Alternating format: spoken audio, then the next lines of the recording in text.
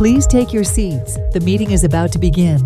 Remember to speak into the microphone, as this meeting is being recorded for public record. Please stand by. We are going on air in 5, 4, 3, 2, 1. Good morning, everyone, and welcome to our commission meeting today. We have a lot on the agenda. We'll get started. We're also going to be doing a little presentation early on to celebrate America 250, since this is our last commission meeting before July 4th.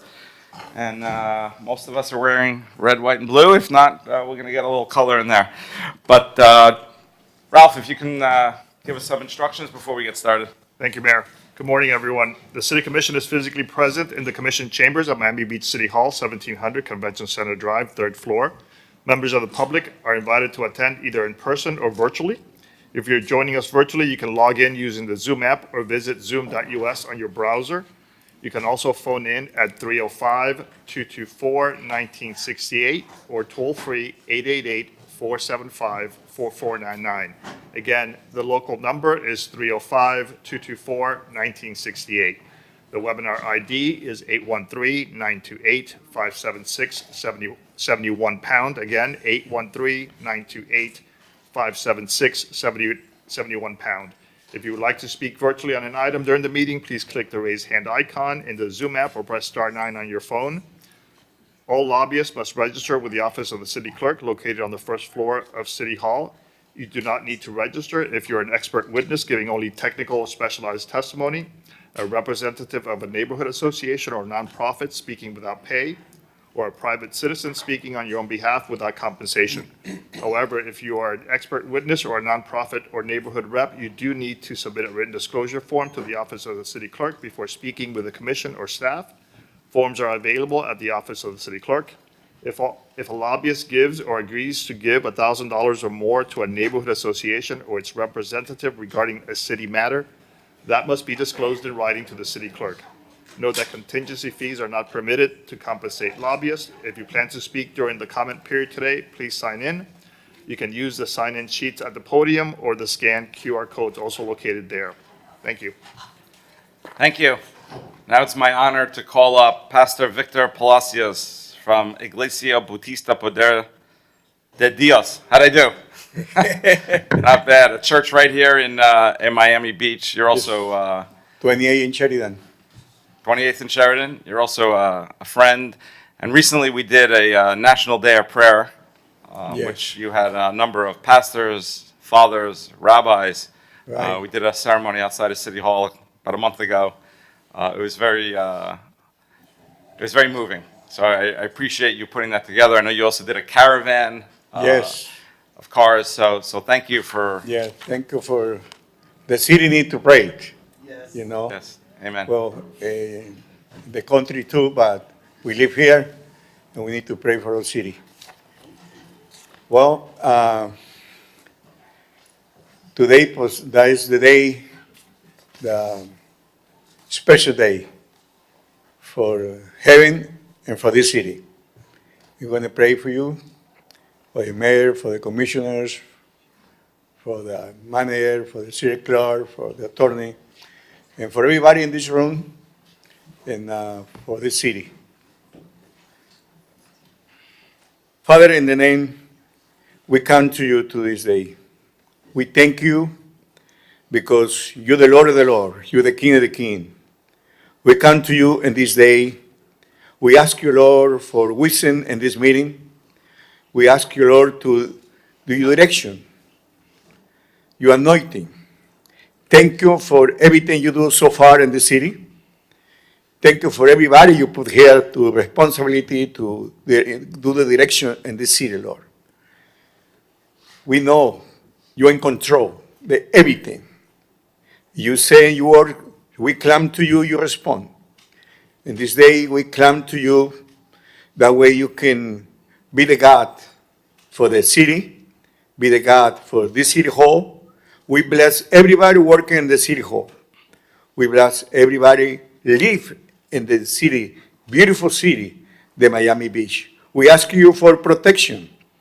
We ask you, Lord, to direction. The people who command this city do it with integrity, responsibility to today we see that happen, Lord. We pray for the police department, for the fire department, for everybody to get involved to work in the city. Thank you for everything. We put in everything in your hand. And when we put everything in your hand, everything is go well. We pray in your name, in the name of God. Amen. Yeah, amen. Thank you, Pastor. Appreciate your leadership and friendship. Thank you. Are there any veterans of the United States Armed Forces here? Wow. Oh, come on up. I'm going to ask you to lead the pledge.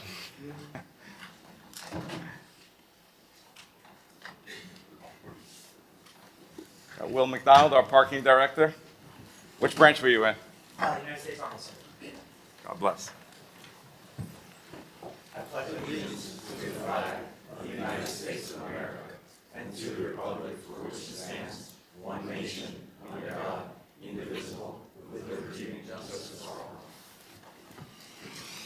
Thank you, Will.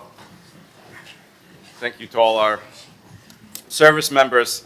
Just wanted to take a brief moment before we started Sutnick to commemorate America 250, July 4th. This is our last meeting before then, as I mentioned. I just wanted to briefly mention what America has meant to me and my family. I'm going to try to do this without getting emotional.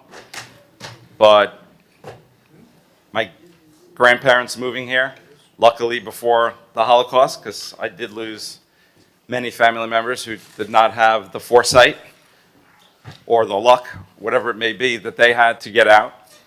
And this country, America, while there were quotas and limitations, did accept a lot of people that were escaping what was becoming a very obvious hostile situation in Germany and Europe.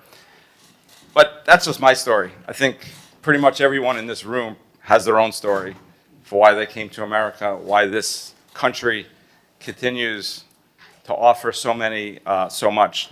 And we're not perfect. We try to get better. We have our bumps and ups and downs, but we always strive to get better.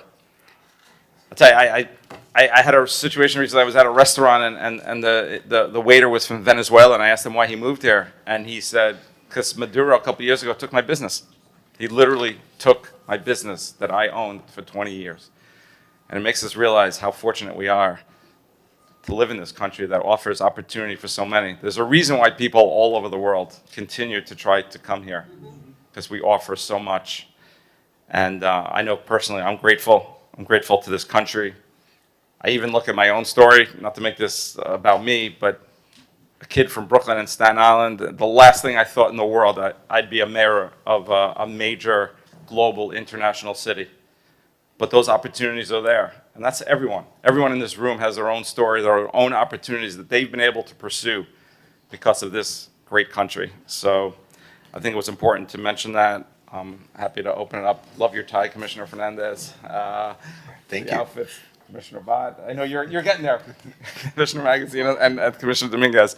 We also have these commemorative coins. I would love to do a picture with it with everyone. And also I have one for our police chief and fire chief if Chief Abella is here. Let's take a picture. Sure. Oh, how beautiful. What do we?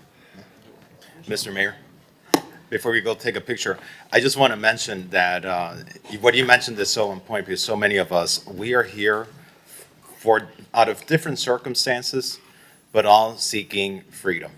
That ultimately is what has brought so many of us, so many of our families.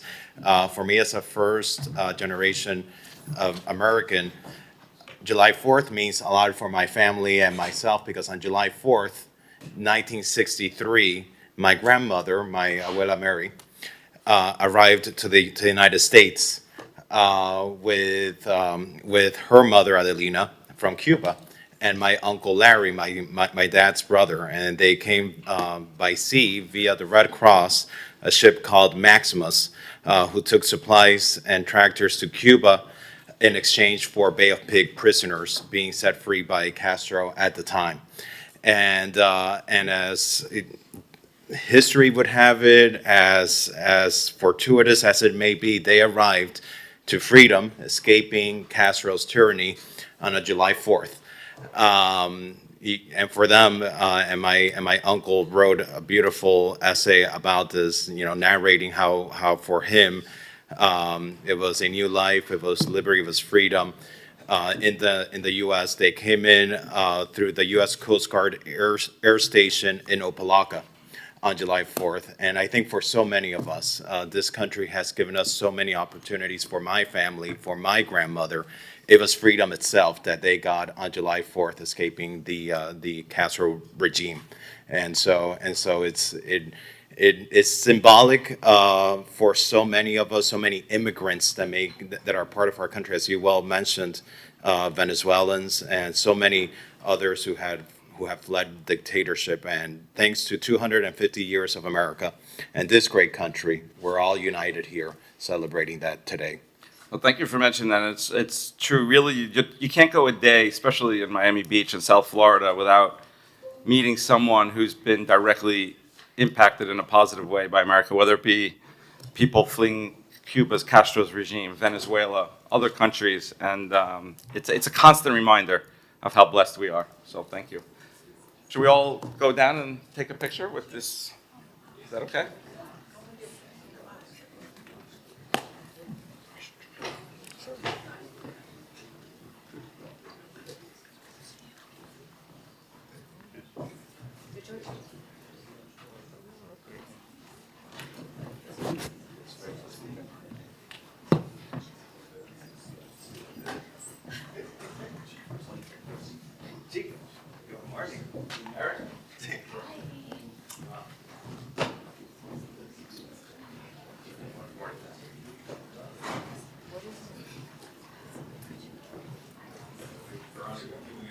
Yeah, people close like that.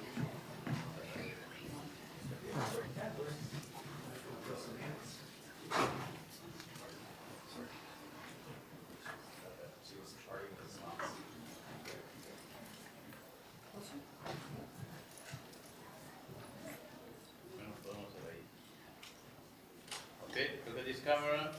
3, 2, 1. All right, one more. This camera, 3, 2, 1. All right. You want? Okay, yes, good. Okay, 1, 2, 3, 4, 5, 6, 7, 8. Thank you. Can we look up here? Can we look up here, please? Thank you. 1, 2. Thank you.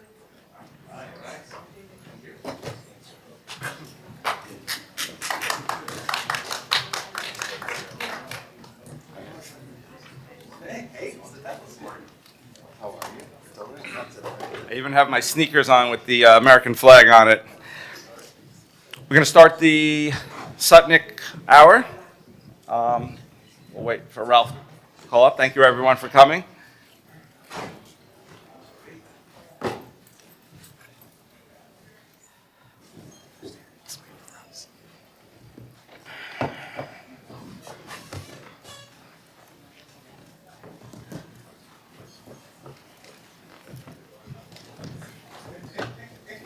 Good morning, everyone, again. Anyone who's interested in addressing the commission, please make a line. You will have 2 minutes. We ask you to please state your name and address. Go ahead, please. My name is Brenda Jordan, 2316 Bay Drive, Miami Beach. As everyone knows, I'm an artist vendor, and I ask the Most High and my ancestors to guide me today in this speech, because sometimes it's almost like a nightmare where I'm sleeping, I'm talking, and no one is listening. And every time I come to this meeting, that's what I feel like. I feel like I have not been heard. The last time I was in this commission chambers, the item of the artist vendors were put forward. And I said, great, finally I get a chance to really speak more than 2 minutes to defend my life, my tradition, my arts, and the city and its arts program. And when I got my 2 minutes, other people were invited, and the people were Manny, he's an expert in finance, code compliance, they follow the rules that you put forward. The other one was somebody else. But the point is, none of them are experts in this, and neither are you. You set up a program without any input from experts. I see when you do parking things, you go through a feasibility study, you do all of this to set up a viable program, not only for people parking, but for the city. And in this program, no, from the beginning, it was dictated to us. And then I thought Commissioner Suarez was here to help and have a viable program, but instead, I was duped.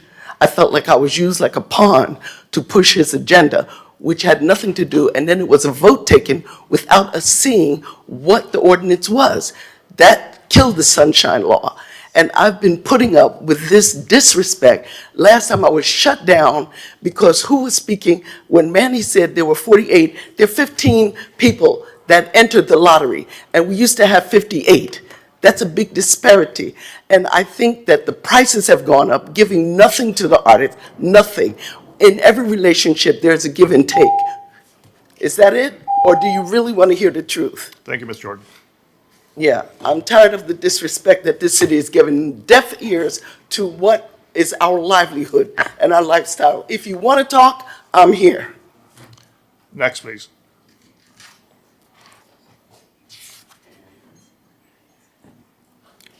Hi, my name is Jillian Haber, 1699 Daytonia Road, Miami Beach. I've emailed most of you. I am here to speak on behalf and hope that item R9AD is heard on the agenda today. This is the city's traffic plan for road closure emergencies. I live in North Beach. Apparently, the city does not have a plan in place when roads get closed due to emergencies. It's not as rare an occasion as you might think it is. On June 5th, a road was closed in North Beach that created absolute mayhem and chaos for hours.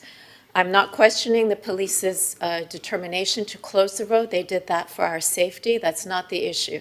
The issue is once a road gets closed in North Beach, we have one road south, two roads north. You cannot get off those roads once you're on them.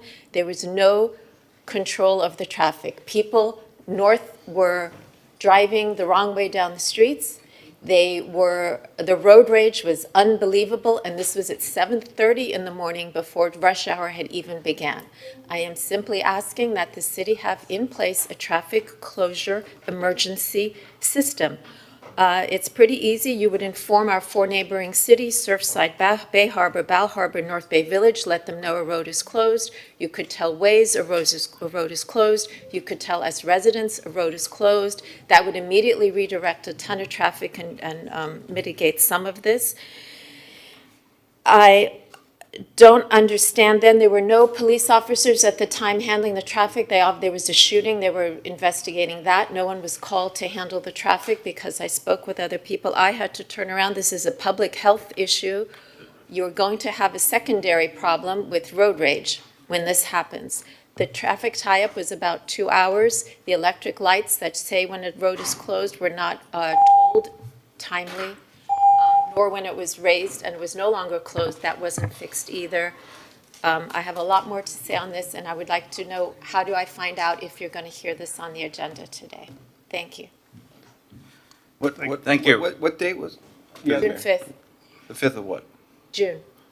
Yeah, this was when Shooting there on was that incident. Collins And- Avenue and And thank you, and that's, and by the way, I heard from a lot of people, a lot of friends of mine who were stuck in that, and everyone, I have to say thank you, because you're saying it in such a rational, professional way. I appreciate that, but I did hear it a lot. Everyone understands the police activity.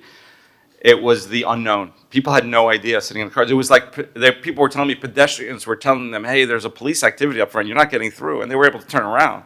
Just not have knowing a it- contingency plan. It happens. You're going to have it with flooding. You're going to have another police incident. You're going to have a terrible traffic accident where they need to close a road, a fatality. These things happen. It's happened before. It's going to happen again. Let's just have a plan. That's it. And then you swing it into action. You don't have to spend a minute figuring out what to do because everybody knows, oh, the road's closed. All the cities know what to do. The police know what to do. If you need to pull people from the Mid-Beach police people or the South Beach police people to help out, whatever you need to do, just say, okay, it's on. You turn a switch, everyone does their thing, traffic gets mitigated, done. Great. Thank Like you to. so much. Yeah, no, Thank you. appreciate it. We'll hear it today. Thank you, I appreciate it. Go ahead, please.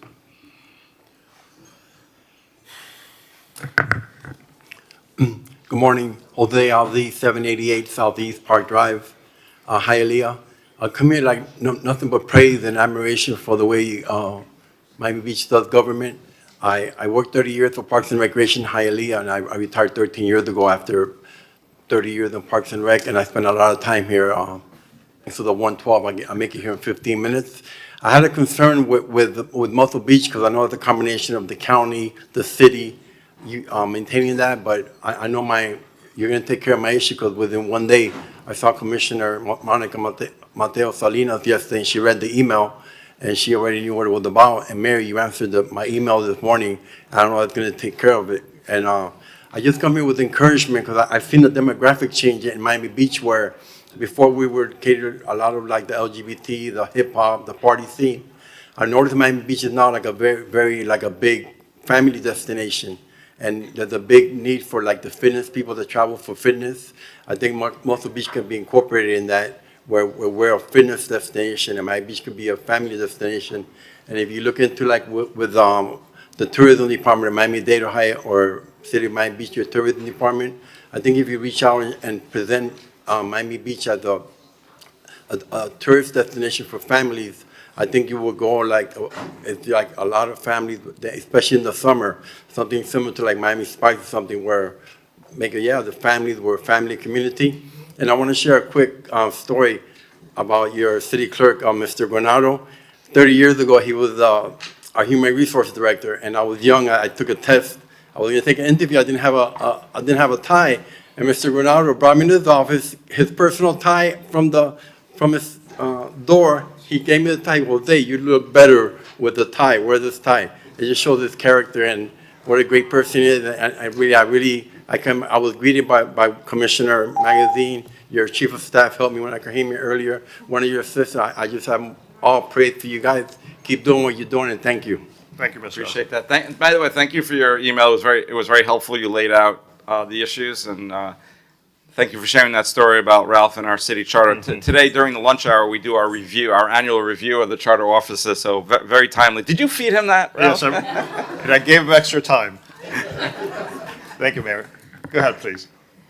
Hi, good morning, Mayor and Commissioners. My name is Marina Brainin, and I'm here again today for Saves Advocacy's Pride campaign to recognize Miami Beach again for its constant support of the LGBTQ community and to offer our support for what's coming. As I'm sure you all know, Florida's SB 1134, or Official Actions of Local Government, was signed into law earlier this year during the past legislative session. It'll prohibit local governments from funding, promoting, or taking any official action regarding DEI initiatives, and it's set to go into effect January 1st, 2027. If our cities don't take action now, this law will strip local governments of the tools you use to support communities like mine.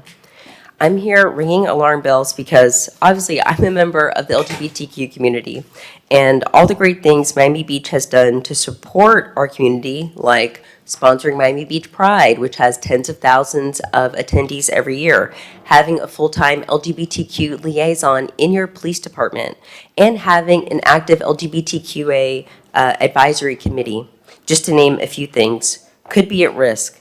This law won't just come after LGBT programs and policies in Miami Beach, though. Obviously, I'm also a woman and a Black person, and I'm telling you now, as a former legislative aide, this law will come after every program and activity referencing any race, any color, any gender, and any ethnicity or religion. So finally, just like with the floor ratio exemption for gender-neutral restrooms, sponsored by Commissioner Alex Fernandez last year, which incentivizes developers to build inclusive restroom facilities, we need this commission to get very creative in how it fights back against the state. Because all of the amazing policies and programs you have for everyone here in Miami Beach is at risk.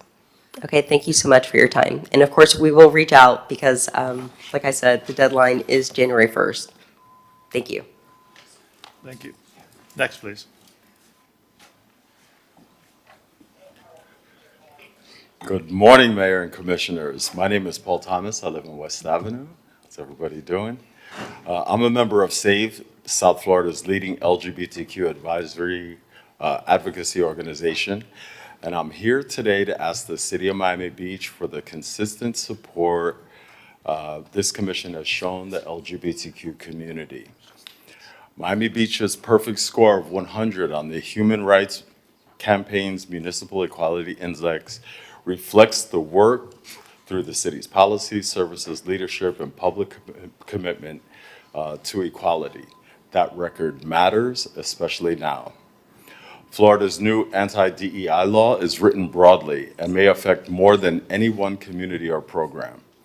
It could reach city policies, funding, contracts, partnerships, advisory boards, training grants, recognition efforts, and other initiatives connected to diversity, equity, and inclusion. Because the law does not take effect until January 1st, 2027, Miami Beach has an important window to act. I'm asking the Commission to direct city staff and legal counsel to conduct a comprehensive review of everything that may be affected by the law. That review should identify what can be protected now, before January 1st, 2027. The city should also develop a clear implementation strategy, communicate with affected organizations and residents, and evaluate whether Miami Beach should support or join legal action challenging the law. Miami Beach has already shown that it is an ally and a leader on equality. The goal now is to protect that leadership and use the time available to preserve the inclusive work the city has already built. I hope the Commission will act now to review what is at risk, secure long-term funding and agreements where possible, and protect Miami Beach's progress. Thank you very much for your time this morning. Mr. Mayor. Thank you. Commissioner Fernandez. Thank you, Mr. Mayor. I want to, and thank you to all the members of the public. You've been such a strong voice in our community for, I think, over a decade, advocating here in Miami Beach, not only on LGBTQ rights, but also on healthcare, which is also important and is also threatened by a lot of these bills. I'm extremely grateful to SAVE for being here. Mr. Attorney, I know your office has been working closely with my office. You've been analyzing the bills. You've been researching the impact it's going to have not only on the LGBTQ advisory committee, but the funding that we provide for outside agencies as it relates to LGBTQ services, events, cultural activities as well, and beyond the LGBTQ community, its impacts on funding that we have for the Hispanic community, the Black community, women's activities. Can you guide us? Where are we in that analysis? I know you've been dedicating a lot of time to this. Please, if you can give us an update regarding this. So I've had several meetings with key members of my team over the last several weeks, and we are actually setting up a meeting with your office, I believe, next week to review our findings and make certain recommendations and potentially put out a memo with guidance on what committees will be affected, what committees will not be affected, and so forth. And generally, because part of the challenges that I understand is that the position that Miami-Dade County is in is different than the position that Miami Beach is in. Miami-Dade County had a whole office and specific staff people whose sole job were to deal and to liaise and advocate and act as executive directors of these committees. And so their position and how they're going to be impacted might be different than how Miami Beach, how we might be impacted because of the way that our system is structured? That is correct. The law includes an exemption for voluntary boards and committees. The city can provide basic administrative support services as long as there's not a dedicated employee whose sole function is to provide that support.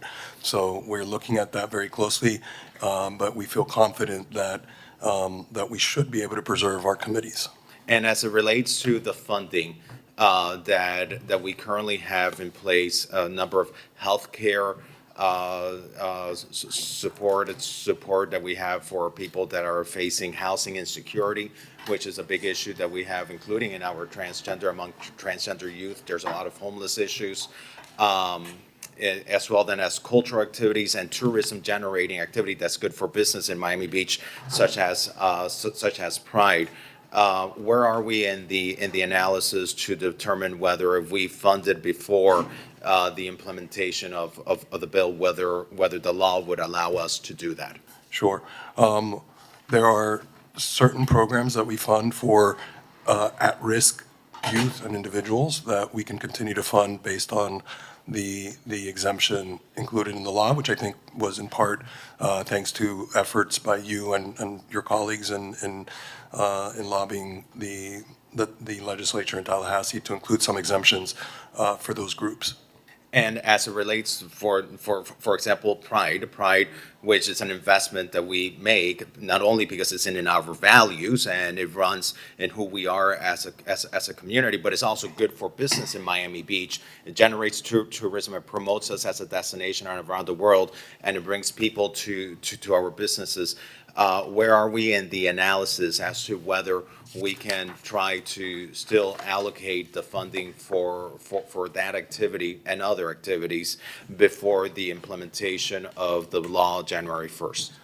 As of the moment, we do not believe that the city can continue to provide support for Pride other than for public safety. There is an exemption for providing public safety resources to parades, such as the Pride Parade. I want to thank you for the amount of time you and your staff have been dedicating to this. I know there's still work. I know there's still a lot of analysis that's being done. I want to encourage you to also be engaging with our neighboring jurisdictions who are facing the same challenge, so that we have clear analysis and guidance amongst the different municipalities. Sure, and in fact, one of my team members is reaching out to other municipalities that are similarly situated. I look forward to our meeting with your office, and I know we're planning simultaneously meeting with the various advisory committees to give them the feedback as to where they stand. We take this very seriously, and I appreciate you being present in your continued work. Thank you. Thank you very much. Thank you for the work Commissioner, you're doing. perhaps Yes. If you would be open to it, consider making that a sunshine meeting. Sure. My office, myself, I'd love to attend, and just for efficiency of government, instead of just having that same, but it's your call. I'll defer to the city attorney. The city attorney is fine with that. I love being able to collaborate with my colleagues, and I will say it, and I'll say it to the last day I am in office. I am so grateful to our straight allies on the city commission. We are unable to secure the rights that we have to continue protecting them or even advancing if it not be for the support and the incredible leadership, the fearless leadership and the bold leadership of our straight allies like yourself. And so I'll defer to the city attorney if he feels it's fine. I think once we're ready for prime time, then we could absolutely have a sunshine meeting. I think that's a fantastic idea. Thank you. Thank you. Thank you all. Thank you. Next, please.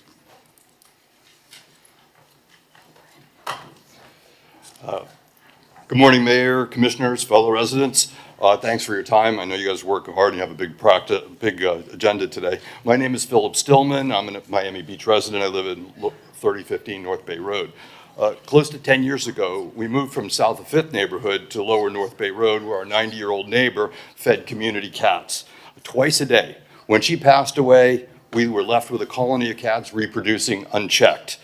And we have since spayed and neutered over 30 cats from just our block alone, which gives you a glimpse into what other neighborhoods are hiding as far as free roaming cats. And I'm here to introduce my wife, Dana Stillman. And when Dana was a young single mother working in an animal shelter, she faced the daily heartbreak of performing euthanasia on healthy animals, all because there weren't enough homes or cages for the constant stream of dogs, cats, puppies, kittens that community members brought in each day, just like the shelters that we have today. That experience has stayed with her, and she saw the suffering caused by unchecked overpopulation and knew there had to be a better way. She's dedicated herself to prevention and targeted trap, neuter, return. Over the years, she's earned 9 TNVR certifications. She's become a free-roaming cat population expert, and she founded the TNR Pro Hero Foundation, which is a nonprofit, and is now in her 3rd year serving on the Animal Welfare Committee of this city.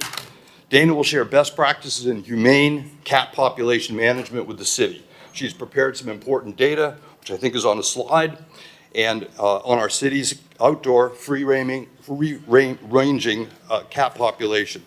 She's worked closely with internationally recognized experts like Stacy LeBaron of Community Cat Central and the Community Cats podcast to understand where our cat population control program is and where it needs to be. Dana is also a longtime Miami Beach resident, not surprisingly, who truly cares about our community, and will now explain how to keep the free-roaming cat population from increasing using widely known, nationally recognized best practices in the humane cat population management. Thank So you, she's sir. drawing on current cat population science, her TNVR certifications, and years of hands-on experience. She's going to share with the committee. Thank you, Mr. Stillman. Oh. Over. Oh, thank you.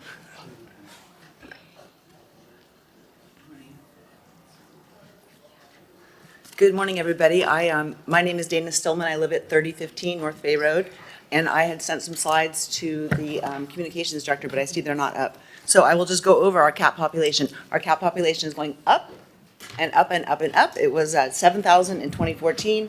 It was 15,000 in 2020. In 2022, there's a published article which quotes a person from our city at 30,000. And in 2024, just the dunes and the beach walk area was approximately 5,000 cats with a 25% sterilization rate. So what are we doing wrong? A lot of things, and I'm here to help you fix them. But I'm going to cut right to the chase. We need to spring break the cat situation. We're not doing things right at this time. So right now, we are not putting enough money into where it should be spent, which is assisting the owned cat population. It are those people that are abandoning and surrendering, or inability to surrender because our shelters are full. They are faced with rising veterinary costs that they cannot afford, and they're having accidental litters which end up outside. So it's assisting the owned cat population. That's where the money needs to go, not into fostering and adopting, which is also important. So I know I'm running out of time. So in 2023, the city fixed 893 cats. In 2024, we fixed 920. In 2025, we fixed 806. While our city's cat program expenses keep going up, the number of cats we can fix is essentially remaining flat. Why? We don't have the infrastructure. We do not have the veterinary capacity, and we do not have the surgical recovery capacity, because we're dealing with live animals that have to recover. Can you imagine trying to drive all of these cats, the thousands of them, off the beach twice to get them fixed? Because that's what we're doing. It's a waste of time. So I've been mentored and studied under Stacy LeBaron of the Community Cat Central and Community Cats podcast, and she has looked at our city's cat data, and she recommends the following. Instead of fixing 900 cats, we need to be fixing 1,700 cats a year, broken down as follows. 300 to 400 of them straight TNR cats, and the rest should be the friendly socialized cats on the foster to adoption track, and then continue scaling up each year. So kittens don't fall from the sky. We have to fix the Adam and Eves, and there's a lot of them out there. Anyone have any questions? Thank you. Thank you.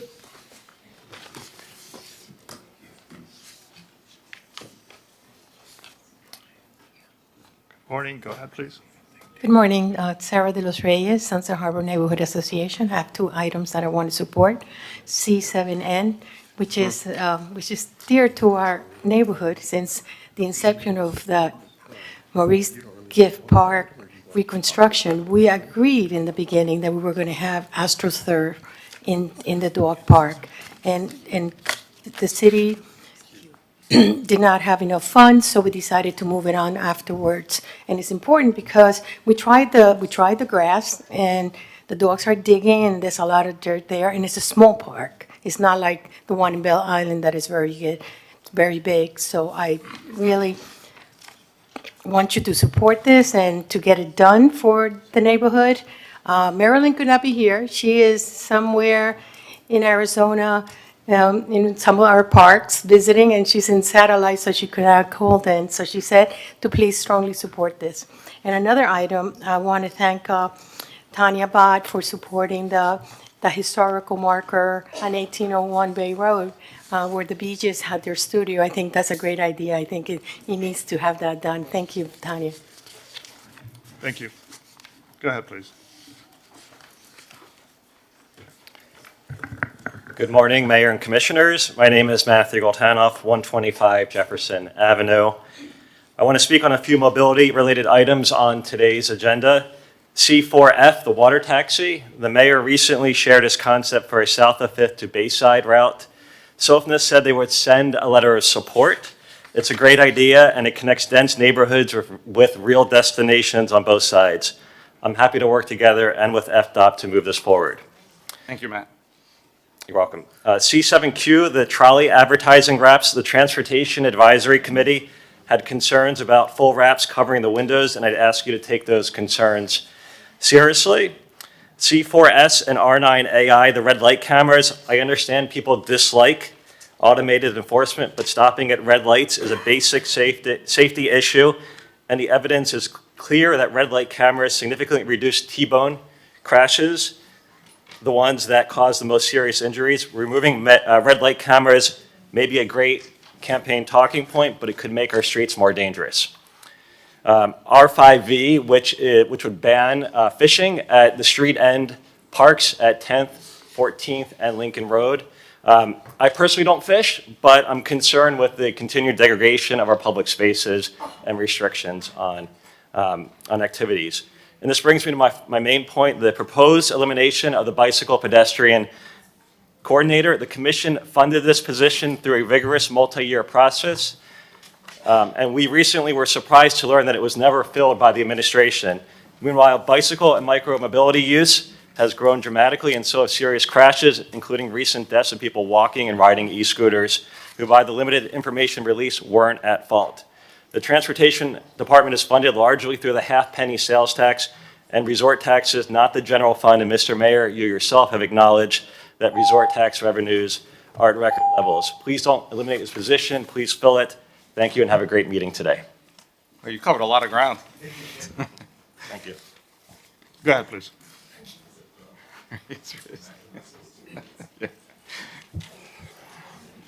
Good morning. Good morning, Mayor and Commissioners. My name is Alain Florillo, and I have worked for the city of parking enforcement for 22 years. I'm also Vice President of CWA, and I'm speaking today in both capacities, parking enforcement and CWA. I'm here to support item C7AC regarding the recall of the improperly titled uniforms recently issued to parking enforcement specialists. The uniform reads parking specialists and leaves out enforcement. Our correct legally established title is parking enforcement specialist. We are too often the targets of verbal and physical abuse on the job. The word enforcement is the one word in our title that signals authority, and in a tense moment, that one word can be the difference between a situation that de-escalate and one that does not. For these reasons, we respectfully ask that you pass item C7AC so that uniforms reflecting our correct title can be used to all our members. Thank you, and I'm happy to answer any question. Yeah, I was about to say, the good thing is I don't think anybody pulled it, so it looks like it's going to... I'd like to co-sponsor that item along with Commissioner Fernandez. Thank you for being here today. All right, thank you. Thank you very much. Good day. Commissioners, may I say something for a moment? Please. My name's Steve Wacholder. I'm a parking officer with the City of Miami Beach. First, good morning to all the commissioners and Mr. Mayor. I've been with the city for about 10 and a half years, and recently there's been a uniform change per our new director, Mr. McDonald. And for the last 10 and a half years, we've been wearing white shirts. I'm wearing the button-down shirt. Some of the officers, or most of the others, are wearing the white polo shirts, like this young lady right here. The polo shirts have an engraved badge, which shows authority, like I'm wearing this badge here. We have these beautiful patches on the sides, and when a citizen comes up to us, either happy or upset, and Unfortunately, it's usually the latter. They're upset. They see this right here. They see what we are. We're parking enforcement officers. We're just doing our job. The new uniforms that were just assigned to us, like these gentlemen here are wearing, all it has here is a P. This is parking. And on the back, it says parking specialist. Most citizens that approach you on the street are not looking at your back. They're looking at you from here up. And we've been issued a badge for the belt. Again, they're looking at you from your chest up, and they want to see what you are. They have to, because we do run into a lot of aggressive, agitated, upset, and unfortunately, sometimes emotionally disturbed people because we issue them tickets and they just go bonkers. I myself have been assaulted. I spent 4.5 hours in the emergency room in Mount Sinai Hospital, and subsequently 6 weeks of physical therapy. I've had other incidents with people on the street. We have a terrific police force that always comes within 25 seconds to help us out. They're fantastic, probably the best police force in the country. And the main contention here with me is the majority of my coworkers that I've spoken to want to retain these white shirts. They're highly visible at night. If the police need to find us on the street if we're in trouble, it's a lot cooler during this obsessive, incredible heat. And the main thing is it's a safety issue because they can see that we're officers and we're doing our jobs. People have been mistaking us for, citizens have been mistaking my coworkers that are wearing these shirts as parking attendants. That the same symbol here is the one used at private parking lots all throughout the city. And they look like they're car runners, parking attendants, and we should look like this, a parking officer. I think this uniform that I'm wearing is fantastic. I think it's the best uniform in the whole city. No offense to the police. Personally, I do. Yeah. No, thank you. I think we're all in agreement. Nobody pulled the items, so it's gonna pass. I can tell you, I grew up in New York, and the parking attendants, I remember when I was a kid, they wore these brown uniforms. They looked like UPS officers, and as soon as they switched to a more professional, it had a profound difference on how they were treated. So, if I may interrupt, I've been to other cities around Florida, and when I travel, when I have some vacation time, even in Key West, they wear blue slacks or black slacks, a white shirt. They have a badge this big, like they wear in LA, and they have patches on their arms, and they look very professional. And to go from something like this to this, I think is unacceptable. Okay, let us talk here. Okay. You got it, because it's going to pass. Nobody pulled it. Okay. Thank you so much. Thank you for bringing it to our attention. I just actually wanted to turn it to, Will, to me, has been extremely responsive, and anytime I've called him with anything, so I'm just kind of curious how this came up. It kind of came to my attention pretty late in the game. So, just to put my perspective on the situation out there, we hadn't ordered new uniforms for a number of years. Mr. McDonald had tried to find a way to improve the engagement with the community, with the parking enforcement specialists. My understanding is they cannot be referred to as officers under state law. And so there were some modifications to the uniform that were being discussed, proposed, ultimately ordered. We then got feedback from the team that they felt that that wasn't sufficient. So Mr. McDonald modified his perspective on it and allowed them to keep the Class A white uniforms that Mr. Wacholder's wearing today. And that Class A white uniform is currently part of their allowable uniform wearing as of 2 weeks ago, and he's ordering more of those uniforms. So I'm not sure what the issue is at this point. Commissioner Fernandez. Yeah, and thank you, Mr. Manager and Mr. Mayor. So you guys are allowed to wear the Class A uniform. I want to ask you, because you represent the membership? Yes, we are allowed to use our class uniform. How many, so why aren't all the employees, wearing the Class A uniform? Unfortunately, there was only 2 officers and 3, I include myself, that they normally wear the Class A. What they were normally wearing at all times was this kind of shirt, the polo shirts. This is known as the Class A. Yeah, Right. that's If I may Class A. interrupt, This is similar, but it's just a polo shirt, and it has an engraved badge. Right. It also looks very official. Right, well, the the two- polo is what I think I'm accustomed to seeing most of our parking enforcement officers wearing the white polo. And so this Class A uniform looks old, and you're saying how many people from the parking department had it? Before we had the choice of the Class A Yeah. and the polo shirts. Most of the people were wearing polo shirts, and now two of the people, including myself, three, are wearing the Class A. So- But this Class A has been here, like, we haven't gotten uniforms like this in over 2 years. Okay, so, that's the challenge. So if only three of the employees really had that uniform and we're using it, we're putting at a disadvantage all the other employees how many employees do we have that are doing this type of work? About 48 to 50? Okay, so we're putting all the other 47 employees at a disadvantage. You guys are on the streets, you guys are in the heat, in elements that I don't want to be dealing with. You're representing our city, and as you very well described, you deal with violence, you deal with aggression on behalf of our city, and I want to make sure that you all feel comfortable in the uniform that you're being asked to wear. And if you feel uncomfortable with it, I want to make sure that we as a city take corrective action. My frustration was that 4 of us sat on the dais at the Neighborhoods Committee. We engaged in conversation about this. I thought we offered good feedback. And then I feel almost like our feedback, our thoughts about this was just ignored. So most certainly, forget about us. Your feedback, I feel, was ignored. And the rollout moved forward without giving that, I feel, the proper consideration.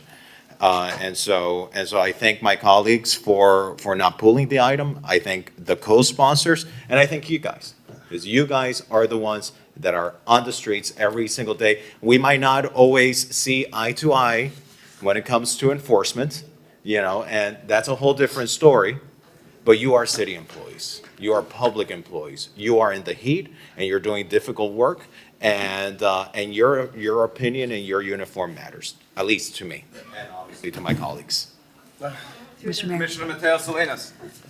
I want to echo Commissioner Fernandez's comments because I want you guys to look as professional and powerful and intimidating as possible, because the fact that you guys potentially get attacked on your jobs is unacceptable. I feel so bad for you that you have to, and no one wants to get a parking ticket, ever. So of course they're gonna be upset when they get it, and you guys have to be the face of that. So I want people to think that you are police or an extension of the police. And so this uniform that you're wearing, the Class A, Yes, it is called.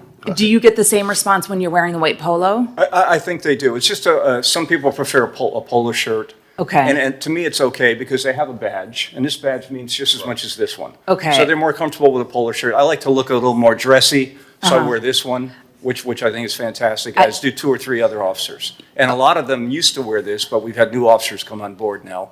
Okay, sure. I just want to make sure that you guys look like you feel protected and empowered, and that people don't assault you or threaten you in any way, shape, or form. And then another question, the gentleman in the gray and the gal in the white, could you turn around so I could see the back, please? Okay, so there was never, and you were saying, Eric, that what can we not say? Officer. Can we say And enforcement? And neither of them say officer. So we will be including enforcement on all of the future orders. The gray ones had already been ordered at the time that the committee had the discussion, and so it would have been throwing away money to not at least hand them out and give them to the individuals for the ability to wear them. My understanding is if they want to wear the white polos, if they want to wear the gray polos, if they want to wear the Class A, we're okay with all of that until the new uniforms get ordered. The new uniforms will have Class A, will have white polos, we'll have gray polos and we'll include enforcement in the terminology. Excellent. But none of them ever said officer, so that's kind of a moot point to mention that isn't part of this It only discussion. says officer in the badges. I want to and the follow up on badges. that. Yeah, Wait, you have to go through me. Yeah, so if I may. Yeah, finish up, but then I have Yeah. Commissioner Magazine and Commissioner Bott. Thank you, By the everyone. way, I was going to make this comment a little later. We have a lot of items today.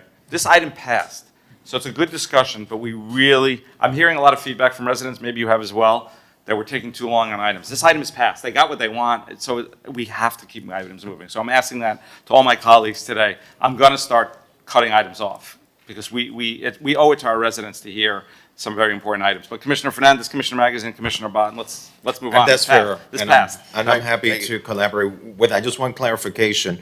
Mr. Manager, you just mentioned that the employees can wear either the Class A or the Polo or the gray Polo.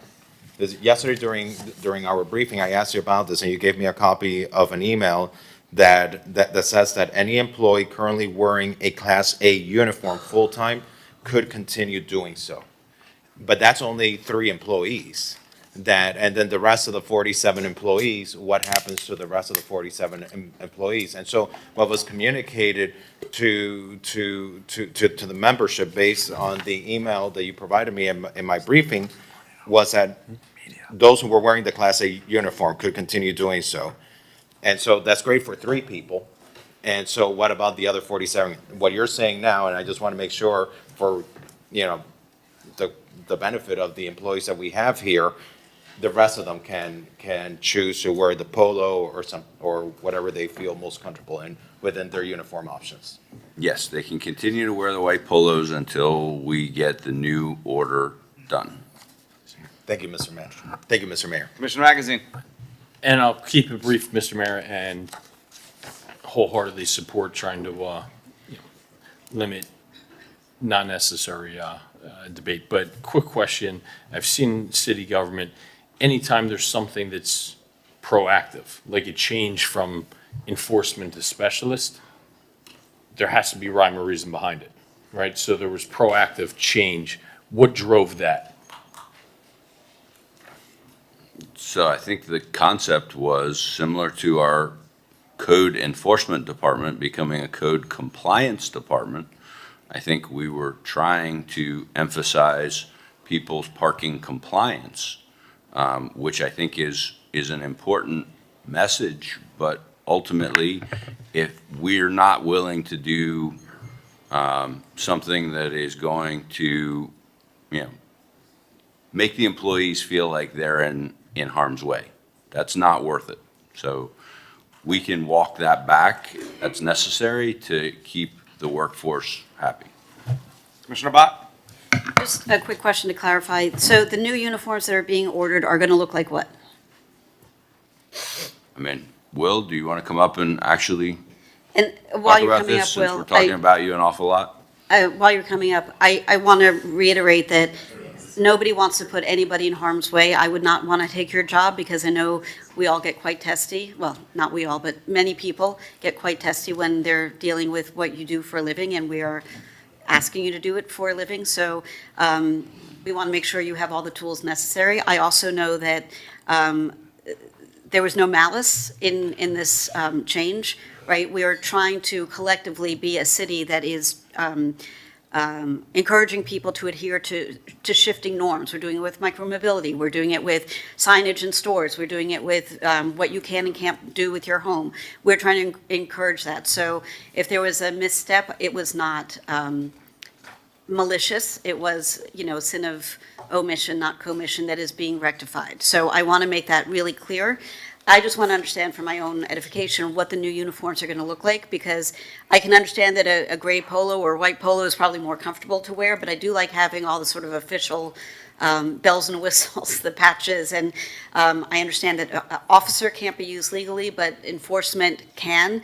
Trying to make it a little softer, I totally understand that, but if that ends up not being productive for you guys in the field, then that's a conversation. So, Will, again, I know this was not done out of malice or trying to do anything untoward, but where where did we end up on the new uniforms so that everyone feels like they get what they need?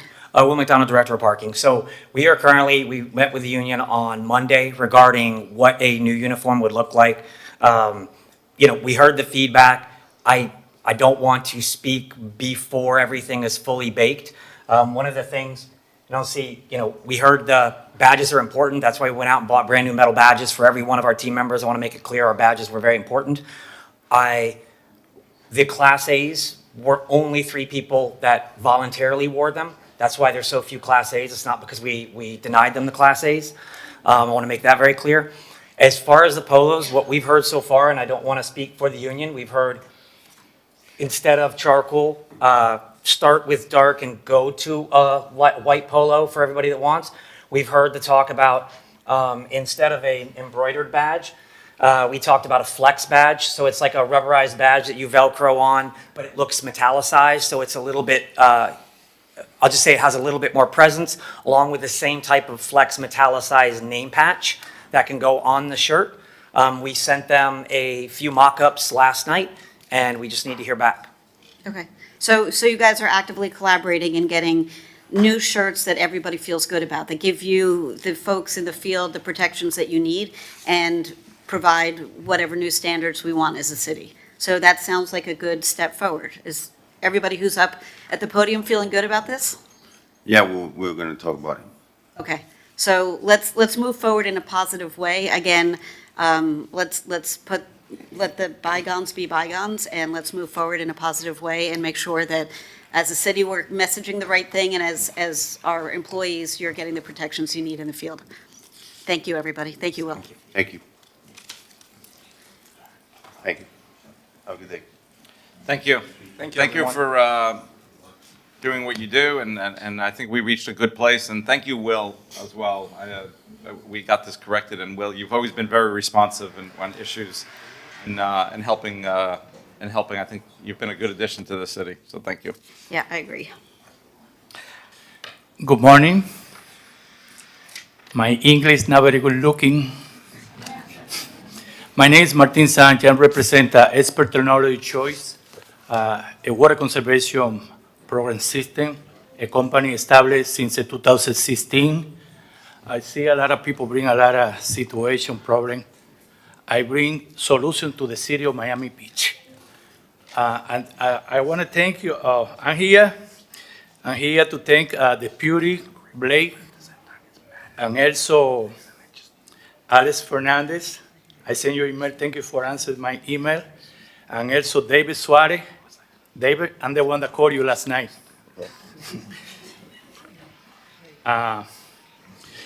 Okay.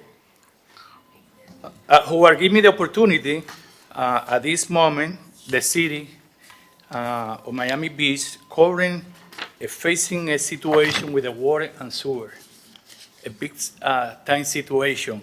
I had the solution, and also the great thing is that it's not initial invest. I can bring a solution to save on water that the city of Miami Beach paid to Miami-Dade. I have a great solution, and I just waiting for the opportunity to present the whole project. This is about it. So he directed me to the engineer department. I have my engineer. I just asking a few details that I need to present the project. So in a few weeks, when you guys give me the opportunity, I'll be ready to bring to the city of Miami Beach a great opportunity to save in the money that you guys pay to Miami-Dade water and sewer. I just asking this. I know the minister, if the water and sewers raise the water, then you have to raise to the citizen. At this point, we're gonna load that possibility. Thank you, Fernandez. Thank you, David. Thank you so much.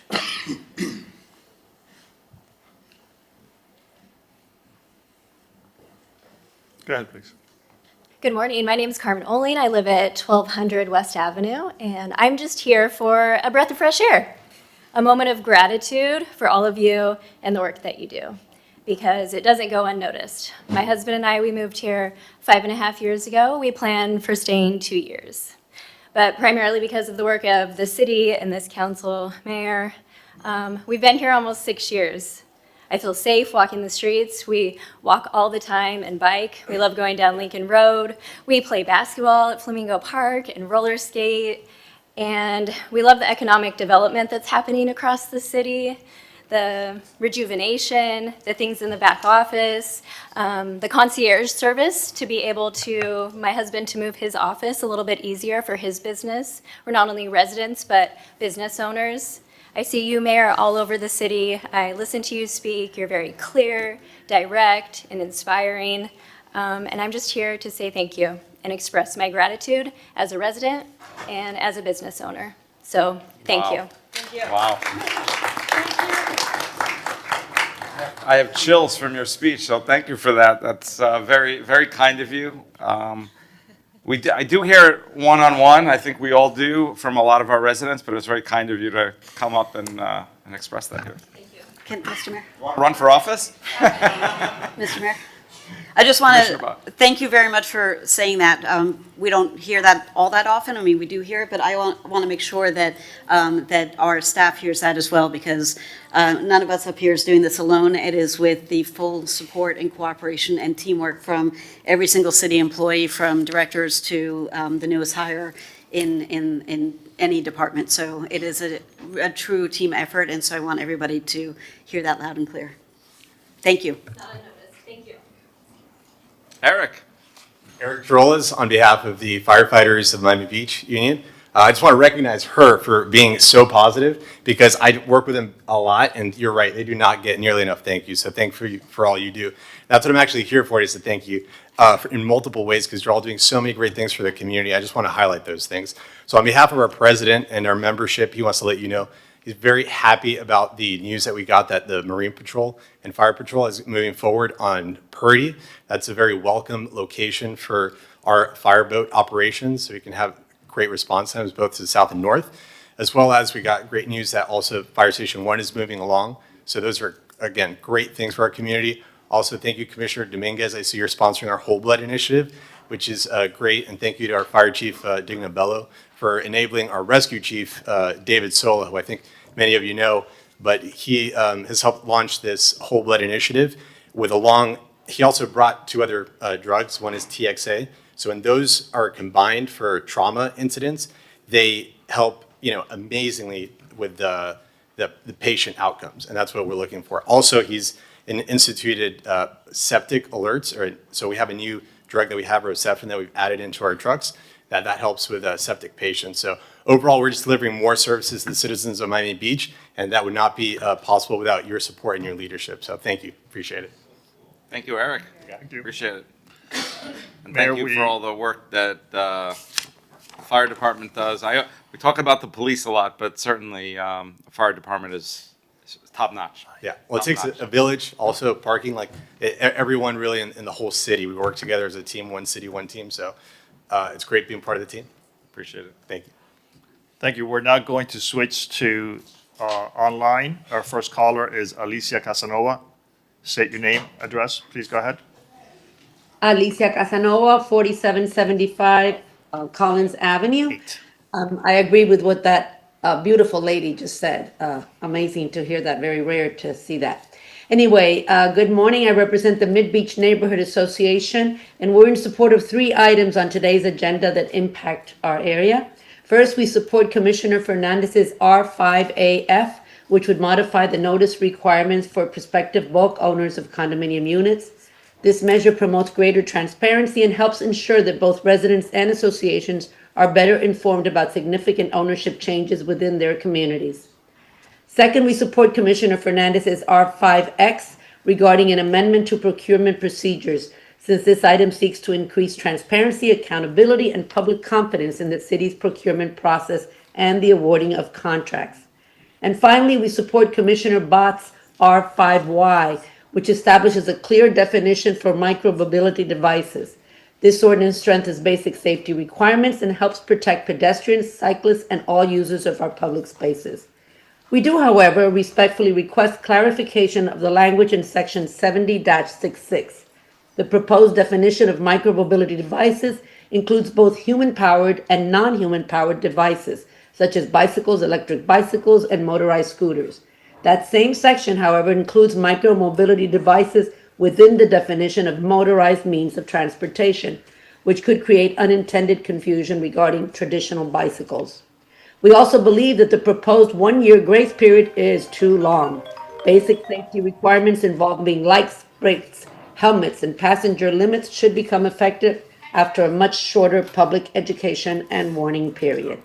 Thank you all for all that you do for our city. Thank you so much. Our next virtual caller is Johan Moore. Mr. Moore, you have 2 minutes. Good morning, Commissioners. I want to speak in favor of two items, in favor of two items and in opposition to two others. I am supportive of R5N, Commissioner Fernandez. Basically, cheaper multi-unit buildings garbage collection. This has been an issue that many in Flamingo Park have long agitated for. I also want to support Commissioner Suarez, R7F, condo special assessment assistance for vulnerable residents. Likewise, an issue of great concern to our relatively low-income neighborhood. I am in opposition to, as are many of my neighbors, R5E, the 1600 Washington LDR amendment, and R5F, the 1600 Washington parking LDR amendment. I had assumed that someone else from my neighborhood association would be presenting today, but I believe that that will be at the next meeting after my neighborhood association has had more opportunities to review what you all decide today.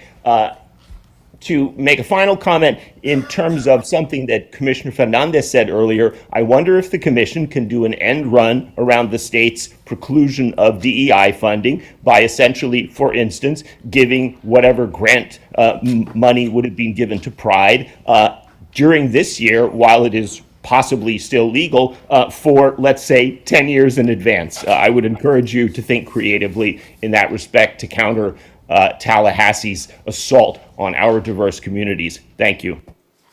Thank you so much. Our next speaker is Sharon. Sharon, please go ahead. Hi, good morning. This is Sharon Weiss, 233 81st Street. I'm calling today about the proposed or the discussion regarding water and sewer rate hikes or the issuance of a GEO bond to address our infrastructure issues. Today is the 5th anniversary of the Surfside condo tower collapse.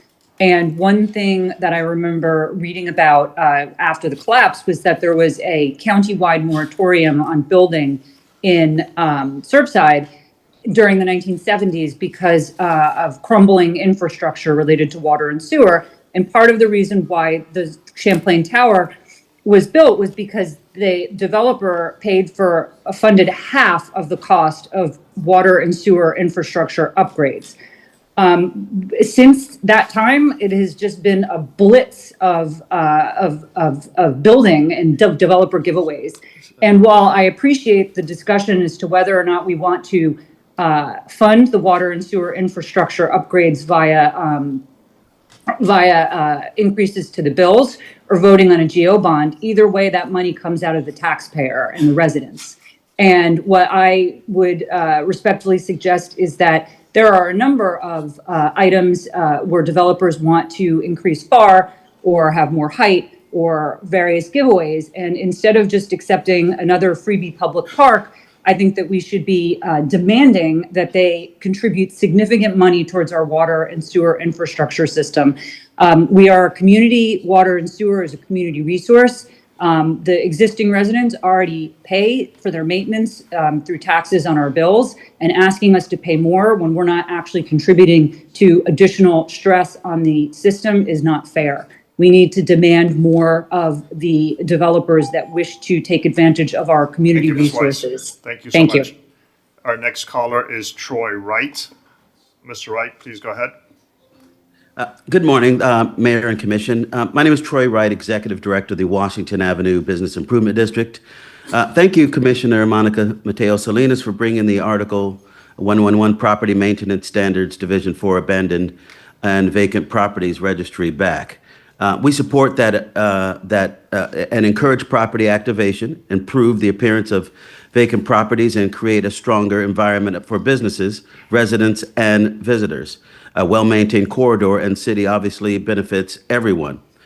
However, respectfully ask that the commission to consider a few important points. First, there should be a clear distinction between a truly abandoned property and a property that is temporarily vacant while actively pursuing redevelopment, leasing, financing, or permits. Those situations are very different and should not necessarily be treated the same.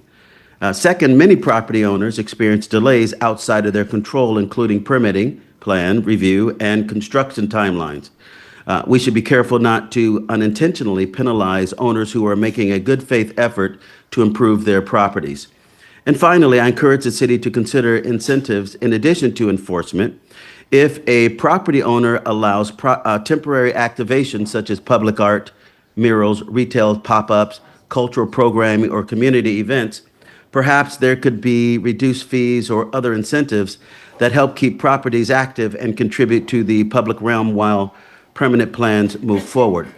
The goal should not simply be fewer vacant properties. The goal should be more active, attractive, and productive properties throughout Miami Beach.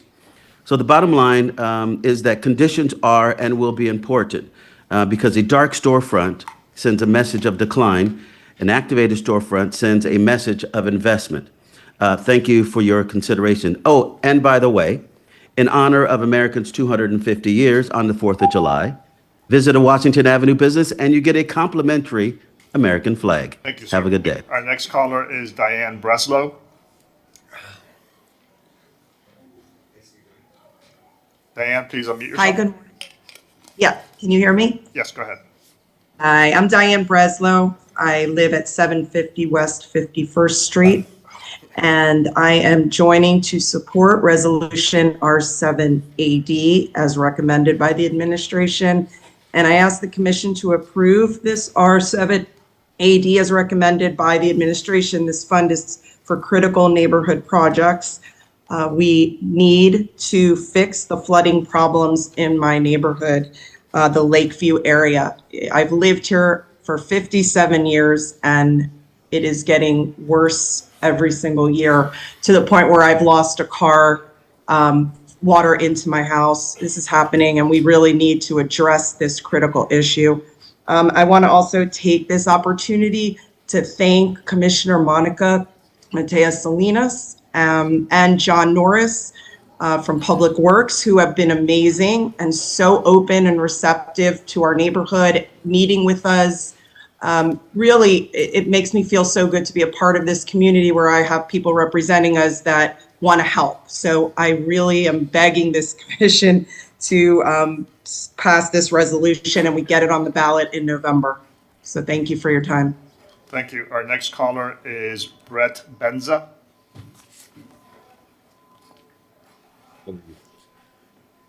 Okay, good morning. My name is Brett Benza. Good morning, Commissioners. Good morning, Mr. Mayor. My name is Brett Benza. I live at 650 West Avenue. I'm the president of the board here. I'm calling today to highlight a situation at Canopy Park. We all voted and supported a public park when the developer had suggested a very dense housing project. We did not vote for a public mental institution. Now, before someone gets politically correct on me, this is not a homeless issue. That title paints a wide swath, and we all have empathy for those who are down on their luck and need support. This is a mentally unstable population that falls between the cracks of outreach support and police enforcement. Mothers with their children in strollers are afraid to walk the park without their husbands. Men are arming themselves with walking sticks or worse. They should not have to face screaming mentally ill people trying to intimidate, harass, and scare them from using the park. I have in my hand a petition my wife started at 5 p.m. last night. It has over 100 signatures. Keep in mind that these 4 buildings near the park are at 50% capacity right now. By next commission meeting, I'll have over 500. You get the drift. This is a serious issue, and what we are asking you for is more support from the police department. We'd like the rangers back at the park, just like they were before. 5 Parks sold most of their apartments. That park was patrolled daily by a park ranger. They are intermittent now at best, and we need focus on this issue. We have two major issues in the south part of West Avenue. You know, the first one is the Live Local Act. This is just as important. Without security, people can't enjoy the quality of life that they pay so much to live in South Beach for. Thank you very much for your attention. Thank you. Our next caller is. Eric, we really shouldn't be getting calls like this. I've been seeing emails about this for weeks. We have to address this immediately. Officers need to be out of their cars walking. I know we do a pretty good job, but this one I'm upset about. This is not coming, that call didn't come out of the blue. Thank you. Our next caller is Judith Smigel.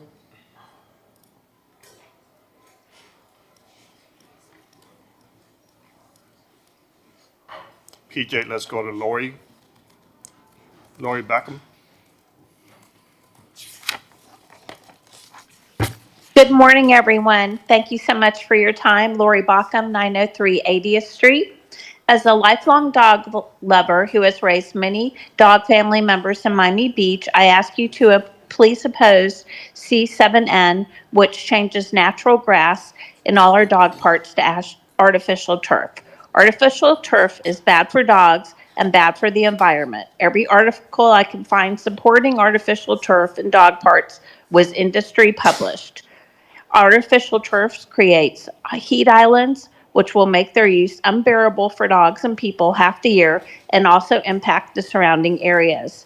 On top of that, the thought of introducing thousands of square feet of plastic into our environment is not in keeping with our goal to be green. Green is not a color, it is a practice. Daily, we will be introducing microplastics into our water and air, and at the end of its useful life, we'll have a bunch of garbage to deal with. Turf is also a hard surface that will potentially cause harm to playing dogs, especially the elderly ones. Natural grass is cool, it filters naturally. It is sustainable, and most of all, dogs love it. I do understand that artificial turf is easier to maintain and has a better look and can be cleaner, but I do implore you to find solutions to put the investment into maintaining our dog parks in a natural way. It's better for the whole community. Thank you so much, and always thank you all for all your time. We do really have the very best commission and city staff of any city in the country. Thank you all. Our next caller is Chris DeLise. What is it? Chris, unmute yourself. Linda Diamond is next, please. Hi, good morning. Go ahead. Can you hear me? Yes, go ahead. Okay, thank you. Sorry about that. Good morning. I'm calling in reference to R5M, which is the repeal for land-based shark fishing in Miami Beach.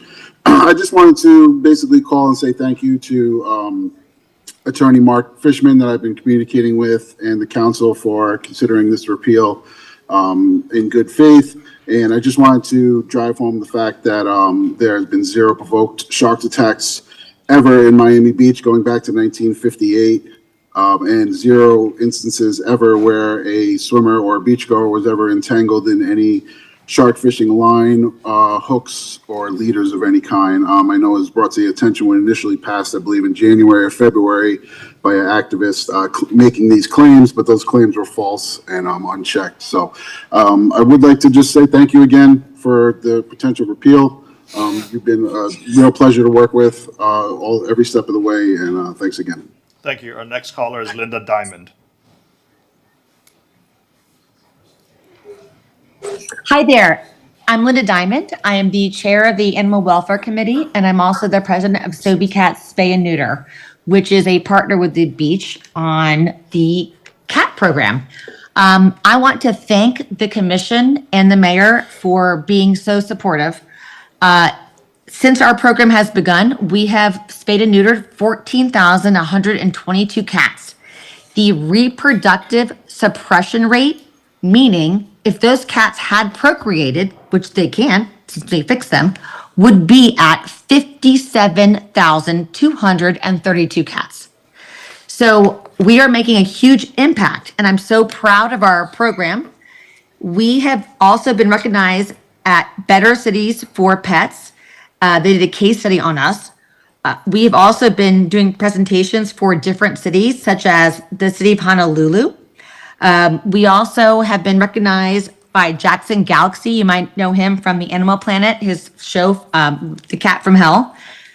Our program does TNVR, trap, neuter, vaccinate, return, adoption, foster, and we have a feeder program. We are recognized across the globe. And I want to thank our commission for supporting us. That's it. Thank you. Thank you, Ms. Diamond. Our next caller has a phone number ending in 600. Please state your name and unmute yourself, please. Good morning, Mayor and Commissioners. My name is Christina Vega. I live at 65 Washington Avenue, Golden Dreams Condominium, and represent Cyber Money Laundering in Real Estate Investigations Corp. I'm here to object to items R5C and R5D, the Alton City Center overlay. First, developer explicitly admits to active code enforcement violations of these parcels. Land Development Regulation Section 2.4.1.b strictly mandates that private applicants must be in certified good standing prior to consideration. Second, the developer's mandatory disclosure of interest lists entities Thrive Alton LLC. Next one is Alton Road JV, LLC. Next one is Rosny Capital LLC as the primary beneficial owners holding combined 54% of interest in the property. Our public audit of Florida's Department of State Division of Corporations portal and Open Corporate confirm that these three entities do not exist anywhere in the world. Third, the legal descriptions listed in the application and other documents submitted to the city are inaccurate. We verified those legal descriptions against Miami-Dade County Recorder's deed data and property appraisal data. Finally, Thank you so much. Our next caller is Johan Bermeo. Hello, can you hear me? Go ahead, please. Hi, yes. I'm calling to first thank you for all the work you do with Way Safer. So I live in 7441 Wayne Avenue. I'm calling to support the project on 1600 Washington.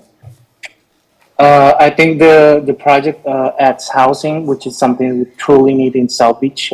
Since I work right here in 16 and Washington, actually. So I think that project would add a lot of housing and would help actually the traffic, which is insane sometimes to get here.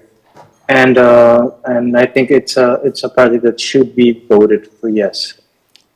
Thank you so much. Our next caller is Judith Smigel.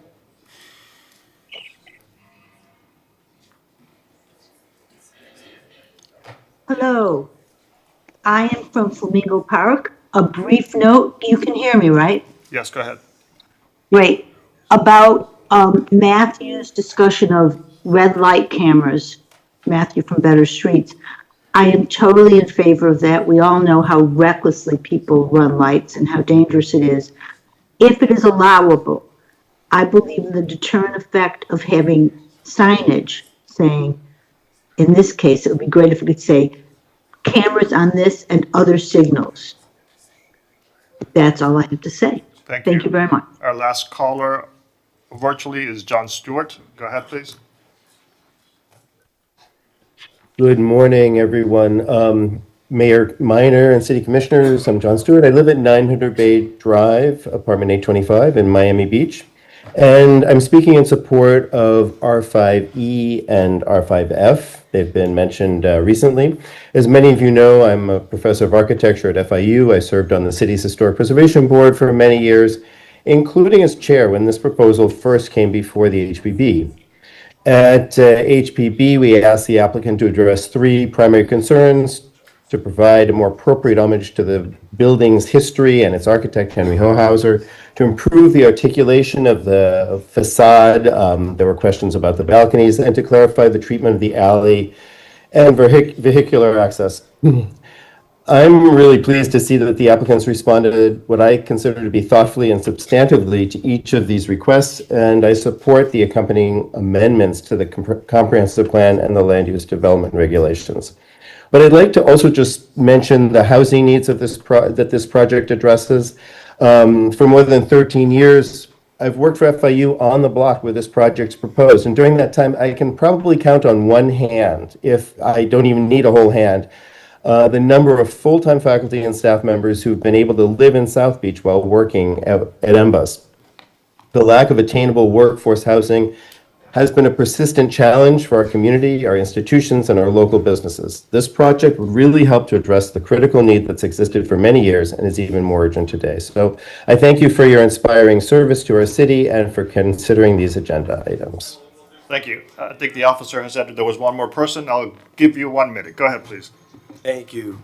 Kevin Kruger, 9-year Miami Beach resident and Flamingo Park currently. John Stewart's a tough act to follow, but hello, my friend, my fellow real estate pro. As you all know me, I also advocate for sports tourism. I'm going to back up Lori asking for natural grass rather than AstroTurf. I've asked twice that we look into this. I think I shared some information last year when we debated placing the fire station at Flamingo Park and claimed that we wanted to preserve the green space, which the football field is AstroTurf, mostly black pellets, which are carcinogenic. And I gave you some research from Philadelphia Phillies case studies. Half a dozen of their star players, you know how rare it is to make it to the major leagues, and 6 of them, Commissioner Magazine probably knows Tug McCall and some of the others, have died from brain cancer in their mid-50s. And we have our children out there playing. I would like to advocate that we research this. I think if we have enough to staff gum cleaners, I like our Parks Department's maintenance guys over at the baseball field where I play. They do really well. Let's hire more and do natural grass, not just for dogs, but literally our children. There's also stats, if I may, 1 second. It's 30 times more likely. We're watching the World Cup right now, and goalies that play on AstroTurf have 30 times the brain cancer. Not only that, but our World Cup FIFA was requiring NFL stadiums to perfect their turf. We all know that famously if you didn't notice, but let's please look this up. Thank you, sir. And lean into this and be the envy of Miami-Dade parks with natural grass and beautiful fields. They're better to play on anyway. Thank you. Conclude subjects.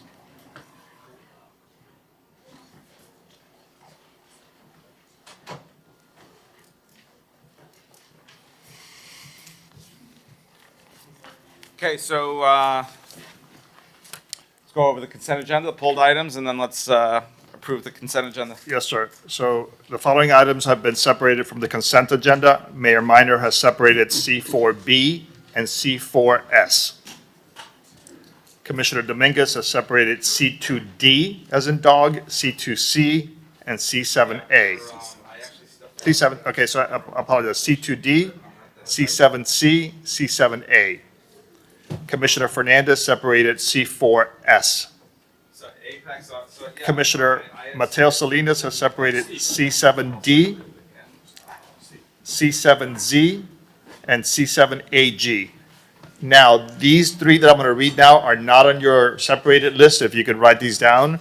Commissioner Suarez is separating the next 2 items, C4G, C7AJ. Again, Commissioner Suarez, C4G, C7AJ.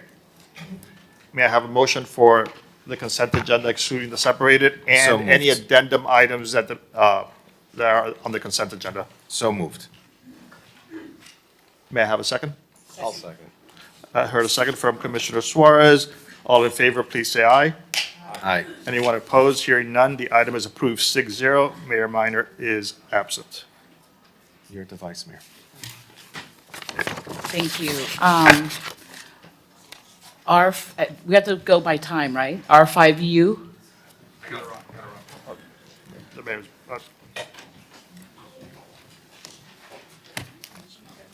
R5U. R5U is an ordinance of the mayor and city commission of the city of Miami Beach, Florida, amending chapter 82 of the code of the city of Miami Beach, Florida, entitled Public Property by amending Article 3 entitled Use of Public Property by amending Division 1, entitled Generally by amending Section 82-72 thereof, entitled Commercial Vessel Activity Hours of Operation of Publicly Owned Marinas by amending and refining eligibility criteria for commercial vessel activities at public marinas and public marine facilities and providing for repealer, severability, codification, and an effective date. This is a second reading public hearing. It is item R5U.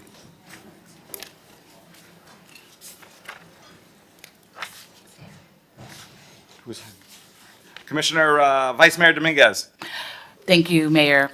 This is second reading on the item. I work closely with this with the City Attorney's Office, with Code Enforcement, and also with the South of Fifth Neighborhood Association. And this basically makes the eligibility criteria. We currently have 31 BTRs that have operators that have applied and been approved for the Sunset Cruises.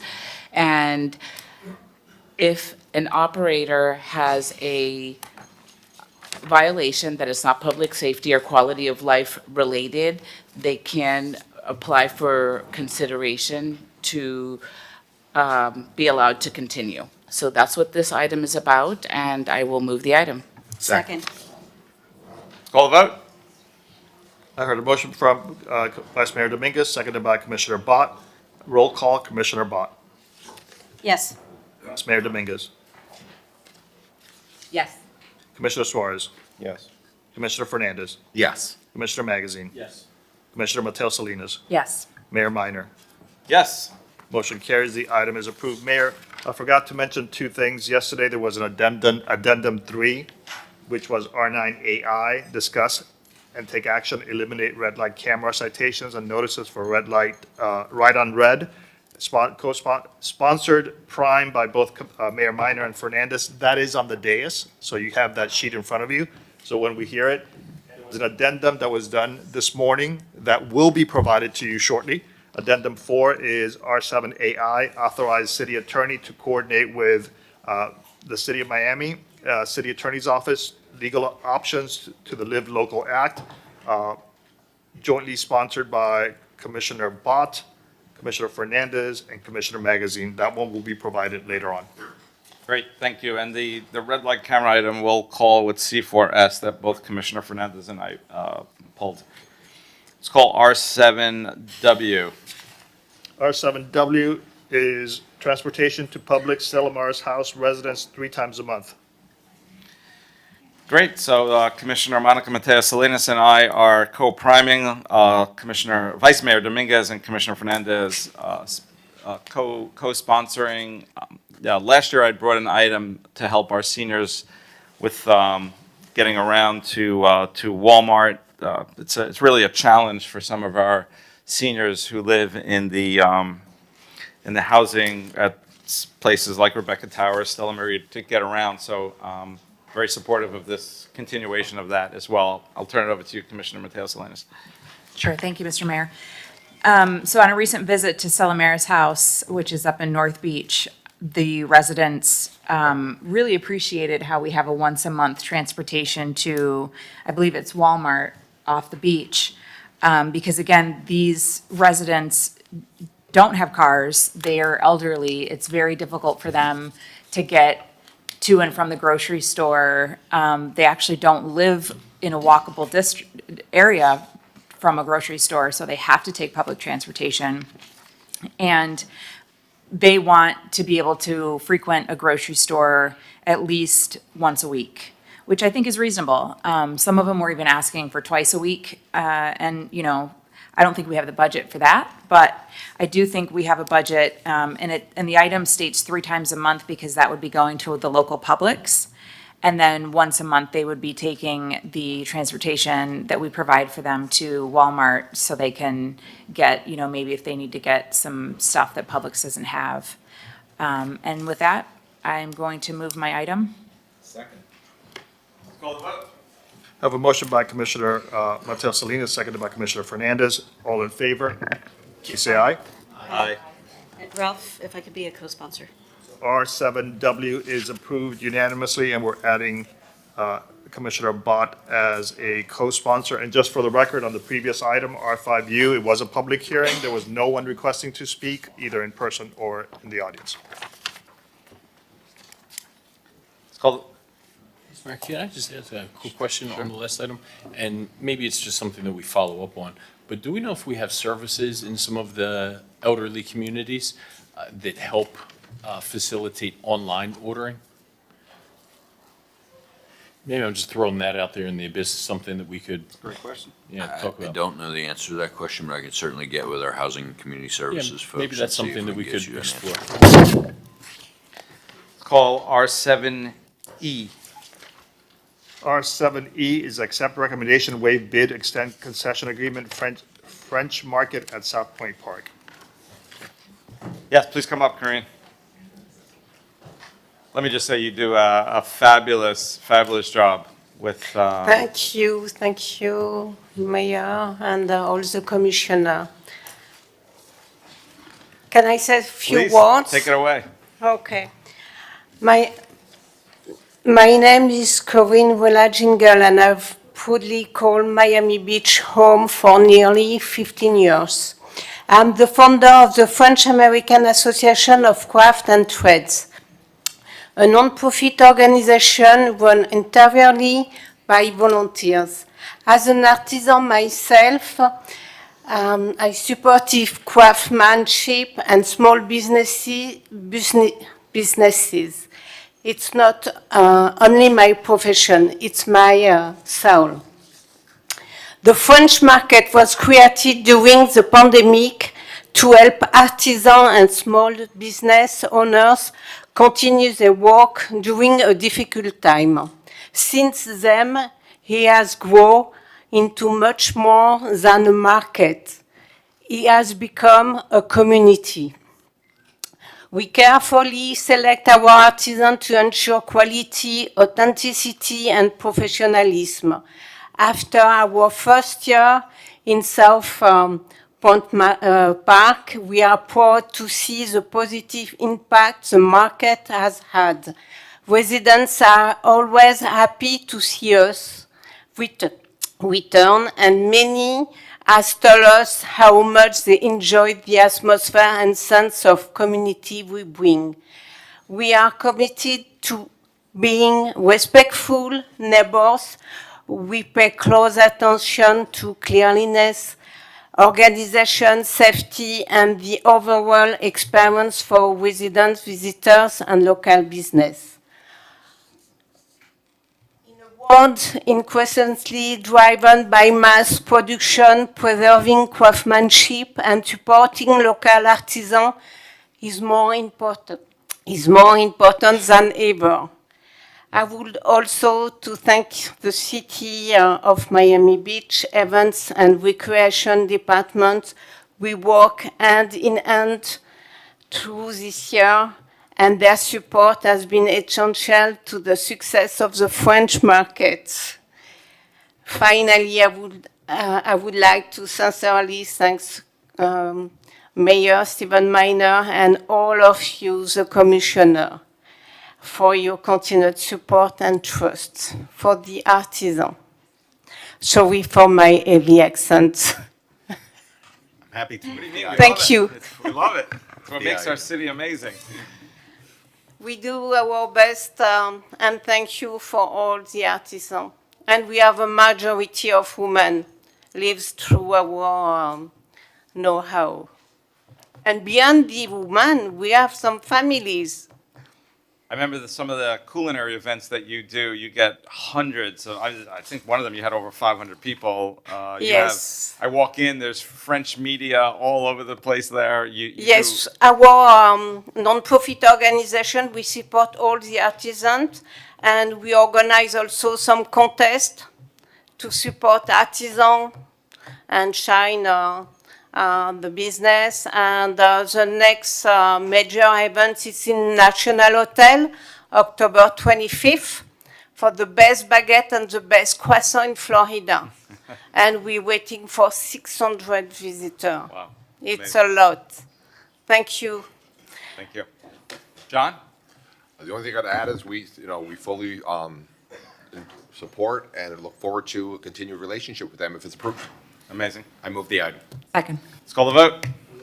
Motion by Commissioner Fernandez, seconded by Commissioner Mateo Salinas. All in favor of R7E, please say aye. Aye. Anyone opposed? Hearing none, the item is approved 7-0. Now it's R7E. Excellent, thank you. Call C4B. C4B is proposed new agreement with Sodexo Live for MBCC food and beverage service. C4B was separated by Mayor Minor. So I pulled this item, it's a referral, and I'm going to do something I don't think I've ever done. I'm going to ask this commission not to approve this referral. I know there's 3 sponsors and co-sponsors, but I think there's certain information that's very pertinent that should be said. So Sodexo, I'll start off by saying they actually do an outstanding job. They do a good job for the purpose of serving our convention customers. The problem is, and this has been extremely frustrating for me, is that I brought an item several years ago, but it's not really even about the item. It's that our convention center is empty at night and on the weekends. And there are many nonprofits that would love to utilize that space for their annual charity dinner, for, again, on the weekends and nights when it's not being used. If obviously there's a convention that's going on that's utilizing the space, of course, that takes priority. That's what it's there for. Also, for example, our residents could utilize the space for weddings, and that has been to limited extent. The problem is every time this happens, we run into a wall with the extremely high cost that Sodexo puts in. It's extremely high. And actually, after I finish speaking, I'm going to ask Natalia from the Miami Business Club. As you recall, last month we authorized basically a gala that's going to happen at the convention center, but they're running into major, major issues with Sodexo, and you'll hear it directly from the Miami Business Club.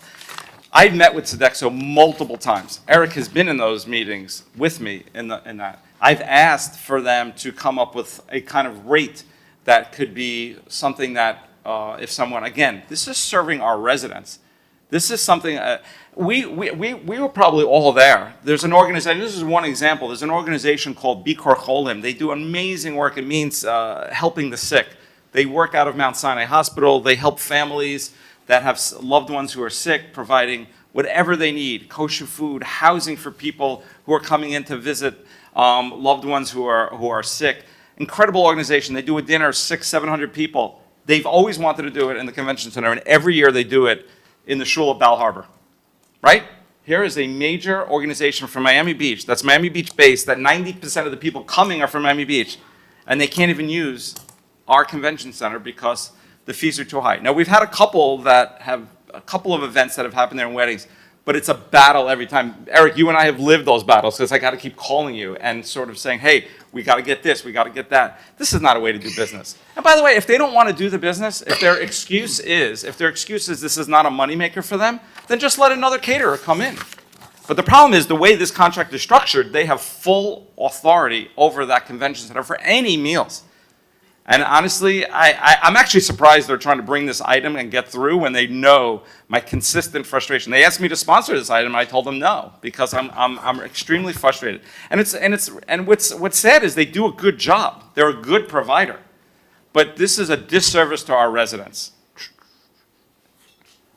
Mr. Mayor. Who was first?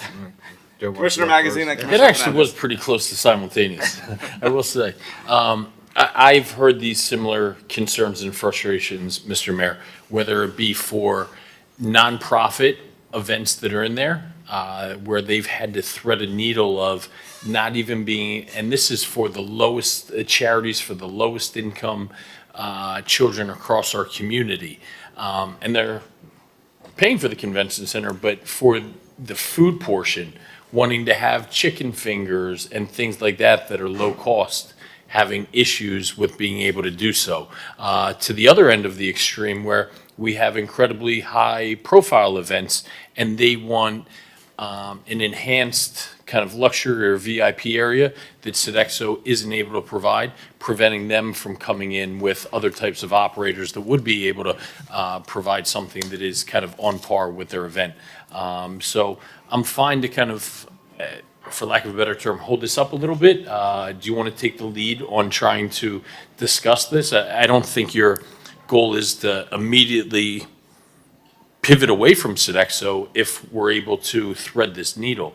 But I'd certainly like to see them work with some of these concerns because there are issues that I've had conveyed to me over the years by organizations across the gamut. Yeah, I'll actually answer your question. I think that Sodexo overall does a good job. So I'm not adverse. Ultimately, I don't have a problem with them continuing. I do have a problem with them continuing under the current status of this contract because it's been I think we're really doing a disservice to our nonprofits, our charities, our residents who just want to utilize a space that we should be providing. We have a magnificent convention center that we have invested in it, and other than coming to a convention, our residents can't benefit from it. Why shouldn't they? If they want to do a wedding here, they can't. But they end up, and what happens is they don't end up doing it in Miami Beach. They end up going to Sunny Isle or somewhere else, and then we lose out on that. And when they can have the benefit of something of a service that we should be providing. Commissioner Fernandez. Thank you, Mr. Mayor. And I want to highlight Sodexo because they do such a great job with the large events that come into our convention center. The food quality is great. The service is great. The bartenders are great.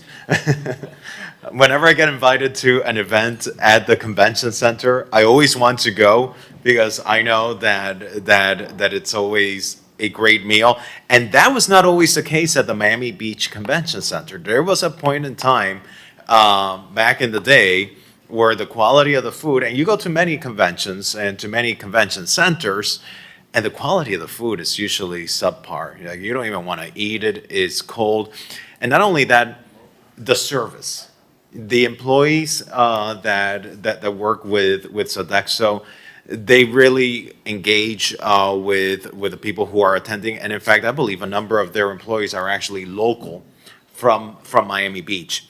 I'm sensitive to the comments raised by the mayor. Because this is a facility that was funded using the taxpayers' dollars.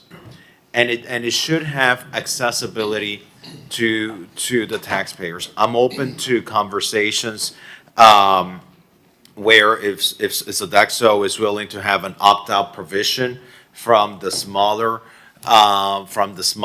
events, the more community-focused events, if they want to have an opt-out provision, or maybe the smaller events is just something that's not part of their contract. Maybe we segregate that part out because that's not their moneymaker. Yeah, I would imagine their moneymaker. They want the big conventions, the conventions that occupy the entire facility. The whole reason why we invested, what was it, $600 million in improving the property. So I am sensitive to your comments. I do think if there is an avenue for improvement to provide affordability for our local nonprofits, for people that during slow season when the convention center is not being occupied by a large convention and someone wants to be able to have their wedding there, that, either flexibility in pricing be baked into the contract for local originated activities, or maybe just the smaller events get segregated out so that Sodexo can keep on doing what it does great, and it does really well and does masterfully. So I'm sensitive to your comments. I also know, like, for example, Style Saves. Style Saves, which does great work giving out school supplies for underprivileged children in our community. They have their event at the Miami Beach Convention Center. They're not able to afford the food at Sodexo. And so they had food partners. I think they wanted to bring in, like, at one point they wanted, I think Piola or someone wanted to donate food for them. They can't. They can't accept that food because of the contract, the very strict contract. So, Mr. Mayor, maybe there's room for flexibility. I appreciate your approach that you don't want to do away with this contract. It's an important contract. We're at a better place today, I will tell you, than what we were at many years ago with prior vendors. But maybe what you raised does open up an opportunity for reform to help our community be able to use the center and afford, not just to use it, anyone can use the center, to be able to afford to use the center, especially during the slow seasons. So I'm open to the conversation. Thank you. I'd like to ask Miami Business Club, Natalia Onyeskiv is here. Thank you very much for this opportunity. Good morning, everyone. First of all, I would like to thank everyone for approving $33,000 fee waiver last time. We appreciate your support. Why don't you explain what you're doing in the partnership that we're collaborating with Miami Business Club? Yes, of course. First of all, we are trying to do the charity gala on October 10th, 2026, in a beautiful Sunset Vista room in Convention Center, benefiting Miami Waterkeeper. What we try to do is to partner with. We are partnering with the city of Miami Beach in order to raise money for this local cause to keep our waters clean. The issue, when we agreed for this event, we didn't realize that on top of $30,000 minimum spent with the exclusive catering vendor, we wouldn't be able to meet this threshold because of the high prices. We didn't realize that the actual cost, once menu pricing. I'm asking, please, everyone in the gallery, please. Thank you. The 24% service charge and 9% sales tax were added. A $53, and I will add some numbers to this conversation to make it more structured. I'm an accountant, my language is numbers, so I think maybe that will help. And I do have supporting analysis and some print screens from the menu that I maybe could pass to the commissioners to look at my calculations. A $53 chicken entree, including salad and dessert, ends up costing about $72 per guest, after the 24% service charge and 9% sales tax. Similarly, a $90 filet mignon entree increases to approximately $122 per guest once those mandatory fees are added. A bottle of La Marca Prosecco that retails for under $20 costs nearly $68, and a bottle of White Heaven Sauvignon Blanc approaches $88. Meanwhile, comparable high-end Miami restaurants charge the same or less while operating full-service restaurants with substantially higher overhead. Sodexo is charging comparable or higher prices and then adds a 24% surcharge and 9% tax on top. Another concern is the surcharge structure. Sodexo charges an additional 15% if orders are finalized within 30 days of the event and 20% within 7 days. At the same time, they require 100% prepayment 30 days before the event. For most galas, the final month is when the majority of ticket sales happen and attendance numbers become clear. Requiring full payment before organizers know their final guest count while also imposing significant surcharges for adjustments creates unnecessary financial risk and makes planning extremely difficult. For a charity gala, this structure defeats the purpose of the city's $33,000 venue waiver. While we understand that the Miami Convention Center is world-class venue, and we are grateful for the city's support, we struggle to understand the pricing structure imposed through the exclusive catering agreement. With around 500 attendees, these costs add up quickly and significantly reduce the money that can go to charity. Even with the least expensive chicken dinner and just 2 cocktails per guest, we're already looking at over $54,000 in food and beverage costs. Once we add wine service at the tables, we are at over $63,000.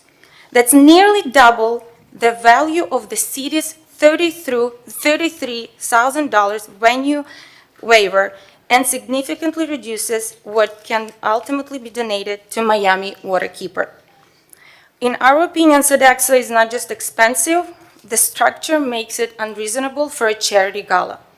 Without alternative catering options or competitive bidding, organizers have no choice but to accept the pricing structure, regardless of whether it aligns with their budget or charitable mission.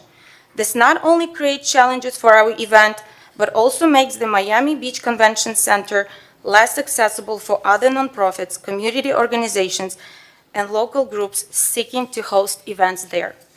I have my calculations and like that you can see structured with the prices added 24%, 9%, market price, and I chose some comparable Miami restaurant prices so you could see how, in our opinion, unreasonable pricing is for the charity gala. Thank you. Thank you.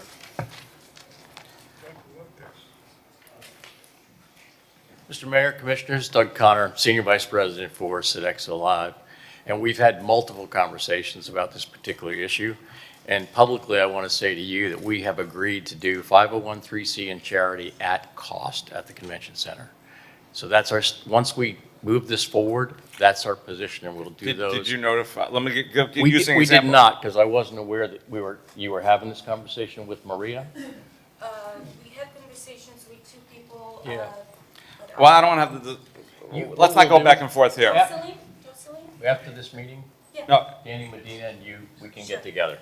We can solve that issue today, Yeah, okay? but, well, no, you can't, because this keeps coming up, that's what I'm saying. Well, we can solve it today and And believe me, going I did not forward want, you and I have met many times. Yeah. I did not want to have to do it this way. No, But I understand. I actually believe this was the only way that I'm going to get your attention. I understand completely, but we've also agreed to do local residents at 20% off the menu pricing as well.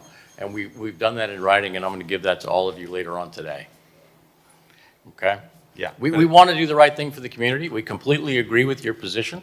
The community should have access to the building. It should fill in the dark spaces. Completely agree with that. It should be part of the charity and part of the community. We're 100% on board with that. Well, I'm not going to negotiate with you here. I would like to continue the discussion, obviously through the city Absolutely. manager. And we'll bring it back next month to see what you come up with. No, perfect. And thanks for that opportunity. Okay, thank you. And Mr. Mayor, I just want to highlight Manny and his team, they're great. And it's always good quality. But again, since you're here, I do agree if we can do something, and it's not necessarily even charity. We have, I guess, nonprofit organizations that are willing to pay, but the cost, I guess, is when it's a small nonprofit, community nonprofit, it's not the same that an entity like Art Basel, or a national trade show. Very, very, very different budgets, and the same thing happens with Style Saves. That in the past they've tried to bring in food donated because a small nonprofit, they can't afford the food that Sodexo has. Why? Well, because Sodexo has really great food, which is a good problem to have. And so if we can figure out some sort of flexibility even with that, so that, when we have these events, a school distribution event, and they have someone that's willing to donate pizza for kids, if we can have some consideration for that, so that if they can't afford your food, then maybe they can be able to bring that in. And we have been doing that with that particular Wistfal's over the last few years. We've actually donated water, labor, Yeah, all I know kinds you- of things yeah, like you that. have, So we yes. have done that for them. Yeah. And again, we are happy to do that for those things. We'll let that in. It's not an issue Thank for you. us, okay? Thank you. Not at all. Just a quick note, this is a referral to FERC. And so all the items that have been brought up for discussion, all those things are still to be negotiated. And so all of the topics of negotiation still has to go before Steve, FERC. So this was the referral. can you let me handle how to run the meeting, please? No, I just wanted, I understand. We're not calling I'm not calling the item for a vote. Thank you. Thank you. Let's call R5E and R5F.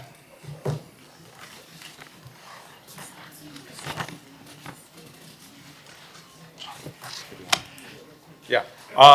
Vice Mayor Dominguez just has a clerical announcement. Thank you, Mayor. I had pulled C7C and C7A, and I made a mistake on those item numbers. So I'd like for consideration for them to be approved on consent. The item numbers that I meant to pull were C7O and C7Q. And the reason for pulling is I simply have something to say on each of those items. I won't speak for the city attorney, but you may want to do a motion to approve C7C and C7A. I move to approve C7C and C7A as they were on consent, and reconsider C7O and C7Q from consent so that I can have an opportunity to speak on them. Okay, so let's do first the approval, C7C and C7A. I have a motion by Commissioner Dominguez. Anyone second it, please? Second. I have a second from Commissioner Fernandez. On C7C and C7A, approving it, all in favor, please say aye. Aye. Anyone opposed? Hearing none, C7C and C7A is approved. Now, Vice Mayor, you're asking to reconsider C7O and C7Q, correct? So that I can have an opportunity to speak on them. Thanks. So C7O and C7Q, anyone, a second, please? Second. So I have a second from Commissioner Mateo Salinas to reconsider. All in favor of the reconsideration? Please say aye. The items will be reconsidered when the mayor calls them. Thank you all very much. I appreciate it. Let's call R5E and R5F. Yes, sir. R5E, in order to the mayor and city commission of the city of Miami Beach, Florida, amending the city of Miami Beach year 2040 comprehensive plan pursuant to the expedited state review process of section 163.3184 subsection 3 Florida statutes by amending the resilient land use and development element goal RLU 1 entitled land use objective RLU 1.1 entitled establishment of future land use categories to conform table RLU 1.1 with the amended floor area ratio FAR regulations for the respective future land use category by amending policy RLU 1.1.10 entitled High Intensity Commercial CD3 to provide FAR incentives to encourage the development of non-transient residential uses for applicable properties located on Washington Avenue from 16th Street to Lincoln Road, and amending objective RLU 1.2 entitled Land Use Regulations to amend policy 1.2.8 entitled Residential Use Incentives to amend the minimum standards for obtaining the FAR incentive set forth in this ordinance and providing for codification, repealer, severability, transmittal, and effective date.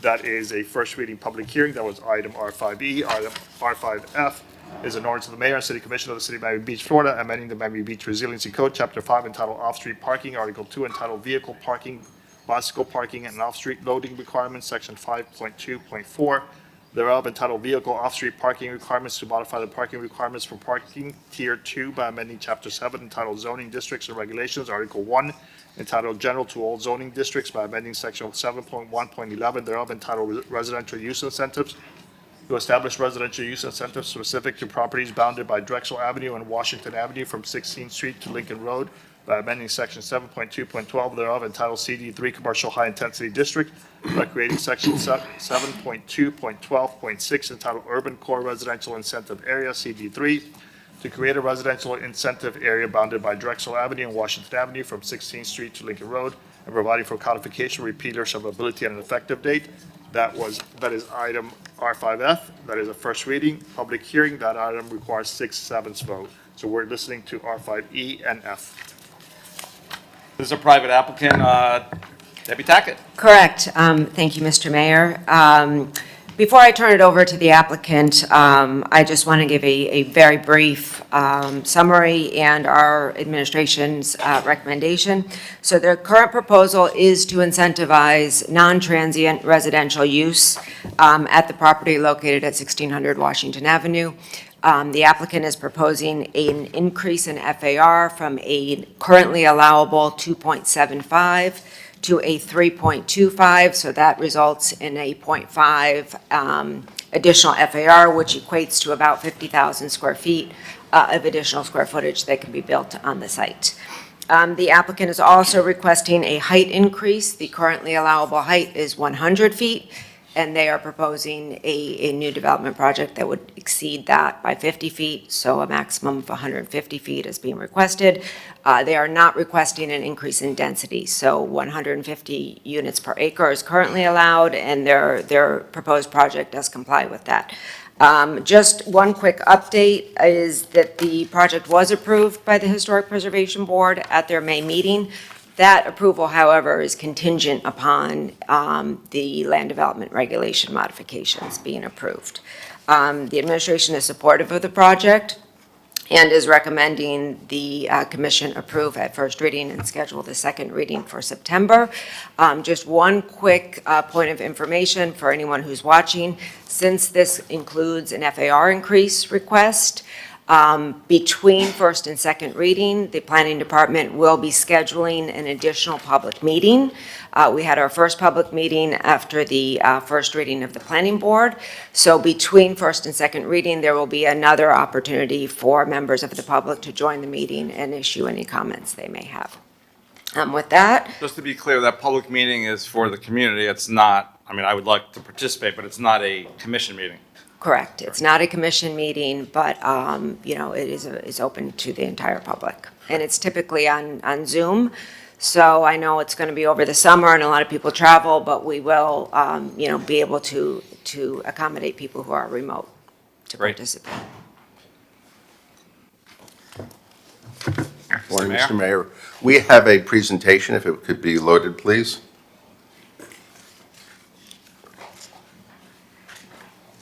Here we go.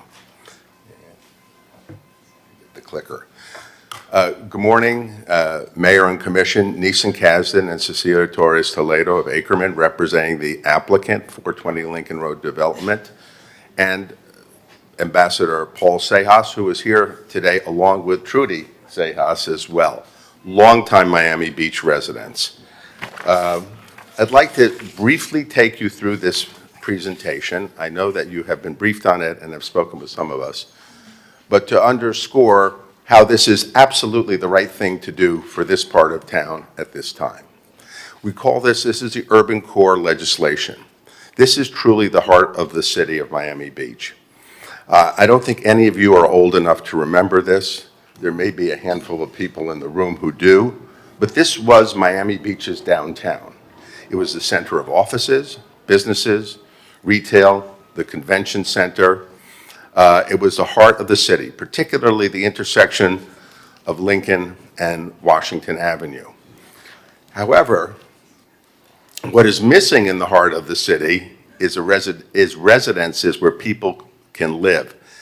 The city has taken cognizance of this fact, and you have put in your comprehensive plan policies which specifically address this and specifically call for encouraging mixed use, encouraging overlay districts, encouraging FAR incentives for residential development. This is the plan, the comprehensive plan you have adopted, and it makes total sense because this is the missing element in this part of the city. I think you're all familiar with the property. Ambassador Sejas owns the entire block from Lincoln Road to 16th, from Drexel to Washington Avenue. This would be a portion of the property on the southern end of the block, along with the parking garage, to accommodate residential development. I've mentioned to you already that this is Miami Beach's urban core. It remains that today, in fact, even more so, the actions of this city with the expansion of the convention center and the events that are hosted there, with the New World Center, with the new Convention Center Hotel, with the renewed efforts to revitalize Lincoln Road. Once again, this becomes the beating heart of the city of Miami Beach. This has been endorsed by the Washington Avenue bid, who I believe you will hear from, as well as by the Lincoln Road bid. I would just want to briefly mention that Ambassador Sejas has owned this property for over 30 years. He invested at a time when people were not investing in South Beach. I see one other person, Mel Schlesser, one of the pioneers who was investing at that time. He has been an incredibly great steward of this important property. One of the largest, the 420 building itself, the office building, one of the largest historic buildings and office buildings, if not the largest, in the city of Miami Beach. And he has spent millions of dollars in restoring it, from everything including the vitrolite banding around it, bringing in new tenants. He now has the flagship Zara store there, taking care of the lobby and that magnificent mural he has. But to help Washington Avenue and to help Lincoln Road, the missing component is residential, and that is what Ambassador Sejas wants to bring. So we are here to answer any questions that you may have, or hear from Ambassador Sejas himself if you would like. Thank you.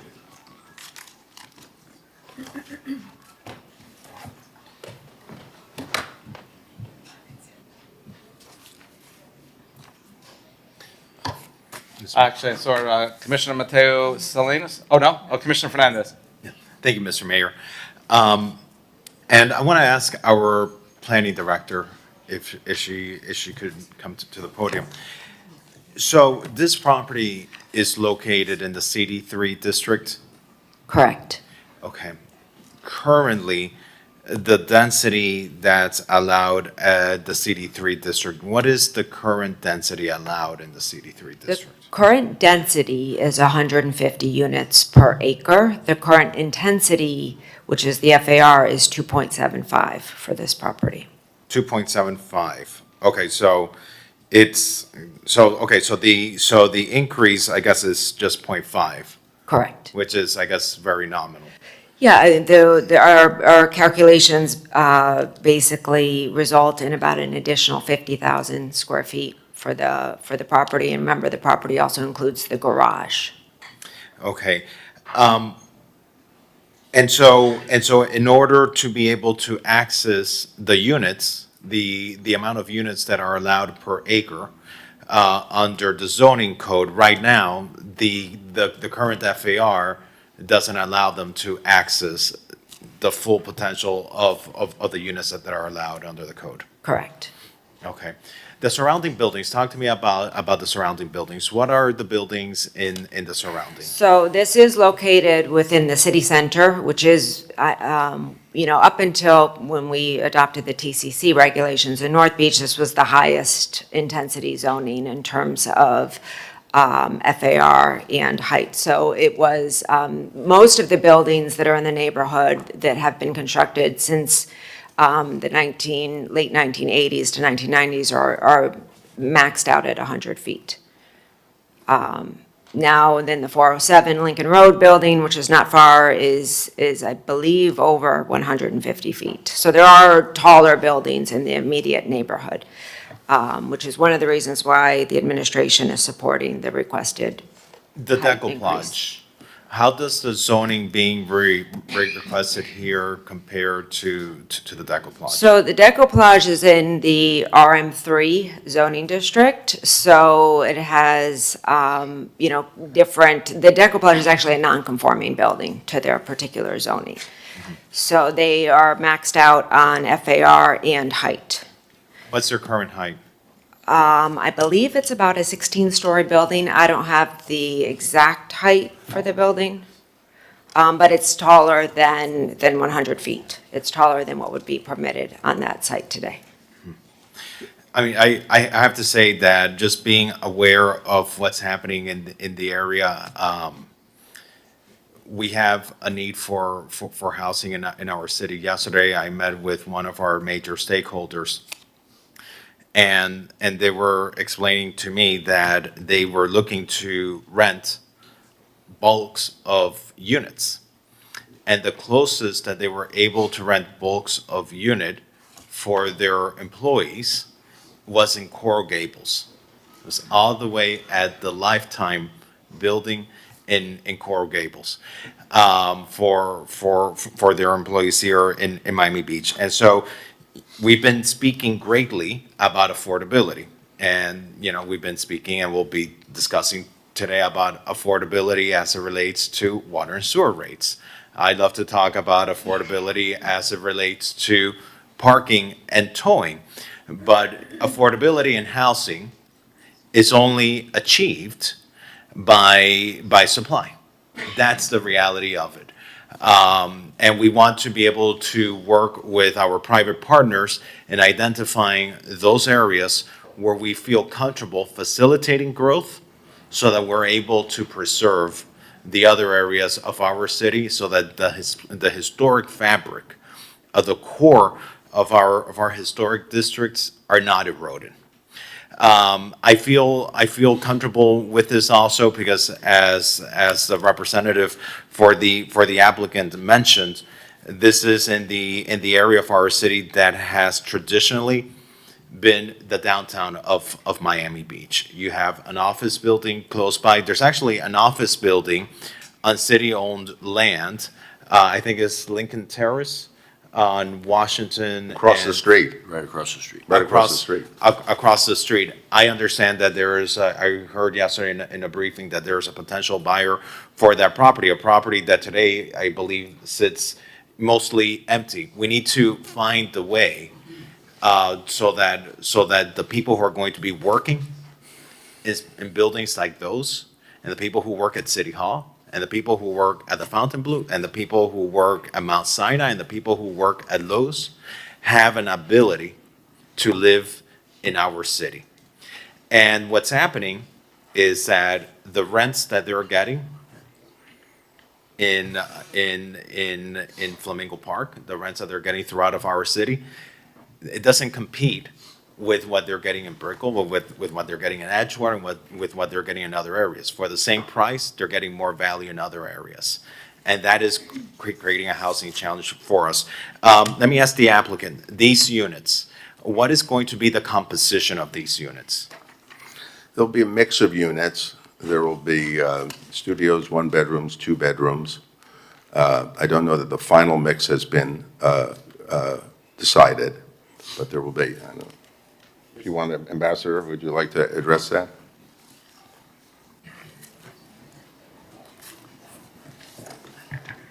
Mr. Mayor, Commissioners, City Manager, City Attorney, City Clerk, staff, thank you for listening to me.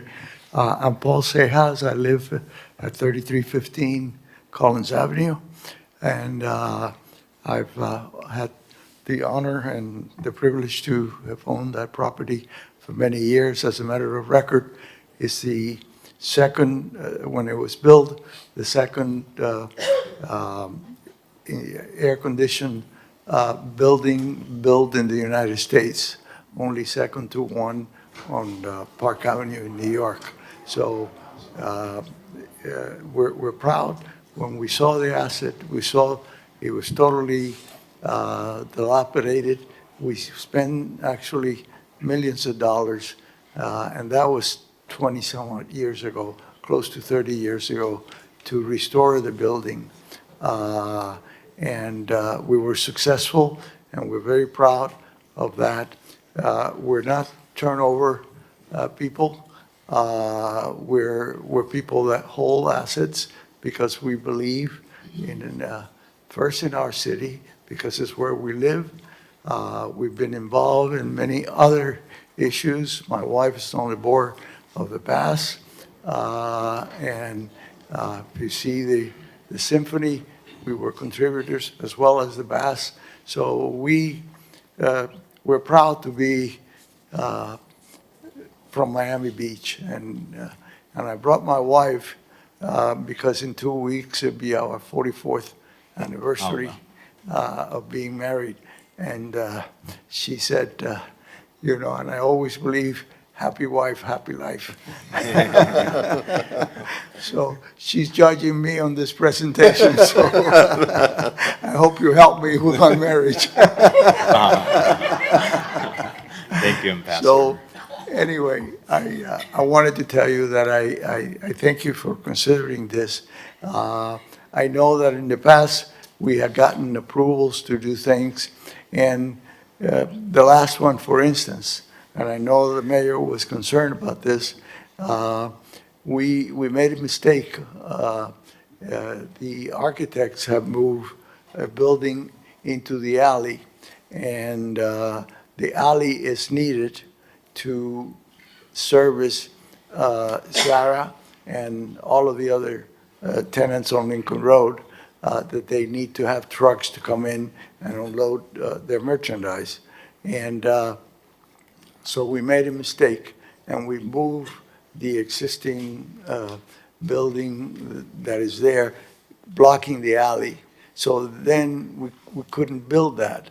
And that's the reason, Mr. Mayor, why we didn't build what was approved. Now, we did it right, and the Historical Preservation Board approved it with having a representation of the existing historical building that is there as part of the new structure of the new building. So they approved it, subject to your approval, and so we're pleased to be able to conserve some of this, and we are committed to building that building, as I assure you, Mr. Mayor. Thank you. So. Thank you, Ambassador. Thank you. Thank you. I'm, And, yeah. oh, Yeah, sorry. so, and just a couple more questions. And so, Ambassador, you're proposing this, I just want to make sure, because one of everyone's concerns, I believe, in the community that I've heard, the majority of new development in Miami Beach has been, for the most part, over the past couple of decades, it feels like, luxury condominiums. And that has been the greatest concern that our residents have expressed, that over the years, as new development has been approved, it has either displaced longtime residents, and that it's been replaced with something that is not affordable to the average Miami Beach resident, and that it's mainly condominium units that are being built. In this case, this project is completely a rental project? Not only is it a rental project with a covenant requiring it to be a rental, no short-term rental, no, and also to answer your question. Does that covenant transfer with the land? Does that run with the land? It runs with the land. So a future buyer couldn't buy this property and turn it into a condominium building No, because the it'd be covenant subject to requires the this to be a covenant. rental They'd be property? subject to the covenant, which can only be released by you by a 6/7 vote. And amenities-wise, because one of my concerns is that sometimes the more amenities that buildings offer, then the market rate goes up. And it goes from being attainable and affordable to the rental market, and then all of a sudden, the more amenities, the more expensive it gets. What are you doing in terms of amenities sure to be it'll able to control the price point? I'm sure it'll have the amenities that are necessary to attract new tenants, things of that sort, but it's certainly not a luxury building. And to that point, I do want to mention the proposed breakdown of units, to your question: 36 studios, 144 one-bedrooms, and 32 bedrooms. The studios would be in the 500 square foot, the one-bedrooms in the 800 to 900 square foot, the two-bedrooms in the 1,100 square foot range. So these are units designed for working people in the community. Mr. Casson, at the property right now, it's zoned, and I believe there's a 5 a.m. nightclub. Yes, and that, How is under that being handled? this ordinance, once it passes, that use would have to cease. Okay, all right. I feel comfortable with this. Our city needs rental housing. It needs attainable rental housing. We don't need more luxury condominiums. We have, from everyone that we hear, we have too much of that, and it's consistent with our city's desire to move away from these grandfathered 5 a.m. establishments. So I'm grateful for you for bringing this forward to our city. Thank you, Mr. Mayor. Commissioner, I would like to clarify something because you said I'm a developer and I develop other luxury condominium. This is the first time that I develop. And the idea was to service and augment. It was designed to be explicitly for the market. It would have benefits that will be helpful to market the building, like having a gym, for instance, inside, which contributes to people's health, and it has certainly contributed to mine.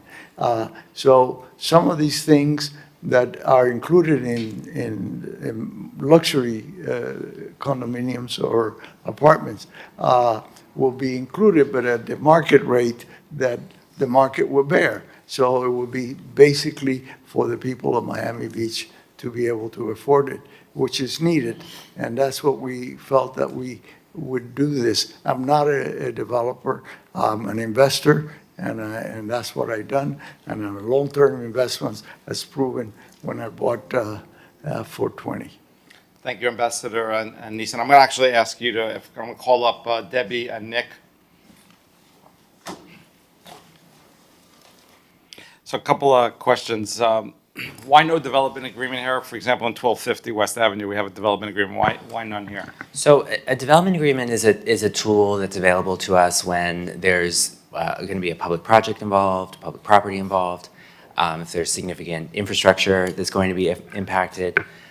This particular proposal was submitted as a private application to amend the LDRs. The project is a private project itself. There is not a public component here.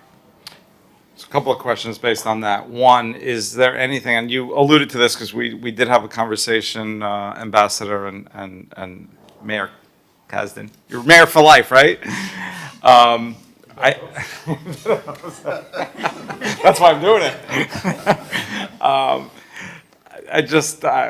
Is there because we've seen this happen. We'll approve something here and then nothing happens. So what I'd like to see and have some assurances and probably carve it into the legislation is that there should be some time limitations embedded to assure that the project, because we're giving something of value, and we should assure that it's not just something people. I don't believe that's the intent, but obviously things happen, and we have to make sure we protect ourselves. Yes, Mr. Mayor, there's not currently a sunset provision as the ordinance is drafted, but that's something certainly that the administration would support and that we could include if that's your recommendation. Okay, I'm hearing general support for that. Is that something you want to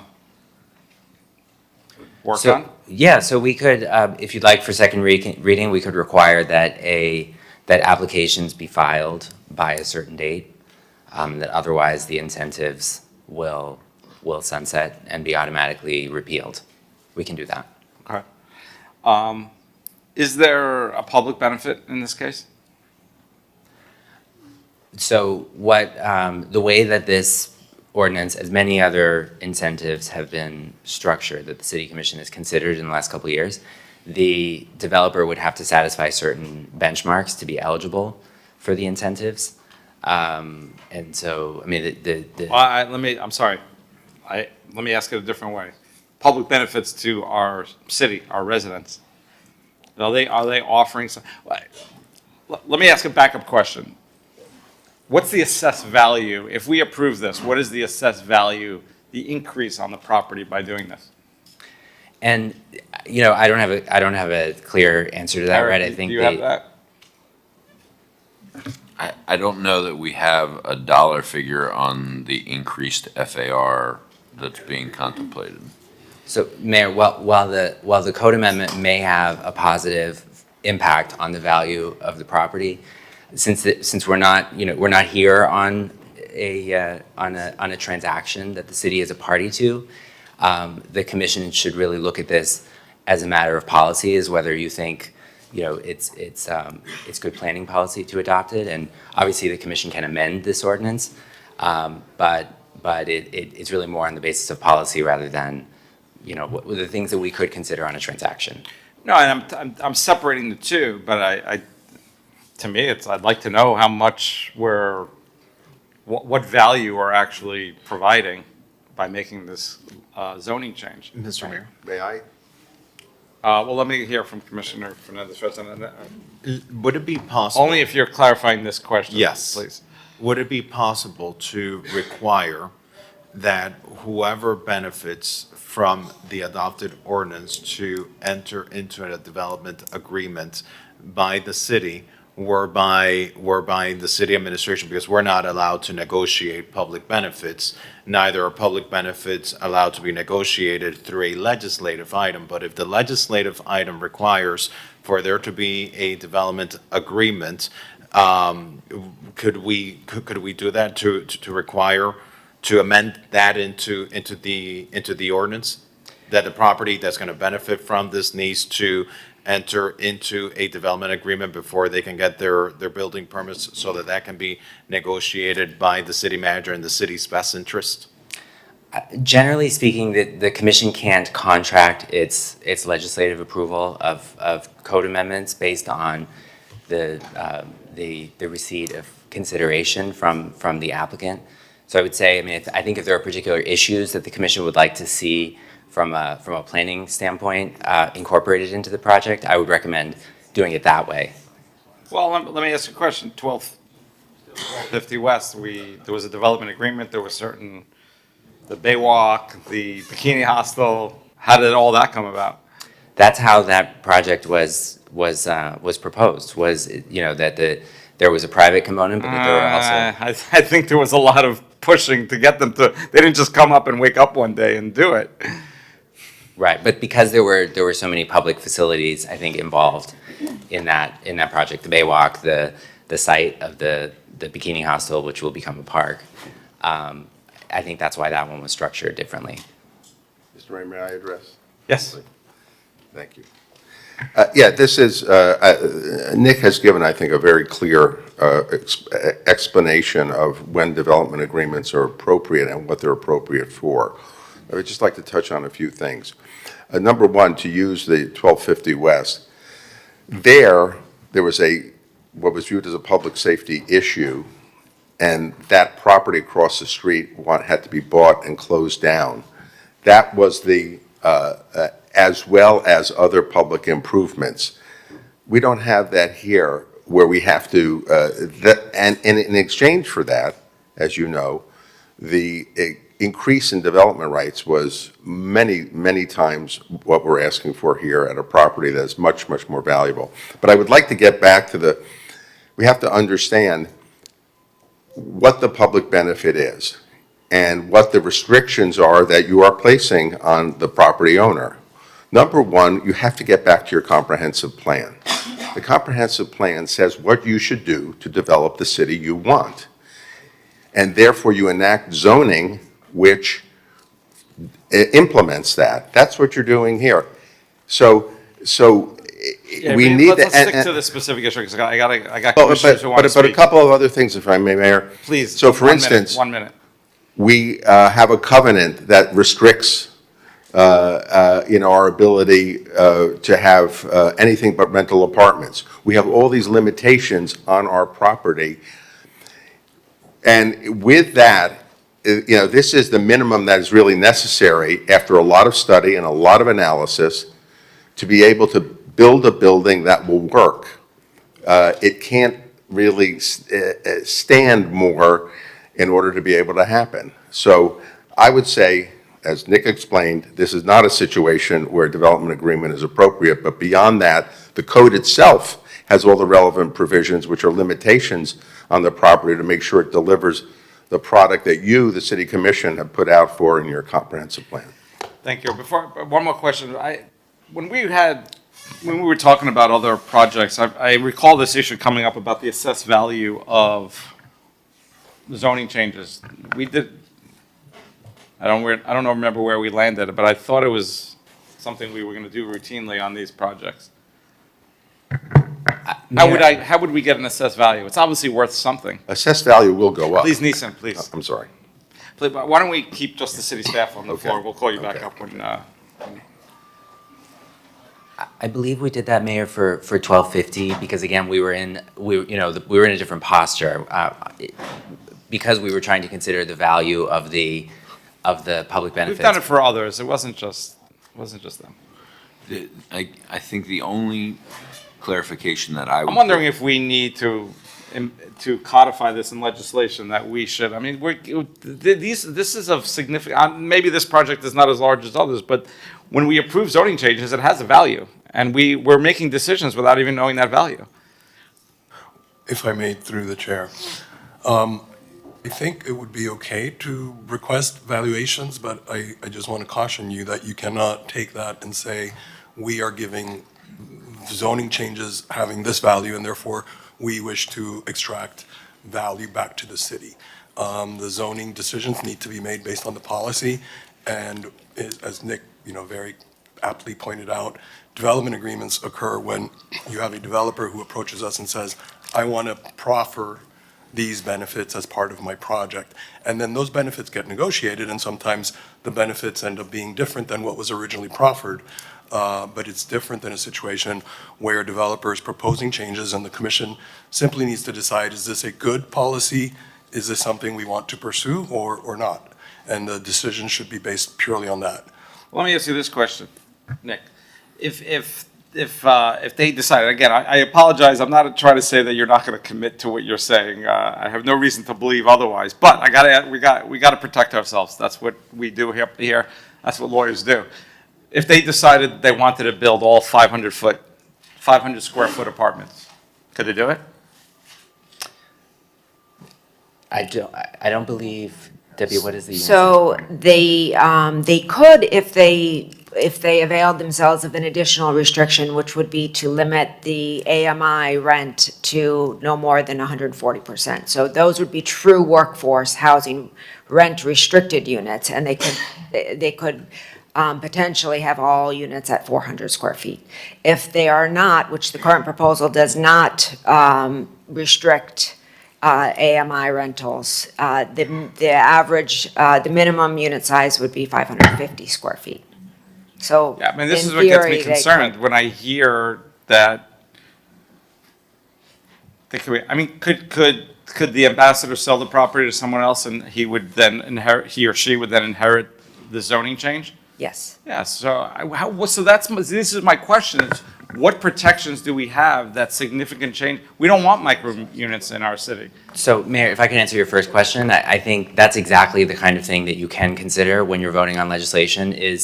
That's a planning issue, right? If you would like to see a Yeah, but the different. current proposal before us does not have these protections. And I'm saying they should. The commission could amend the draft ordinance to address, minimum unit size, average unit size, if you wanted a particular mix of units. That is the kind of thing that you could And in what include. document does that get codified? It would be in the code. It would be a strict requirement, a land development regulation that the developer would have to comply with to be able to build this project. Well, I think we need to do that. And by the way, that's how we've memorialized the other things like no short-term rentals, any existing non-conforming establishments have to sunset. Was this, I mean, I'm doing this because thinking through the issues we've seen. Is this all written out in the memo? Those other points are in the draft ordinance. The only one that. No, the one I'm mentioning now. Was it highlighted that this is not, I'm saying this should have been flagged. The unit size. Correct. We're relying on you to flag these uncertainties. This particular proposal does not have minimum and maximum allowable unit size, but that's certainly something we can work with the applicant and make some recommendations at second reading. I have a few others, I'm sorry, before that I have to take. Commissioner. May I just respond factually, because you raised an issue?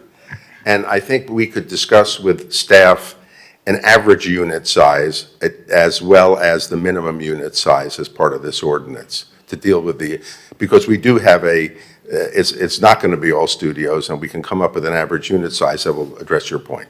Okay, thank you. Commissioner Mr. Mayor, I just want to clarify something, because you said that I have to develop. I'm 83 years old, and I live with a cancer that, thank God, is in remission, but never know what happens.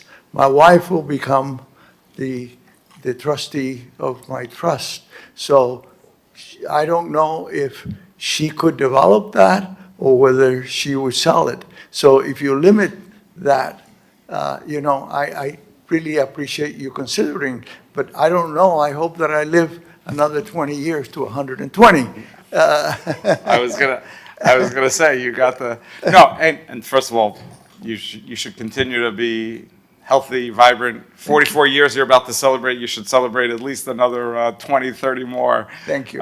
In good health. But I'm just doing what any commission should do and together here, and what any lawyer should be doing. We have to protect ourselves. I appreciate that. Because there's so many unknowns. I mean, you don't go to, I mean, for the most part, you don't go to spend or millions of dollars in a deal by a handshake. Maybe that still happens, but generally there's a contract, and we need to make sure that contract is iron tight, so we don't. Yes. We protect our residents and businesses. Yes. That's our job here. You can go around this community, Mr. Mayor, where I've done business for many years, and the biggest asset that I have is not 420, it's my name. But what I'm saying My is, name but there's is nothing, and I appreciate David that. Martin, who is a developer here and is doing a great developer, can tell you that on a handshake, I gave him and sold him a property, $2 million less than another offer, just because we had shaken hands on it. So that old time shaking hands, it still exists. And I said again, the biggest asset that I have is my name. And I No, for continue. sure, but as we said, there could be various reasons that in a few years, we'll be dealing with someone else. My wife. You may decide to sell it, whatever, either way, that's our job. Commissioner Magazine. Yeah. Thank you, Mr. Mayor. Try and be quick. I believe creating a vibrant, walkable, mixed-use district in this area is the single most important thing that we can do for our city. It adds housing affordability. It adds, even for people that may not afford to live here, it will then take the rent pressures off of where they do live, helping the affordability in other areas of our city. Full-time residents are what we need to help revive our local economy. It will take cars off the road, creating a walkable district, and it cleans up underperforming blighted areas. I want sidewalking corner cafes, watching the World Cup, just like in Paris and Barcelona, rather than vape shops and strip clubs that we currently have on Washington Avenue. I'm okay with it being a bit taller. I don't think it's plural, but unfortunately, we're legislative prohibited. That last one is one. But So I'll reverse that, strip club and vape shops. I feel so much better now. Never mind, Washington Avenue is good. I'm okay it being a bit taller than I would prefer, given it's on the corner of 16th and Washington. And I think that truly is the nexus of this downtown walkable district. I don't like one-off applications, especially all the timing that we've spent talking about comprehensive plans. And I hope that we can use something like this as somewhat of a template or a model for a true comprehensive, walkable, livable place that will become our vibrant downtown, right? Perhaps a similar type of zoning on the catty corner across, and then down Washington at a shorter height, but the same residential incentives that we're looking to achieve. Couple of things that I'd like to address. One, if we can talk on the height real quick, just about why you have to be at that, because I can understand the next applicant having to be at that, because he just had to acquire the land for a very significant dollar amount. I know the ambassador, who I'd like to thank you and your family for all you've done for our city and your commitment, has a much lower cost basis, if any cost basis really. So why we have to be at that 150 and not somewhere around 125, 135. But we can get to that. Most importantly to me, the single most important thing that I need this needle threaded here is ensuring that this gets done. As I said, it is the single most important catalyst, I believe, for our city. The ambassador said he's not a developer. It does us and our city and a comprehensive district we want to be seen if we grant this zoning right and it's just at some point in time then marketed for sale. Because then the next applicant comes here and says, well, this cost me $25 million and I just can't make the numbers work. So I need 175 or 200 feet or things like that. I am happy to work about how this takes shape. In some regard, in a way, I'd want to see the ambassador find a development partner. Not to sell it to, but a JV partner or something like that to ensure that this is going to get done. Commissioner Magazine, good points I'd like to mention, respond to a few. First of all, Ambassador Sejas will have a fee developer who's an experienced developer to develop it. I would point out, and this is an advantage to the city, that he is a long-term property. He owns rental apartment buildings elsewhere, which he has owned for years. He's not a flipper. He would be building to invest long-term and will bring in a fee developer as a partner. A couple other things I'd like to mention. Listen, can we center, we don't even have to get in the height. I want to stick on this point because it's the single most important one. Can we come up with something, what the ambassador does after this project is developed, or perhaps his wife or the trust, whatever happens, happens. I need this to move forward, right? And I can't have a sale happen before it's developed, because then that just brings a cash and economic windfall for what's happening, and it does nothing to get the project closer to fruition. So if the ambassador is able to find a for-fee developer and commit that the property won't be sold until after it is developed, sign me up today. Well, we've talked about two things here, which I think the ambassador is willing to do. Number one, we can look at in between with the planning director tacket. I got to get used to that. It's has a nice sound. A average unit size to address the mayor's concern that this is going to be could be all small units. We will do that. Number two, we could also look at an outside date in terms of, as I think Debbie mentioned, in terms of obtaining the necessary permits and approvals to do that. One point I would say, and you, Commissioner Magnin, are very savvy about the markets here, it's very tough to build rental housing in South Florida right now. Construction costs are extremely high. Financing very difficult.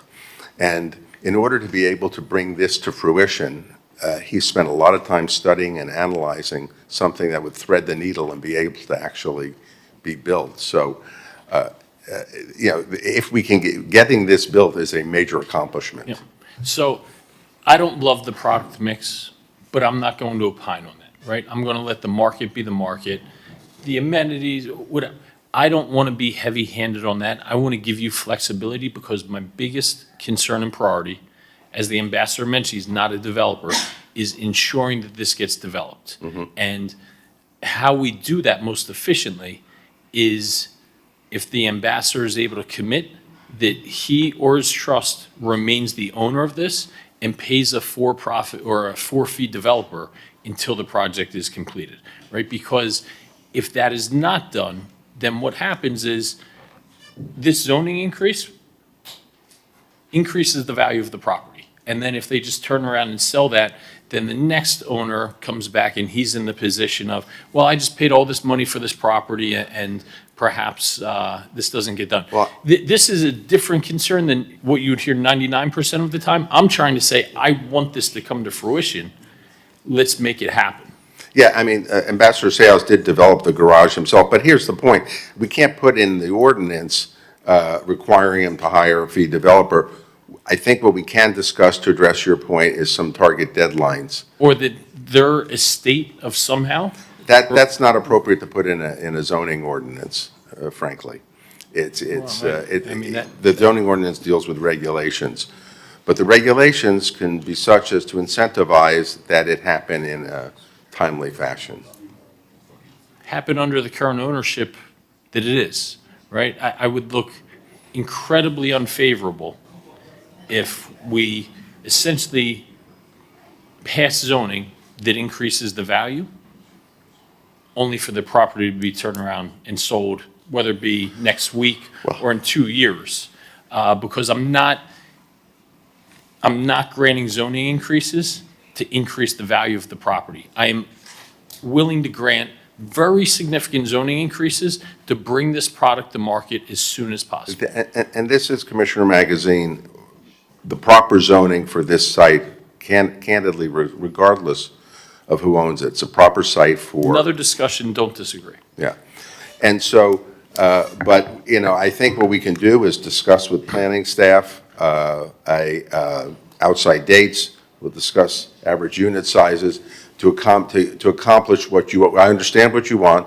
Now, the fact of the matter is, Ambassador Sejas has always been a long-term holder. Of course. Of his assets. But you never, contracts, we would all operate under handshake agreements, as the ambassador did, if you're not planning for contingencies. No, but right? but it's good to know that the person who. Of course. Has the property has a track record of not being a flipper, but being a long-term holder. And I don't know if we'd be having this conversation even if it not for the ambassador's contributions to our city. But we'll work with planning staff on those two issues. And then the others that I would like in there, if we do grant this, you have a 5 a.m. Late night entertainment license. Are you willing to just extinguish that? Yeah, it's in the ordinance. The ordinance says you can't have that use. I know that, but it's not going to be transferred or sold or anything like that.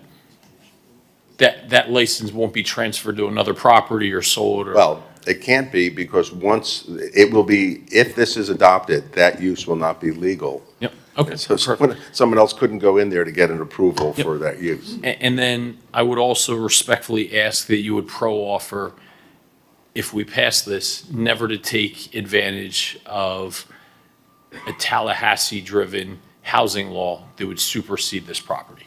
That's a very good point. Obviously, this is a site that can use Live Local.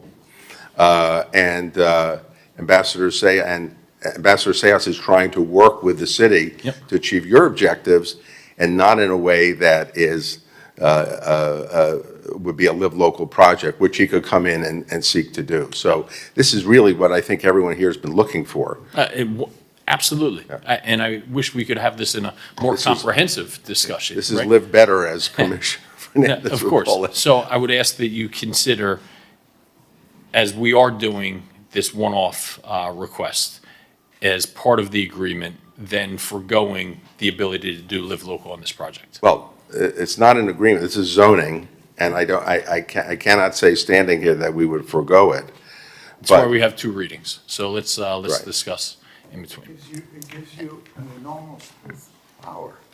I could withdraw the petition right now and go to the state and build over 20 stories. Yeah. And what I'm asking is that So, we approve but I'm this not and you doing don't it. do that. I'm not doing it. I'm coming to you because I live on the beach. I love the beach. I love that building. And I want to do something with you. But all I find is opposing and putting more and more steps. I don't have to do this. I can go to the state and bypass I'm not sure it. if that's the tack that we want to take at this. I'm actually trying to work very closely with you, and And I appreciate applauded it, and you I several appreciate times. it. But all of the demands that you're requiring, I mean, we're in a free enterprise country, you know? If I need to sell it because of my health or whatever, I'm not doing that. I built a garage, 500-car garages. I'm letting you know, Mr. Ambassador, that's not the tact that we want to take right here, okay? I am sitting here trying to protect our city, which is what I was elected to do. I appreciate very Okay? much. I was elected by our residents, one of which I believe you currently are or formerly were, to protect our city. I Right. do, and I appreciate it. I don't know if you knew that I was sitting in a place like you many years ago. You came into my office, actually, and we had this In discussion. 1980, I was elected to the school board, and I served for 8 years. As chair. as chair. And I know what it feels to be in your place and what you have to do. So I do appreciate it very much. But, you know, I see what happens in the city of Miami and other cities, how they facilitate development that are contributing to the city. I'm not a developer, but I did hire a fee developer to develop that beautiful garage, which is the nicest, and I don't know if you've ever been in it, is I have 59 cameras to secure two things, security and cleanliness. And that garage is cleaning, the stairways are clean as it could be, they're washed regularly. So I try to do things the right way. So, and this will be done exactly the same thing, and that's why I hired an important architect to show that we're proud of our property. So the history is there. And respectfully, every single thing that I've brought up here is actually to help facilitate this gets done as quickly as possible. If I may also add. Okay, last comment is, but what I'm going to ask, after you make the comment, Ambassador, I'm going to ask you and Neeson to please, we have to hear from our commissioners. I got to Understood. keep this meeting moving. And we can't keep having this dialogue unless there's a question directed. So the only thing I would say is, unlike other property owners who said, I'm going to do a live local, now let's sit and negotiate city, the only thing he's come in with is this very reasonable, appropriate plan. So he's approaching this in good faith in dealing with the city, not trying to hold the city over the barrel. I promised Commissioner Monica Mateo Salinas, Vice Mayor Dominguez, then Commissioner Bott. Debbie, Nick, could you two address the ground floor retail? My concern is that a lot of developments have ground floor retail that is very, very large and just sits empty because it's too large and no one can rent it. And I would rather see something that can be easily broken up. And is that addressed in the legislation? So it's not specifically addressed. The project does require that micromobility component, and we do anticipate some of that will be included at the ground level. That's one of the requirements in order to get the incentives, because while another thing that the ordinance is doing is it's removing the parking requirement, even though because this project is connected to an existing garage, there will be parking available for the residents.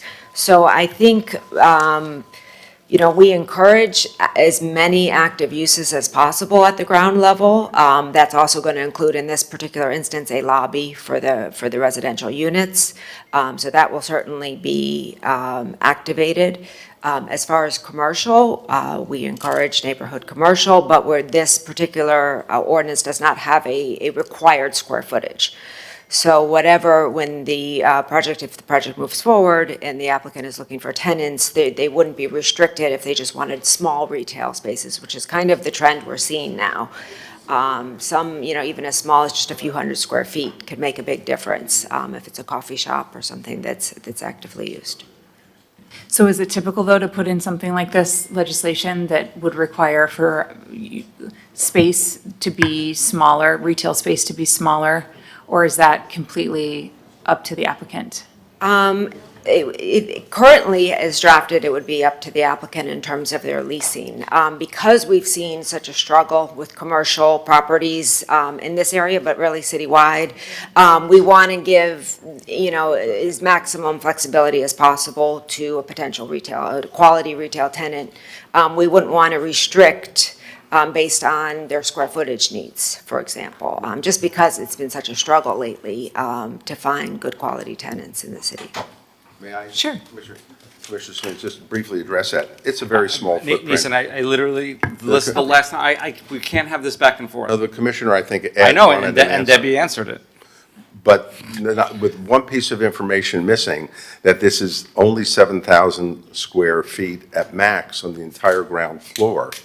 And remember, this particular building has been approved by the Historic Preservation Board, so it can't have a large retail on the ground floor. Okay, thank you. Vice Mayor Dominguez. Thank you.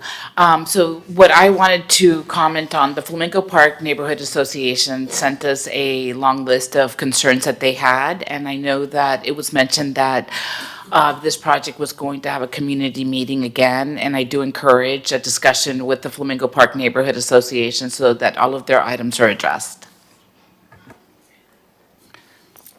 Commissioner Bott? Thank you for bringing this item. My colleagues have made excellent points, so I'm not going to reiterate them. I will bring up two items. For context, this is a part of the city that has been underwhelming, to say the least, for a long time. And I really believe that having eyes and feet on the streets there will start to transform that. I've got some items pending in the next number of months to try to do that from a few blocks down the road from you. So I'm really excited to see this come forward. Share some of the concerns, but I know we have a second reading coming up, so we can take that offline in the interest of furthering this day's agenda.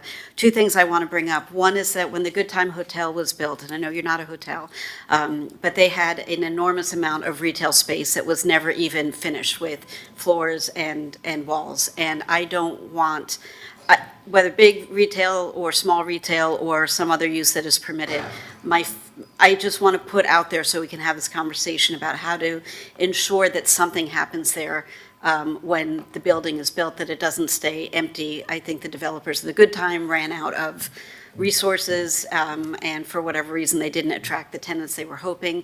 So I would like to have a conversation about how we can mitigate that so that it is easy for maybe smaller startup businesses to move into the space in a way that isn't onerous to everybody. So conversation between now and future.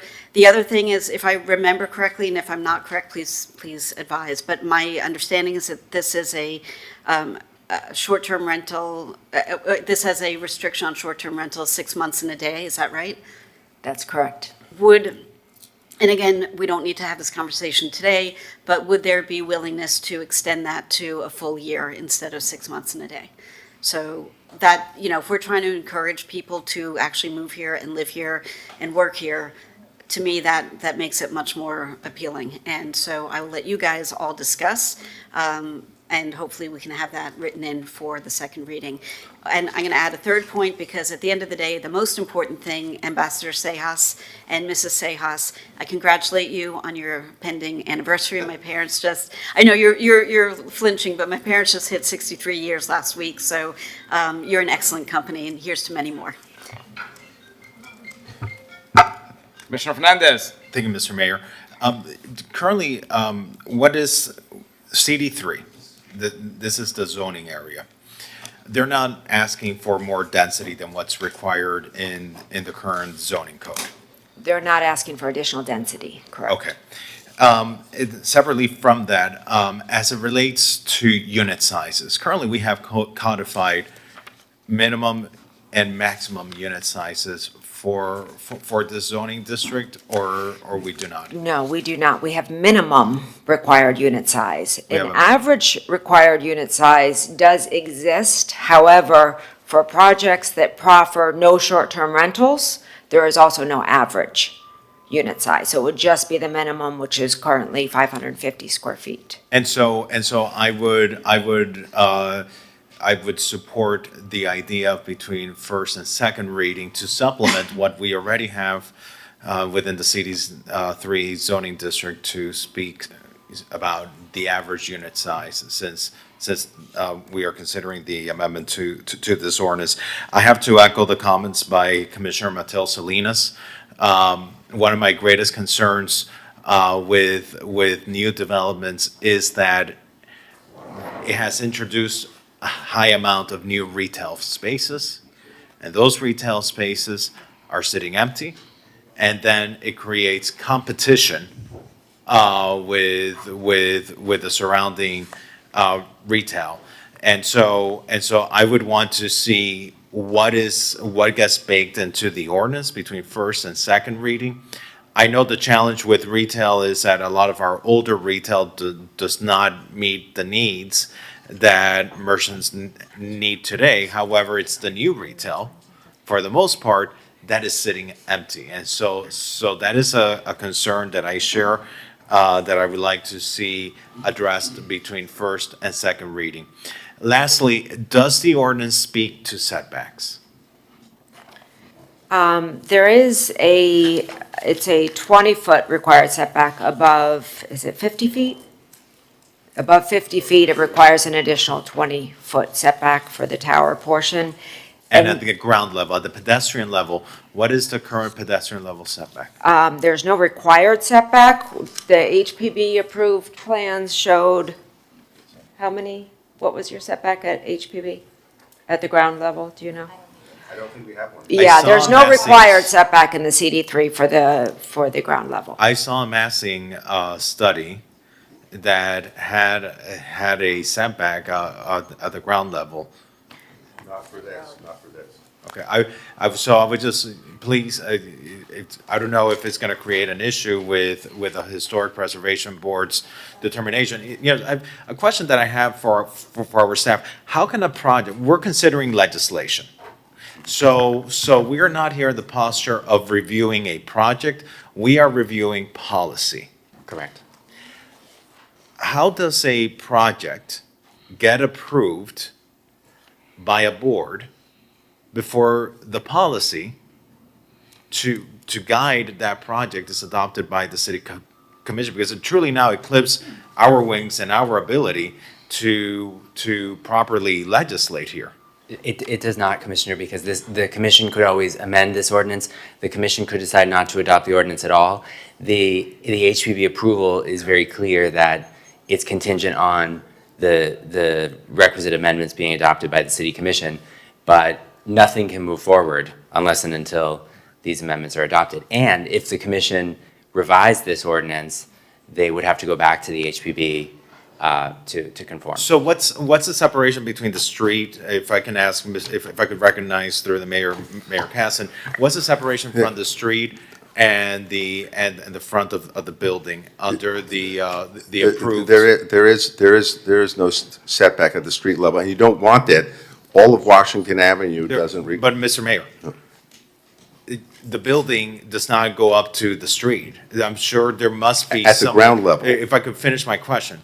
At the ground level, I am certain that the building does not go up to Washington Avenue. There's a sidewalk. Oh, well, of course, So- yeah. So what is the separation from the curb of the street? I'm thinking of pedestrianism. What is the separation under the Oh, there's a- the approved plans from the street to the building? It is, whatever the required sidewalk width is that the city has, is the sidewalk width that we will have. So if you look at the adjacent property, his 420 building, there's a wide sidewalk there. Because of course, yes, we do want to have a great pedestrian environment. But the Like, planning. for example, on 16th Street, fronting 16th Street, I see that there is a separation between landscaping and the building of 14 feet, 8 inches. That's in the massing study that was included with our agenda packet, unless I'm looking at the wrong documents. Commissioner, our setback from our property line is 0, but I believe looking at this survey that from the center line of the right-of-way until our property line, so where the sidewalk would be accommodated, it's 25 feet, I believe. 25 or 35, it's very tiny. 25 feet. So between how much again? I'm sorry? Between how much? Between the center line of the right-of-way on 16th Street and our property line, there's 25 feet. 25 feet, and so that's 25 feet, and 16th Street must be how wide, Mr. Manager? 50 feet. I'm trying just to understand the setbacks. So, Not the setbacks, but the separation from the street. right, so the right-of-way, which is the city's purview to determine how much of that is going to be street, how much is median, how much is sidewalk, is all currently laid out for Washington and 16th Street. I would guesstimate that Washington is larger than 16th Street. I believe Washington is probably close to 80 feet. Washington, 16th Street is probably a 60 or 70 foot right of way. But in either case, those sidewalks are outside of their property. Right. Their property line is the interface between the right of way and the private property is Mr. the Manager, I go-to understand line. that, I understand that, but for the pedestrian that is not They don't walking, anticipate, they right. don't know the center line of the street, and they don't know the property line. Agreed. And so what I want to make sure is that if any amendments should be contemplated between first and second reading to provide for good pedestrianism, and not just narrow pedestrianism. There's areas where you have sufficient separation between the street and the front of the building to be able to accommodate not only pedestrians, but a safe environment. People don't want to be right on top of the traffic, especially in a busy area like We want Washington good Avenue. sidewalks as well. Sorry? We want good sidewalks as well. Of course. So I just want to make sure that we have at least I would love to see a 20-foot buffer between the street and the front of the building, and maybe that's something that we can look at between first and second reading, just to make sure that, especially since we're looking in an area of our city where it's anticipated to have a transit corridor. You know, this is a major transit corridor, Washington Avenue. Eventually, it's in a plan somewhere that there's going to be dedicated bus lanes on Washington Avenue. I want to make sure that any new development of this nature in this pivotal area provides the proper separation from the street. We'd appreciate the opportunity to sit with you on that. We think, as we say, if you look at the sidewalks on the entire remainder of the block, they're very wide sidewalks on Washington Avenue. And by plan, the uses come to the street so that the street is activated. That's what's going to happen here. And so, but I'd like to, we would be happy to sit with you and show you how that works and how the city's requirements for sidewalks are more than adequate to handle, not only to handle, but to make a good pedestrian environment. Okay. Without the need for any additional building setbacks. Sure. And I appreciate this collaborative approach because the city does need this type of housing. The city needs rental housing. We don't need more condominiums, and we don't need more luxury inventory. We need this type of housing. So I'm supportive of this item in first reading. I think there's work to be done between first and second reading. I take to heart a lot of the concerns raised that need to be addressed at the community meeting from our important stakeholders at the Flamingo Park Neighborhood Association. But I feel comfortable considering a motion for the first reading of this item, and between first and second reading to incorporate the concerns that have been raised by the Neighborhood Association, by all of us at this dais today. Okay, let's, before we vote, let's hear public comment. We have some callers. Is there I don't see anyone in the anybody audience? person who wants to speak? Anyone in the audience who wishes to speak? If so, please approach the podium, make a line, and we'll call the people. Go ahead, sir. You have 2 minutes. I guess Mel Schlesser, I'm the managing partner of Jamac Development, and we also own the Lincoln Center on Lincoln Road, Euclid Avenue. This has been a long meeting, and I'm not going to be very wordy, just to tell you that I, as a residential developer, I fully support this development to bring people to Lincoln Road. It's something I know the commission has been working on with your ordinances, which I also support. So please, I see where this is going, and I think it's going in a positive direction. Whatever can be done for Mr. Sayas and his long-term marriage would be wonderful. I fully support this and ask the commission to go forward with allowing residential development on Lincoln Road. Thank you. Next, please. Good afternoon, Mayor, Commissioners, Manager, and staff. Annabelle Yopes, Lincoln Road Business Improvement Director, Executive Director. I'm here on behalf of the board to show our unequivocal support for this project on the 1600 Washington Avenue. As many of you know, this is not going to be news to you, that the city is faced with 2 major challenges, and that's traffic and housing, and market value housing. Many of the people who work in our stores and our restaurants and the hospitals don't have a place to live here, and they have to go across to Brickell, to Edgewater, to find a reasonable housing. That impacts our workforce tremendously. The reality is that we have a significant demand for market rate residential housing, but very limited supplies. For decades, our zoning on the beach has largely supported hotels, luxury condominiums, and transient uses. If we want a more balanced and sustainable city, we need to create opportunities for people to live here. And I can't think of a better place than the 1600 Washington Avenue, the intersection of Lincoln Road and Washington, the heart and the hub of Miami Beach.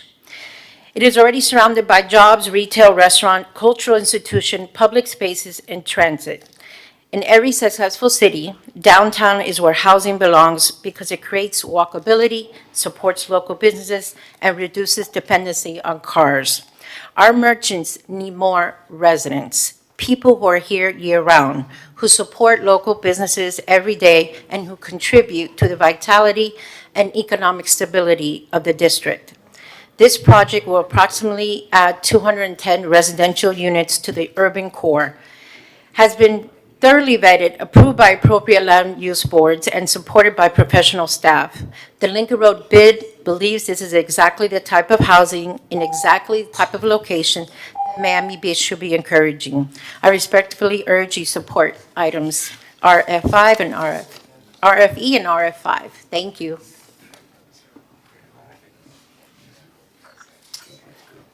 Good morning again. Miami Beach resident and commercial real estate agent.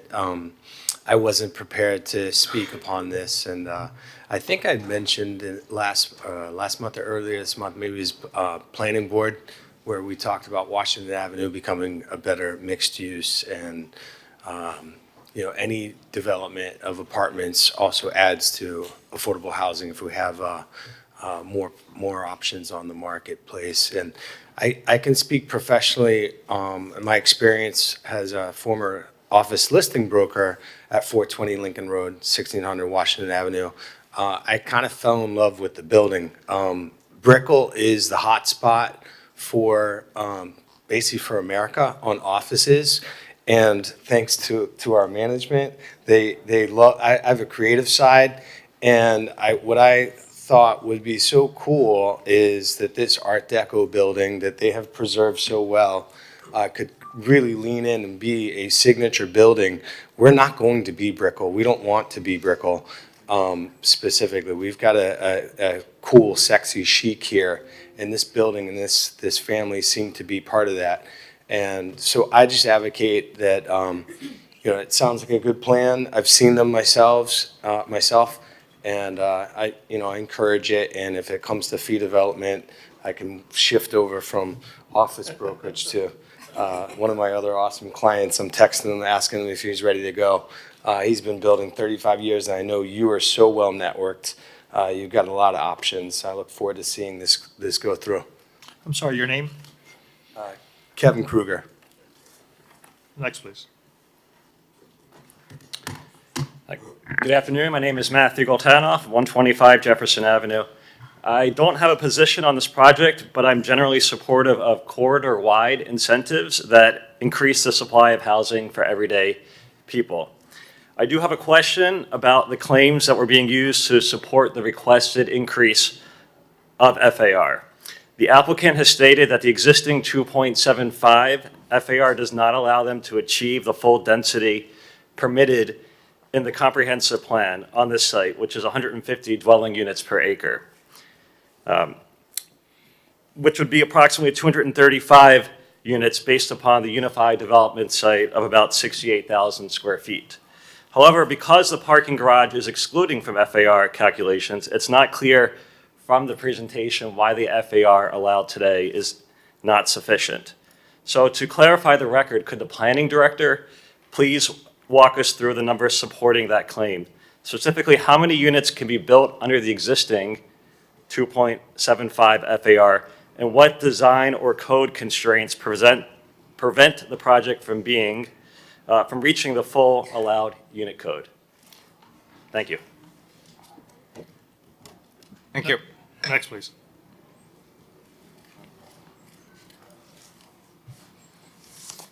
Hi, how's it going? David Hertzberg, Sterling Building.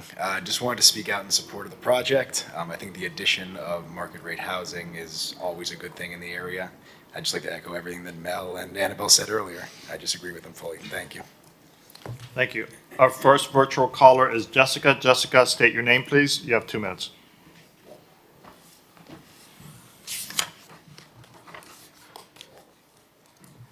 Jessica, go ahead, please.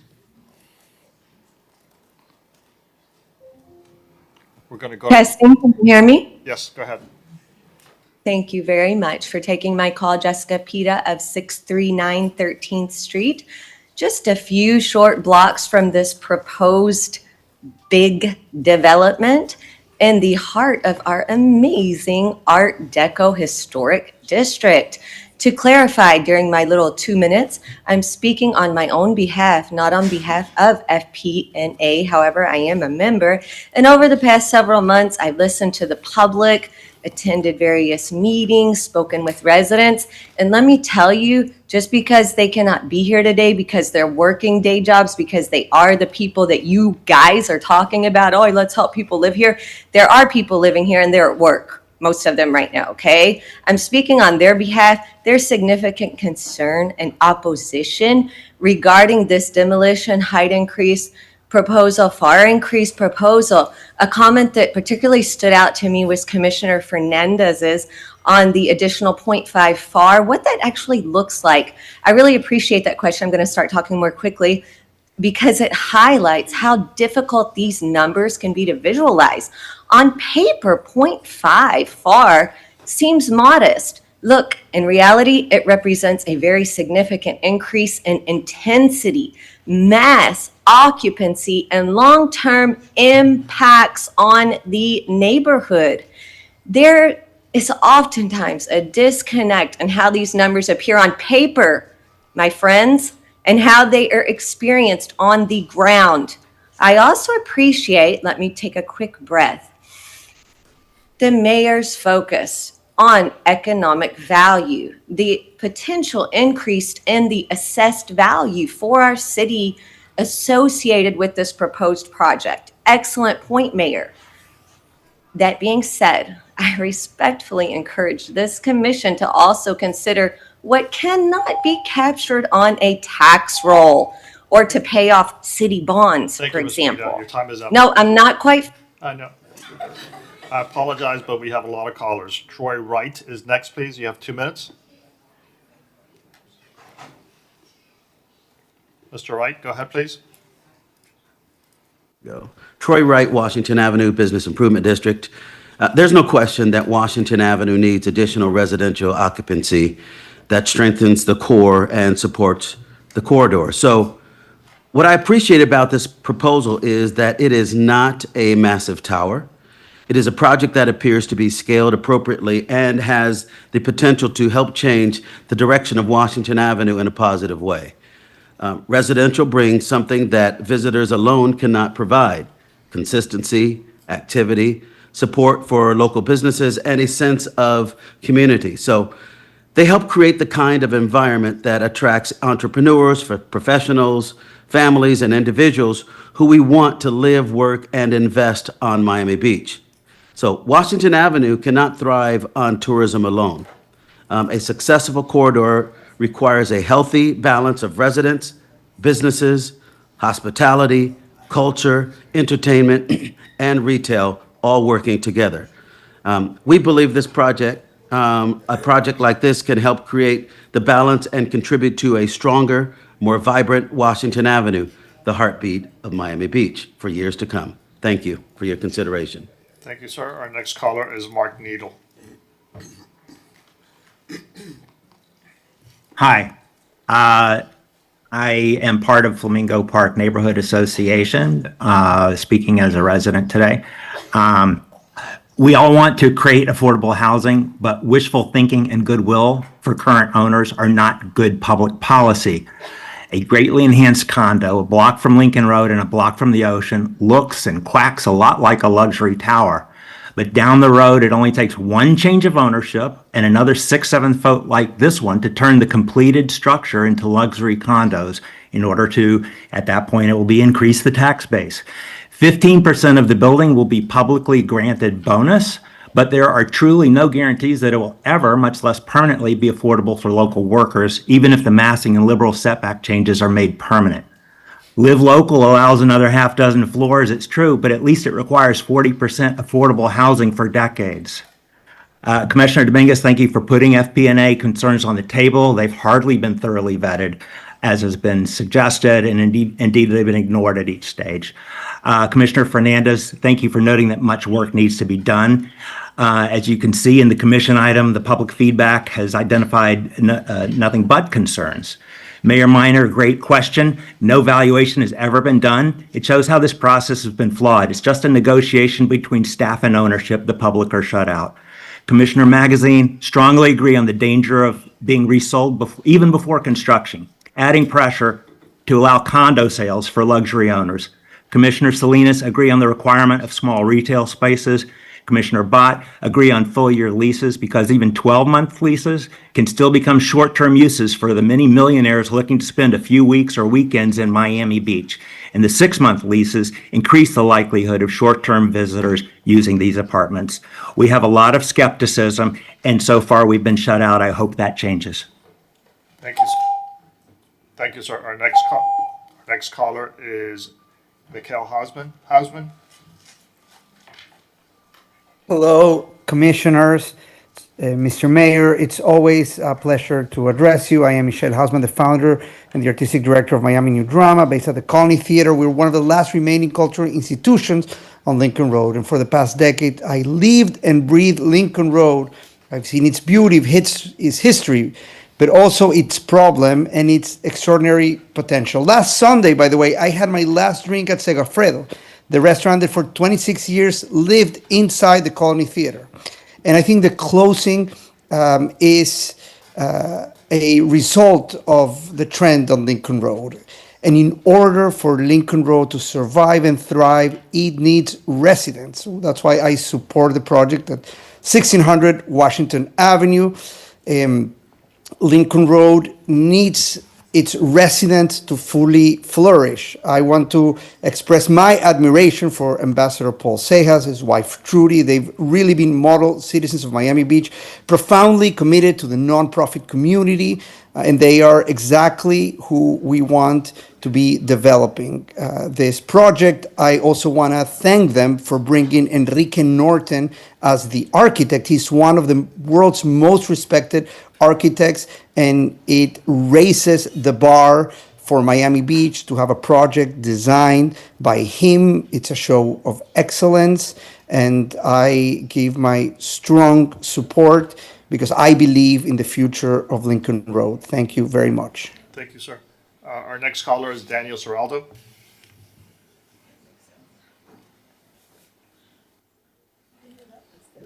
Yes, hi, Commissioners. Daniel Serraldo calling as a resident of 730 10th Street in Flamingo Park. First, I have a formal objection on the record that this item R5E is improperly noticed as being at 9:25 p.m. It's still there on the city website. I've got a screenshot if anyone wants it before it gets changed, probably very quickly. So let's please renotice R5E properly so that residents and not just real estate folks can be here listening. Second, the city charter requires FAR increase to go to voter referendum. There was a state preemption a couple of years ago, but it's not clear if it applies. But what we all know is the intent of the voters is that major decisions like this should go to them. There's nothing stopping this commission with 4 votes from sending this to the ballot in November. Let's get this project better. Let's make sure all of the community knows about it, not just the Chamber of Commerce and affiliated entities. And let's make a project that we could all be proud of. Just so everyone knows, there's already a project approved at the HPB years ago when I was director of MDPL that came forward, and it actually saved the Hohauser building on the site. This one would obliterate it. And finally, the HPB did vote improperly because they voted before you all had the opportunity to weigh in. And I was shocked to see a new member of the HPB works at a school named after the property owner. There's a lot of issues here that need better vetting, and need the public to weigh in. Thank you, Mayor Minor, for holding the line. And just for the record, R5F says 9:26 a.m. It is a companion item. Our next caller is Johan Vermeil. Hello, my name is Johan Bermeo. I live at 7441 Wayne Avenue, and I work near intersection of Washington Avenue and Lincoln Road. I support this project as someone who both lives and works in Miami Beach. I see firsthand how difficult the commute has become. Many of the people who work in this area can't afford to live here, so they spend hours commuting every day, which only adds to the traffic challenges and experience. Adding housing at 1600 Washington Avenue is a practical solution in a location where it belongs.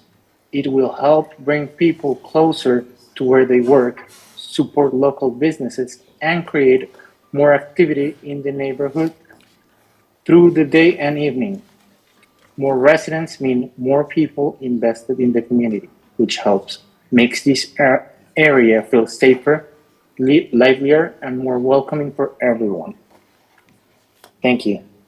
Thank you so much. Our next caller is Lyle Stern. Good morning, everyone. Mayor and Commissioners, Lyle Stern, 690 Lincoln Road. Speaking in my capacity as a resident and business owner, and not in my capacity as the chairman for the Lincoln Road bid, I think Annabelle did a spectacular job for the bid. I really want to thank Ambassador Sejas and Sharif for bringing this opportunity forward. I'm incredibly supportive of this. It significantly activates what is a dead corner. It provides needed and necessary housing for our community.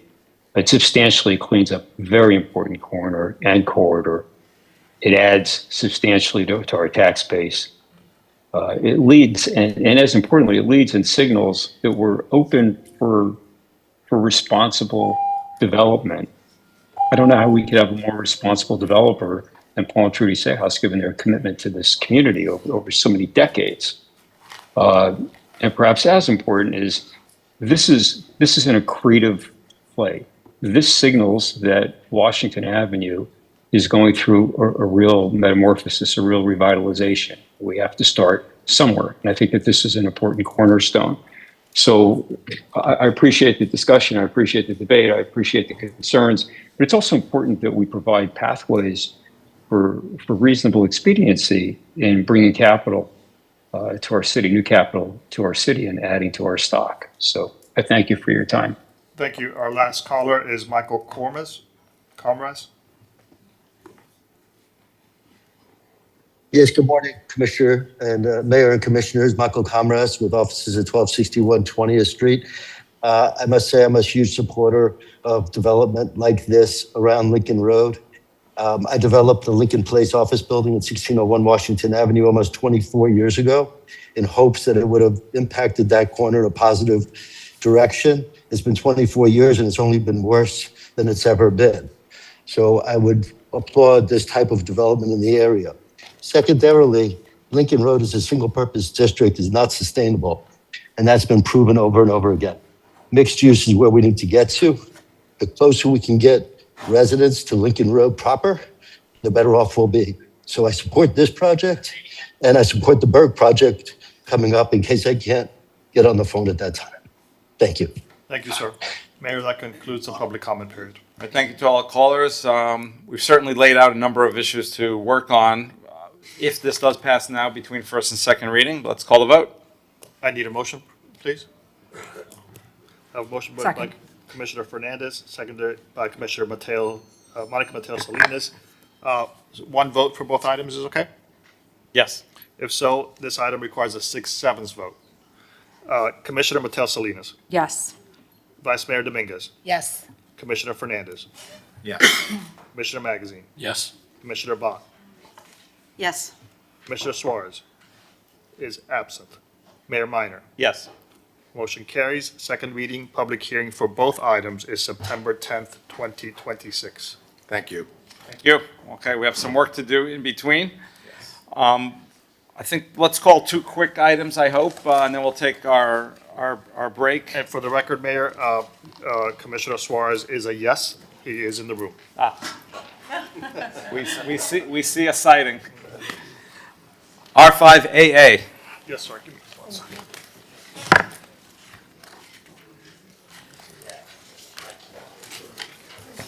R5AA is an ordinance of the mayor and city commission of the city of Miami Beach, Florida, amending chapter 70 of the Miami Beach City Code entitled Miscellaneous Offenses by amending Article 1 entitled In General by amending section 70-1.1 thereof entitled Habitual Municipal Ordinance Violation Offenders to include additional criminal municipal ordinance violations within the habitual municipal offender ordinance, providing for repealer, severability, codification, and effective date.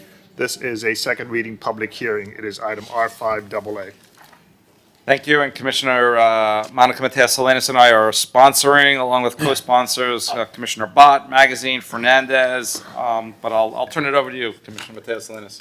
Sure, thank you, Mr. Mayor. This item really firms up our habitual misdemeanor offenses, and it shortens some timelines, so that way it's easier to keep our habitual misdemeanor offenders off our streets. And with that, I move the item. Yeah, thank you. Yeah, specifically, right now, it takes 4 convictions in a 12-month period to be labeled a habitual offender, which can increase penalties. This would be 3 offenses within a 2-year period. So certainly, we're trying to address recidivists. We've done a good job about it, but this is another good piece of legislation. So great to partner with you. Thank you. Through the chair, if I may. So the 4 offenses still applies to the existing offenses. The shorter period applies to some new offenses that were added that are quality of life violations, including smoking cannabis, urinating or defecating in public, consumption or possession of alcohol in public, conducting business on streets, and staying in parks after hours. Let's call the vote. I have a motion. Mayor, you're seconded? Sure.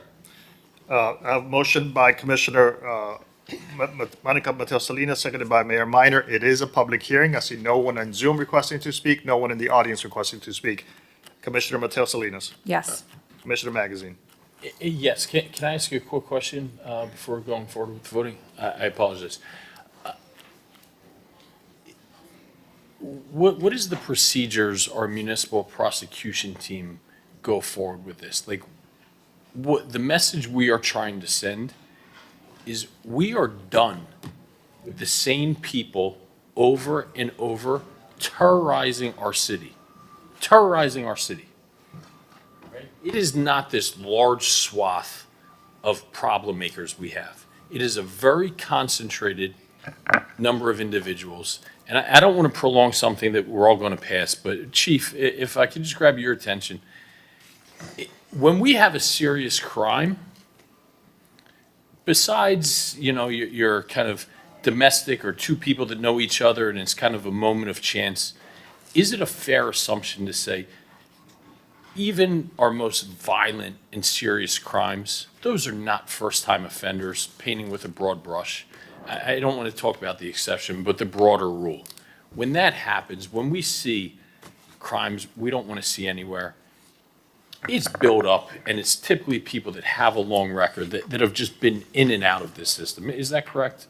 Good afternoon, Wayne Jones, Police Chief. Commissioner, that's absolutely correct. I mean, it's been our experience anecdotally, and I don't have empirical data with me to share with you today, but anecdotally has been our experience that oftentimes folks who engage in various crimes throughout the city are multiple offenders, sometimes even offending across the country in multiple states. Time after time, you know, just this year alone, in the arrests we've made of folks, you'll find that have, in some cases, dozens of arrests, dozens here in our region, Florida in and of itself, and across the country as well. Thank you, Chief. And I'll just wrap it up and get back to the vote. Clarifying with our municipal prosecution team, I'd like to spend more time working or speaking with you all. You are receiving a clear message from the city. We are done with this. We want to protect our residents, protect our visitors, protect our tourists, protect our city. We don't want these plea deals down, if that's happening, just to get casework off of the plate or things like that. It's what I see on social media. I don't know the merits of it, so I want to discuss with that more. But I do want to highlight, you are seeing a clear, unified message about the direction that we want to take up here. So thank you for the work that you all do. I'm putting that out there, like I said, perhaps unfairly. I don't have data to back that up, just seeing some people in the know, what they comment, that while we do have, high rates, a lot of it is just kind of plea bargaining downwards. Don't have to get into the back and forth about that right now in public. We're going to take the vote. I just wanted to recognize that you have a clear message that we are done with this, and it's not just about managing caseload. It's about getting these people that are terrorizing our community times off of our streets. And thank you, Commissioner. If I could piggyback on that, I mean, it's one of the things, and I have a meeting with the prosecution team next week, sort of let us know if there's more we can do. For example, early on, this is when we didn't have the robust team that we have now. We weren't prosecuting. I put on legislation basically requiring our prosecution, if the judge dismisses it, we would appeal. And that worked because they tested us once or twice, but ultimately realized we were serious. When I first brought that legislation, I was told internally, like, it's a balancing act because we face these judges all the time. We don't want them to be upset at our lawyers. I said, perfect. I'll put on legislation that can be upset at me and the rest of our commission, right? We'll take it out of your hands. So if there's anything like that, we're willing. I think all of us collectively ready, willing, and able to bear the brunt of that. And whether it be, right now, thankfully this is not happening. But when that bail reform was initially proposed, and I had exposed it, and then I worked closely. Commissioner Fernandez was also instrumental in that. This is several years ago. A lot of you weren't even on the dais at the time when this was happening. So, and we're still fighting because some of these, unfortunately, there was an individual who was arrested, 87 prior arrests. That's crazy. 87 prior arrests. I actually publicly exposed it, put it on my social media, outlining every date this man was arrested and the crime he committed. I get a call about a week later that he was arrested again. I'm like, how is it possible? And then he was actually dismissed because they said he actually was erroneously arrested. So I'm not questioning that. If a person is erroneously arrested, but I called the state attorney myself, the state attorney's office, and I speak to them a lot. And I'm like, I don't even care that he was erroneously arrested. Fine. But it seems like he's always in the middle of trouble. But why was he on the street in the first place? He committed a serious crime in our city. 87th arrest. And he was out on our streets. This is the type of stuff. And now I'm not blaming you. Our municipal prosecution team only handles misdemeanors. The state attorney handles the felonies. But this is the type of work that gets maddening. And but this is good legislation to try to make an impact, but there's so much work more to do because there are too many people, like you say, terrorizing our city and recidivists that should not be on our streets. Call the vote? Yes, sir. We have Commissioner Mateo Salinas as a yes, Commissioner Magazine. Yes. Commissioner Bott. Yes. Commissioner Suarez is a yes, Commissioner Fernandez. Yes. Vice Mayor Dominguez. Yes. Mayor Minor. Yes. Motion carries. R5AA is approved. And again, there was no one requesting to speak in the audience or in Zoom. One last item before lunch. It's not even it's a working lunch break. I'll announce that in a minute. R50. R50 is an order to the mayor and city commission of the city of Miami Beach, Florida, amending chapter 2 of the code of the city of Miami Beach entitled Administration by amending article 2 entitled City Commission by amending section 2-18 entitled Stop the Pause Policy to establish minimum voting thresholds for city commission relating to specified projects at advanced stages of completion having an estimated construction cost above a stated threshold and providing for repealer, severability, codification, and an effective date. This is second reading public hearing. It is item R50. Commissioner Fernandez. Thank you, Mr. Mayor. This is an item I've been working closely with the Office of the Inspector General on, and as well as several of our committees. Back in 2025, this city commission adopted the original Stop the Pause ordinance, which requires a supermajority vote to impede, to amend, to cancel a CIP project costing over $1 million. And the reason why we did that was because we would spend staff resources, time invest in designers and engineers, getting a project to a point of it being shovel-ready, and then all of a sudden, we pull the plug on the project, and we end up losing the millions of dollars that we have invested into those projects. At the time, the original Stop the Pause ordinance legislation focused on issues like stormwater systems, water and sewer upgrades, fire flow improvements. The expansion that we have before us today expands the coverage of the ordinance to include all capital projects that have value over $1 million.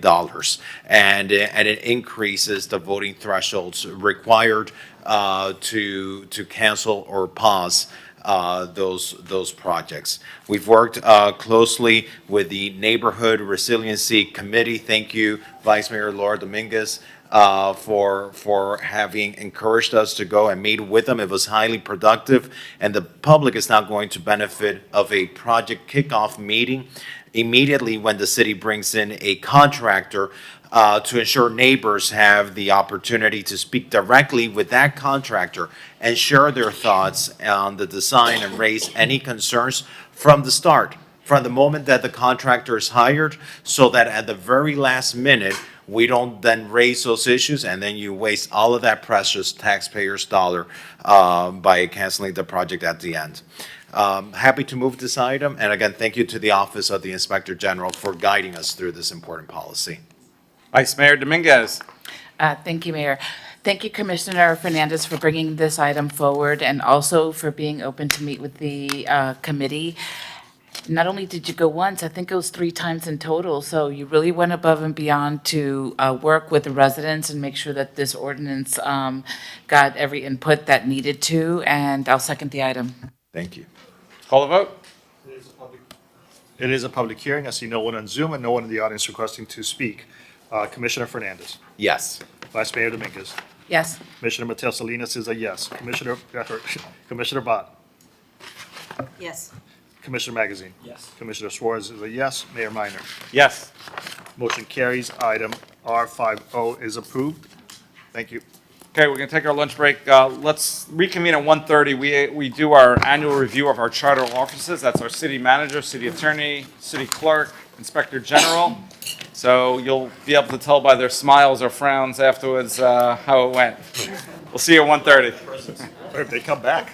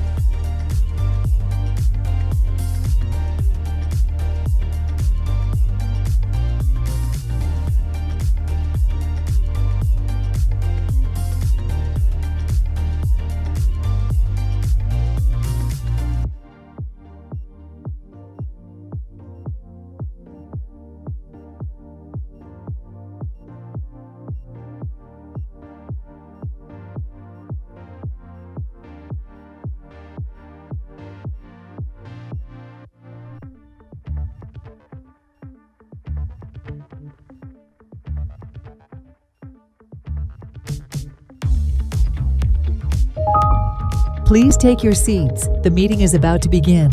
Remember to speak into the microphone, as this meeting is being recorded for public record. Please stand by. We are going on air in 5, 4, 3, 2, 1. Okay, welcome back for our afternoon session of the commission meeting. We, as I mentioned, as we took a break, we were doing the annual review of our chartered officer, city manager, city attorney, city clerk, and our inspector general, which we're going to continue in July. Lots to talk about. So you can try to determine from their faces how they feel. But it was a good discussion, robust discussion on moving our city forward to even greater heights. Let's call, we have Sutnick, Aaron, if anybody is here to speak. Yes. So approach the podium, state your name. You have 2 minutes, sir. Good afternoon. My name is Jeff Weinberger from Miami 33162. Can I adjust this a little bit? Okay. Until about 60 years ago, Miami Beach was notorious for being a sundown town. That ended because the Jim Crow times were changing. But now, 60 years later, Miami Beach is once again a sundown town. Except the terms are different because today sundown is 24/7 and the color of your skin doesn't matter. If you're caught outdoors trying to do what we all need to do, namely sleep, you go to jail. I've done homeless solidarity work for over 15 years. I've pushed back on numerous homeless criminalization laws, and my work has led to successful lawsuits against cities in South Florida and beyond over unconstitutional panhandling bans and the trashing of homeless people's property. In all that time, I've never seen a city enforce a municipal ordinance with such sadistic zeal as Miami Beach is doing with the enforcement of its camping ban. Around 800 arrests in 2025, as reported by Aaron Leibowitz in the Miami Herald a few months ago, a slower pace, but still well over 100 arrests in 2026. The numbers are astonishing. Those 800 arrests comprised nearly half of all arrests in the city last year. I've taken the analysis further. The cost of incarcerating homeless people last year, looking at actual days in jail for people arrested by your police, was over $3 million. You don't pay that. We Miami-Dade taxpayers from Florida City to Miami Gardens pay it. And I'm quite certain we don't want our money spent over a policy that's purely punitive and does nothing toward ending homelessness. For $3 million, we could have housed well over the entire homeless population of Miami Beach for a full year in $2,000 a month apartments. That's how we need our tax dollars spent, not jailing people who are barely surviving on these very mean streets. End the regime of incarceration. Thank you. Is there anyone else who wishes to address the commission? Seeing none, we're going to go to Zoom. And thank you for coming in. Obviously, I think myself and the rest of our commission have a very different take. And it is, by the way, I've actually been on with the police. Not often. I don't try to get involved with them, but I happened to be with them one time when they did have to make an arrest. And I could tell you, the person had a warrant out for them. I could tell you I got emotional about it. I started tearing up. It's not something that we relish doing. But we also offer a lot of help. We spend, you mentioned numbers about money, but we also spend millions of dollars to help homeless and with shelter and rehabilitation programs, even employment programs. But ultimately, sleeping in the public does impact our residents, impacts our businesses. And homeless is a catch-all term. It's not a fair term, actually, because there's homeless people who are really down on their luck, and there's people who are really part of the criminal element. But it gets thrown into this catch-all term. But ultimately, I think as a city, we're doing quite well. And we, for the various reasons, with the help we provide and the enforcement. And so I appreciate your comments, but I don't think you're going to see a change here. I think we're doing it right. You don't help anyone by arresting them. Thank you, sir. Our first virtual caller is Helena Crystal.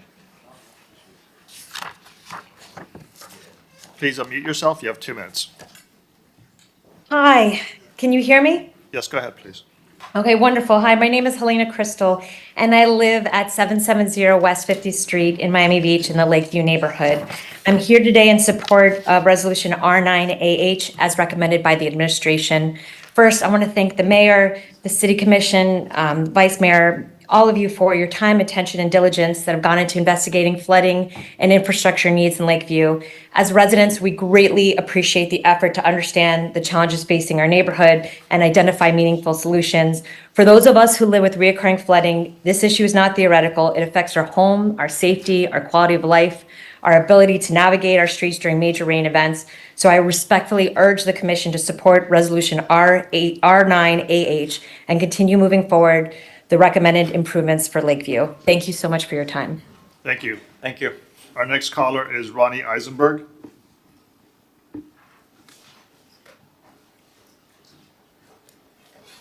Hi, good afternoon, and thank you for allowing me to call in. I truly appreciate it.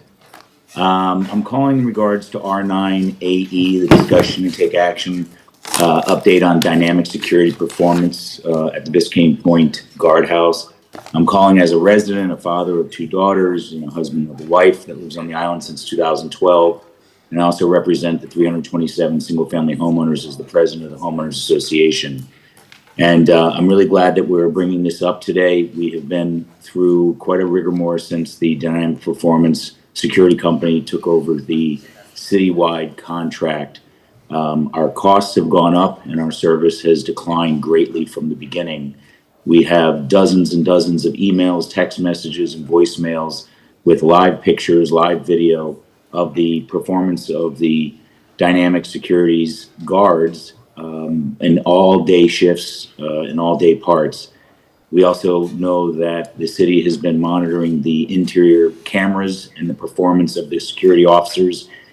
As recent as today, twice I went in and out of the island, either standing or opening up the sliding glass doors, realizing it's very warm, but that they just push the button and allow the cars to come in. So it's going on as of just 30 minutes ago, and it's been going on since the day they took over the contract and replaced 5 of our security officers that we actually took part in training, and they were magnificent with the prior security company. But they were the first 5 to go, and they've been replaced with definitely substandard, untrained guards that have taken all the different shifts, including the roving security officer who dozens of reports from our residents that they park and they don't move around. The prior company, they actually had to log in and check in every 15 minutes. They knew where the cars were, and it seems like this company does not have any kind of guidelines for their roving vehicle. I've spoken to the owner of the company. This company is very reactive and not proactive. And as the front guard gate that protects these homeowners, we should be reactive. So I appreciate you all bringing this to the agenda today, and I look forward to listening in. Thank you, sir. Our next caller is Spencer Roberts. You have 2 minutes. Go ahead, sir. Hi, I'd just like to thank the commission for standing on the right side of history and passing the shark fishing ban despite the state's intervention. You didn't do anything wrong. There was so many cities that had already passed these bans. FWC had respected this local authority for 18 years and sort of decided to change its mind now. But we're seeing other states like Hawaii, New York, Massachusetts, California taking steps to rein in this out of control trend of hunting these endangered species for selfies. And I just want to thank you. We're going to be trying to address this at the state level in spite of everything and all the turmoil. Sorry that it's become such a political issue. I'm sure you've received all sorts of nasty emails and comments, but I just wanted to say thanks. Thank you. Our next caller has a screen name of Zoom user. Please identify yourself, state your name, address, and you have 2 minutes. Hi, my name is Mark Lemkel. I am a resident of South of Fifth and have been so for over 30 years. I'm calling in support of Resolution 5 in regards to granting a grace period or zone extending from the perimeter of the dog park for unleashed animals. I myself have a dog, has never had a problem, nor have I seen any other animals with issues in the park, aside from a little, argument between two dogs. And I think that, dogs sometimes have a tendency to get out and chase a squirrel, what have you, or this or that, or raise another dog, and any type of severe financial ticket or fee is unreasonable. And I am in support of Resolution 5. Thank you. Our last caller is Elba Machado.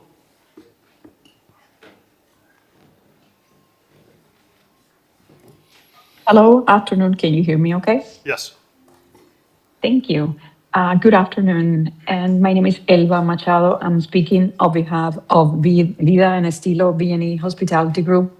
And we are speaking in support of item R5C, which is the Alton City Center overlay.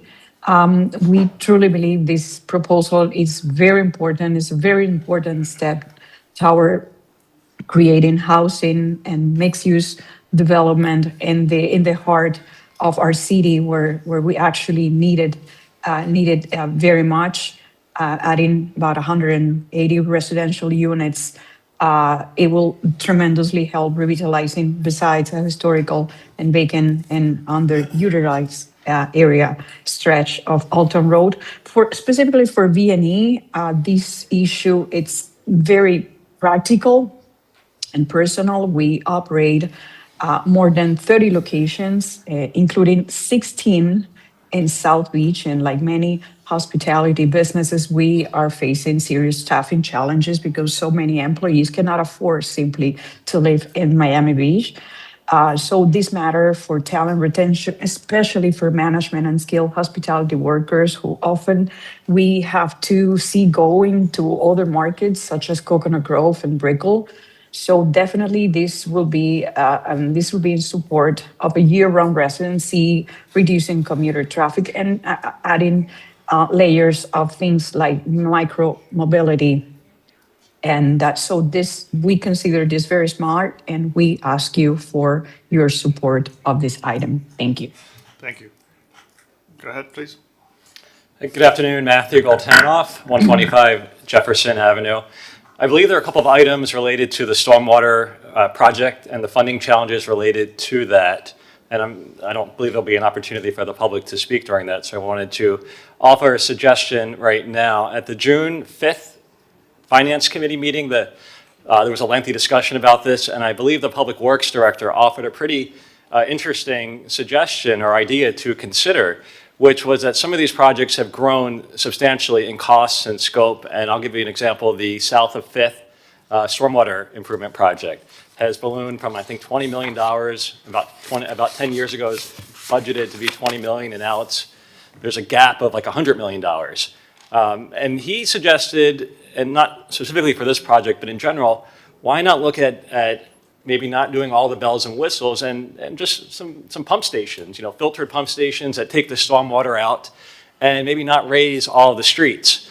And I know there are some special interests trying to push this project as fast as possible in the south of 5th neighborhood, but if we really want to see some meaningful change and some meaningful improvement when we have heavy rain events in the south of 5th, maybe perhaps it's not raising all the streets down there. Maybe it's as simple as the 80-20 rule. We'll get 80% of the benefit, and we'll save significant amount of money, and maybe just do the pump station part to it. So I wanted to plant that seed in your mind when that debate comes up today. Thank you. Thank you. Our last virtual caller is Keith. Please state your name and address, please. Yeah, Keith Marks, calling for myself, 50 South Point Drive. To add on to that, yes, there was a very good discussion in FERC in which they did talk about doing just South Point 1 and 2, west, north, picking certain items out. But the other thing that was mentioned and got canceled and moved to AH from AD was the discussion of taking those critical projects and doing them with revenue bonds, and then moving the rest to a GO bond, which may or may not pass. We need certainty, and the GO bond methodology is flawed in that it's against raising property taxes. In the same time, the Florida is voting to lower property taxes with the homestead exemption. You've got just a few months to communicate this GO bond, market it. It's not going to pass. It's fool's gold, and at least pass revenue bonds against stormwater fund for things like the first phase of First Street project, just like Matthew had mentioned. It's the funding mechanism that's flawed in Mr. Suarez's and Alex's proposal to put it all on the voters when this can be voted on by the commission. Thank you. Thank you. That concludes subject, Mayor. Okay.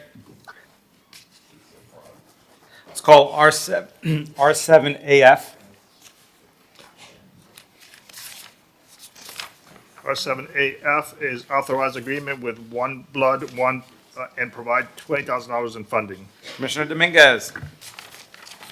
Thank you, Mayor. So at a recent meeting that I had with Chief Digna and other members of her team, they stressed the importance of having One Blood for having life safety measures available within the fire department, and I'll let Chief Digna give you more information. Thank you, Commissioner. Good afternoon, Mayor, Commissioners, City Manager, City Clerk, staff. So I stand before you to ask you one more time to support us on another initiative for our department. We'll be the first in Miami-Dade County, and it's less than 2% of the entire state of Florida, and that is placing whole blood on our frontline rescue units. So since December, we've ran 115 trauma calls, of which approximately 10 or 15 could have been administered some whole blood. So the difference between whole blood and saline is that saline doesn't transport oxygen to your cells, to your, main organs in your system, and it also doesn't clot. So to be able to have this extraordinary piece of equipment for our trauma patient is next to none. As you know, this commission doesn't wait to set the standard. We lead the standard, we lead the way. We'll be the first in Miami-Dade County. Again, less than 2% of all the state of Florida. And many of you have said throughout, the mayor has said his goal is to make Miami Beach the best city in America. Ms. Dominguez, I thank you very much for helping us lead the effort in this initiative, and to Mr. Dopico's staff, working with us for the last 6 months, going back and forth and making sure that we have an ironclad contract. I asked that we, the $20,000 is going to get us 10 units in our rescue trucks. It's, there's no cost to life, but at least we'll be able to save someone, because right now they have to wait to get to the hospital in order to have a transfusion administered. And we're trying to work on another project with the hospital that before the blood expires or anything, that we're able to swap it out so at least it doesn't expire. Thank you. I move the item. Thank you, Chief. Awesome. Thank you. Thank you, Vice Mayor If Dominguez. anything, our medical director is also online if, you need a few words. Awesome. Yeah, I think you got it. Thank you, sir. Let's call the vote. I have a motion by Commissioner Dominguez, seconded by Commissioner Fernandez. All in favor, please say aye. Aye. Anyone opposed? Hearing none, the item is approved 6-0. With Commissioner Suarez out. Let's call one other quick item. I believe R5M.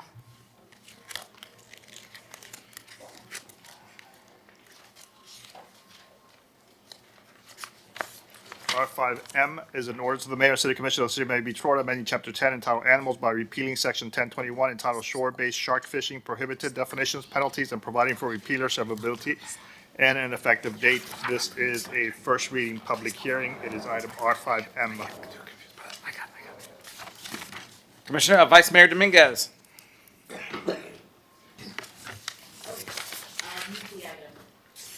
I'll move the item. I'll second. I have a motion by Commissioner Dominguez, seconded by the mayor. It is a public hearing. I see no one on Zoom and no one in the audience requesting to speak. Commissioners, This is just Rick, this is to comply with state law. That is correct. Let's call the vote. Commissioner Suarez is absent. Commissioner Bott. Yes. Commissioner Fernandez. Yes. Commissioner Mateo Salinas. Yes. Commissioner Magazine. Yes. Vice Mayor Dominguez. Yes. Mayor Minor. Yes. Motion carries. Second reading, public hearing scheduled for July 22nd. That was item R5M. R7A. R7A is a public hearing. Approve Amendment 1, Rivani LLC lease, 1691 Michigan Avenue. It requires a 5/7 vote. R7A. Commissioner Magazine. Yeah, thank you, Mr. Mayor. Item I'm excited about, we talked about earlier today, transforming this area into a vibrant, walkable, mixed-use district. One of the things that has really helped us chart a different path forward, away from the anything goes nightlife and partying image that so often was synonymous with Miami Beach, is attracting businesses here. We are building a real economy. And sometimes what gets lost in that is it's not just these high-level office buildings and things like that, but what was for so long missing in Miami as a region and Miami Beach is opportunity, right? Opportunity for the everyday people. When I moved to New York City right out of college, I believed I could be anything, right? There were opportunities there. It's romanticized in songs. You can make it in New York City, you can make it anywhere. That was not always the case with Miami Beach and Miami in general. For so often, we were a city and a region where the haves could move here and have a great life, or people could move here without much opportunity for upward mobility. And I'm proud of our city commission for helping further that charge. And Commissioner Dominguez, it was actually Commissioner Samuelian that was one of the original champions of economic development and office overlay incentives that really helped set that path in motion, that I'm proud to help carry the torch on with this. For this particular property and item, we have a piece of property that is on city land. Ozzy, maybe I'll kick it over to you for the specifics, but I'll just talk high level. Full disclosure, the applicant here and the property owner is a very good friend of mine. I was not involved in negotiating a single item of any of the terms. That was all done by city staff. There's nothing that would not allow me to act impartially or fairly for this. So these terms were all negotiated from city staff. This allows our city, for a city-owned asset, to receive a $50 million investment from the property owner that he's only able to make if he has longer time on his lease extension to essentially make that money back. But it's a city-owned asset that we will ultimately inherit. But what's more important than that is what we get in the interim, right? Right now, we have a lease agreement in place that gives us a gross percentage of rent that is received from the building. The property owner, when he bought the property several years ago, was about 30% occupied.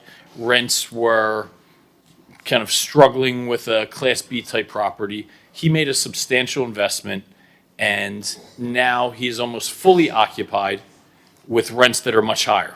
So we sit around and say, well, why do we care about that? Well, we actually receive a percentage of rent. So we have a vested interest, the city, in that building performing well, which becomes even more important perhaps in November when homestead property taxes are going to be on the ballot. It becomes even more critical that Miami Beach and other cities and municipalities in Florida diversify their revenue streams and receive substantial and increasing revenues from commercial properties that this project does.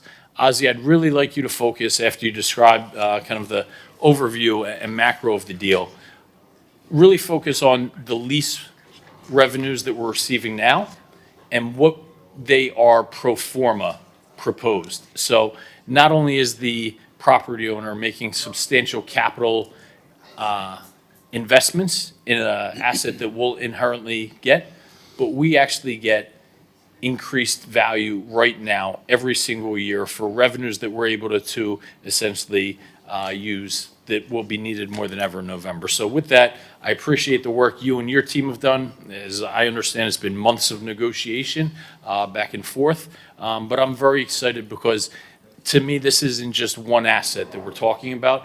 This really marks the new page that we're turning in Miami Beach. Thank you, Commissioner. Ozzie Dominguez, Division Director of Asset Management for City of Miami Beach. Good afternoon. Sorry.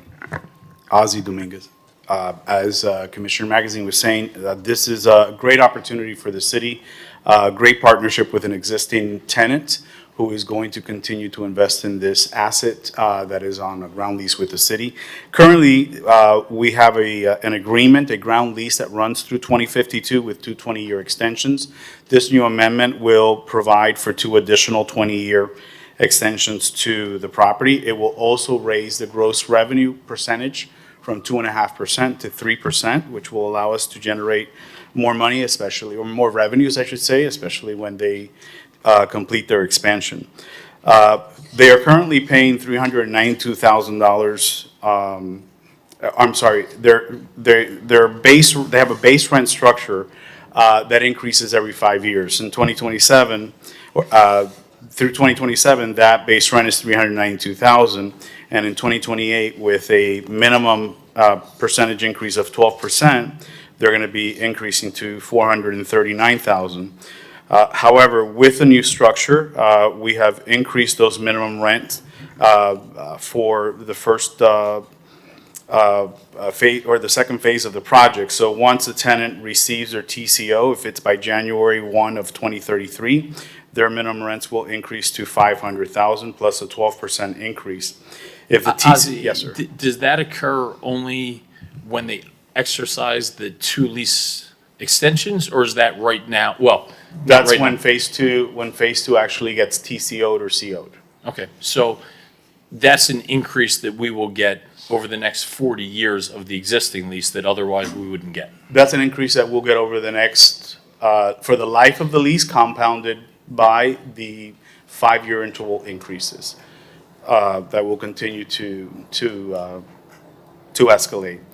In addition to that, if the TCO is not received or is not achieved by between January 1, 2033 and December 31, 2033, then the minimum rents are going to increase to $515,000. The reason that we work that in there is because we want to keep the tenant motivated to get this project done. And if there is a delay and causes us any loss of potential gross revenue, percentage gross revenue, we want to be able to capitalize on that as well. So the city's not out and the tenant remains motivated. They feel extremely positive that they are going to meet every benchmark, and we've set several benchmarks to make sure that they don't fall behind, that they stay motivated in getting the project not only permitted and TCO'd, but open and operating. So at the end of the day, by 2033, their base minimum rents will have increased to $575,000 plus the 12% escalations that correspond for those years. In addition to that, the tenant has agreed to $1.3 million in additional public benefits for the city. There's $600,000 that will be contributed to the Lincoln Road Master Plan. There's $100,000 that will be for programs for Tipsters for human trafficking, $50,000 for Miami Beach Sister Cities, $250,000 for general programs.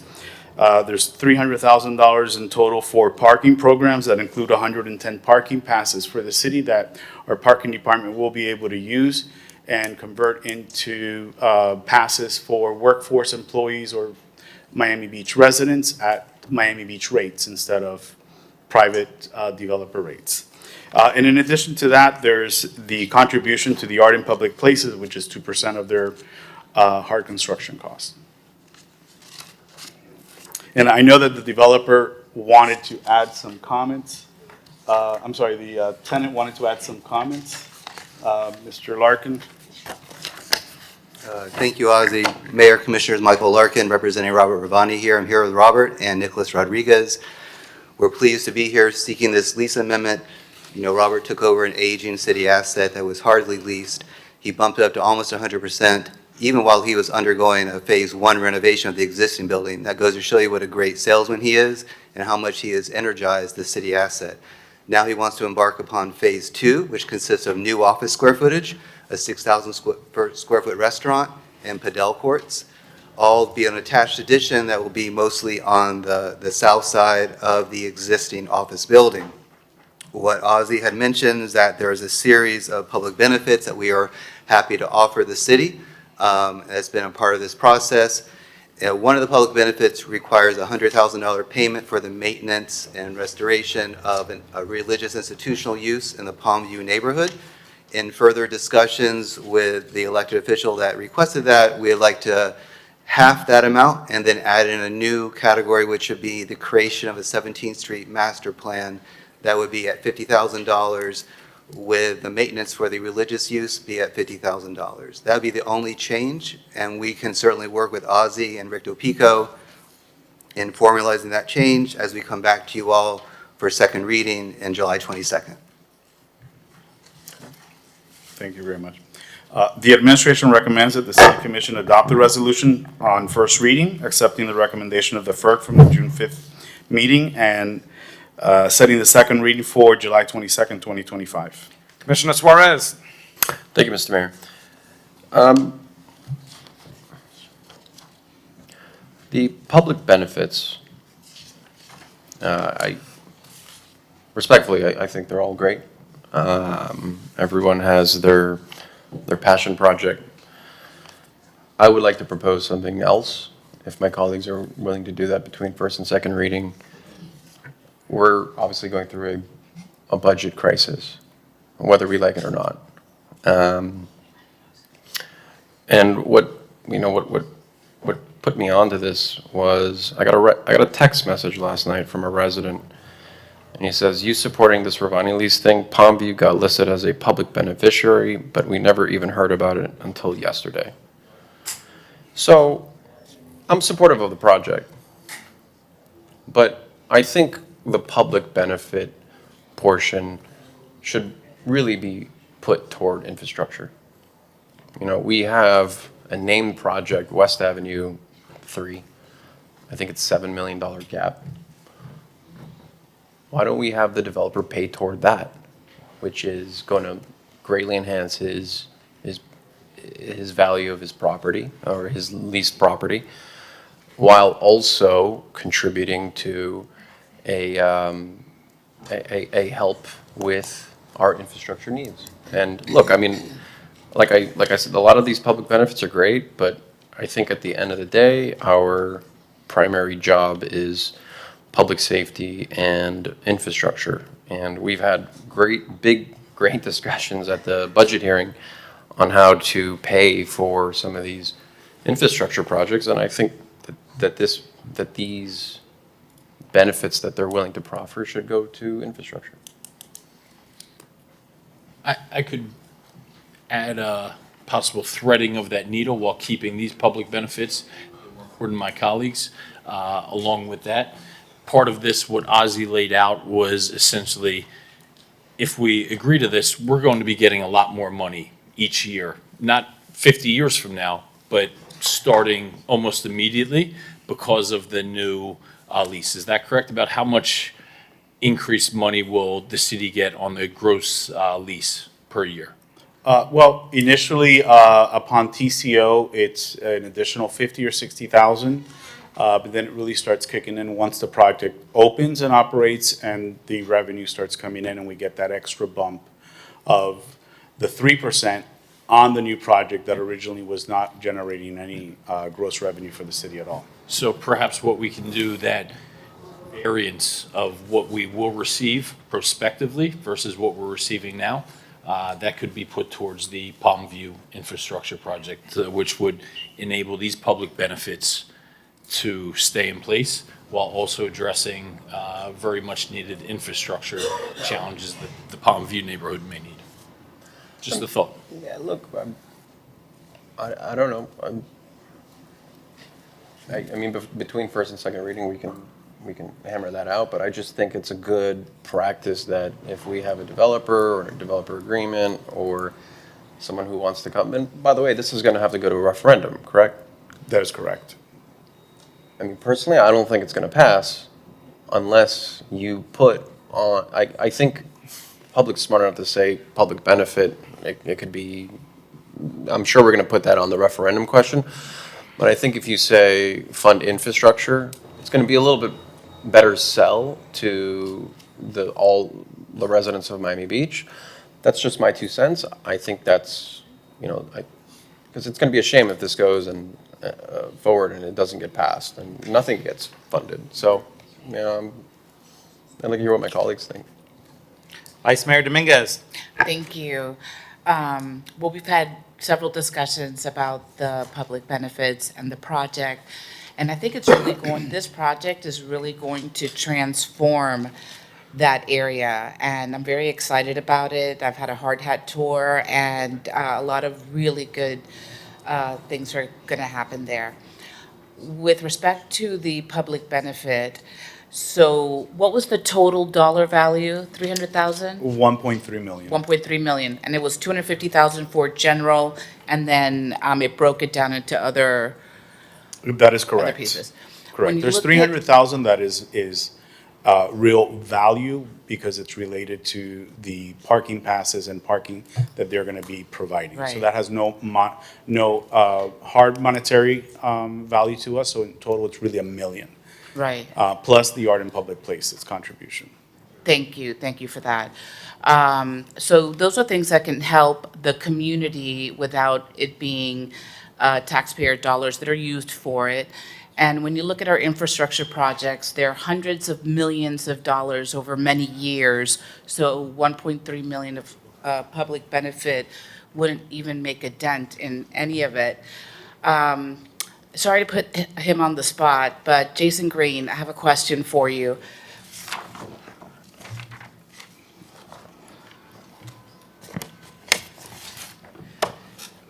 So I've heard several times that we're in a budget crisis, and I don't feel that we are.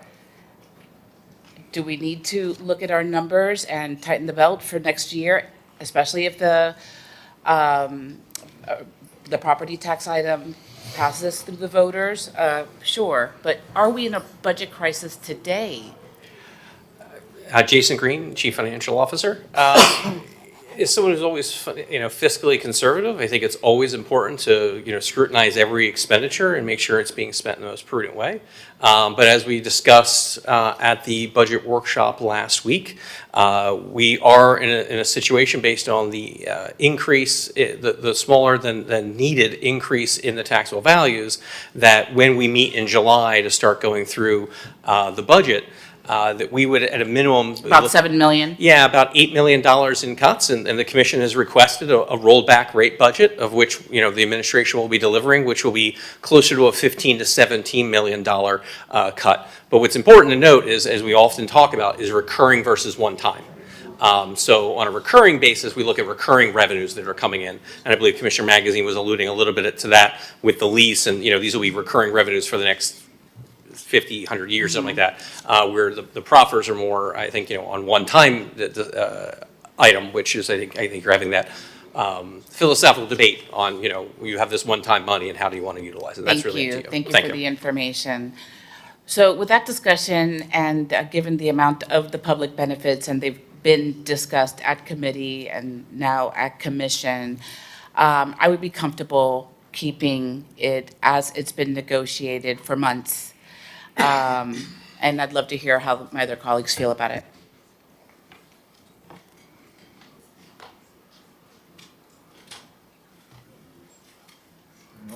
Let's bring it home.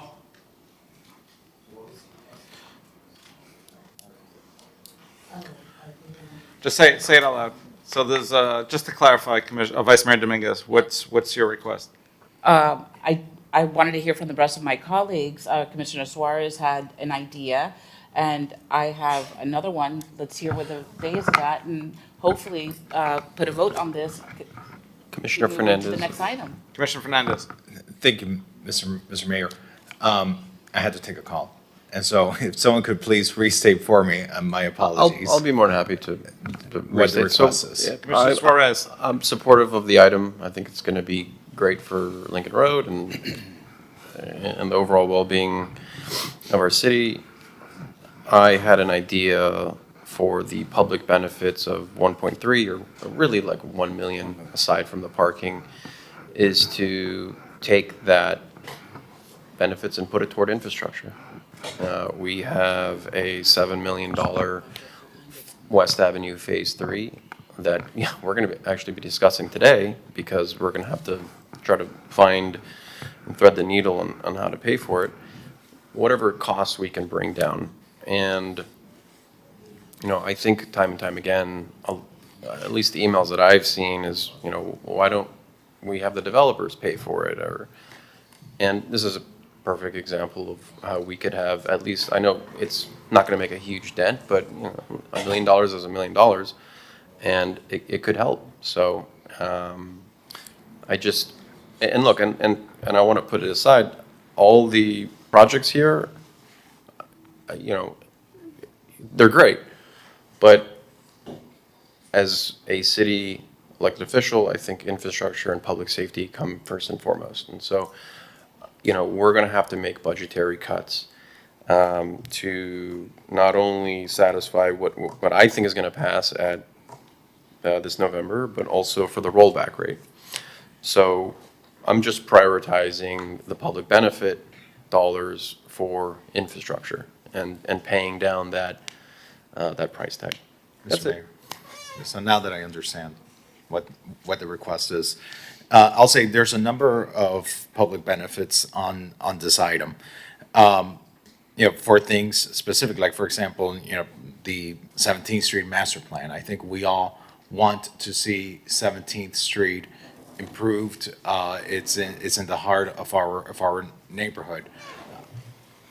We all want, for example, there is the Cuban Hebrew congregation there that I have heard for a long time from the neighbors of that area, the lack of maintenance, because it's an aging congregation and they just don't have the membership and the revenues to maintain the property itself. We have opportunities to do direct improvements to the neighborhood.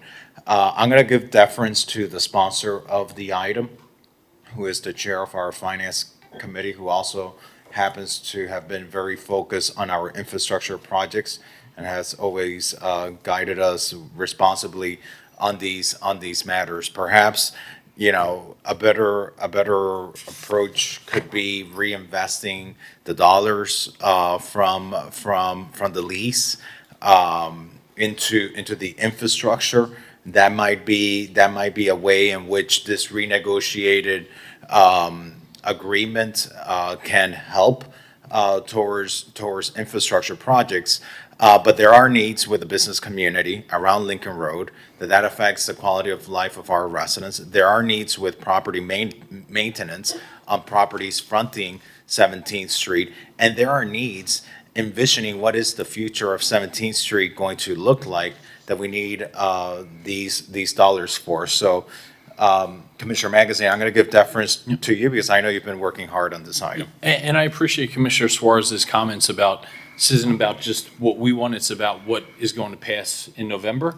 So I suggest we move this along to second reading, and in the interim, I'll actually put it on the sponsor team to go out and talk to the neighbors in that surrounding area. I want you to talk to Palm View Neighborhood Association, find out what's important to them. What do they want? Because at the end of the day, we're elected to represent our constituents, and I want the public benefits to be aligned with what they want. I think we have a tremendous starting point. I don't picture us deviating materially, but if there's $100,000 that we could shift from something that we thought was wanted to something that is more needed, we can have those conversations within the next month. The deal team should be having it with the neighborhoods, and Commissioner Fernandez, that's actually what I suggested as well. So I'd like where your head's at, the increase in the next couple of years for the increase of the pro forma or prospective lease payments that we'll get, perhaps we can essentially direct them to some neighborhood improvements that are done in that area, infrastructure projects, things of that nature. Okay. Yeah, just on the, Good approach. just for the $600,000 for Lincoln Road improvements and/or Lincoln Art. Is it or and? And/or. Right, so that could just, you know, we had a discussion, if I remember, like a year ago, where, you know, we're paying $100,000 or $200,000 for something that's only there for 6 months. You know, that would be, I think, a waste of public benefit money when, you know, we have infrastructure needs. So, you know, between first and second reading, we can go over that. We can review that item. Okay. Let's, And thank you, Ozzy, for the work you and your team. Yeah. You're welcome. Excellent work, and thank you, Mr. Ravani, for your investment in our city. That rang true when I heard, I believe it was Mr. Larkin who mentioned, you took over properties that were largely vacant in a very short period of time. You filled them with quality, and you're continuing to invest in our cities, and we take that seriously, so thank you. Let's call a vote. It is a public hearing. I have Shira Turkal requesting to speak via Zoom. Go ahead, please. Please unmute yourself.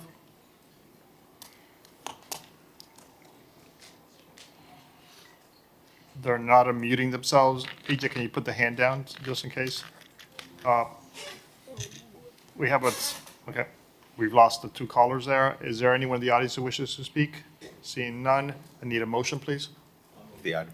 A motion by Commissioner second. Fernandez, seconded by Commissioner Wait, I'll second the item. So, A motion by Commissioner Magazine, seconded by Commissioner Fernandez.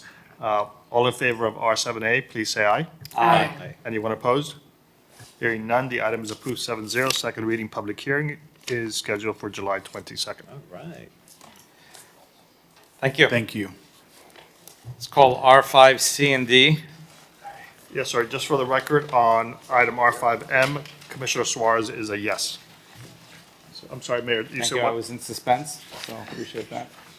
I'm sorry, Mayor, I didn't hear the items. What? R5, C, and D. Yes, sir. R5C is an ordinance of the Mayor and City Commission of the City of Miami Beach, Florida, amending the City of Miami Beach Year 2040 Comprehensive Plan pursuant to the expedited state review process of Section 163.3184, subsection 3.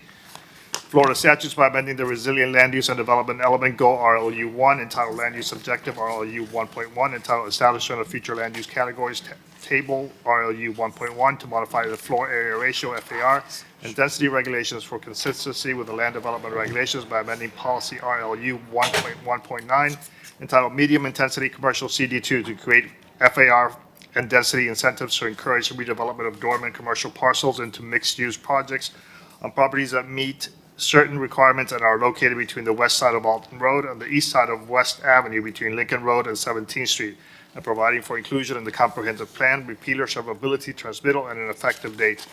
This is a first reading public hearing. It is item R5C.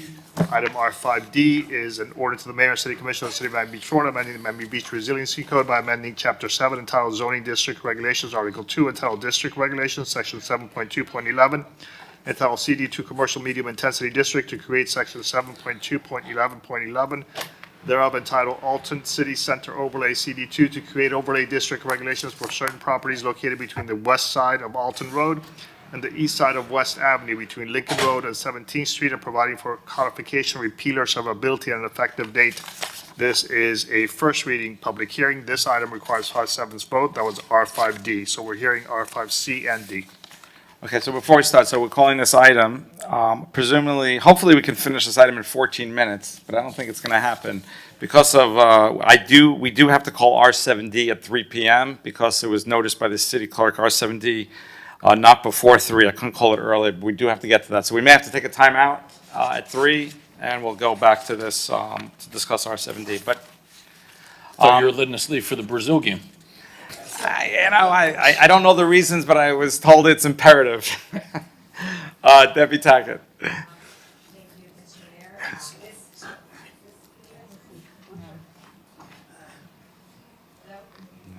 Maybe we could use the other one.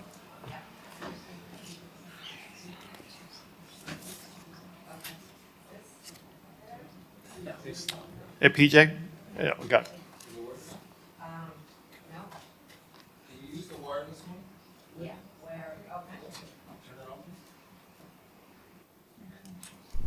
Hello? Okay, that's good. Yes, Mr. Mayor, this is a private application, so I will be brief in terms of staff's presentation. This is similar to the application we spoke about earlier this morning at 1600 Washington. This is a request by a private property owner of the old Epicure site to provide long-term residential housing in exchange for certain zoning incentives. This is currently located within the CD2 zoning district. The allowable FAR today is 2.0. The request is to increase that up to 3.5. There is also a request to increase the height from a maximum allowable 65 feet to 150 feet. And all of this would be predicated upon a voluntary proffer that there shall be no short-term rentals as part of the project in perpetuity. This particular application is also asking for an increase in density. The current allowable density is 100 units per acre. They are asking for a 150 unit per acre increase.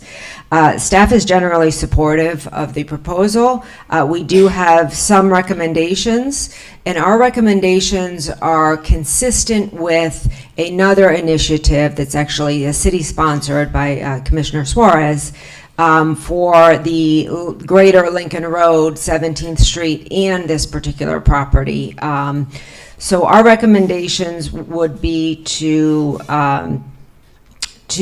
move this forward, but with a requirement that the project contain more focus on residential units. As currently drafted, the property owner is requesting only 50% of the new FAR, the new construction, to be used for residential. Staff believes that that should be 80%, so that all of the uses above the ground floor would be residential, with the exception of about 20%.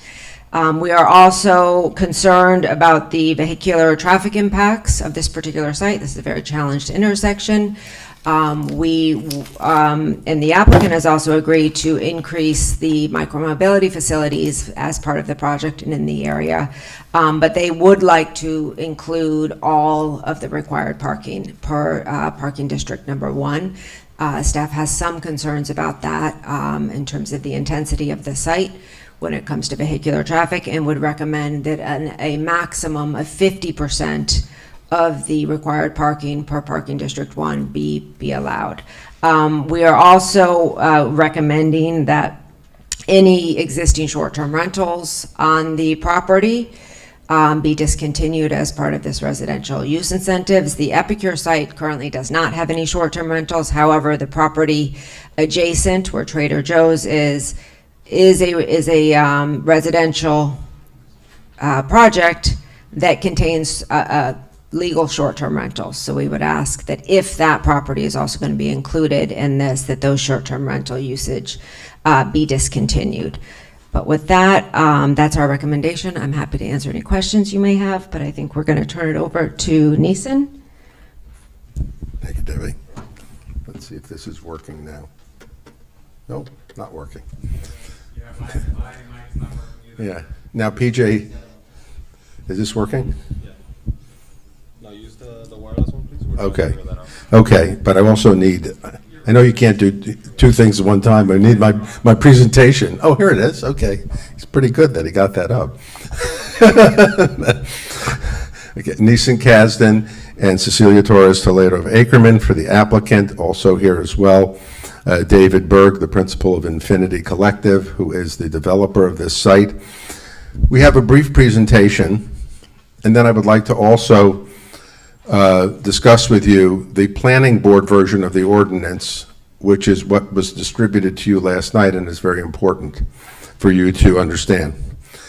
So I don't need to spend a lot of time telling you about the problems on the west end of Lincoln Road and that area of Alton Road and the vacancies at the stores and the retail businesses.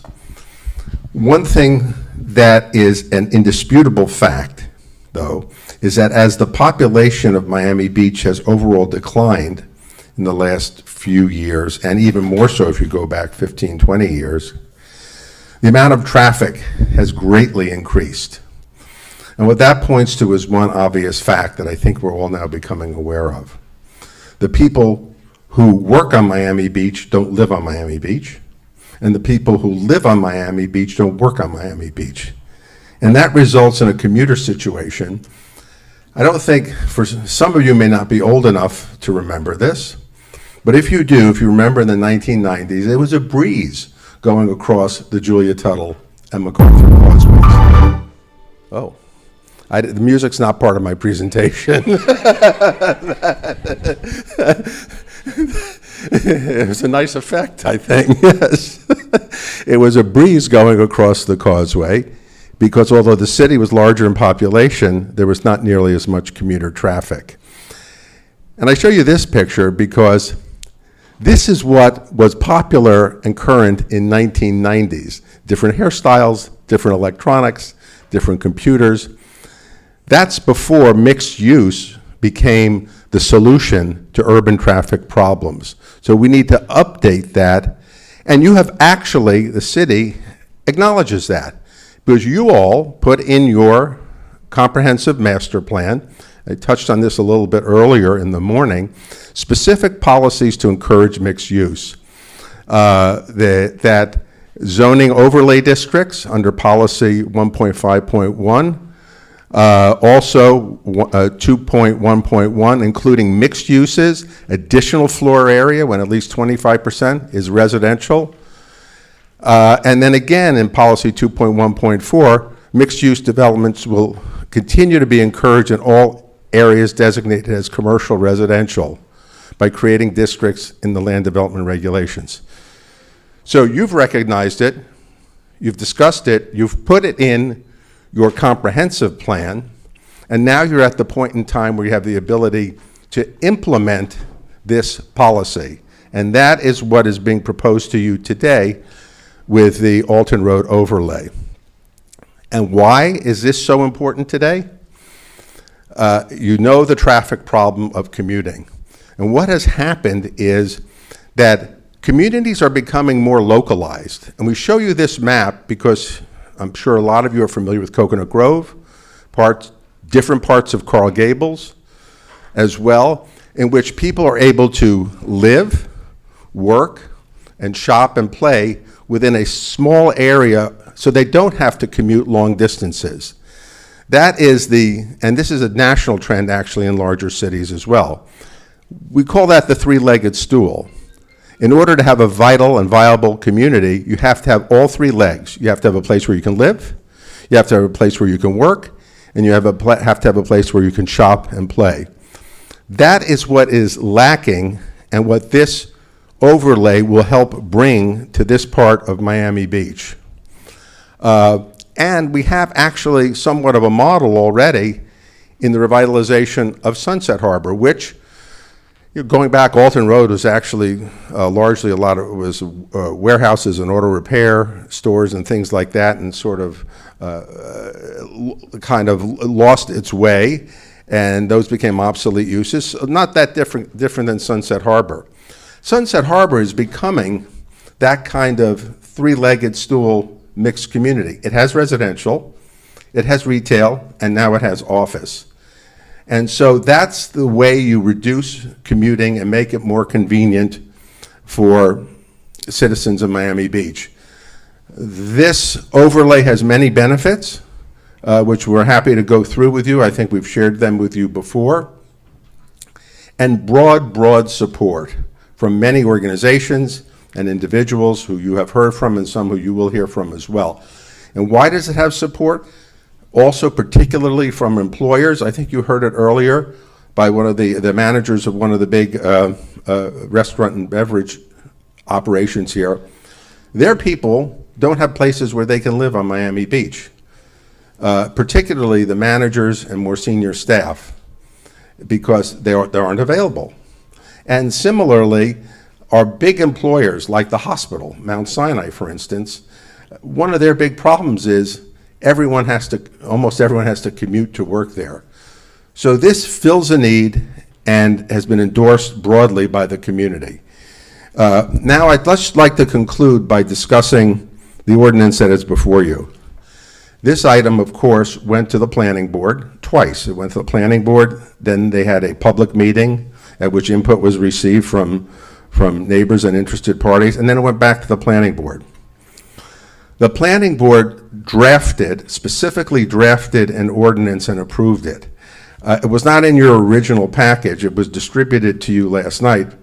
But the planning board ordinance reflects our response to the needs and the demands of the community. So for instance, we do have the ability to have parking, although ultimately the amount will be determined by conditional use. We also have a ratio where we're allowed to have a minimum of 50% residential. Important because there is going to be a mixed use. There's going to be some retail, there's going to be a little office, there's going to be some residential. So we would encourage you, the reason you have a planning board is to provide you with advice and guidance. They spent a lot of time on it, and they came up with the ordinance that is before you, and that's the ordinance we request that you adopt. David is here to answer any questions or have engage in any discussion. We thank all of you for giving us your time. We thank Planning Director Tackett. I got to get used to saying that. I'm getting used to it. For our conversations, and Nick Kalergis in the City Attorney's Office. And with that, we're available for questions.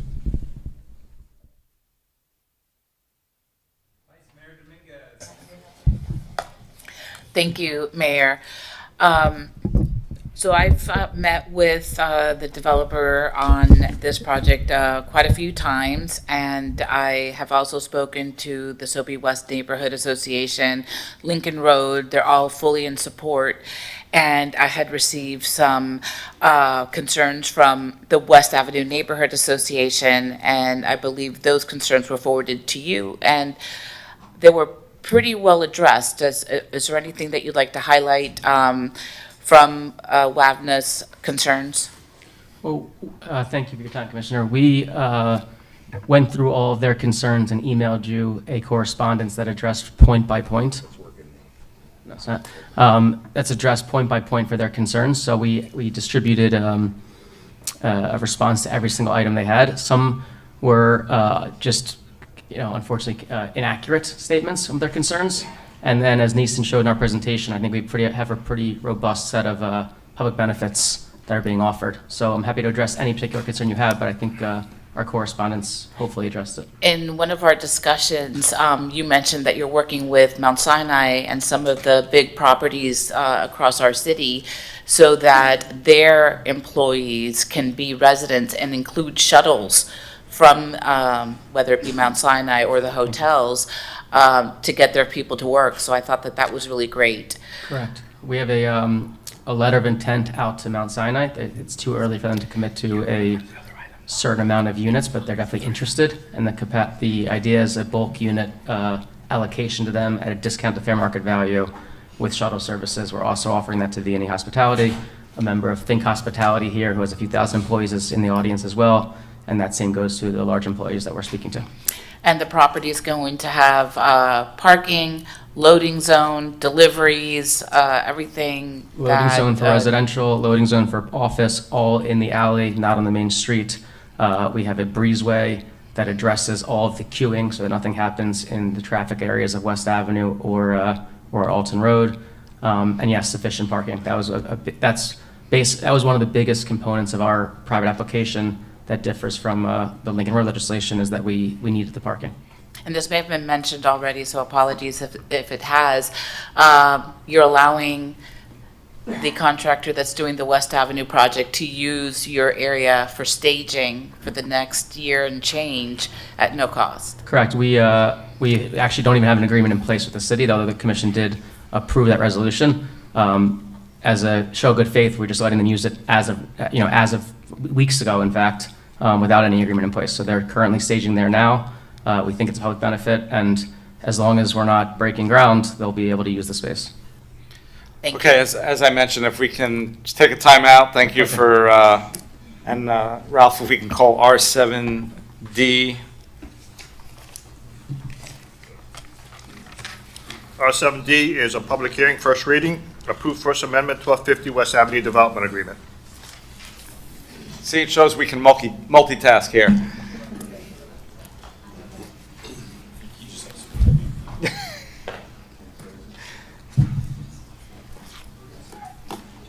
Hello, David. Good afternoon, everyone. David Gomez, Director of Capital Improvements.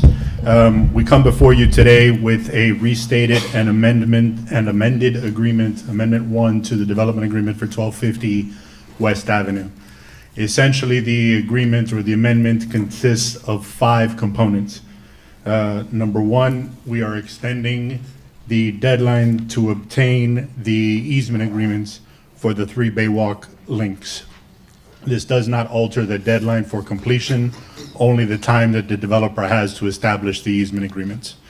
Item number 2 is to clarify the ability of the developer to construct the Baywalk behind 1250 over water instead of over land. It aligns with the plans for the adjacent properties, and they would still have to transition to the property to the north over their property. So this allows them to construct that piece over water. Item number 3 is to modify the description of the property to allow for an increase in ground level retail space from 4,000 square feet to 17,000. This is to accommodate a fitness center and some other amenities that they are proposing.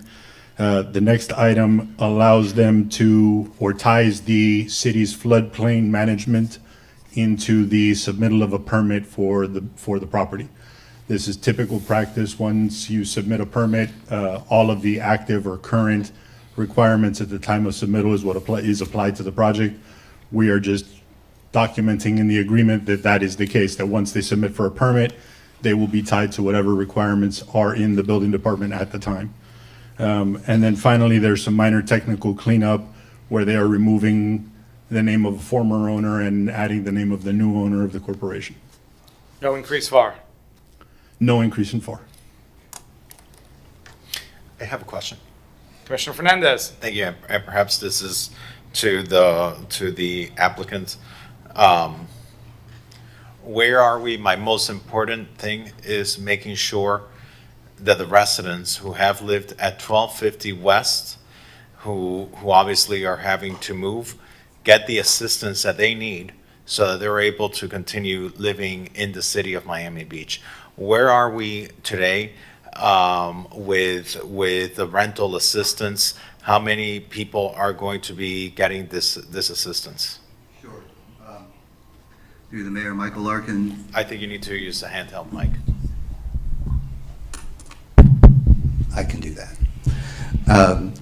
Good afternoon, Mayor, Commissioners. Michael Larkin, 200 South Biscayne Boulevard, here representing the applicant. Commissioner Fernandez, there are 107 tenants that qualify as bona fide lessees. 107 tenants. Okay. Right. 10 checks have been sent out via FedEx. 7 of the 10 have been delivered. You know, with FedEx, they keep on trying and trying. That was sent out last week.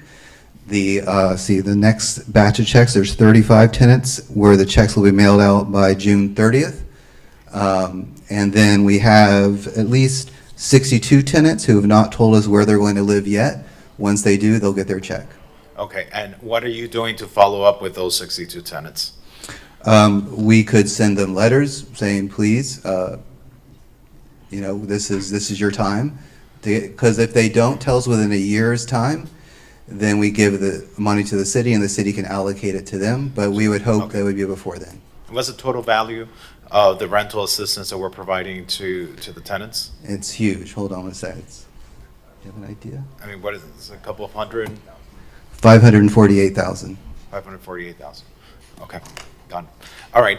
And it's being mailed now because this is when it coincides with the termination of their leases? Correct. Okay. Correct. When they give us lease termination and they give us where they're going to live, we cut the check. All right, so it's not going out now because of any other issues, except that now's when their leases are being terminated. So now as they move out, I guess they're moving out now. This coincides. Yes. All right. Correct. Okay. Thank you, Commissioner Fernandez. No worries, thank you. And just to confirm, there's no height increases here, there's no ground level, new construction, there's no FAR. These are just changes of dates and simple terms. All right, I'm happy to move the item.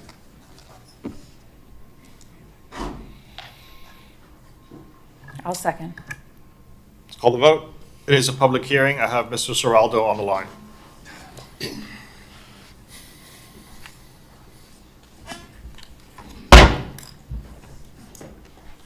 Please unmute yourself. Yes, thank you, Commissioners. Daniel Seraldo, 730 10th Street.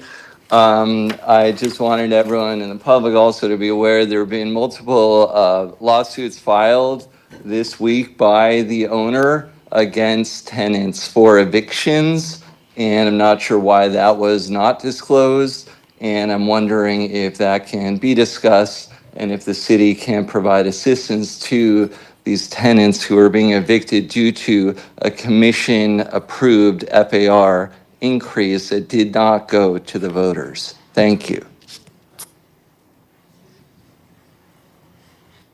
There is no one else on Zoom, and I see no one else in the audience requesting to speak. Yeah, I did receive one email. That was actually, they were either working or volunteering at the FIFA, Carlos Vivas concert, and they had reached out to me, so I'd like to share that with you, so whatever assistance we can give. I have a motion by Commissioner Fernandez, seconded by Commissioner Mateo Salinas. All in favor of this item, please say aye. Aye. Anyone opposed? Hearing none, the item is approved 7-0. Second reading, public hearing scheduled for July 22nd. Okay. Back to our regularly scheduled program of R5, C, and D.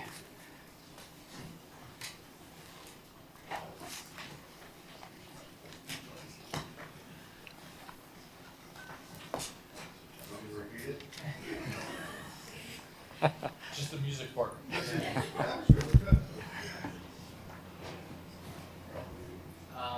I don't know where that thought. Yeah, Commissioner Dominguez had asked some questions, and now Commissioner Mateo Salinas has the floor. Commissioner Dominguez had mentioned the public benefits, and you had mentioned that there's some included in this. So can you just review publicly what the public benefits are to this project? Absolutely. If we have the slideshow, we can actually pull it up. But I think what's most important from a public benefit standpoint is that we're delivering, I think, pretty much to a T to the comprehensive plan. This is the initiative that the city put forth, and this is a good faith effort and prototype to combat Live Local through following the city's comprehensive plan. So I think, if the city needs housing, this is the way to deliver upon it. But more importantly, or not more importantly, but as important, we are doing many things. So first off, we are working with Sobey West into beautifying the alley, the Alton Court. They have parklets on 2 different streets that we've agreed to help beautify and landscape as well. We are burying the FPL lines. We are offering a community paddle court. We are providing parking to residents in the neighborhood for overnight parking at the Miami Beach parking rates. The retail parking as well will not be a charged parking. What else? We are providing EV charging, micromobility. We're creating a breezeway and a walkable pedestrian alley from West Avenue to Alton Road to provide easier access to the Alton Road corridor and Lincoln Road West. We are reducing traffic, believe it or not. The prior project, which was all office and had large 20,000 square foot office floor plates, would have increased traffic substantially more than our project. We are creating over 700 construction jobs during our project, and we expect over 350 permanent jobs in our project through our, through our uses. Over a 10-year period, we're delivering over $30 million of tax revenue to the city. We have a 4,500 square foot Blue Zone hub, which is going to really focus on longevity, wellness, community, and really hit the 9 foundations of Blue Zones, which I think will benefit our residents, our office workers, the community as a whole, and really lean into a healthier, longer-term, community-driven lifestyle. What else can I tell you? We are revitalizing the retail corridor with, live, work, and play, and bringing residents to the area, art in public places as well, among other things. Thank you.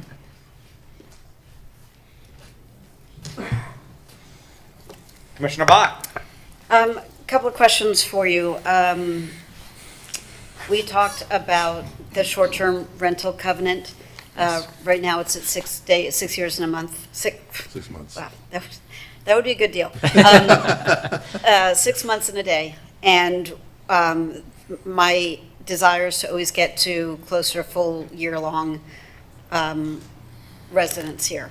Can you, between first and second reading, come back to us with an analysis? I know you'd said maybe 9 months might work, given that you're looking for hospitality workers. I think that depends on if you're really going to be filling up your units, your residential units with, people from V&E and all that stuff versus employees of Mount Sinai or just open market. So whatever it is, I want it to be longer than 6 months and a day. So Yeah, sorry to interrupt. 9 months is perfectly fine with us, more than 6 months. I think that the reason for 9 months is to provide flexibility in, as you mentioned, the hospitality workers that may be staffing up or staffing down based on seasonality, but also for us, it provides some flexibility on rent roll management. So what we don't want is to have all the leases of the building roll over at the same time. So you sometimes want to stagger lease rollover. So for instance, if we have a heavy rollover in, I'm making up a month, April or May or June, you may offer a 15-month lease or a 16-month lease or an 18-month lease or a little bit less than 12 months, maybe 9 months, so that the rollover can be managed across the course of the year. So it's not any intention to have short-term leases. We have no interest in that. It's not our business plan. But I think not being tied to just 12 allows us some flexibility on the rollover. And again, I think 9 months is the happy medium, but it's not. It's more art than science because we're just trying to manage that rollover risk. and that would apply to the property that you're attached to? We're not attached to, so there's this misconception. We're not attached to 17 West. The concept there is to do a covenant in lieu for zoning purposes. But the ownership structures are different. Transparently, there's some investors in that deal that are in our deal, but they're completely different ownership structures. There's many investors in that transaction that's not in our transaction. So we're not one entity by any means. And I think that we're losing sight a little bit of the intent here. Our project will not have any short-term allowance at all. We're going to be all full year plus 2 year hopefully rentals. We're going to hopefully deliver 150 plus apartment units to the community for that. They are a 20 unit something project, and so I can't control what they do. I can't control their license. They're grandfathered in, that they're operating their business. But I don't think that 20 units of short-term should, be a challenge to deliver 150 units plus of long-term. The other question I had for you is, we're talking about how to be creative in funding some of our larger projects throughout the city. I know you're not building high-end luxury condos, I get that, but we have, just a few blocks from you is Flamingo Park, which is the heart and soul of the South Beach community, and the football field there is in need of re-turfing. And so we had talked about a possibility of looking at a community benefit going to that. And so between first and second, if we could have further conversations about that as well. Absolutely. That would be great. Absolutely. Yeah, I appreciate it. My entire life is in this corridor. I'm raising my daughter on 6th and West.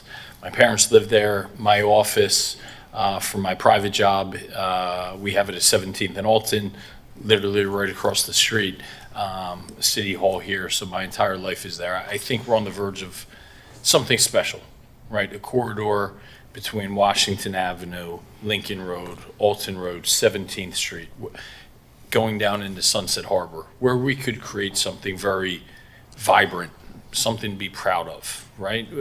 We're at a fork in the road. Because all that excitement, I also look out my window in my office and I see an abandoned dialysis center. I see as many derelict buildings as there are 10 times more derelict buildings as any type of new development. So I appreciate it. I've shared with you some of you know, my reservations, things I wish I could have, but I'm 90% happy, and I'm not going to let the other 10% get in that way. I really appreciate the time that you've done to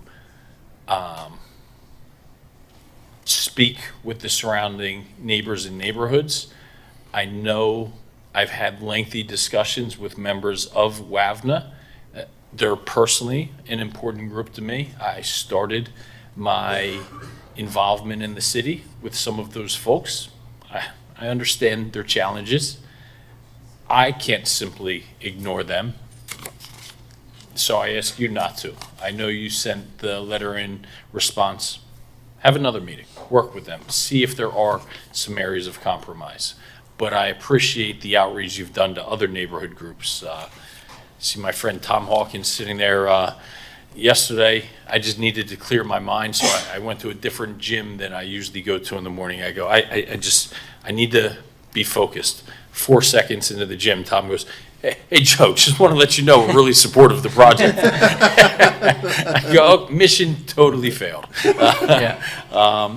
But that only happens because you are community-minded and do outreach to things like that. So my comments that I gave for the 16th in Washington about creating a vibrant mixed use that also fosters or facilitates affordability, helping our local economy. Right now, on that western end of Lincoln Road, it is a dead zone. It is a dead zone. You know, people lament Segafredo leaving, as do I. Why is it? I walk Lincoln Road every single morning. Until noontime, you won't see a soul. Why? Because who typically goes in a corridor like that in the morning? Not a destination shopper that's going there for H&M, but somebody that lives close by because they happen to be there, because they live there, right? And that is that type of consumer that we need to bring back to help our local retail. Every single person in the city, every single one will say one of our most important priorities is revitalizing Lincoln Road, revitalizing our retail corridors. And it is my adamant belief it's because of lack of walkability and lack of residents that are living in those areas. Duraco went out of business. The owner actually said, we don't have that residential class that used to come to us for happy hours. We say, why do we have all these large, big box stores? Why not Books and Books? Well, who goes to Books and Books? Guys like these gentlemen sitting out there in the audience that live right there. And that's the full-time residential population that we've lost. And by having full-time residents in this corridor is how I hope to restore it. So I wish you luck on the project. I just want to comment. We spent first off, there's not a single person in the community that's reached out to us that we have not engaged in conversations, not one. We spent probably, we had one or two meetings with WAVNA, and also I've had 5, 6, 7 hours of conversations directly with their board members. So we're always open to conversation. If anyone calls us, they have our cell phone numbers. They can reach out to us anytime. They know where we office. We're always around. The other thing I want to mention to you, I appreciate that. I'll ask you to go step beyond that and I'll reach out to them. Absolutely. Yeah. And the other thing I want to mention is we take development and particular housing very seriously. Why I say that is because, first off, if this is where someone lives. It's very sacred, right? This is where their family is, their children are, their pets are. It's a very sacred responsibility to provide housing for people, for safety reasons, for community reasons, for neighborhood creation reasons. And so it's critical to us to engage with the community because that's the definition of socially responsible development. And so it's not a talking point. It's a sacred, critical business point for us in what we do. Mr. Mayor. Commissioner Fernandez. Thank you, Mr. Mayor. And again, as has been well articulated, the need for non-luxury rental housing in our city is critical. And we see the displacement of our longtime residents to other areas of Miami and the mainland where they can get inventory like this at a price that they can afford.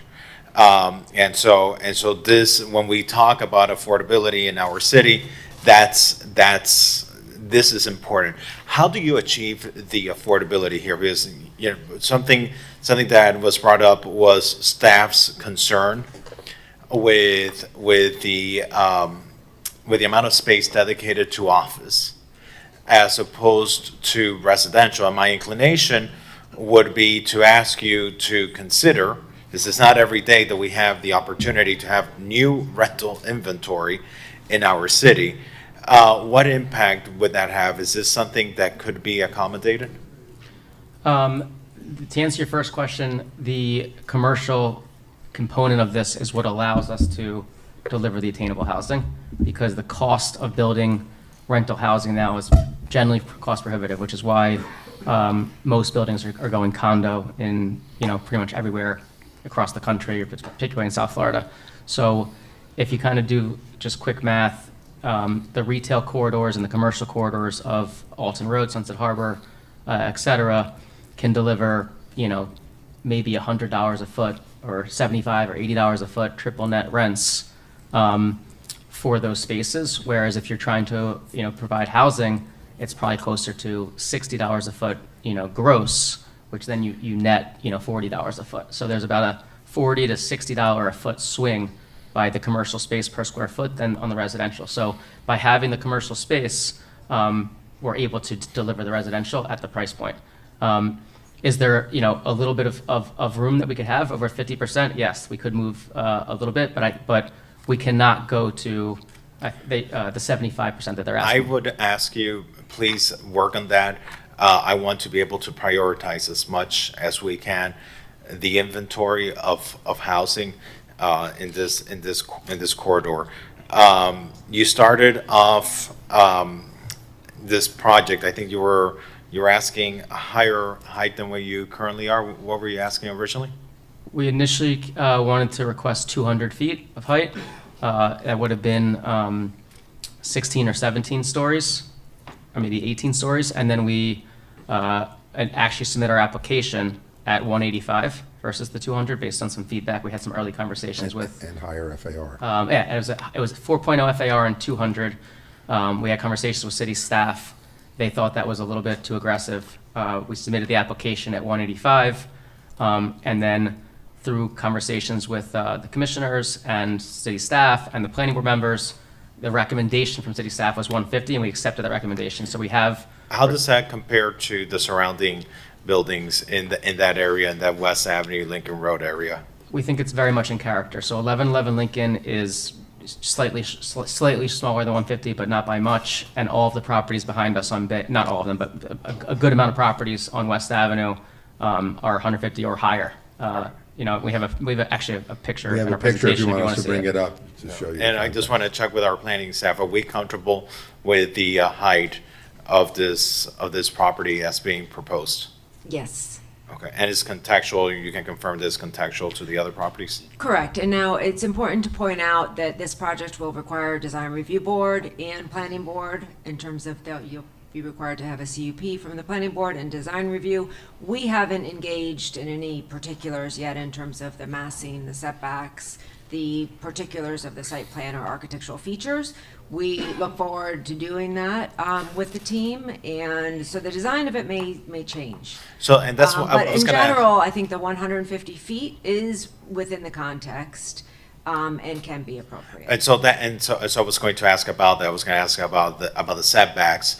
What does the ordinance require today as it relates to the setbacks? So this is CD2, which does not require any setbacks. The applicant has proffered, and again, this is not something that has been, approved in terms of a design yet, 20 feet above the first 75 feet in height. Now, there is a pretty large sidewalk here. But that's something that the planning department hasn't fully evaluated in terms of the specifics of the massing and the design, but a minimum setback will be required above 75 feet in height of 20 feet, 20 feet setback. And so I guess all of that will be determined through the DRB process that the community will be able to be involved in. Correct. Okay. What are we doing in terms of, and I think it may have been raised now, I'm blurring applications, on the housing, year-round housing. I want us, especially when it comes to rental housing, be moving away from these 6 months and a day. I want us to be embracing year-round housing, especially when it comes to attainable market rate housing, rental housing. That should be year-round housing to address the desperate and significant need that we have for it in our community. What is being done is, does the ordinance speak, Mr. Attorney, to the minimum length of the housing? Commissioner, the current draft of the ordinance says that any rentals would be a minimum of 6 months and 1 day, which is consistent with our short-term rental ordinance. Anything less than that would be a short-term rental. I really would feel more comfortable if this ordinance dictated year-round housing. I've managed rentals, we've managed rentals larger than this unit count, and you stagger your leases. All your leases don't end at the same time. And so you're able to stagger them. So I don't see why we would need to go lower than the year-round, year-long rentals in this legislation, if the intent is indeed to ensure that this is true housing to serve the workforce at attainable market rates. Thank you. Yeah, I mean, I think you're on the same page with what Commissioner Bott was saying. Yeah. Yeah, to the first point on setbacks, I just want to 68% of our ground floor is set back more than 10 feet off of the wide sidewalk. So the vast majority of the ground floor is set back. I think we're comfortable at 9 months for sure on the housing, and the reason why it's 9 versus 12, again, is to your point about staggering. You can always offer 15-month, 16-month, 17-month leases, but if someone says, I can't, qualify for that, I can't commit to that, you want to be able to stagger the leases and have a little bit of flexibility on the shorter side. My friend, I can assure you in Miami Beach, there is a demand for that year-long. No, that's the intention. And by the way, I'd be comfortable saying, even the thing is, I'm the one that has to be comfortable. The commission is the one that has to be comfortable.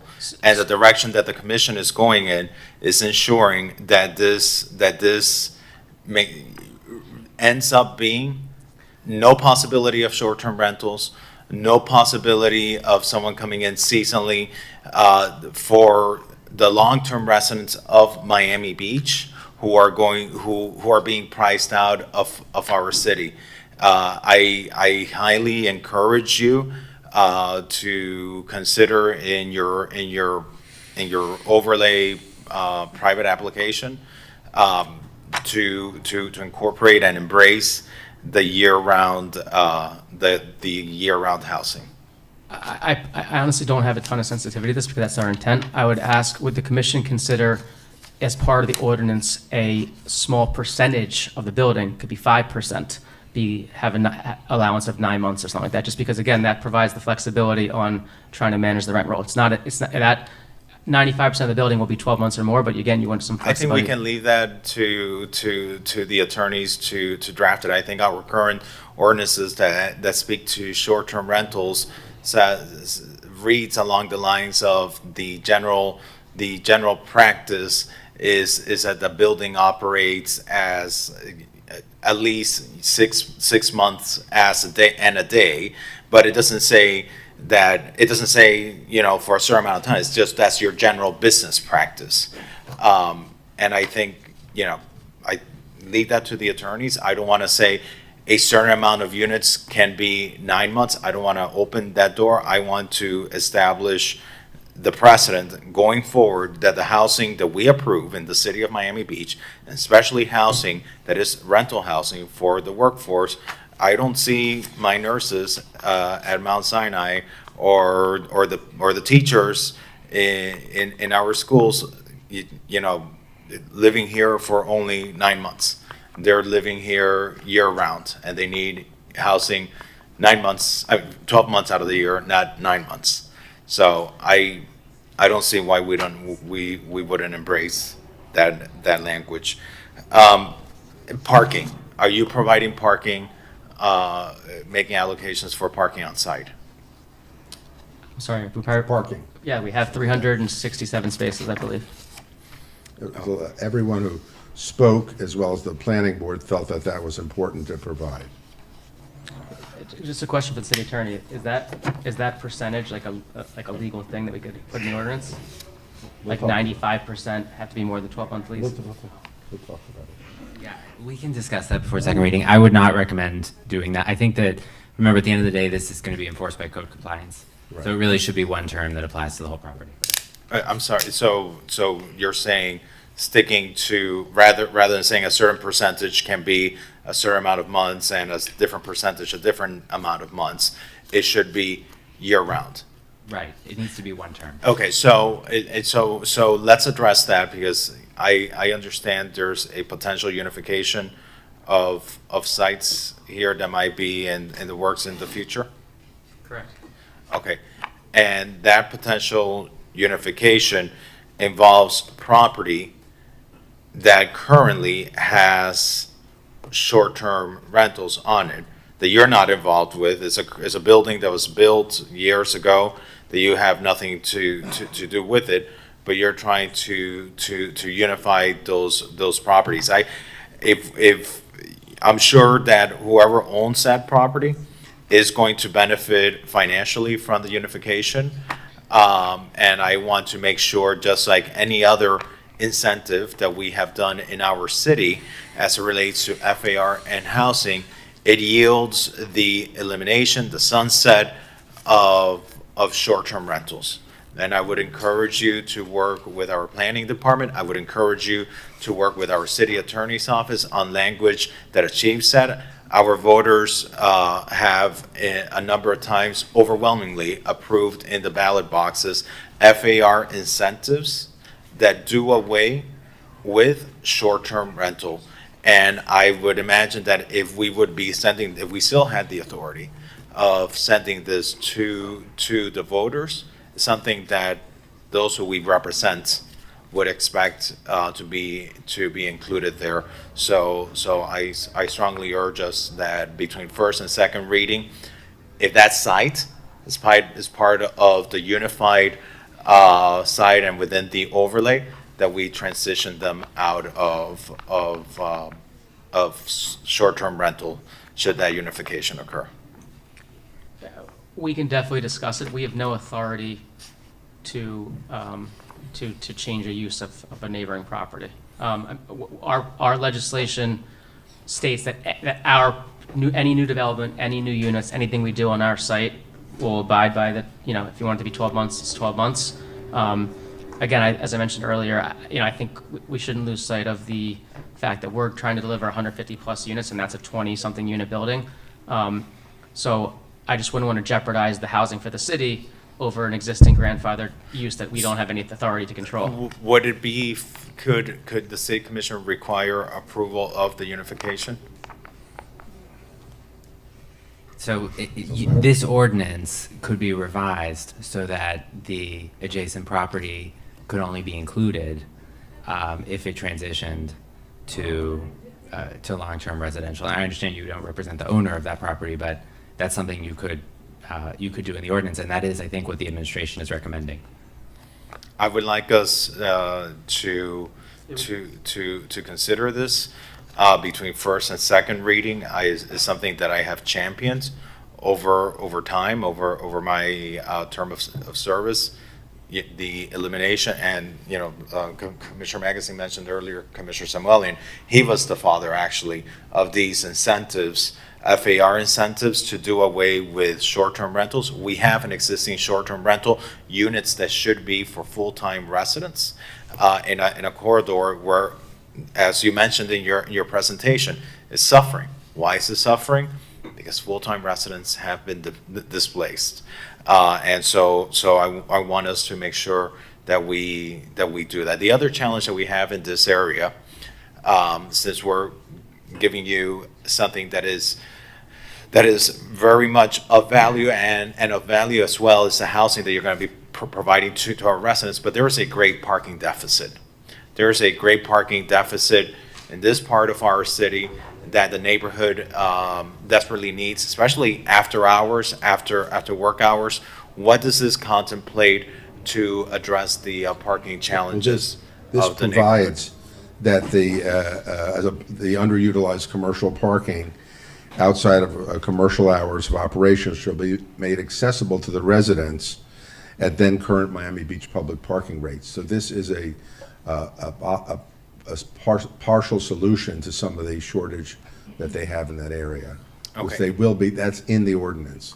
Okay, have you met with our parking department, or perhaps between first and second reading? I want to make sure that not just available at the rates, but perhaps, you know, whatever parking is not used, that underutilized parking, maybe for the zone of the area that's going to be needing parking. We can That's- certainly discuss that. That's what it is, yeah. Sure. That's the intent.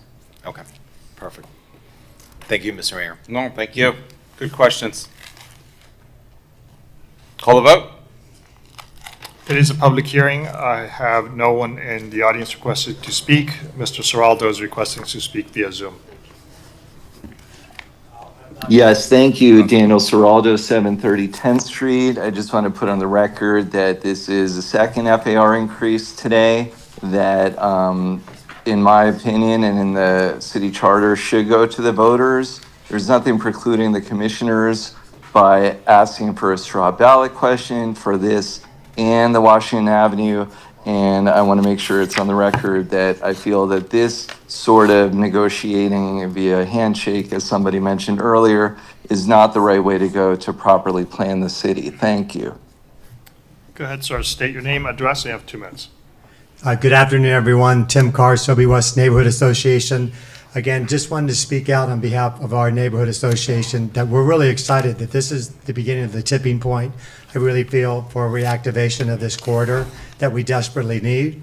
Also, it's been a pleasure working with David Berg over the last several months here. He's been very forthright, made himself available multiple times for community meetings, and the large community meetings that we had, there was overwhelming support for this. He also forgot to mention some of the other public benefits that we negotiated was space for his community room to use for our community meetings, which would be a nice benefit for community groups, but also the surface parking lot for the post office that he'd actually enhance the landscaping for that area as well. So there's multiple things that he's doing now for the community besides what he listed earlier. So that we ask that you really support this project. Thank you. Thank you. Next, please. How you doing? Sean Vardy. I'm the CEO of Think Hospitality. For those of you who don't know who I am or what Think is, we have about a little over 2,000 employees in Miami Beach, around 25 to 30 hotels in Miami Beach that we manage and operate. Attainable housing for our mid-level and higher level staff is a real issue. It's a challenge that we face. We're very much in support of any attainable housing that's being proposed for those reasons. And I think in order for our city to kind of compete and have a better quality experience overall, having people live here is a real problem for us, and any project that supports that is a real solution. So I don't want to underscore it. I mean, we have a tremendous thing that's happened, since COVID, as it relates to the amount of people that are coming to this city, and the quality of our city needs to grow. We need projects like this. Otherwise, we're never going to be able to have the staff that can come here. And again, part of that is also part of the parking impact that gets, or the traffic impact. It's really, really part of it. A lot of people would much rather, grab a scooter or a moped and not travel an hour and a half and pay for the car and the gas to wherever they live and live in Miami Beach. So projects like these are things that we need and we need more of. Thank you. Next, please.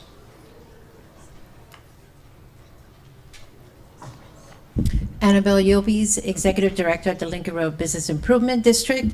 Of course, everyone has echoed the importance of having the revitalization for Lincoln Road, and that is the community. Building year-round resident is key. But I also want to make a point about the office component of this multi-use development. Having office workers there during the day is also quite important, so we can get that day traffic that feeds into our cafes and restaurants that are there. So we do need traffic for the lunchtime business that we have on Lincoln Road. But overall, obviously, this is an amazing project that Lincoln Road bid is behind and stands behind, and there's great bookends for Lincoln Road, you know, with the project on the east and this one on the west. It really will set Lincoln Road and this district apart for growth. Thank you. I hope you consider this, and we look forward to having this project start. Thank you. Thank you. Next, please.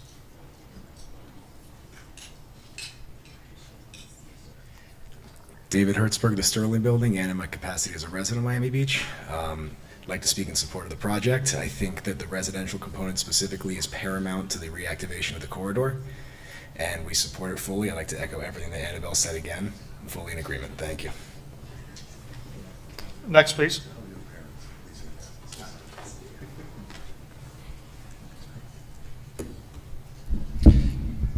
Good afternoon, Matthew Goltanoff, 125 Jefferson Avenue.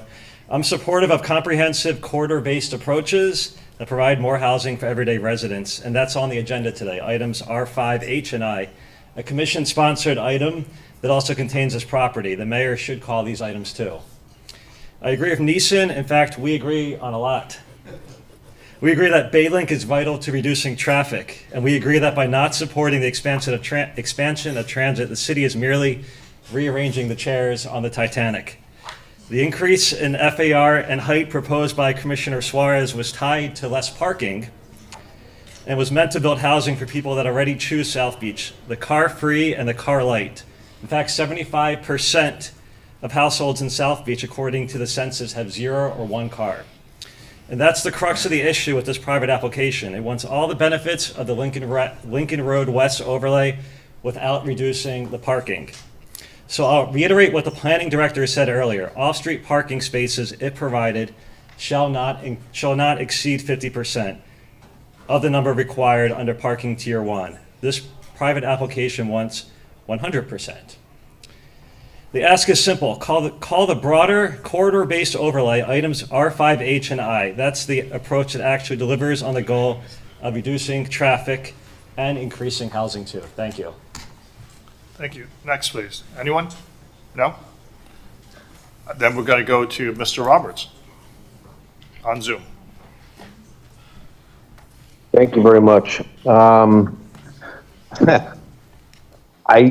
I appreciate Mr. Berg's approach to selling his development, but the outcome is not going to be good for Miami Beach. And if you did put a straw poll out there, I am confident that with the right information that's fair and equitable to the community, that it would be voted down. And the reason strictly is that Alton Road cannot support 150-foot development. It will actually add tremendous traffic to a very high trafficked road between the 2 bridges that's backed up daily, and will add more and more traffic to our island. Miami Beach is special. It's an environmentally special place, and it's a special place in my memories. And it wasn't Brickell. My memory is not Brickell. My memory is a community where people lived in homes that had sort of a towers on the outside and lower density on the inside. And what you're doing is filling in the density on the middle of the island. And Alton Road, if this is the first project, it will be 150 feet across all of Alton Road, which is really what you talked about earlier. And I'm dead set against that. I think it's the worst outcome possible for the community and the city and future generations. And that when people talk about lost sales along Lincoln Road, we could just look at the developers or the owners that left properties vacant. Quality space. At least it seems, it appears that it's intentional. Thank you, Mr. Roberts. Our next caller is Nancy Duke. Please unmute yourself. You have 2 minutes. Good afternoon, everyone. It's great to see you all there today. I'm calling in support of David Berg's project. Any building in that area that isn't going to include parking is going to need increased FAR. So regardless of what's put there, you're going to need increased FAR. Parking is badly needed, and that's one of the main reasons I'm in support of this project. Also, David could do a Live Local project there. He's not doing that. He's trying to do something that's thoughtful, and he really seems to want to work with the city. I think that's to be applauded, and I think the city should work with him. I know they will. And also, a building that is targeted toward workforce housing is important. It's what we say we need right now. So I think that's another plus. So all in all, I am for the project and I support it. And I'm speaking actually on behalf of myself, but also I'm a member of Sobe West Board. Thank you so much. Thank you. Our final caller is Michael Comras.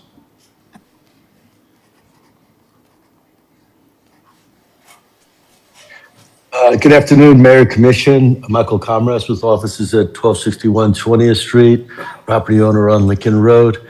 As I mentioned earlier, mixed use to Lincoln Road is what we need. Bringing in the residents, bringing in more offices is key to Lincoln Road's success. The commissioner spoke this morning about it being super quiet in the mornings.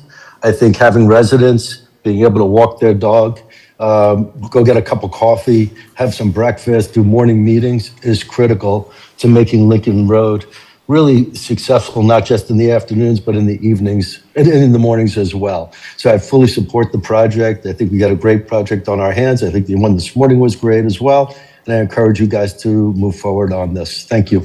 Thank you, sir. Mayor, this concludes the public portion. Okay, thank you everyone who called in or spoke in person. Let's call the vote. I need a motion. Mr. Mayor, just to be clear, this would be on the planning board version of the ordinance, which is in your package. For which one? So this is the version that was submitted to the city commission by supplemental. I believe it was yesterday, Ralph. But is it Or is it D Monday? or C? I'm sorry, just for me. For both? For the LDR amendment. For the LDR. And what are the differences? So this one includes the planning board's recommendation on setting a maximum unit size at 1,700 square feet. It includes the provision requiring that the project be limited to rentals. It requires that any surplus or underutilized parking on the site be made available to the public at Miami Beach parking garage rates. I think When I was the covered. planning board meeting? When was the planning board meeting? I believe this went to planning board in June. In Was it May. In May. May. And when was it put, when was this supplemental put out? This supplemental was put out either Monday or Tuesday. Why? I'm not sure exactly, but I think we had previously included the version of the ordinance that staff presented to the planning board.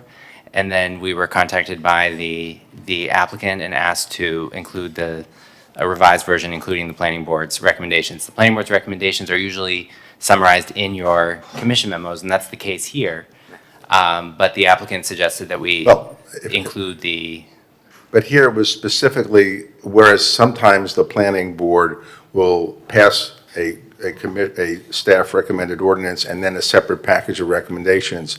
Here, very specifically, the planning board amended the specific language of the ordinance and had there's a planning board version of the ordinance, and Nick has gone over the changes, which it mentions only a handful. Commissioner Mateus Salinas. Is there a change that states that the minimum period of rental units is for 10 years? It's like a covenant for 10 years, and then after that, do you have what are your plans after the 10 years? Is it just kind of to test to see if you get the ROI, or? No plans, we just felt that was, you're building a rental project, but you can't forecast, more, that's a long term to forecast. I think anyone who's forecasting more than 5 to 7 years is, kind of finger in the wind. So after the 10 years, you want the option to? Yeah, we just don't know where the market is at that point, where the world is at that point, so. But would you turn it to hotel or short-term rentals? No, or I there's don't understand. no, short-term rentals is outlawed as a covenant forever. So then why have a minimum of 10 years? Because maybe there's, you know, a for sale product, maybe there's commercial, maybe the parking is obsolete, and, you know, that Could becomes a change different it. use. Like, we just don't know where we are in 10 years. Mr. Mayor. I think Commissioner Fernandez, you're thinking what I'm thinking. But Well, go ahead, no. go for it. Well, I mean, it's either a rental building, and if at some point there has to be an amendment in the future, you know, to me, it's either a rental building and it's gonna, because to me, 10 years go by very quickly. And over a 10-year period, I have only seen the need and the demand for rental housing in our city increase. And so, you know, I think it should just be clearly spelled out that this is a rental building, period. And if there's a change to that in the future, then it comes to the commission, and an amendment can be contemplated at that time. But I want that surety, because, you know, if anything, we're going to be talking about a covenant as to the term of the rental housing. I would want a minimum of 30 years. You know, to me, at least a minimum of 30 years. Well, that's at least a guarantee for that gives me a surety that we have rental inventory for a substantive amount of time. My response to that is, you know, I can give you our unit breakdown. It's, off the top of my head, roughly about 20%, you know, junior one-bedrooms, about 35% one-bedrooms, 35% two-bedrooms, and then, you know, I think it's like 7 or 8%, maybe it's like more than 22% studios, 7 or 8% three-bedrooms. So we put a provision in the covenant that says the minimum square footage will be 550 square feet. The maximum square footage will be, I think it's like 1,700 square feet. We're not building a building for a sale condo. So it's definitely a designed rental building. If you're going to build a condo building, you would build 50 units and they'd be 2,000 square feet or 3,000 square feet. My point is that we just don't know where I can't forecast 30 years in advance. Well, I we can't can't forecast anything. Yeah, 10 years in advance. And so Of course. we're just trying to have, you know, enough duration to commit to building a rental building, which is what we are, which is what we're designing, which is what we're planning for. And I think that, like, we just need to have provisions in the future, because what ultimately happens is codes change, demands change, uses change, life changes. I mean, you saw the picture in the presentation of the 1990s. That wasn't that long ago.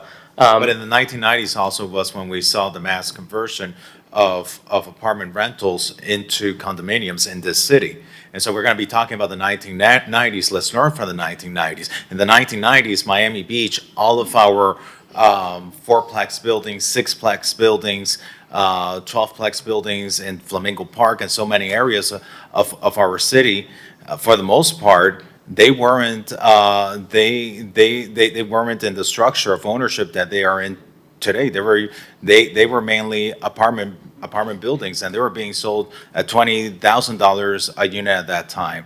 I want to make sure that, you know, going back at the 90s, that we learn from them, and that we don't find ourselves in the same situation that rental housing ends up being converted into lucrative developments,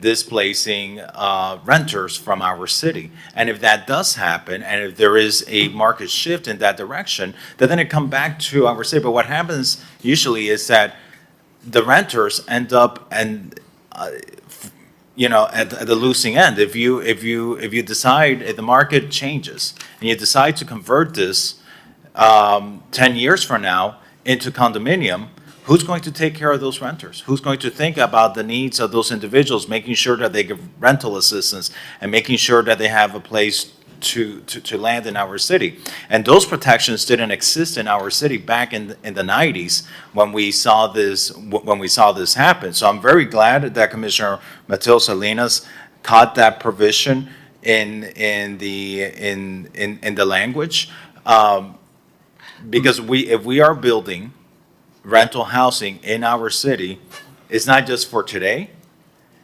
It's to make sure that the community, that the people that inherit this from us, have the availability of this type of housing. So we need to work on that. And by the way, this is my concern, that a supplemental on a really important item comes out 2 days before a meeting. It's such a bad look for us. It really doesn't put us in a good position as a city. I mean, how we put something out there and then 2 days before a meeting, I guarantee most people have not had a chance to look at that if they want to read it. And I understand, Mayor, but I mean, the version was created a month or more ago. And so, you know, it didn't wind up, I guess, getting into your package until yesterday. But the other thing is, there are only these few I know, but that's part of, you got to work with the city administration, the city attorney's office to make sure it gets to us correctly. It didn't. I'm not blaming anybody. It is what it is. Well, we did submit the planning board version over a month ago. To your point, Commissioner Fernandez, look, we can discuss a longer term of 10 years. It's not, I think when you start going to 20 years, it's just too far out. But, you know, the American dream has always been for home ownership. The last, 10 plus years, there's been a significant move towards rental housing, and that's where the demand is, and home ownership's been, there's a lack of supply, there's interest rates, there's elements of that impact, the middle class, working citizen. But to say that, 15, 20 years from now, that's not going to be where, people, the residents of Miami Beach where they want attainable, home ownership versus rental, I think is we just don't know the answer to that, which is what the flexibility is there for. That's my only comment. We're in the business of building residential housing. We haven't done a single condo project our entire, careers. And you can look at our portfolio and our history to confirm that. But I just don't want to forecast where the world is and where the American dream is and where home ownership is supposed to be, more than 10, 15 years from now.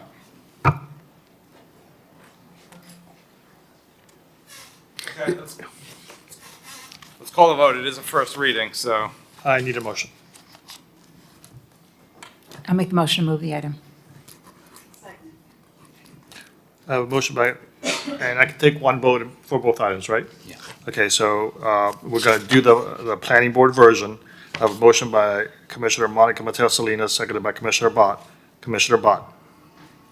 Yes. Commissioner Magazine. Yes. Commissioner Mateo Salinas. Yes. Commissioner Fernandez. Yes. Commissioner Suarez. Yes. Vice Mayor Dominguez. Yes. Mayor Minor. Yes. Motion carries. Second reading, public hearing scheduled for September 10th. That is for both R5C and R5D. Both will be on September 10th. The planning board version was adopted. Thank you. Yeah, by the way, if this was second reading, because of the administrative issue, I would not have supported it. I understand. And let me also say this. Just, The item's done.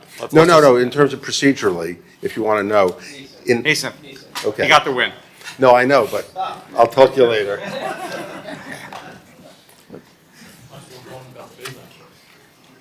I could stall a minute. Let's call R90. I can't call it yet. R90, and then we'll. R90 is discuss action RFLI for 7605 Collins Avenue. Commissioner Fernandez and Commissioner Suarez.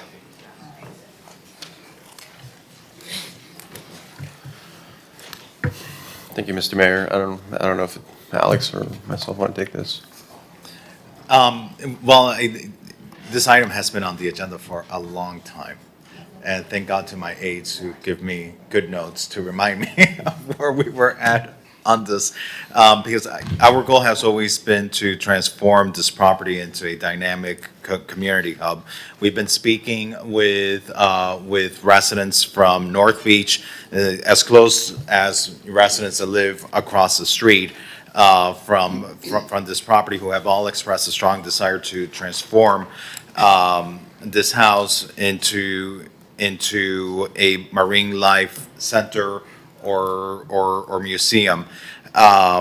To achieve this, different avenues have been pursued, but ideally a public-private partnership to make sure that we're not carrying the burden of this property, that someone else is able to come in to take the community desires of there being this marine this marine life center and museum come to reality, where the city doesn't have to be reinvesting into that. I'm interested in hearing what my colleagues have to say, but I believe, the right purpose of this item was to discuss the potential of an RFLI, to see what would be the interest in the community from different community organizations, to operate this space in a way that doesn't cost the taxpayers more money. We have the asset, we can make the asset available to a organization that could come in and potentially activate it, where we don't have to outlay more dollars. And that's correct. And not only do we have nearby residents and like entire condominium associations that were in support of this, but the QEC, for a Marine Science Learning Center, fully supportive of the idea. And there's not enough educational projects in North Beach, and this would be a great start. And what a great way to honor our marine life habitat. We're already doing that through our initiatives on the commission, so I'd love to move this along and get some input and seeing what's out there to what interest we can have for the property that doesn't, again, cost the taxpayers money. So perhaps we can make a motion to ask the city administration to put together an RFLI to see what interest there could be for this type of use. I don't know if we would want the RFLI, the draft RFLI, to come back to commission so that we can review it before we put it out. I don't know what the appropriate process is, Mr. Manager, or what type of direction you would need from us. So typically, when we're preparing something like this, you would either direct the administration to draft and engage with the public and bring back the responses, or to draft and bring back to commission. So I would need some clarification on whether or not you'd like to see it before it goes out to the public. I mean, correct me if I'm wrong, but there was plenty of interest on making this a marine science center. And I think that's the direction that we've promised residents. And can we start there and ask for interest in groups that could participate for that center? Sure. Is there, why wouldn't we have the draft RFLI come back to Maybe explain the process. I'm maybe a little confused. Maybe give a little bit more detail there. So I'm looking at this as similar to an RFP or an RFQ, where we're basically drafting a document that is going to request solicitations or proposals from outside entities to potentially take over this property and manage it as a marine learning center.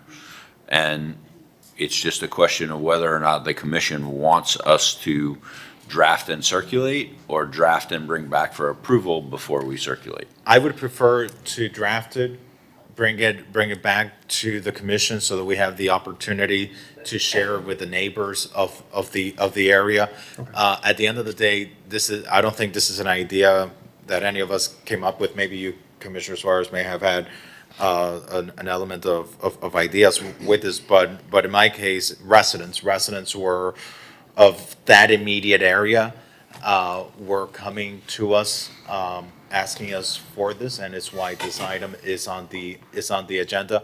I'd like to be able to go back to them, share with them a draft of the RFLI before we put it out there, because at the end of the day, it is their neighborhood, and I think we owe them that courtesy. Okay. I'm sorry to interrupt. Christy Bala, Chief Procurement Officer. Just to clarify, the RFLI is an informal process where we gauge interest from the vendor community or prospective proposers that can possibly later submit to a future formal solicitation. So this is an informal process where we're just gauging interest. We won't be contracting anyone pursuant to this process. And we could eventually, in the past, I know we have brought back, What's the timeline? it can be out for just 30 days or so. It's really just to gauge interest. If we need to put it out a little bit longer, we can. It's a little, Okay, yeah, look, it's But just. could we draft this and bring it back to the we absolutely month? can if it's the will of, yes, Yeah, listen, absolutely. it's just the building's sitting there, right? We purchased it and it's kind of gone to waste, so I don't want to, I mean, let's move forward on it and. But I'd like to see that draft. If I'd like to see that draft at the Absolutely. next meeting. We can do that. Just for transparency. Agreed. Of the neighbors. This has been a conversation that's been going on for a long time.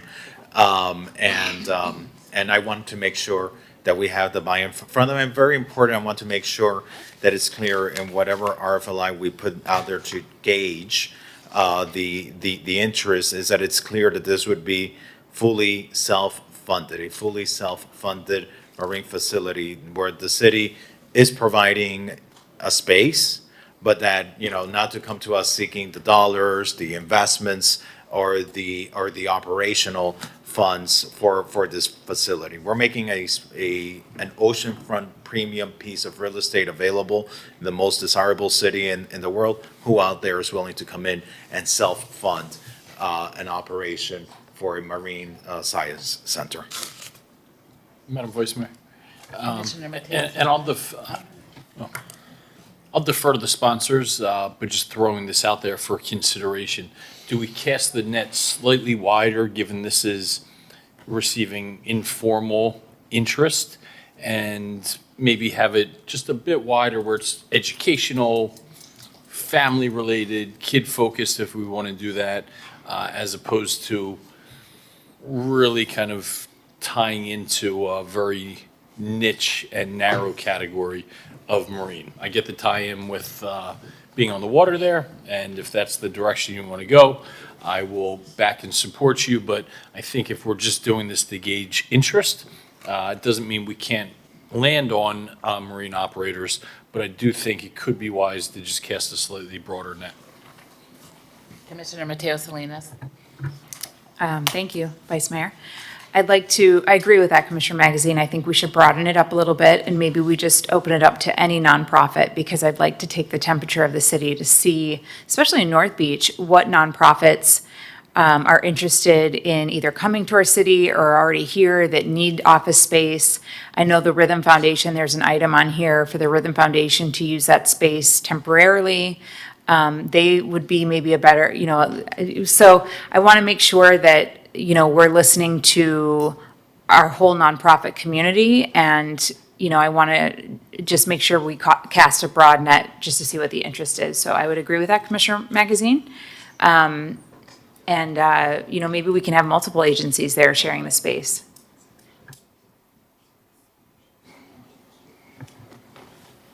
Shall we call the vote? If I may, through the vice mayor or the mayor, or both.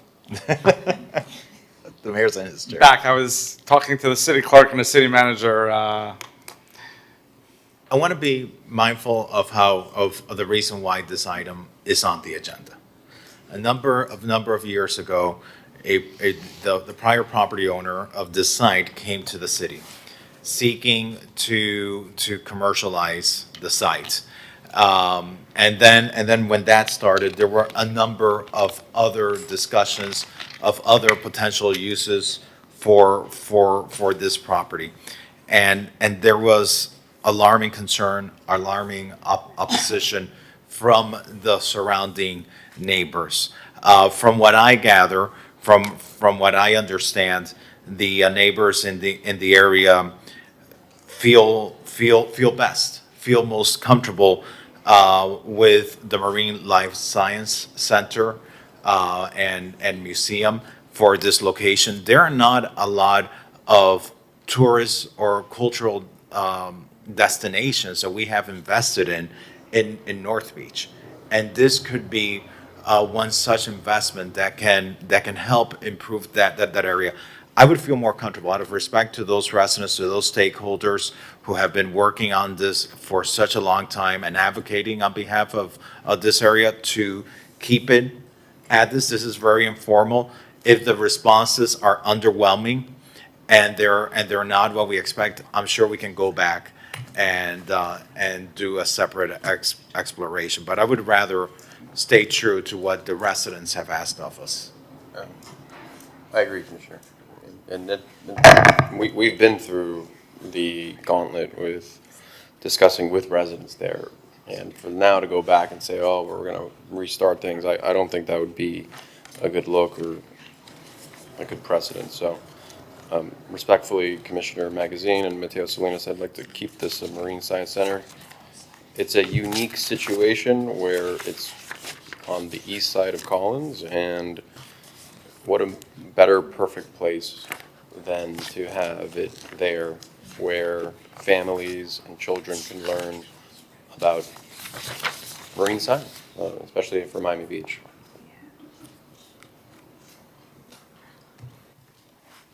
Call the vote. I have a motion from Commissioner Fernandez, seconded by Commissioner Suarez, draft RFLI, come back to City Commission in July. All in favor, please say aye. Aye. Aye. Anyone opposed? Hearing none, the item is approved 7-0. That was item R90. As was referenced, there's a somewhat related item regarding the Rhythm Foundation. You have the number handy? R7AE. R7AE. R7AE is licensed temporary use agreement with Rhythm Foundation doing business as a band shell, 7605 Collins Avenue. So, Mr. Mayor, this is an administrative item. Can I take Yes. it off? Take it away, Eric.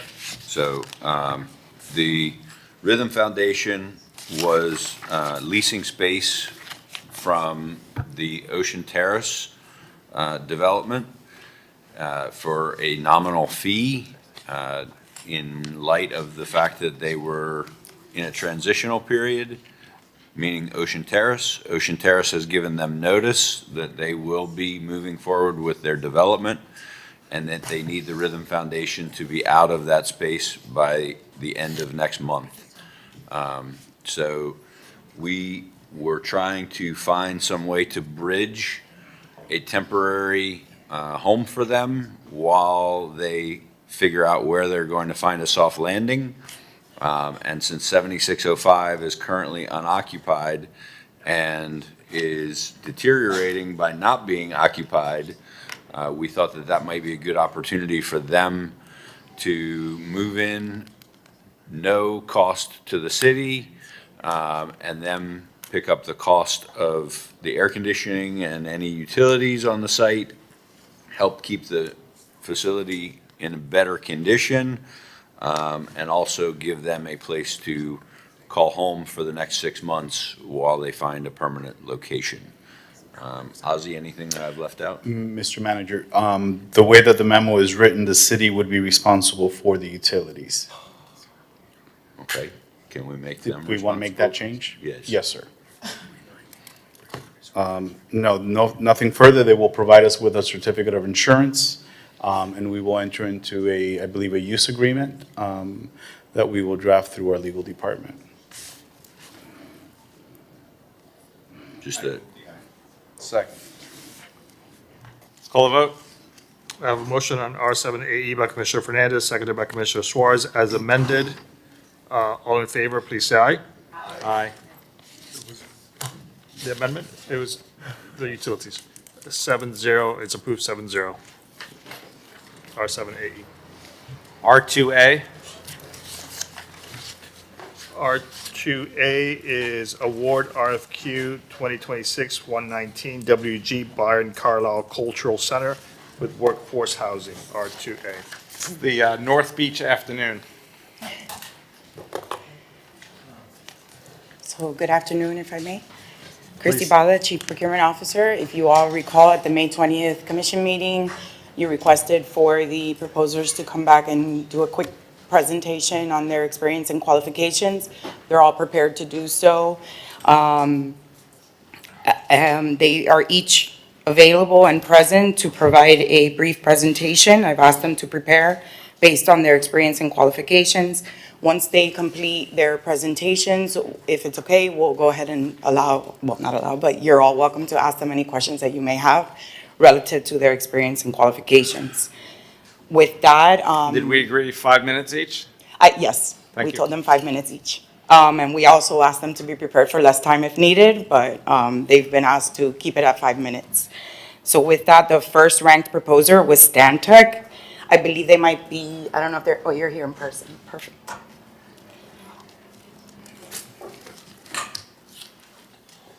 Welcome. I'm going to put boards because I know we're limited with time and it'll be much easier for you guys to see the Great. information. Thank you. And while that happens,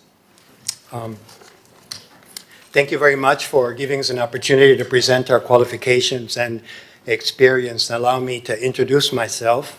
My name is Arturo Vasquez. I am a resident of Miami Beach. I've been here for 15 years.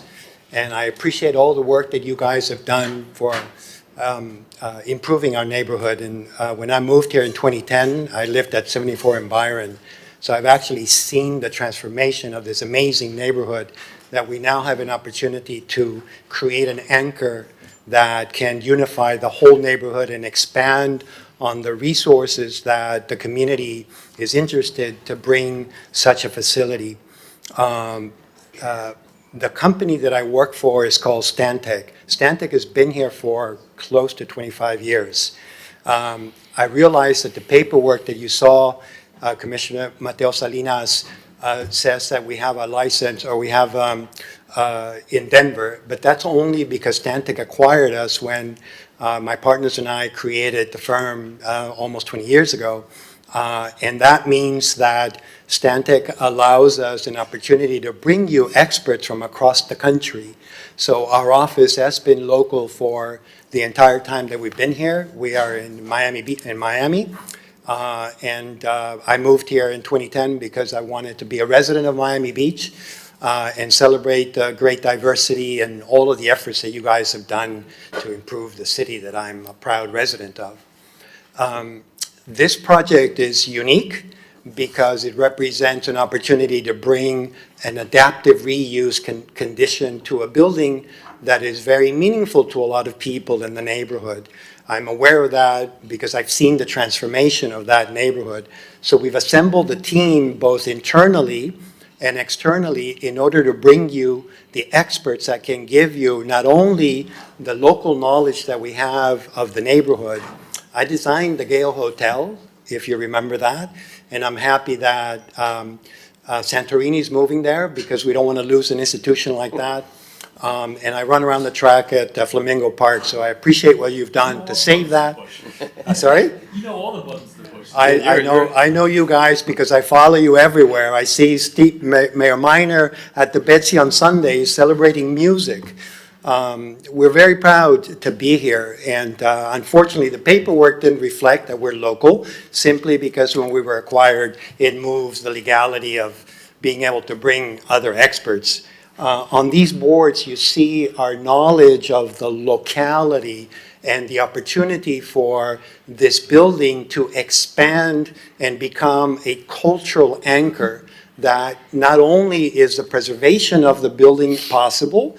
I know Commissioner Suarez is very keen on the housing component and how the housing component can offset the operational costs. We have specialists that know about. I would say that's both Commissioner Bott and I. Well, housing is very important. My experience in adaptive reuse and all the work that we've done locally with specialists that we can bring to the table is going to give you what you need. What is the right number? It depends. It depends on the number of parking. It depends on the AMI. It depends on how we can give you the best example of beautiful housing for residents that live there that are not going to be priced out. When I lived at Byron, I had to move over to Euclid because I can't live there anymore, and things get expensive. So our team not only has people like myself who know the district and know the area very well, have experienced the revolution of what's happening in Miami Beach, My first project when I moved here was the theater, the Jack Gleason Theater, then the Gale, and then the Berkeley Shore. So I know how to do projects like this, where you need a real level of understanding of adaptive reuse and new construction. With me is Gustavo, who is the guy that signs all the documents. And he's been here longer than me, 30 years.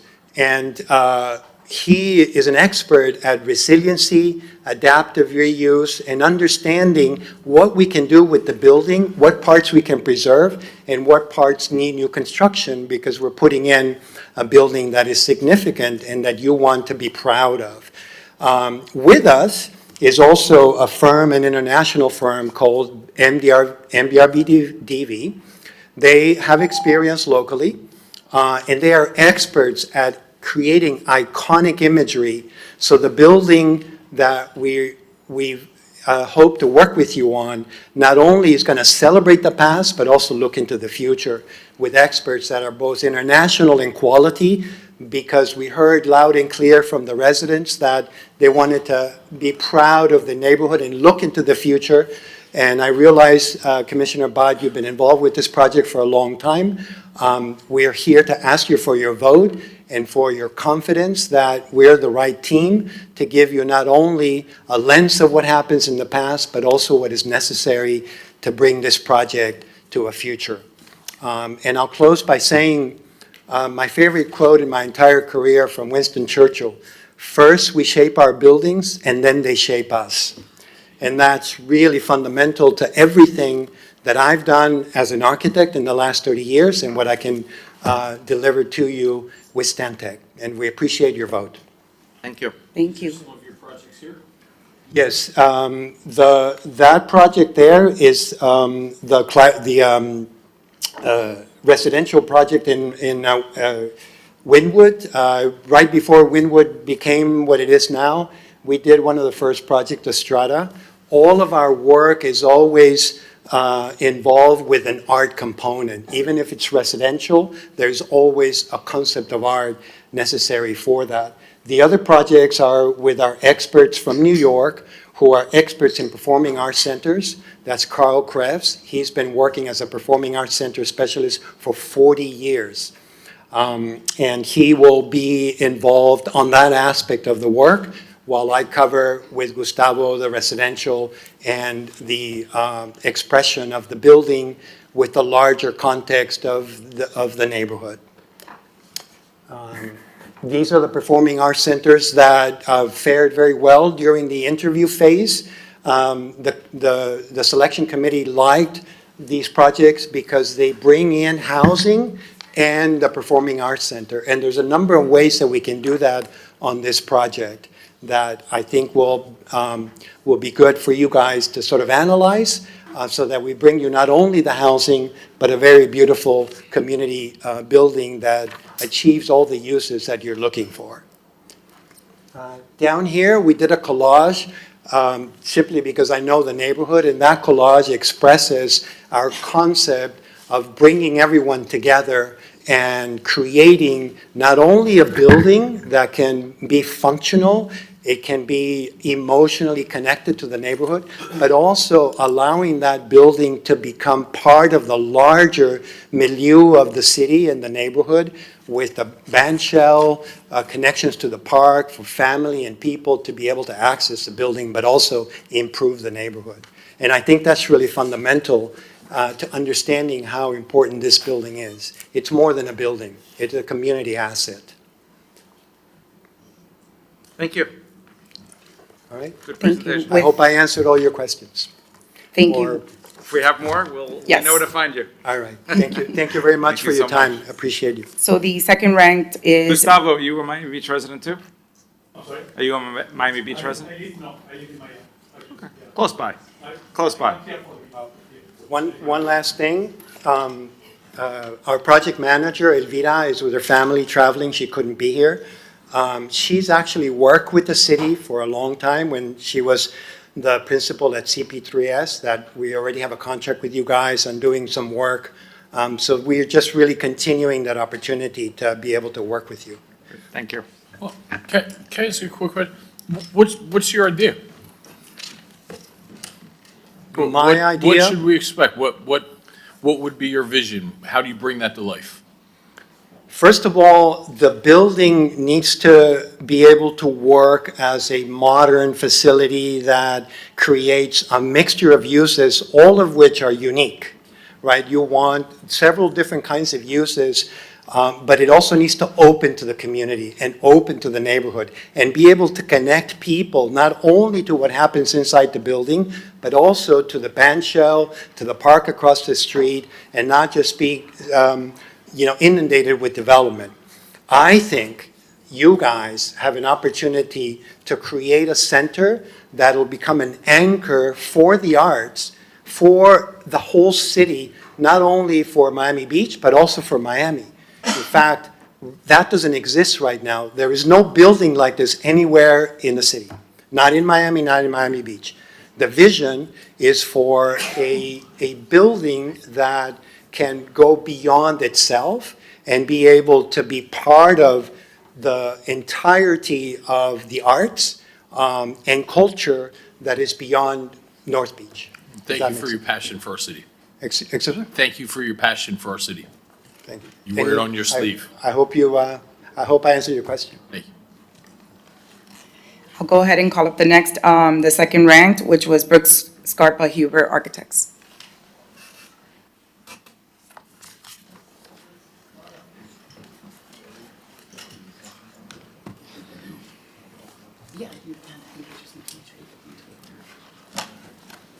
Welcome. Thank you. You want to switch? Sure. Good afternoon, Mayor and Commissioners. I'm Angie Brooks, Managing Principal of Brooks Scarpa Huber. I was born and raised in Florida, and my two partners grew up in Miami. We are a globally recognized, woman-owned firm founded 35 years ago with offices in Fort Lauderdale, Miami, and Los Angeles. And we've completed cultural arts projects around the country, including Hollywood, Florida, as well as thousands of units of housing, including 2 apartments very close to us today. We are currently working on 2 cultural arts projects, one with virtually the same program as the Byron Carlisle. Performance space, cultural space. Where is that one, I'm sorry? This one is in Culver City, the city of Culver City. Workforce housing over retail. Our team really knows North Beach, and I'm going to hand it to Jeff, my partner, for a short presentation. Yeah, and we do have a presentation. I don't know if we can pull it up on the screen. So, yes, good afternoon, Mayor, Commissioners. We believe our team is the most qualified for the Byron Carlisle. We know North Beach, we know cultural arts facilities, we know housing, and we know public-private partnerships and how they work. I'm Jeff Huber. I will lead and be the project architect on this, and I am here local, and also born and raised in Miami. So I've been here for 46 years. Together, our team brings the experience, expertise, relationships, and local knowledge necessary to move the Byron Carlisle forward. Most importantly, these are existing partnerships. We have done this before together, and we are prepared to do it again. We are not learning North Beach. We are already here. Within less than a mile of the Byron Carlisle, our team has just completed the largest affordable housing project in the city of Miami Beach in the last 50 years, Vista Breeze. And we've permitted the Heron, and both are in partnership with the Housing Authority here of the city of Miami Beach. We have worked alongside organizations helping shape this neighborhood today, and we have a long-standing relationship with the residents, stakeholders, community organizations, and city staff. We believe that architecture should be of a place, and this is no different, the Byron Carlisle. North Beach deserves a project that belongs here and could not exist anywhere else. Many of us also have personal connections to the Byron Carlisle. Mike O'Hare's actually performed in the space when it was O Cinema. I actually watched Empire Strikes Back when I was growing up. So like many residents, we carry memories of this place. The Byron Carlisle has been a part of North Beach's story for generations, and it deserves a future worthy of the residents of that history. So that's where our experience becomes particularly relevant. The Hollywood Art and Culture Center demonstrates our experience transforming historic structures into vibrant cultural destinations. Like the Byron Carlisle, this required balancing preservation, community programming, and long-term operations. Cultural buildings succeed only when they become community assets. Vista Breeze demonstrates our ability to deliver affordable housing right here in Miami Beach and in North Beach. It also demonstrates our experience working with the Housing Authority, navigating approvals, adapting to flooding and future heat, and strengthening neighborhoods through housing. And so this may be the closest precedent to the Byron Carlisle that we're currently working on. And so this is being developed, as close in relationship to this as any other project across the country. And this is the Culver Theater. It is essentially the same program and scale.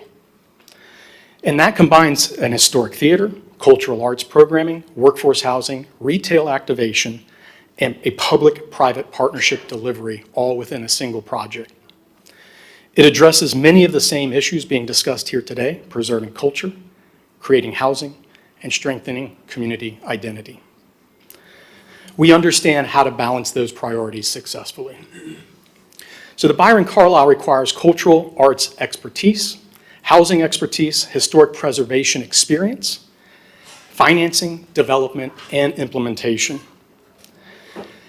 Our team has delivered projects like this across the country. We have done this before, and we have assembled the team necessary to deliver it again here for the Byron Carlisle. Our team is fully integrated.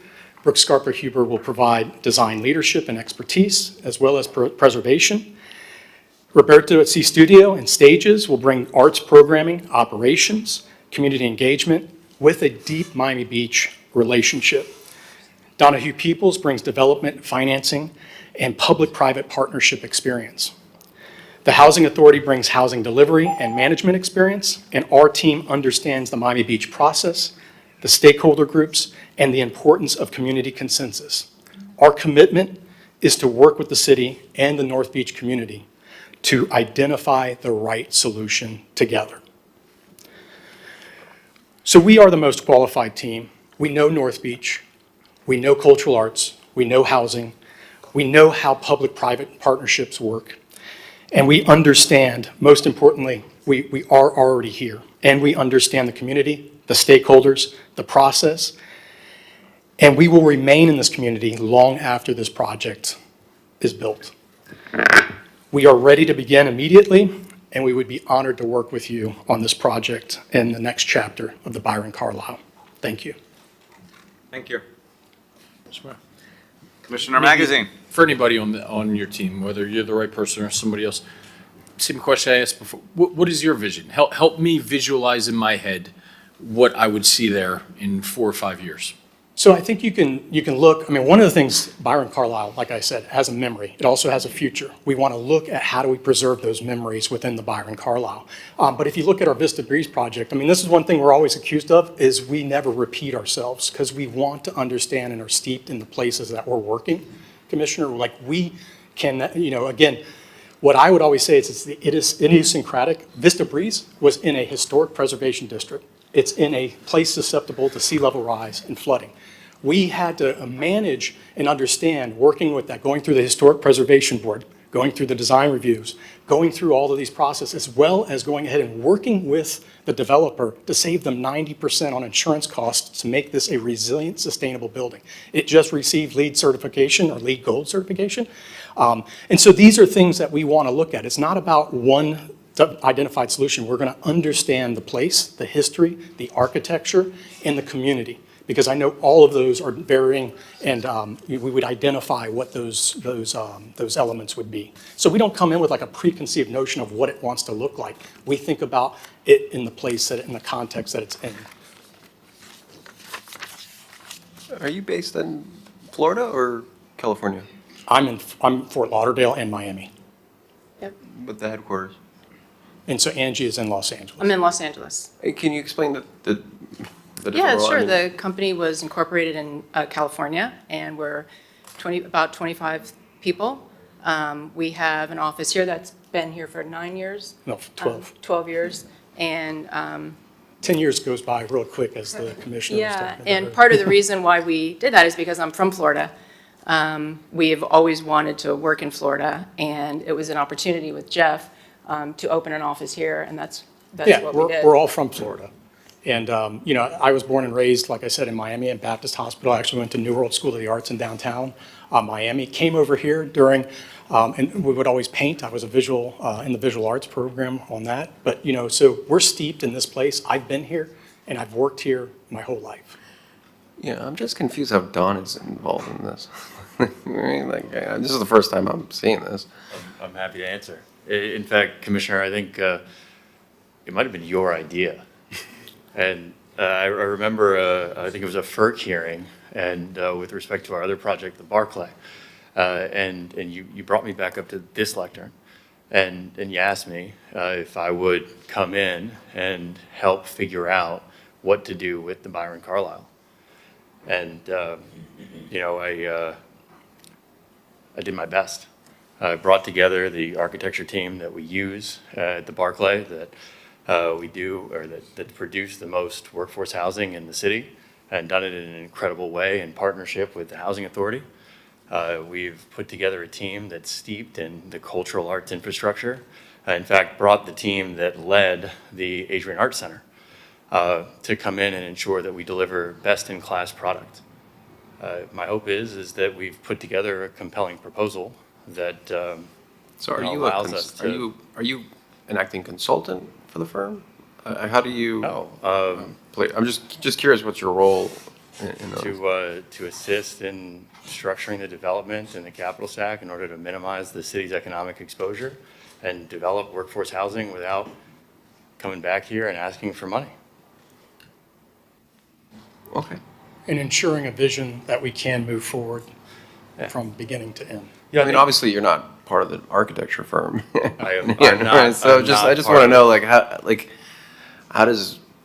how do you play in on this design? You know, I mean, that's why I'm asking. I Are you think- brought on as a consultant, or? I think that the design and the financing actually intimately interplay with one another. Certainly, we can design something that, you know, might look like the Guggenheim, but the question is, can we afford it? And that's doubly true with respect to workforce housing. Brooks and Scarpa does an amazing job developing workforce housing that is aesthetically beautiful, but, you know, ultimately also financeable. Someone's got to run the numbers. Someone has to have the intimate understanding of the financing solutions that allow these sorts of housing to get developed. And frankly, I think that, you know, together as a team, we're greater than the sum of our parts. I don't think I'd be a consultant as much as I'd be a financial engineer. Just to clarify, they were asked to partner with a financial analysis firm, and that, I believe, is the role of their firm within their team. All the teams were asked to have a financial analysis firm for the workforce housing component. Okay. Can you, sorry, Commissioner Bott. can you please speak to the other members of your team's relevant expertise and local I mean, roots? I can actually ask some of them to come up and just give, Roberto, you want to just give a sentence or two about your role in the project? Sure. Mr. Mayor, Commissioner, I'm Roberto Espejo. I was the lead architect at the Arts Center, and been working in the community in predominantly cultural projects. I started working with Save the Byron, October 2020. Worked through, from my experience with the Sears building and how much do we keep or not at the Arts Center and the sensitivity involved. And then through with the Friends of the Byron, I was part of the Friends of the Byron and worked with them to define the program and, you know, understand what the sweet spot is for what their needs are. And then Donahue and I worked on a proposal that included the housing. So I would be an arm and a plug-in to, and a collaborator with the Brooks and Scarpa and Huber team. Mike, you want to share? Good afternoon. Michael O'Hara, Executive Director of the Housing Authority, City of Miami Beach, 200 Alton Road. The Housing Authority's role is on the housing component to make sure the housing works. Too many times you've seen projects come to the city that are brilliantly designed and don't work. So that's the Housing Authority's role with Donahue Peoples, is to make sure that the product works, it's economically feasible, and can realistically move ahead. Some interesting tidbits: the Housing Authority was the developer that brought Brooks and Scarpa to Miami Beach. We focus heavy on design, making sure that our projects stand out and fit into the neighborhoods. And we looked for firms nationwide, and we came to Brooks and Scarpa, and they have delivered brilliant designs for the Housing Authority, Vista Breeze, and the Heron. And we're working with Donahue and the team also with the Barclay.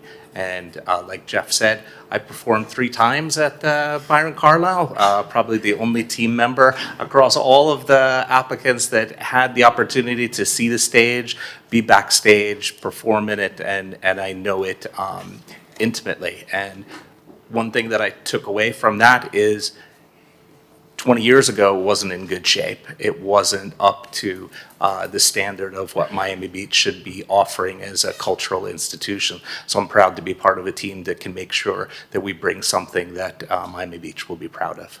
Thank you. Barry, I'm going to ask you to come up too, please. I don't know if you should be familiar with this gentleman here. Good evening, I guess now. Barry Miller, landscape architect with Savina Miller Design Studio. Long-term residents. We love this city. I think you all know that. Generationally, I guess my tidbit is that I worked with this gentleman's father for the Royal Palm Hotel project. You go way back remembering that. And the city didn't give Mandela the key, and Mr. Peebles Sr. Came in to save the hotel. So we were the landscape architect for that project, and it's a privilege to maybe work with his son again. And, of course, the Brooks and Scarpa team. Okay, thanks. And we're currently working on several projects here locally at Crandon Park, one of the small 1,000-acre parks over, across the cut. But, we assembled a team that we are excited to work with them. We all have mutual respect. We have former relationships working with each one of these team members. And that was what we wanted to bring, that vision to the Byron Carlisle, because we understand how critical it's going to be for this community and as a cultural asset for the city of Miami Beach.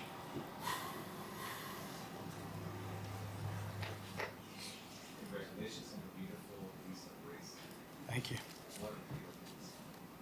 It's 100% occupied now, or at least the contracts are signed on the last one, but it's 119 units that has moved beyond the 115 I think you built over the last 10 years in the city.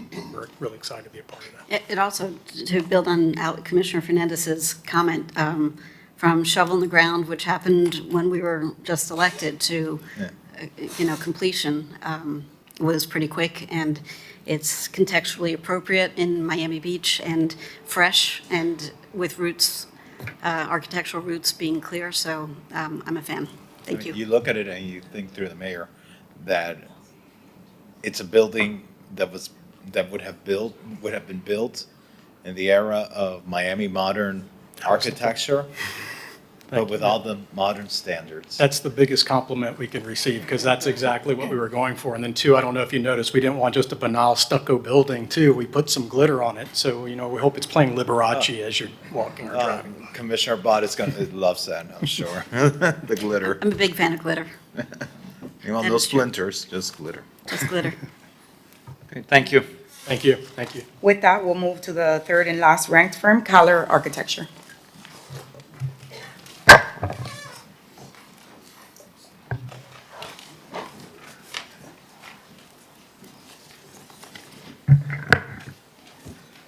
Welcome. Welcome. Thank you. Well, good afternoon, Mayor, Vice Mayor, and Commissioners. My name is Joseph Kaler of Kaler Architecture, and we are the workforce housing experts. We are a local South Florida architectural firm practicing for 45 years. I personally grew up here during my early years on South Beach and attended my elementary through high school education in Miami Beach. Having a local presence in South Florida gives our firm an extensive understanding of local zoning, state codes, and FEMA flood requirements. We have an unparalleled experience in affordable and workforce housing and have completed more than 5,000 workforce housing units in South Florida. Our Kaler and Diamond Schmidt team will bring global high design standards and integrate a project containing both workforce housing and an unparalleled community performing arts complex that will strengthen North Beach as a significant cultural and arts center hub. Your project's success is built on key 5 pillars. 1, community support, stakeholder engagement, financial viability, workforce housing and cultural center integration, and outstanding architecture. Our Kaler Diamond Schmidt team have you covered with these 5 key pillars. Calling up Matthew Layla of Diamond Schmidt with unparalleled performing arts experience. Thank you. Thank you, and good afternoon to everyone. We also had a short PowerPoint, I'm not sure. Thanks. So those are the 5 key pillars, we think, and the project will not succeed if any one of them isn't as strong as it can be. It really needs full on in. We are the performing arts and design specialists on the team.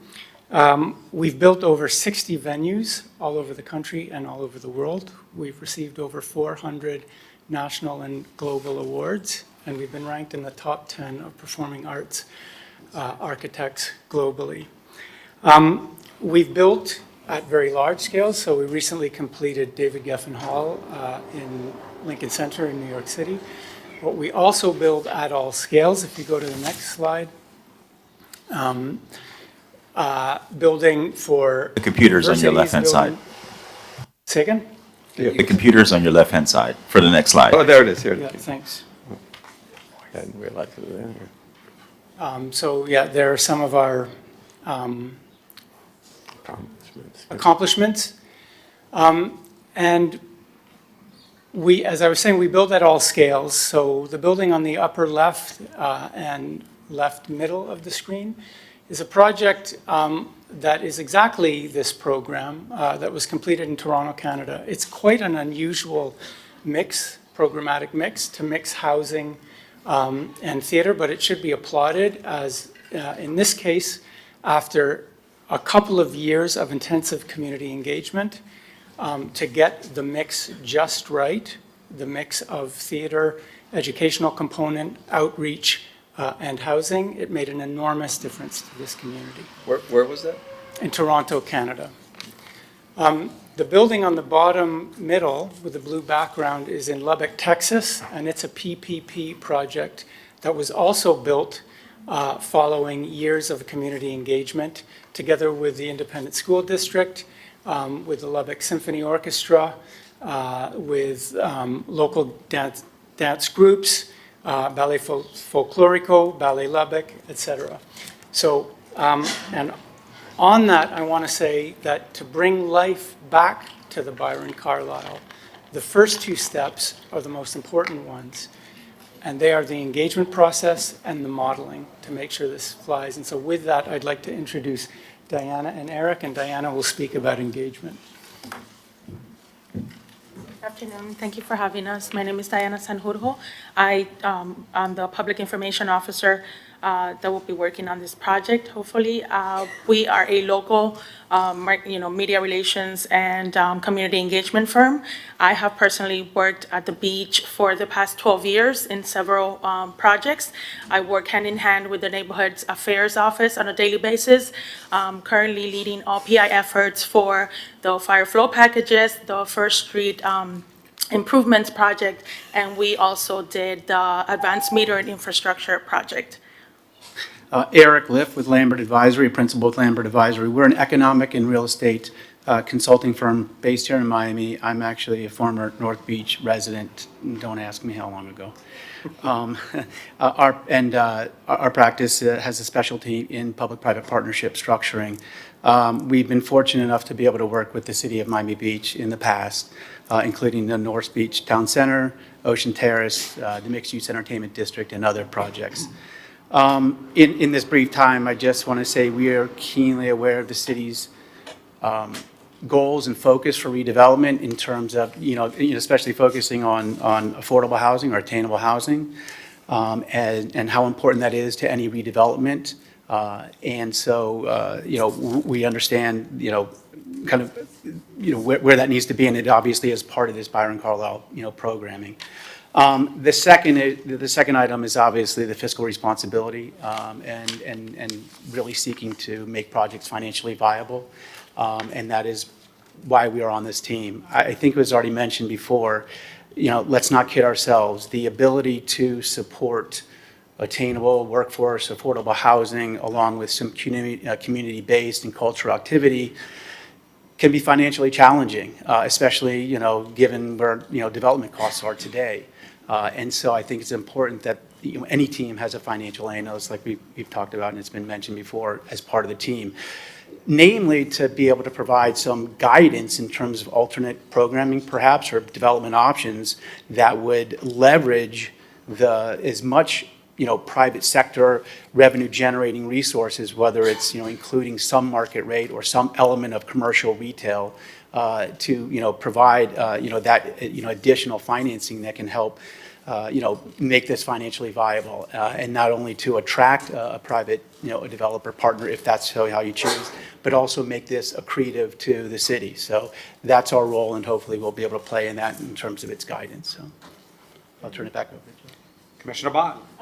Just a quick question for you. You said you worked in North Beach Town Center. What projects? Right here on the North Beach Town Center. So initially structuring the, helping out with Mark, but we did the economic and fiscal analysis initially before the RFP or any documentation went out in the development, but we were kind of instrumental in providing the feasibility and fiscal benefits. Which of the development projects? Or for the North Beach Master Plan with Dover It was Cole, specifically the North Beach Town Center project as part of the master plan.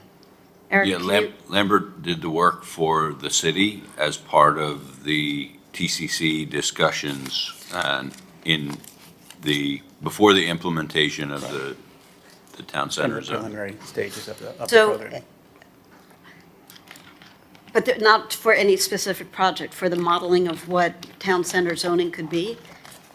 Yes, they were working directly with the planning department. Okay, so During that before or process. after Plan Nobi? What's that? Before or after Plan Nobi? I believe it was after Plan Nobi, but Plan Nobi, my understanding was the initial plan that was done in 2014, and then the TCC zoning district was implemented in 2016, 2017. Yeah, 2019, and we were involved in. And Nobi was later than that, I thought. With Dover Cole? That was later than 2014. Dover Cole was after Lambert, Okay, that's what I'm trying to get to. Okay. yes. Yeah, we were involved in, I think it was about 2020, so. You mentioned that you had, was it 400 projects across the country or 400 awards? Well, how many projects did you? We have many more than 60 projects. We have any that- 60 performing arts venues was the stat. Any that we would know or that we could look Well, up right David now? Geffen Hall at Lincoln Center is the renovation of the old Avery Fisher Hall, so it's where the New York Philharmonic plays. We did the American Shakespeare Theater, the Harman Kardon Center in Washington, D.C. We What do you did mean Symphony did? Hall in Detroit. You did the whole architecture? Yes. Don't let me stop you. Yeah, keep going. We're working now at the University of Virginia. We're working at the Old Dominion University. We've got a long portfolio of theaters. And we're also working with Fisher Dax Associates, with Bob Campbell, who did the programming for the Byron Carlisle as part of the RFP that went out. And, maybe I should, through the mayor, ask, and I'll start with you guys. Have you ever built anything like this? Well, as I said, Well, I mean, meaning by the- like this, the do you intent mean, of what we want. do you mean the full program of a theater and housing? The answer is yes, we have built it. It's in Regent Park in Toronto. And the reason I say we've only built one out of the 60 is because it's quite an uncommon mix to mix housing together with a theater project. But perhaps I wasn't clear enough. I think it's a great idea. It does rely on a lot of engagement, and it does rely on a lot of financial modeling to get the balance right. Let me say, actually, when there's a lot of engagement and a lot of stakeholders, you can't compromise. You must take the time to create consensus. Nobody should leave the table feeling like their needs won't be met. And that takes a little bit of time. So we think our team is tooled to help the city meet that goal. Yeah, because I was always under the impression that this was never been done before, where you have a housing component subsidizing or paying for the cultural arts component or the offset for it. And this has happened in Toronto? It did. I'd be stretching a little bit to say that the financial operating model is based on income, but the co-development model is exactly what you're proposing. And sorry to bring the other applicants up. Has any of you ever built something like this? And if you can name a project. I just wanted to mention the Kirk Douglas Theater project we're working on now, which is permit ready. We also did the CAM Raleigh Museum, which is in our package, the Contemporary Art Museum in Raleigh, North Carolina. And it was designed with housing on top, and they decided not to do the housing on top. They did the Contemporary Art Museum without the housing piece. The Kirk Douglas Theater is going to have the housing adjacent to it. It is a disposition and development agreement from the city of Culver City to the developer. The city is giving the developer the land to develop the housing, and it is a market rate and a certain percentage of workforce housing. And we have cultural arts spaces on the ground floor and in the space between the housing and the theater that is going to be operated by the Center Theater Group. And they're the operator also of the Amundsen and the Mark Taper Forum. And that is I don't want to say it's complicated because it's very challenging and it's a very interesting project, but what we did was separate the housing spatially from the theater. And I think you can do that as well. And we have a retail on the ground floor, but there are ways to make it work.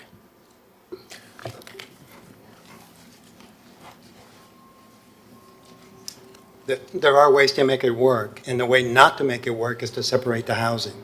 We have a vision that'll allow you a way that the building could be more integrated so that the housing is integral to the design of the cultural center. Because the key is how the cultural center has different uses and how the housing is going to support that. The Irish Cultural Center that we presented in the Paulson that are in our proposal, both have housing in them. The Paulson is a lot bigger than what you're looking for, but the Irish Cultural Center is very close. And the reason it's close is not because it's a building that integrates housing, because it's a building in a cultural institution that expands beyond the building component so that it integrates the entire community. That's what you need here. You need a building that has both housing and a variety of different uses that don't necessarily coexist, but in a way that you can take a look at both sides and come up with a much more clever solution than separating the housing, which I don't think is going to work with the parking and the Byron. There's a way to do it. If you hire us, we'll show you. Through the mayor or the vice mayor? Good answer. Neither of whom are here, so I'm just going to ask. This is a question for all three groups. I mean, clearly, everybody here is qualified, so nobody's disputing that, obviously. I heard somebody mention, let me rephrase. I have a concern that that this is going to be relitigated. We have gotten to this point with a great deal of community input on what the functionality of the community center, the community arts center is going to be. none of us here are architects, so we don't presume to know how that will fit with the housing, with the space, with all the other elements. However, I get very concerned when I hear that we are going to go back and reimagine what this venue is going to offer the community. We have been doing that since 2018 in various forms. And we have finally gotten to a point where even Commissioner Suarez and I agree on what the functionality of this will be. We had a sunshine meeting, it was memorialized, and I think the community feels very good about what this facility will offer. There will always be different views on how to get there, and that's why we're turning it over to the highly paid experts, because none of us here are those.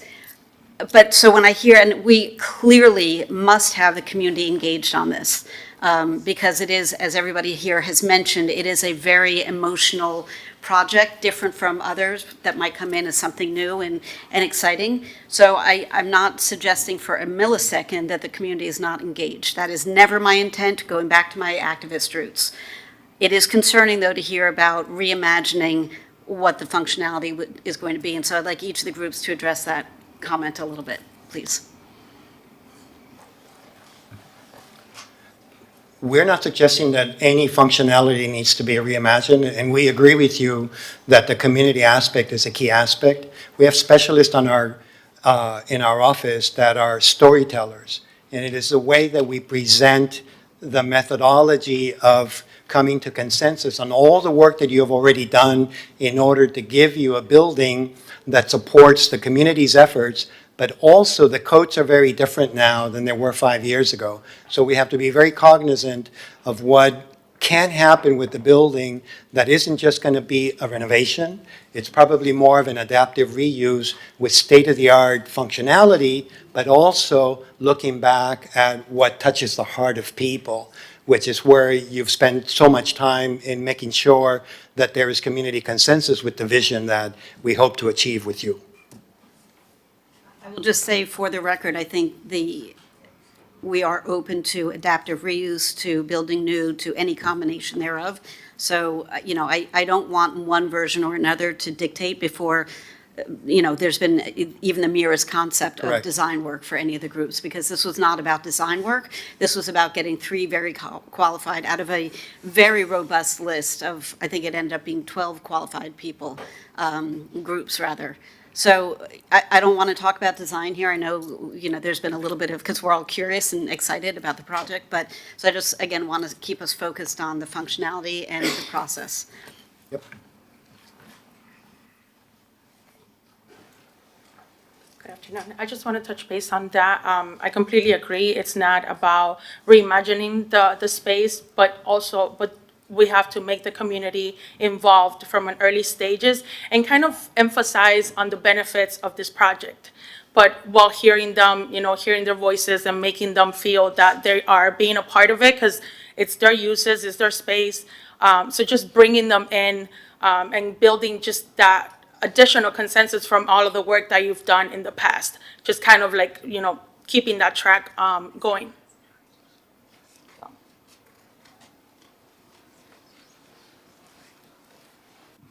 I want to be very clear too about our team that we assembled, because that's why we're saying we can hit the ground day one running, because we have Roberto from C Studio that's been working with the community, with the organizations over the last 5 years, 6 years, We're not counting. since the pandemic. And, that's something that we critically understand as a firm, that's going to be something we're going to have to tap into day one, because what we don't want to get into is a reimagining, a revisioning. We want to build on what's already there and has been established. And that's why we've assembled this team with Donahue, with Roberto, with ourselves, because we're here, we've done it, we're going to be here and continue to be in this community long after this project is completed. And we want to see it successful, no matter who you select. And I just wanted to expand, I mentioned the Save the Byron and the Friends of the Byron. The Friends of the Byron was a group that was put together. It was Rhythm Foundation, Young Musicians Unite, Miami New Drama, Dance Now. And the whole mission was to understand what they needed. This was 2 years ago with David Sexton. We put together a presentation or a series of alternatives. So we looked at the standalone theater, with the housing across the street. We looked at the standalone theater with the housing on top.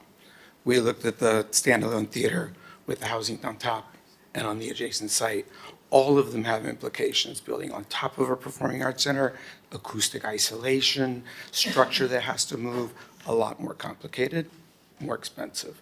But they all work, depending on what the priorities are and what the project goes forward. So it was our presentation, David Sexton and mine, to the commission that approved, pulled the GO bond, and it was a unanimous vote to move forward with a Byron.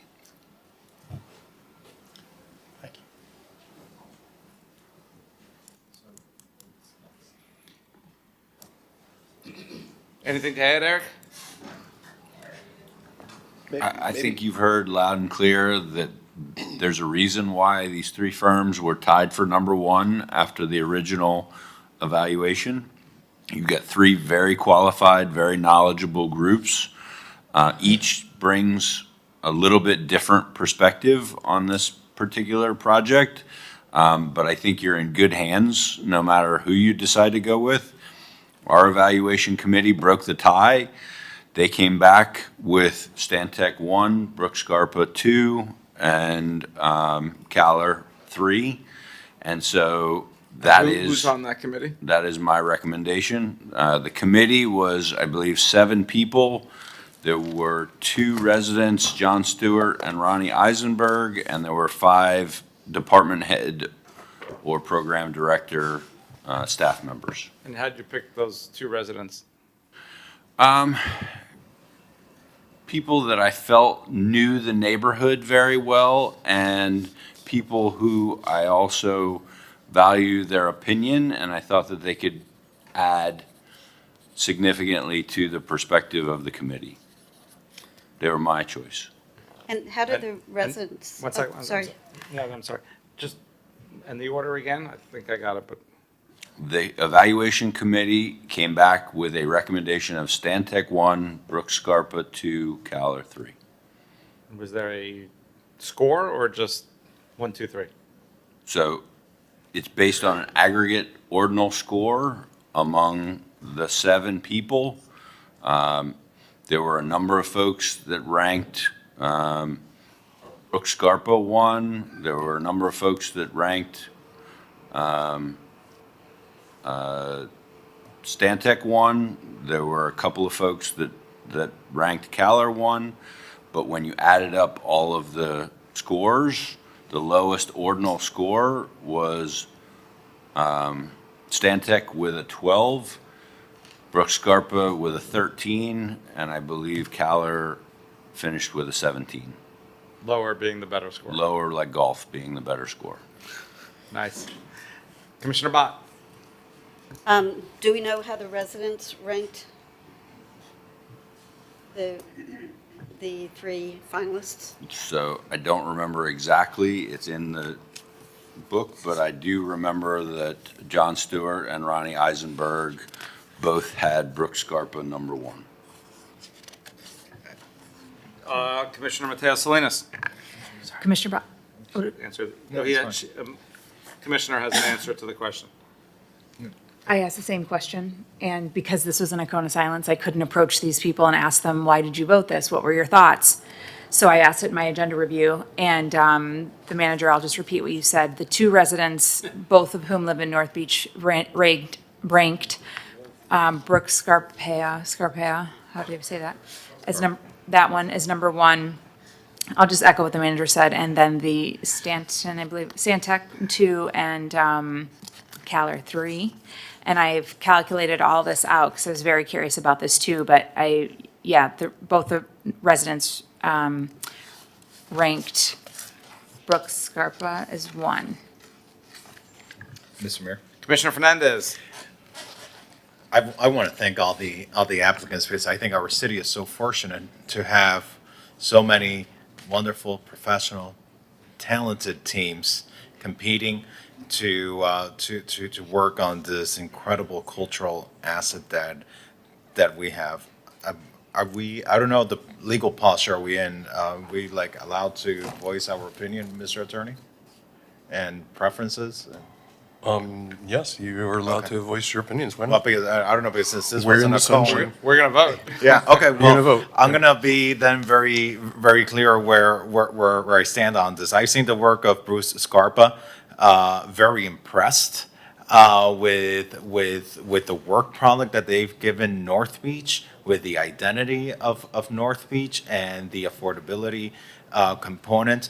I also feel that it's great that the Housing Authority is included as part of this team. It gives me confidence because we have seen already in the past, city assets partner with entities to deliver housing affordability.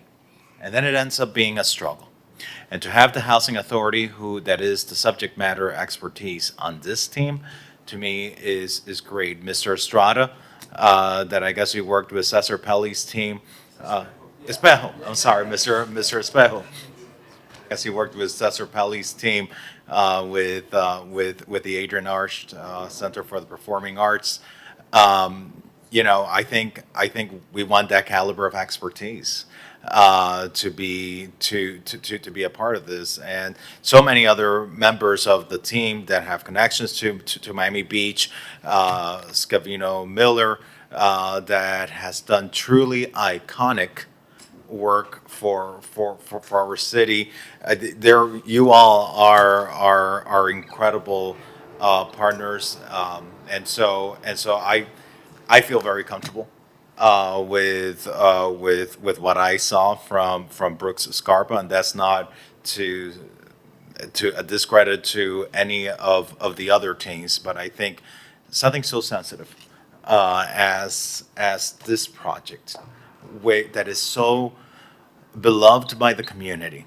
You really want a partner that is a part of the community, that has already proven to know how to deliver a product that reflects the identity of the community, and that will help guarantee that the housing is truly housing that works for the end user and its affordability. So just to put it on the record, I feel very confident with Brooks Scarpa. Mr. Mayor? Commissioner Bott. In the interest of moving things along, I appreciate everybody's time for coming here. It's been a longer process than anybody signed up for, so I respect that you guys have put in a lot of effort, and I think it is a testament to the validity and unique character of this project that we had so many, not only the 12 who were finalists or who were qualified, but there were countless more who were interested in this project. So however this decision goes, please take some pride in the fact that you're here in this room and that there's so much interest among my colleagues and staff, and most importantly, the community, on getting this exactly right, that we've given extra due deliberation to this process. I share my colleagues' sentiments. I think that everybody here is really talented and really qualified. Having been a part of this conversation since I was a baby activist and first moved to North Beach, and having attended screenings at the theater and all kinds of things, and seeing most importantly how deeply meaningful this project is to North Beach residents, whether they are new or recent, I guess, or grew up in North Beach. For me, the tipping point is to have people who have been involved with the community for a long time, who have the chops, who understand the city and how it works, who understand the nuances of North Beach. The analogy is when Stephen Ross came in to try to do something at the Deauville site and just really did not care one whit about what the community had to say about it. And I'm not suggesting that the two other groups are that at all. It's not a great analogy, but when somebody came in and did listen and did pay close attention, that's when a project got approved finally. So with great respect for the talent and business savvy and acumen and years of experience of everybody who applied, I'm also going to support Brooks Scarpa. Commissioner Magazine. Yeah, I'll prolong it by just saying how lucky are we when the second team was going and you were saying where your offices are. He said, Los Angeles, and I got the daydreaming. He said, Los Angeles, then Miami. I go, wow, how cool does that sound, designing architecture in Miami? I go, wait, we live here, right? We're talking about projects that are based here. And there's days that that's just lost on me.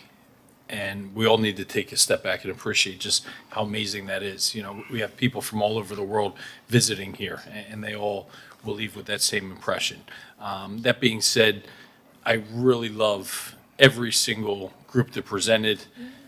Like I said, you wore your heart on your sleeve. You're care and passion about Miami Beach. Your projects in Lubbock, Texas Tech, right? Is that, yeah? World class.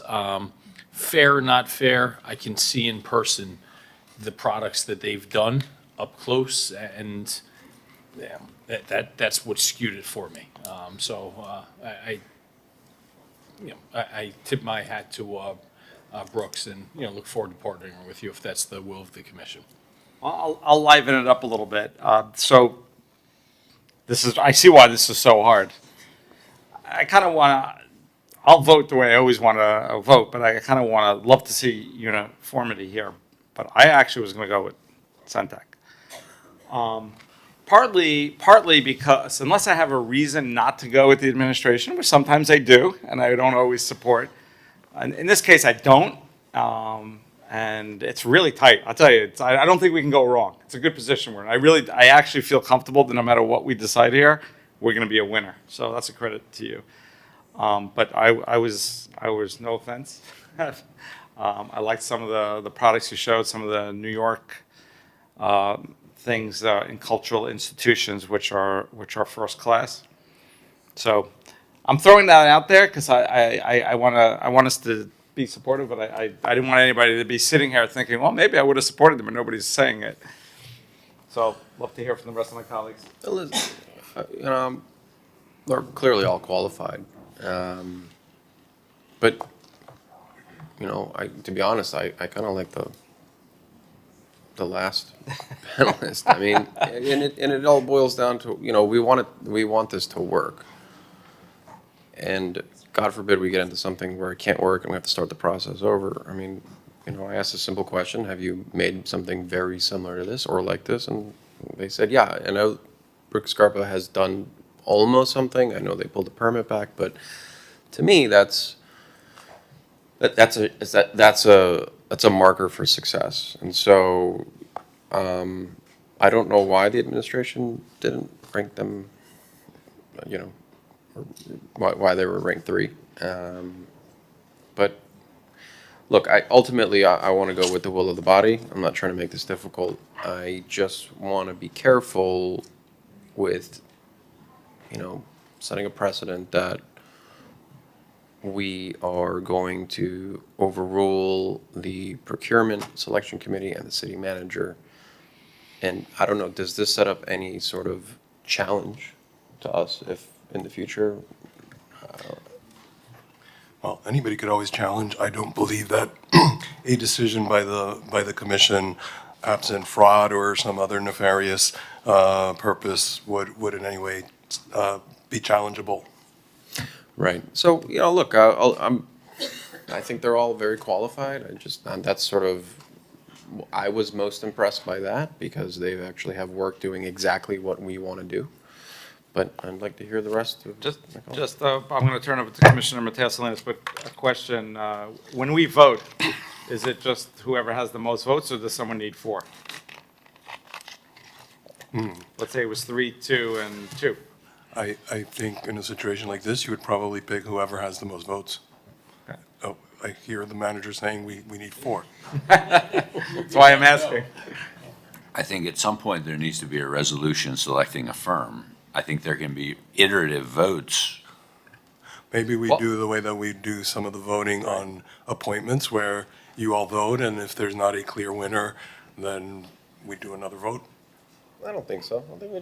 I think we'll come together in a consensus. I just want to know legally what we're, because 3, 2, and 2, you can't just say, well, drop the last one, because then it's a tie. I think there's a lot of people using the word think where somebody should say, I know. Yeah, we don't know yet. Commissioner Mateo Salinas. Oh, you're talking about Whether you or whoever, but we should get the, that's procedure. Right. Commissioner Matteo Salinas. So thank you all three of your groups that's been here today. I don't know any of you. I've never met any of you. Again, cone of silence. But I will say this, the most important aspect to this project to me is, yes, the cultural center, but I don't want to lose sight of the affordable housing. And that's something that's near and dear to my heart. And I chair the Affordable Housing Advisory Committee here with the city, and I have a long history with affordable housing, and I want to make sure we get that right. And so having Mr. O'Hara working with the Brooks Scarpera team is just a testament to how qualified you guys are, because you do great affordable housing in our city, and I like that consistency.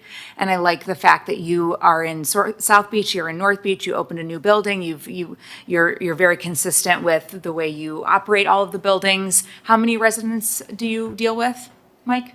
Would you like to step up to the podium real quick? Units.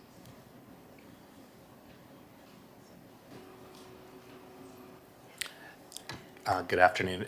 So the Housing Authority has over 600 physical housing units, and we serve almost 6,000 families countywide.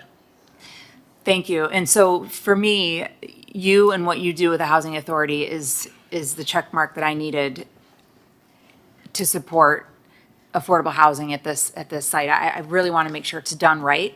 I've seen it done wrong, and it's not pretty. So I thank you for being a part of this project, and so that's where my support would go. Nobody else wants to speak? Want to take the vote? I'll make a motion on Brooks. Oh, wait, how are we going to do this? Yeah. Well, discussed with the clerk, and we believe we should have a vote, and if we don't have a clear 4 votes, we will eliminate the lowest vote getter and then take a second vote. But when you say, are we saying yes to a specific firm, or are we saying a name of a firm? You're saying the name of a specific firm. Got it. So I'll make a motion on Brooks Scarpa. No, that's not what Rick is saying. Oh. Rick is saying we say the name of the firm, Oh, got as it. opposed to a yes and no. Well, I think everyone has it. You guys do something. It sounded like there are 4, but, I mean, we could, let's just do a voice vote. Yeah, let's go through it.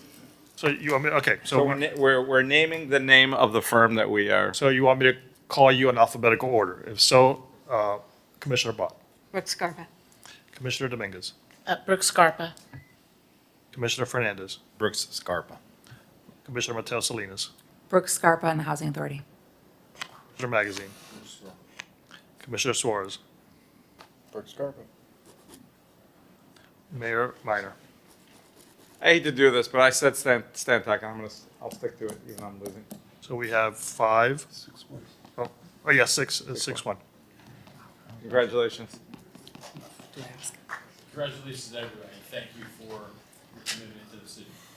I know it doesn't mean much at this point, but thank you. I'm sorry, because this is CCNA, so I just want to clarify if Stantec would be second, because we need to negotiate with Brooks Scarpa, then so-and-so, and then so-and-so. We need to do the 3. We need to rank Okay. them.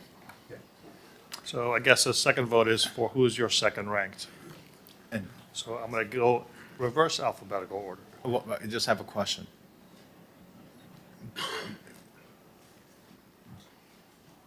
Okay. The last company that presented, you all have delivered the combination of Performance Arts Center with housing, you mentioned. And the first company, the first ranked company, what is your experience? Have you delivered, you've delivered 2? Okay. The Folsom and the Irish Hope Center in New York, integrated housing. Correct. Okay. Thank you. So Commissioner Suarez, ranked 2.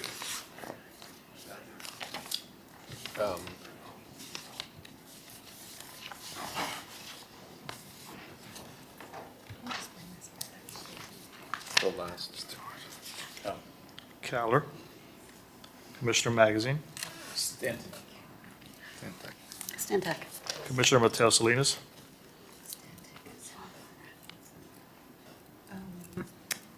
I'm sorry, which company is which? Stantec and, That's Stantec, that's. okay, Stantec. Commissioner Fernandez. Commissioner Dominguez. Stantec. Commissioner Bott. Stantec.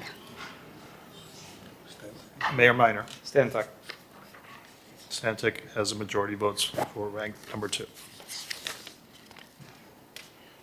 Thank you. So we need an after-the-fact resol, Chrissy? Okay.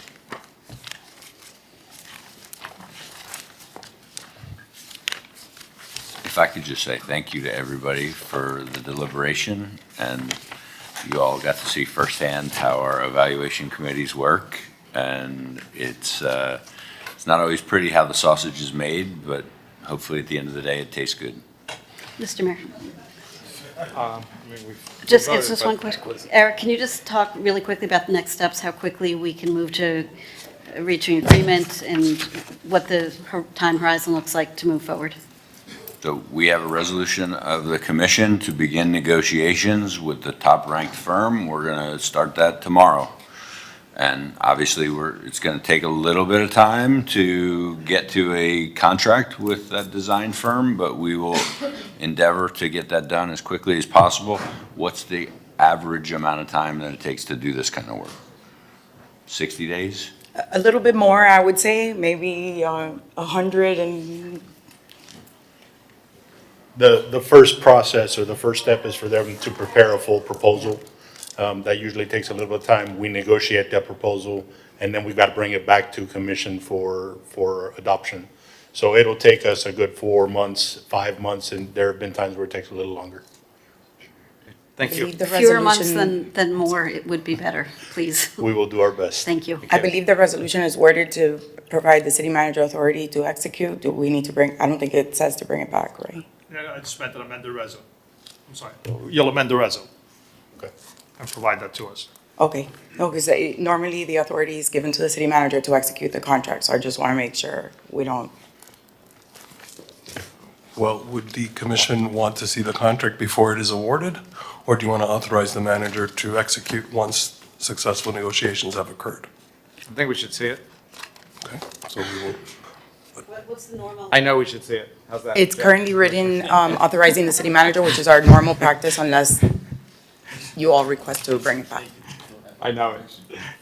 I think that. So normally. I know that's our usual practice. Yes. In some instances, you decide you want to see it, and some. Correct, yeah. Okay. Thank you. I know Brazil Scott. Let's call together two items, C4S and R9AI.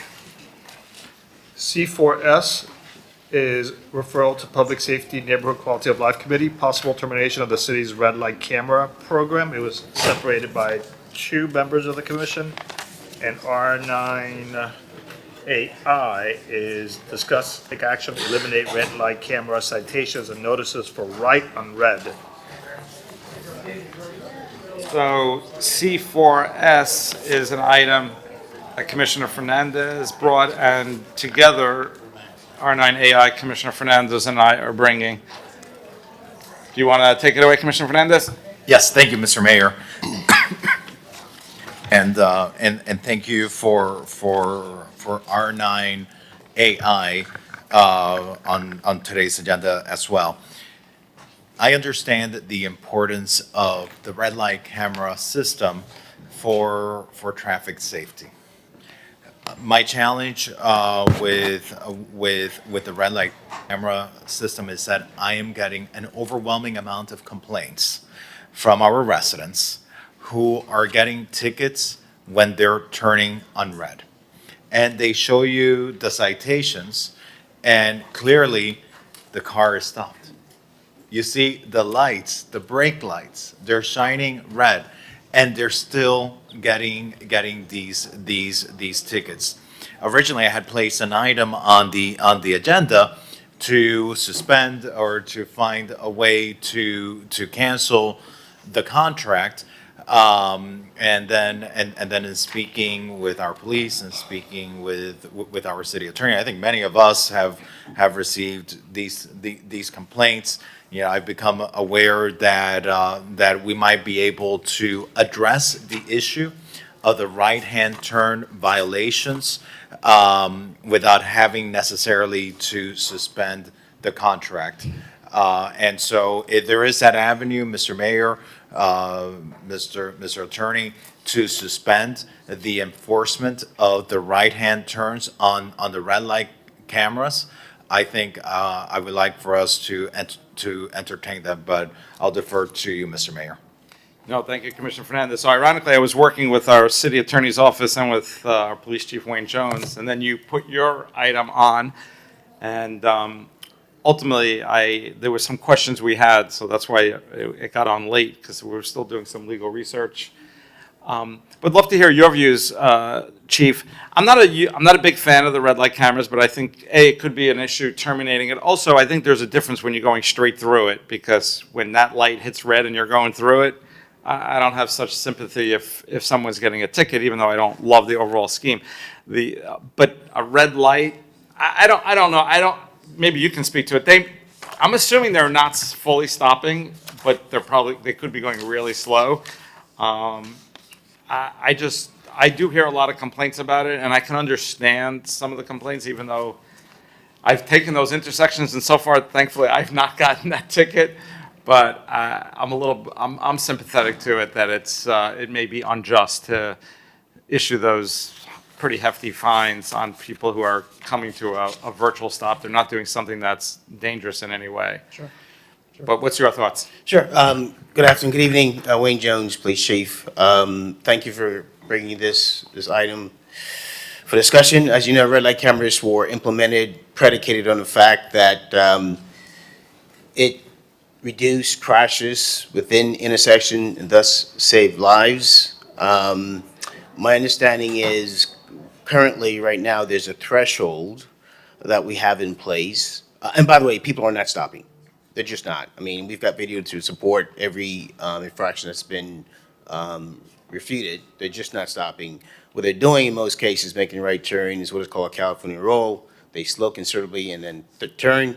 Right now, I think that the threshold is about 7 miles per hour. We can certainly look at raising that threshold. In other words, the camera activates if they go 7 miles or more through that intersection. We can raise that threshold so it's 15 miles an hour. Can you repeat that again? That was very I'm sorry, I'm a little nasal No, today. I heard you. I think I heard you, but I want to understand. Yeah, my understanding is the way the system works is there's a threshold that's set, that's preset. If someone slows but not stop, if they slow down to 7 miles an hour or more and they go through an intersection. Several or seven? Seven. I'm sorry, a little That's okay. clogged up today. They slow down to 7 miles per hour or more, but slow to at least 7 miles per hour. That camera is activated, photograph is taken of them, and they've essentially ran that light. On a red light, on a red, and is going 4 miles an hour. 7. I know, but I'm saying if they go 4, they do not get a ticket? Correct. How is it gauged, the speed? The camera has, I suppose, is smart enough to say how fast the car is going at any given time. But There was no red on red. you have to come to a complete stop. I mean, the idea is not to roll through the intersection, you have to come to a complete stop, and what's happening in most cases, well, in every case, the people are cited, they're just not stopping. Virtual stop is not a stop, Mr. Mayor. We're a law and order city. We're Yeah, not. we are. Mr. Mayor. Commissioner Fernandez. Yeah, and I get that. I just have received so many complaints about this. And I think people, in their mind, they're stopping. And I think it's what you've described as what is it called? A California roll through the intersection. California, I like yeah. that, California roll. Or what is it called? A rolling stop or something like that. Isn't it California stop? California roll? Yeah. I don't trust that raising the threshold is going to solve the issue because I don't generally trust the technology.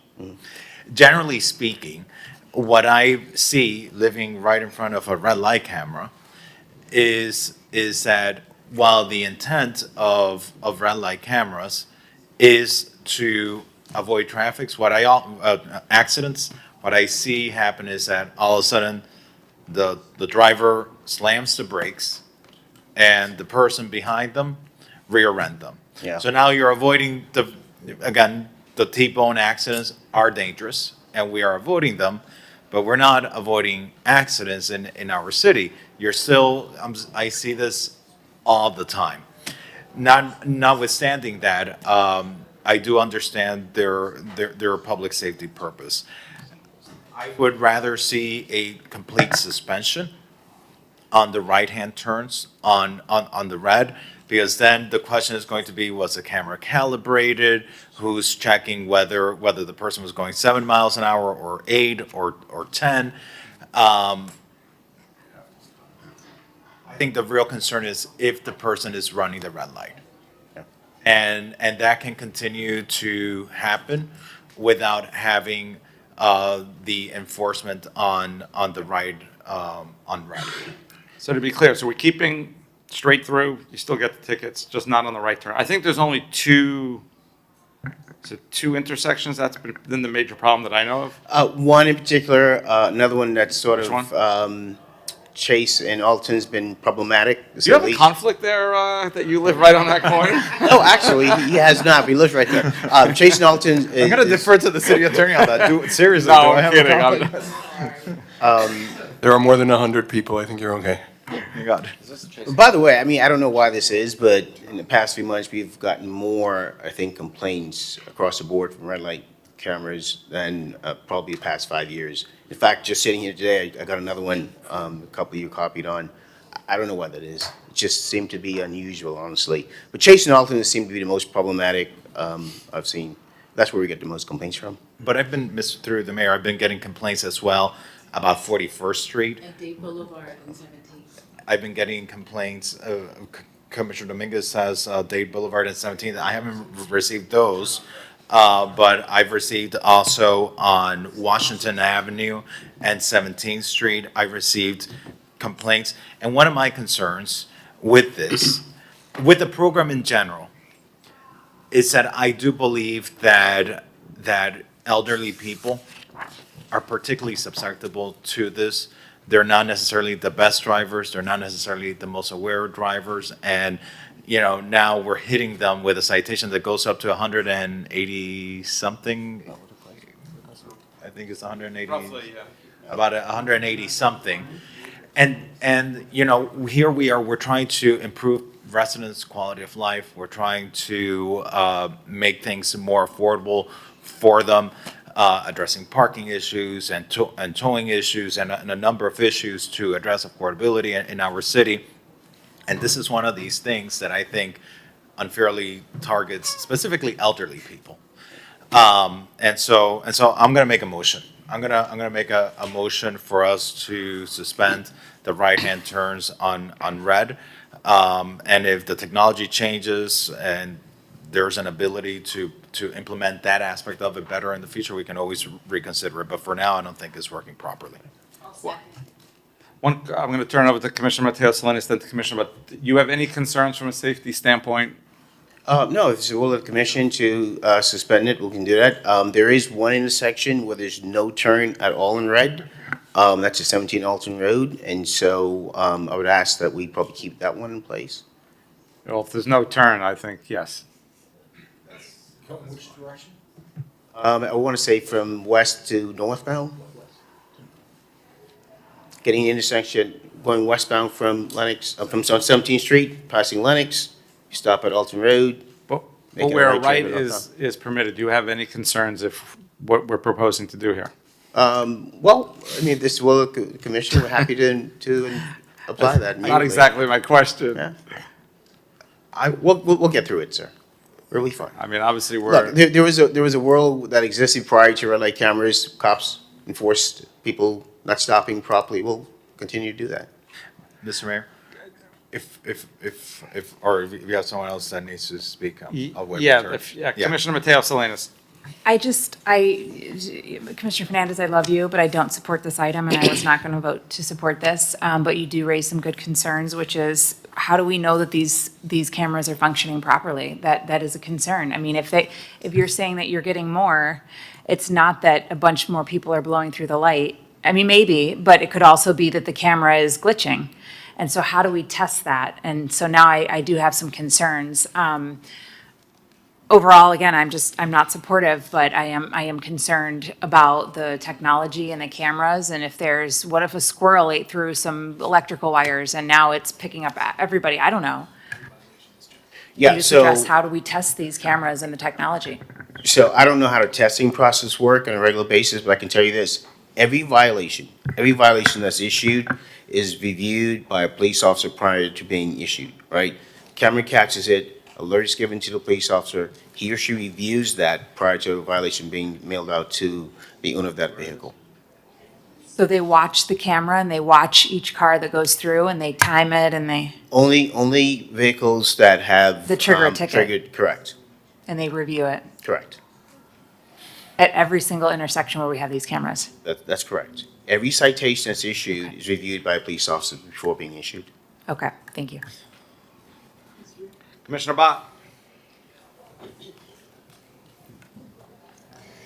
I am not supportive of eliminating this completely. I would be very supportive of trying to raise the threshold, if that's the concern. I have been hit by cars multiple times. It's not cute. I don't recommend it. And we have increasingly bad drivers, and we see what happens when drivers and other cars, other vehicles, other pedestrians, micromobility users, et cetera, intersect. It's also not cute. I don't recommend that either. So before we eliminate it entirely, I would like to try a 6-month pilot program of increasing the threshold, going through whatever the testing mechanism is to make sure everything's working properly, and then increasing the threshold so that people who are, maybe mostly responsible are not caught up in this, but people who are blowing through and taking aggressive turns on right are caught, because I see it all the time, people driving like absolute maniacs, and I think this is a deterrent, and I don't think we should be taking the safeguards off. I understand and I share my colleague's concern with, you don't want to catch everybody in the sweep necessarily, but people who are particularly aggressive are doing all of us no services, and so I would be inclined to do a test with an elevated threshold of whatever you guys recommend, whether it's 10 or 15 or 8 or whatever miles per hour, to get to a good balance of judicious safety. Sure. Mr. Mayor. Chief, I'll wait. Commissioner Suarez? Thank you. I'm just pulling up some articles here, and this was back in March. Judge rules red light camera law unconstitutional. I just asked Rick about it, and just the synopsis of it is: a Broward judge ruled the red light camera citation unconstitutional because Florida's process effectively presumes the registered owner was the driver and then forces the owner to prove otherwise, shifting the burden away from the government. The judge found that the violated due process, especially because the ticket still carries penalty and a finding of wrongdoing. So if it is not the person or the owner of the vehicle, is it on the owners of the vehicle to say it wasn't me, it was this person, so that they don't get the ticket? Yes, sir, that's correct. Essentially like ratting out their loved one or their friend? Unfortunately, the answer is yes, sir. They do have the ability to take it to court like any other traditional citation. It'll be issued. You have 30 days to do it after being cited. And they can go to court and say, Your Honor, I was not driving the car at the time. Look, I've got paperwork to show I was at work. My cousin was driving my car at the time.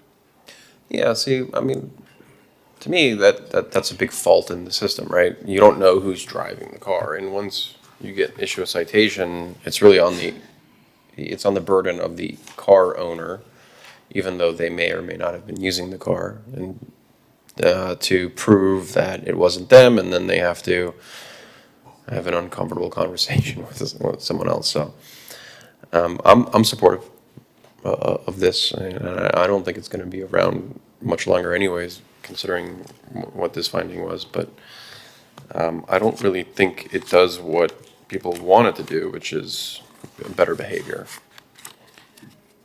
Thank you. Following up on what Commissioner Bott mentioned, Chief, and also Major Garcia, how confident are you that the speed, that the technology is properly measuring the speed? I'll let Major Garcia speak to that, but fairly confident. I mean.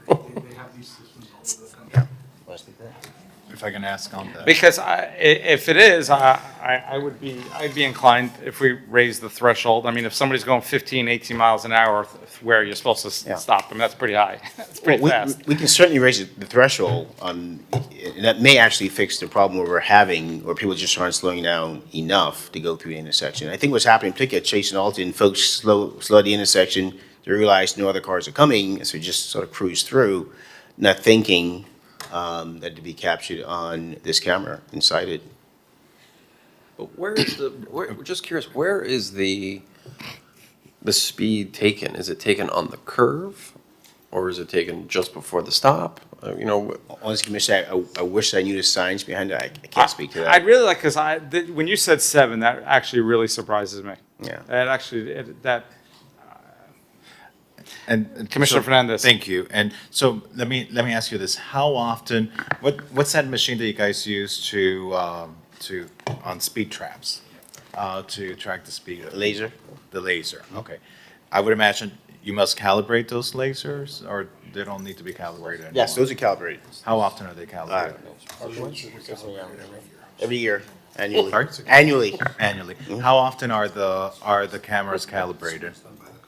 We don't do that. That's done by the company we're contracted with, the calibration of those cameras. And could it be that instead of capturing people for not fully stopping at the red light before turning right, that they're ticketing because the camera might register it as, oh, the car is running the red light? Because sometimes an intersection, the angle is pretty wide. It's a big intersection, and might that be a situation? Can't really speak to that. I mean, that's something I'd have to reach out to the company about. But like again, every violation we issue is verified by a police officer. I just have a feeling the people who are turning, I don't think they're going 7 miles an hour. And that's where my hesitation is, increasing the speed limit. I'm not convinced that that's going to solve the situation. I think that my suspicion might be flawed technology, or thinks that people are running the red light instead of turning right. I would like to keep my motion as is to terminate the enforcement on the right-hand turns, if we legally have that ability. And I think also even at 17 and Alton, from my perspective, it's no different than having to stop at any other intersection. At 17th and Washington, you have to stop before you turn right. At 17 and Alton, you just can't turn right. I think in either scenario, they should all be treated the same. I don't like red cameras in general. I think their purpose is to generate revenues for municipalities. And I don't think that was the intent of this program when it was created by the state. Most certainly, it was not the intent of our city. I don't like the fact that the individual who is driving the car may be the individual it's not the individual necessarily who's getting ticketed. And that's not right either. And so there's just a lot of issues with this. So I feel comfortable with a motion. I was originally at suspend the entire program, and I'm stepping back from that, much more comfortable with saying let's just suspend uniformly across the city the red light camera, right-hand turn lane enforcement. Okay, but we make an exception where you mentioned that Alton and 17th, it's a right turn is prohibited. Yes. I'm comfortable there keeping the red light because you're not allowed to make a right turn. No, not on the right. I'm comfortable leaving it for that one. Okay. It's like going through a red light. You can't turn. That's fine. I just, to me, an infraction is an infraction. I think the bigger issue is the use of this type of technology, the constitutionality, long-term of this type of technology. You know, if you feel strongly about keeping that one intersection there,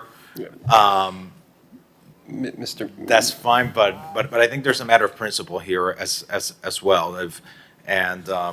But if, you know, we need your vote, so. Well, I do have a safety concern. That's a major intersection, and there's a reason why the right turn is prohibited on red. Mr. Mayor. Commissioner Suarez. So the ticket's about $180. What does actually come to the city? I don't know the breakdown is. You guys I can get that breakdown for you, but it's a sharing with the company we're contracted with. I mean, well, just because with that line of logic, Mr. Mayor, we would have a red light camera everywhere then. No, I don't like the red light cameras. Well, at the right on red, you know, on 17th and Alton. And what typically happens there is that people just start honking. They don't even see the sign. And, you know, and then people are, I guess, forced to move and they don't even know. So, you know, I also have to agree with Commissioner Fernandez. I certainly don't like,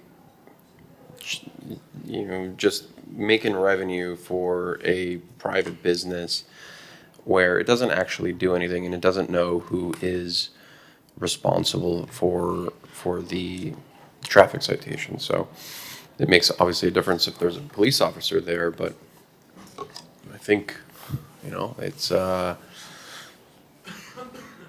just, you know, I want to apply it to the rest of the city. If you're saying it's for one intersection, it should be for all intersections, and obviously we don't want that.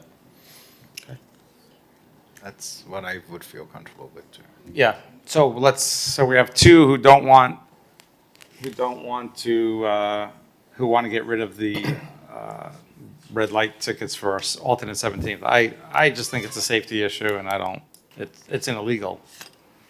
So what do you say?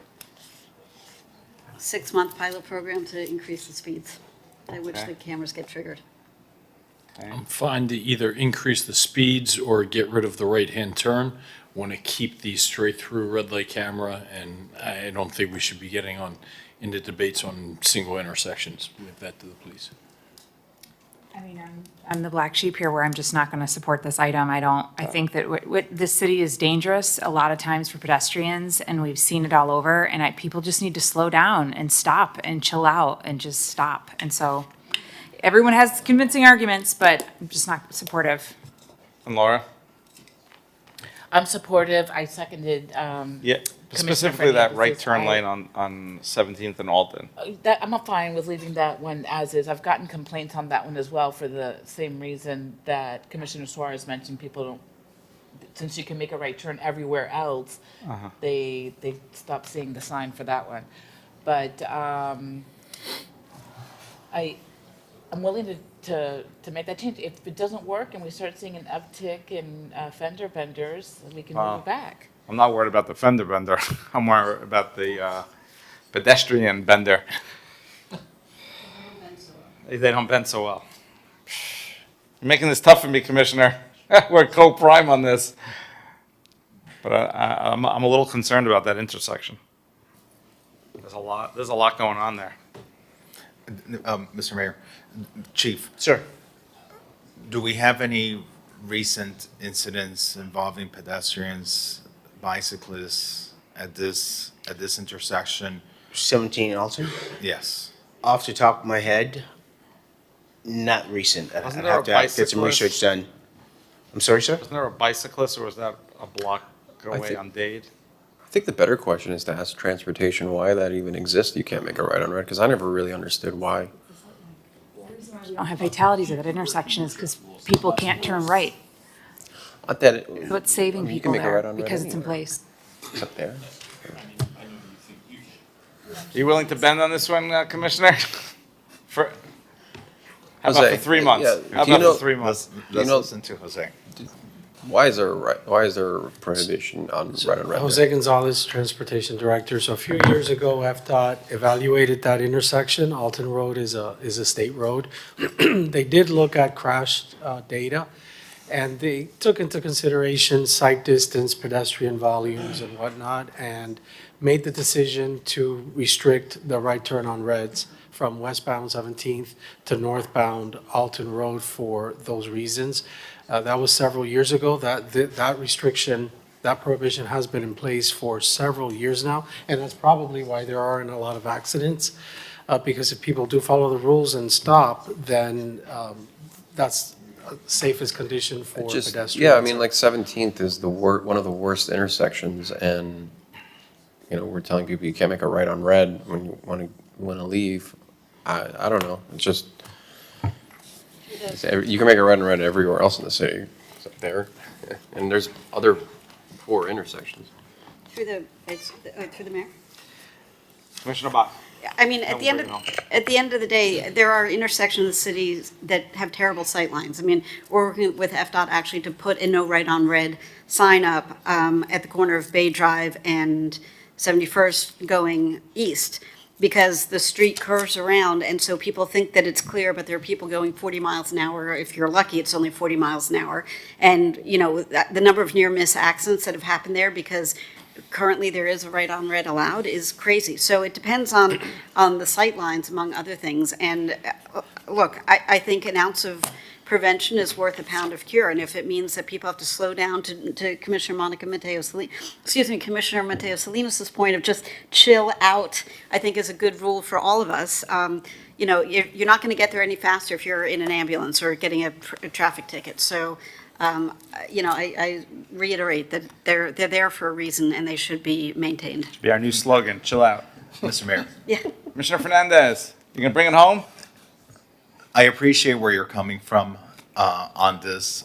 Certainly, no one wants to see a fatality in this intersection. I know we usually have the cops who are manning this intersection, but out of an abundance of caution, I'm gonna yield to your wisdom as the law and order mayor of the city, and you know, understanding this is a highly pedestrian area, it might be prudent to consider making that amendment. So I'll move the suspension of the right hand on red enforcement of the cameras citywide, with the exception of that intersection where 17th and Alton, where it's already prohibited for individuals to make a right on red.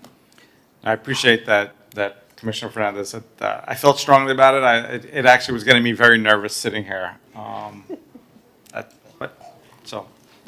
have a motion and a second. Call the vote. I have a motion on, by Commissioner Fernandez, seconded by Commissioner Dominguez. All in favor, please say aye. Aye. Anyone opposed? I'm opposed. So I have a no by Commissioner Mateo Salinas. Yeah, Adam? What was the motion? Motion is terminate red light camera citations, right on turns citywide except for 17th and Alton. I'm a no. And through the chair, Commissioner Fernandez, are you withdrawing C4S? Yes, I think this addresses the concern. So the item is approved 5-2, no Commissioner Bott, no Commissioner Mateo Salinas. Mr. Mayor, just for point of clarity, this is effective immediately. When are you looking to have this effective? Immediately, yesterday. Sir, consider it done. And we will need an after-the-fact reso on this one.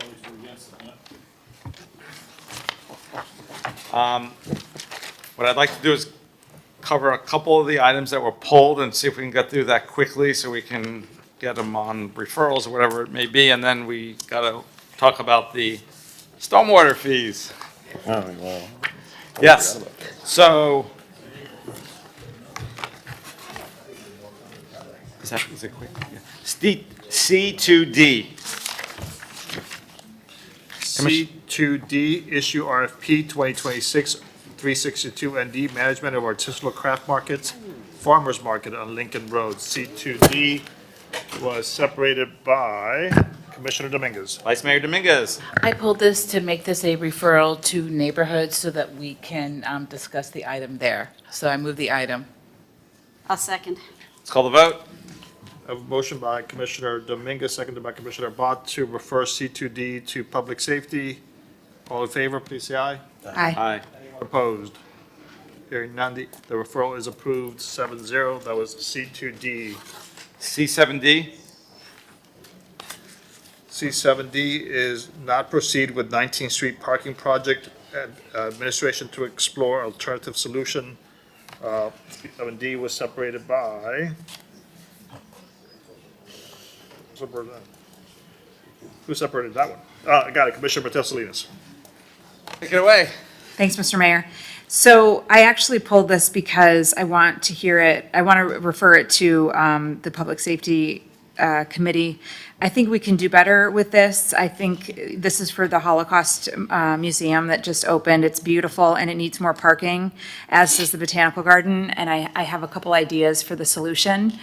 And I'd like to discuss it further at the committee with my committee members. And so with that, I'll just move the item. I'll second that. You're going to be busy, Commissioner Fernandez. Just got 2 more referrals. There you go. I'll put it on record just because I'm not able to attend always committee meetings. I'm very much against removing any type of green space or trees down there in favor of just more concrete. So just very high level, when it goes to the committee, even when it comes back here, that'll be my vote. You'll play that tape, Commissioner Fernandez. We will remember that. David, I heard there's a cost reduction to some of the stuff that we explored, just There- really quickly. Yeah, there is an option that we were exploring. It does presume to change the layout in a way that the county has already expressed that they would not approve. But we did get some reassurances that the county may consider it, so possible. Well, I'd like to discuss it further at committee, so. Great. Which committee? Public safety, neighborhoods, quality of life? But if it's gonna be, if there's gonna finance costs, wouldn't we wanna go back to finance? If I may, I think it also has quality of life implications and neighborhood implications for, there's an issue with parking in general, with the Botanical Garden, with the Chamber of Commerce, with neighboring residential buildings, and residents who complain about the lack of parking in the area. So, I get that there's a financial implication. I might have to stop at finance again. And I also know of a private funder. I've heard Norman Brayman wants to chip in a little bit here. Yeah, I'm just saying if there's a financial cost. So you're saying in addition to public safety, we refer to finance? Yeah, I mean, would there be any financial cost to the city? Let's see what happens in public safety and then, yeah. But then again, it just goes back to commission, and then are we gonna then send it back to finance? So we could do a dual referral and then withdraw it from finance if it's not needed. Could we make a motion to send it to neighborhoods and then the outcome of neighborhoods, have that referred to FERC? Kind of like the way we do LDR amendments, that we first send it to Lusk, doing a dual referral before it stops at the planning board, Mr. Attorney? Mr. Attorney? You can do a dual referral. Is that what he's asking? Public safety referral, and then depending on the outcome of public safety. Well, you then it could would do go a dual referral and then have the chair of finance not hear it unless it's needed. That's the way I would do it. Right. Have it go first to public safety so that there is a fiscal impact, a change in the numbers. Then it goes to FERC before it comes back to commission. You okay with that, Chair Magazine? Okay.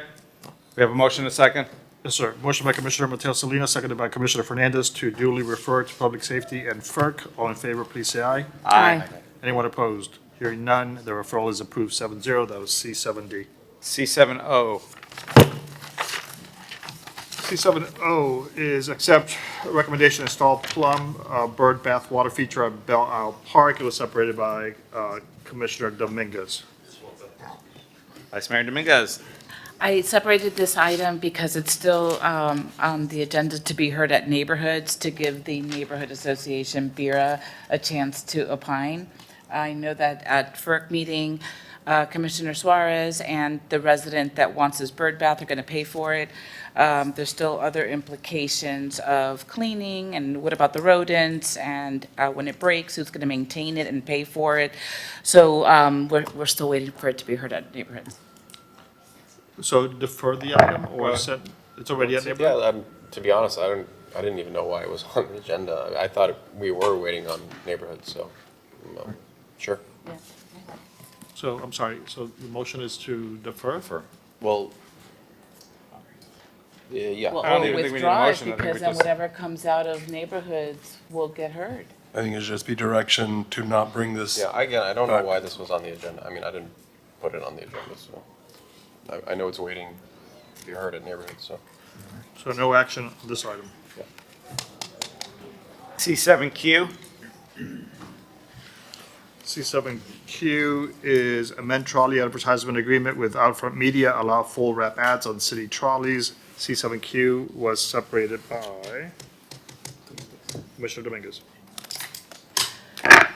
So the reason I pulled that is because the Transportation Committee and MBU both opined. So I just wanted to let those voices be heard that they preferred not on the windows for safety reasons, so that people from the outside can see in who's in there for MBPD. And I think the Transportation Committee's LTC to us came out about a week or so ago, and MBU would have been in the last day or so. Yeah, I mean, to be honest, this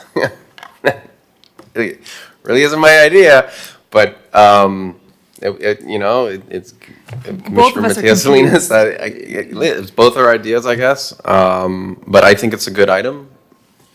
I think it's a good item. We're going to be a deficit in the transportation fund. Is that correct? We're trying to close a gap, yes. By how much? Well, it depends. Right now, we think we can close the gap that we have with some additional much is the revenue gap? sources. Well, there are different scenarios, Commissioner. I don't have it. Yeah, so, for those of you listening, we fund the trolleys 100% through taxes. And, we're gonna be looking to tighten our belt on the city budget. It only makes sense to get the sort of best bang for your buck on these trolleys. The Dade County public buses have it fully wrapped. Other cities have it fully wrapped. So I don't see what the issue is here. As far as I know, when you wrap a bus on the windows, it's perforated so you can see in and out. Maybe not from outside in, but you can certainly see from the inside out. Anything to say about that?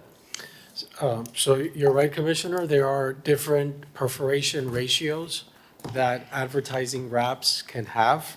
They vary. We reached out to Outfront Media, who's our advertising company, and they informed us that the wrapping that they use is a 50-50, it's a 50-50 perforation ratio, which is actually it maximizes visibility while still allowing for advertising.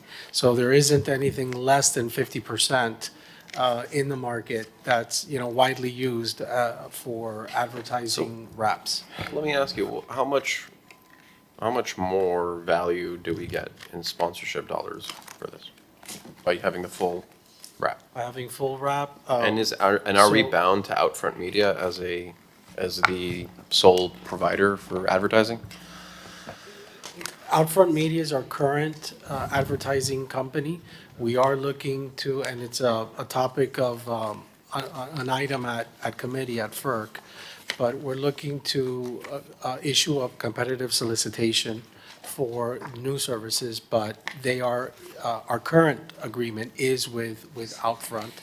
And so at the last FERC meeting, there was a discussion on this item, and the Finance Committee made a recommendation to amend the existing contract with Outfront to include fully wrapping the exterior of the trolleys. Currently, we've never wrapped the full exterior of our trolleys. The current contract only allows for wrapping between the front wheels and the rear wheels, as well as the rear of the vehicle itself. So according to Outfront, by opening up the advertising opportunity throughout the entire vehicle, it would increase revenues. By how much? I don't think that they gave us an exact amount, but, for the FERC discussion, we'll try to have that number. Mr. Mayor. Okay. Is it possible, oh, sorry. Yeah. I'm sorry, I'm going to go If you don't on. mind, I Commissioner just- Mateo Salinas, Commissioner Fernandez, Commissioner Magazine. Just So- to let you know, to me, to support this, I would like to know how much of an increase we're having. To me, Same. for a minimal amount, to me, it's not worth it. But anyway. Well, I'm supportive of this. I understand the concerns. I think there is a way to do it where you can see in and out. And there's a bunch of different creative ways you can do it to where the windows aren't covered. It can be covered with a lighter shade and, so forth. My suggestion is we just, we can vote on this today and try it out. And then the minute it becomes a problem, we change it back to what it was before. I mean, we don't know if it will really be a problem. I understand that we're running that risk, but it happens all over, the country and the world where trolleys have these wraps and designs, and it works. So let's try it, and let's try to increase our revenue here. That's my suggestion. I think I was next. Jose, the vehicles for the trolleys that we ended up procuring, do they have the traditional design? What was the design that we ended up going with? It is, the exterior of the vehicle will have a classic American trolley design. Okay, to them, yes. and that came at a premium to our city, did it not? They were a higher cost. And than on an a estimate, bus. how much of a higher cost was this aesthetic add-on to the trolley feature? So Commissioner, I apologize, I don't have that number with me. I remember there was an incremental cost, but I don't have that exact number with me. Okay. I would like to defer this item. I know the merits of the advertising, especially today, especially given all the changes to our revenues that we're going to be experiencing. From the passenger perspective, I also value the feedback that you want to be able to have the most amount of transparency. But if we've made a fiscal investment, an investment, a commitment to procuring a specific type of vehicle that has specific aesthetics, I want to know what is going to be the revenue that we're going to get now from wrapping that. Are we going to at least break even? Because then why are we even making the investment in a more aesthetically pleasing vehicle? And I do know that retrofitted vehicle, it was not cheap. It was a significantly pricier option. So I'd like to move to defer this item so that we can have the data on the potential revenue that we would get from wrapping, and also what was the additional cost for the more aesthetically pleasing traditional American trolley design. I'll second the motion. Oh, sorry.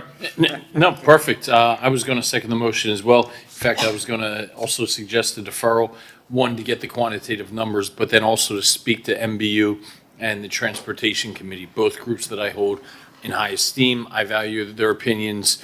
It caused me to sit up when I saw that they both opined against.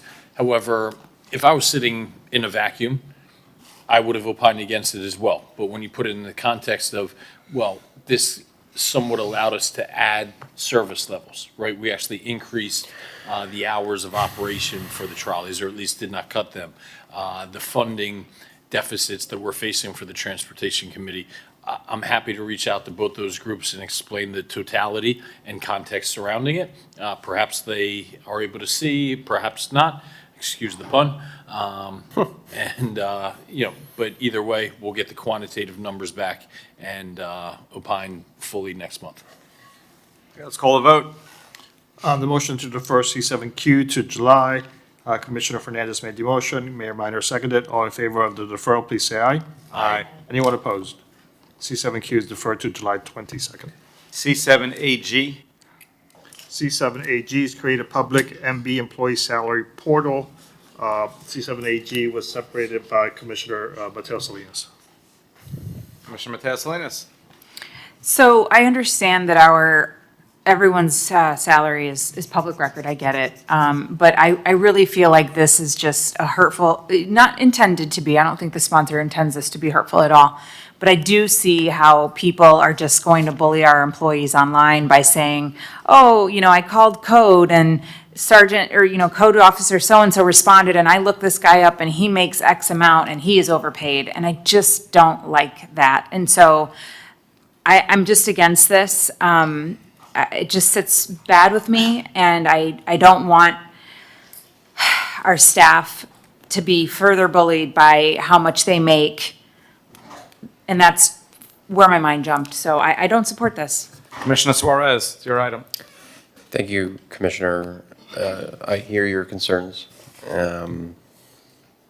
But at the end of the day, everyone who works for the city government is a public servant, and there is a level of transparency that everyone should adhere to. The city of Miami is doing it as well as the county, and I don't see anything wrong with more transparency in government.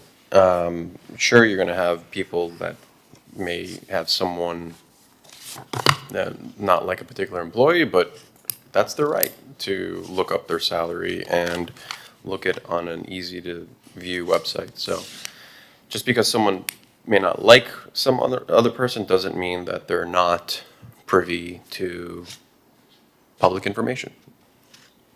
Yeah, I'm gonna support it. We've added a number of items to public. Some of them I've brought, whether it be CUPs or audits and contracts. I do hear your concerns, Commissioner Mateus Salinas. I share those concerns, and it's a weighing factor.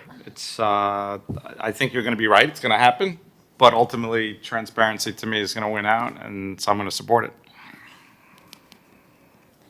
I guess if I could ask Frank, unknowingly, I had a very similar item on that even expanded that, where I believe transparency in government spending is of the highest importance. So I had a separate but similar item that is establishing a portal to track every single dollar that is spent in our city, including dollars from us, right?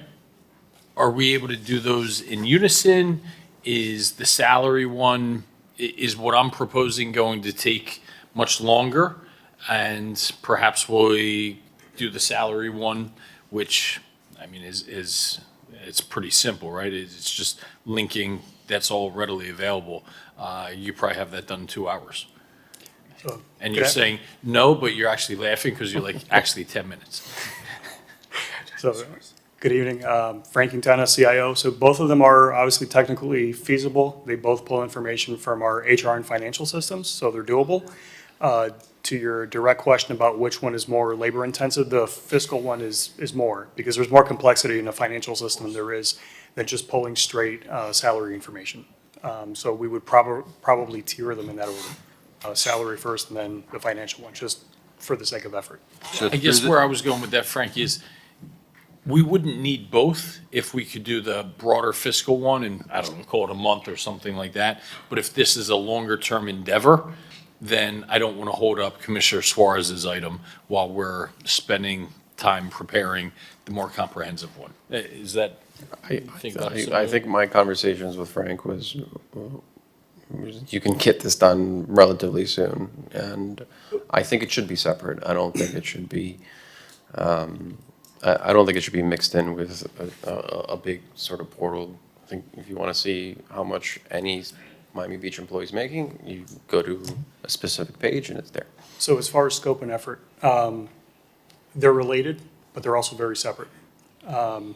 One is obviously a much easier deliverable in the salary one than the financial one. So it would be irresponsible of me to give you a time for the financial one at this point because it is going to need a little bit of, discovery on our side to figure that part out.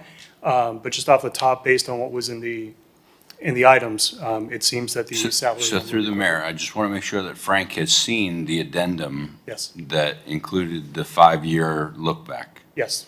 Okay. Sure. 5-year look back on? The salaries. I actually think there's some positives to it because I've actually seen misinformation on this recently, which I think if we had a public portal, it would have made it very obvious it was misinformation. I mean, it already exists.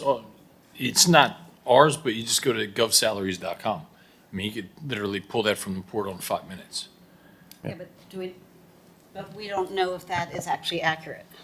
The govsalaries.com. Why don't we do a test with Frank right now? So if I may, the Gov salary one is part of a process they follow. It doesn't feed from us automatically. I think it's a year or two behind. I think the intent, from my understanding, Commissioner, is to have that be more updated. Yeah, on the and salary also side. a more trustworthy site like MiamiBeach.gov, FL.gov. So I don't want to go to a .com when we should be going to our city's I website. was talking about the simplicity of building. Commissioner Bott. I have a question. Is this going to be done by job description or by employee name? Because I do have a concern about employee name. I think that is getting close to doxing, and I fear for public safety. I have no issue with sharing salary for people in that position, but, in the private sector, for years, that's actually been encouraged so that employees have better leverage to negotiate. So there are pros and cons to either way that we go, but I am very leery of saying, Officer Joe Smith makes X number of dollars, because then all of a sudden Joe Smith becomes a named individual and can become the target of harassment, and becomes a public safety issue. So salary disclosure is not an issue. Attaching them to individual names, to me, that's a concern. So That's already available. It's already public record. And I just want to have it in a more transparent and trustworthy source. Commissioner Fernandez. Thank you, Mr. Mayor. And as was mentioned previously, these portals exist in different jurisdictions. Miami-Dade County has had it for a while. The city of Miami has it, and others have it. I want to be mindful of employee morale. And that's a concern that I have, that they feel that, I don't want them to feel that this is a target on them. I also want to be mindful of unintended consequences, Mr. Manager. Right now, I understand the county and different agencies are always looking around to scoop up our employees. I believe that we have the most talented workforce in the county, and so yes, there are a lot of other agencies that would like to have our people. And usually when they approach our employees, they're coming in based, what is it that they're offering them that's scooping them up? Is it benefits? Is it a better salary? Is it a flexible work schedule? What is it, what is yielding? All of the above. Okay, so here we would be publicizing to our, in this case, competitor, what we pay our employees, making it easier for them to come in and scoop up our talents. Potentially. But that's already available. That's, I don't need to facilitate it though. If they want to, make a records request or look up old data, which is what's available now online, is old data. I don't believe it's the most up-to-date information. I believe all of these websites, they don't have the latest data, and it's usually a little bit backlogged. I I get concerned that we're just gonna throw fuel to the fire that we have of people being offered better, more competitive salaries by neighboring jurisdictions, and we're gonna be contributing to the loss of talent. That's a concern that I have. And I don't want to facilitate that, because at the end of the day, that makes it more difficult to render services to our residents in Miami Beach. So, Commissioner, respectfully, if someone is trying to poach one of our employees, they don't have to go to our Gov site, they can go to the .com site and get that information within a few $1,000 salary. But, you know, I mean, this is just transparency, okay? I just want, it's really odd to me that I'm getting a lot of pushback on this when this data is already readily available on many different websites. And I, for one, want to know exactly where our dollars are being spent and how much money a certain individual is making.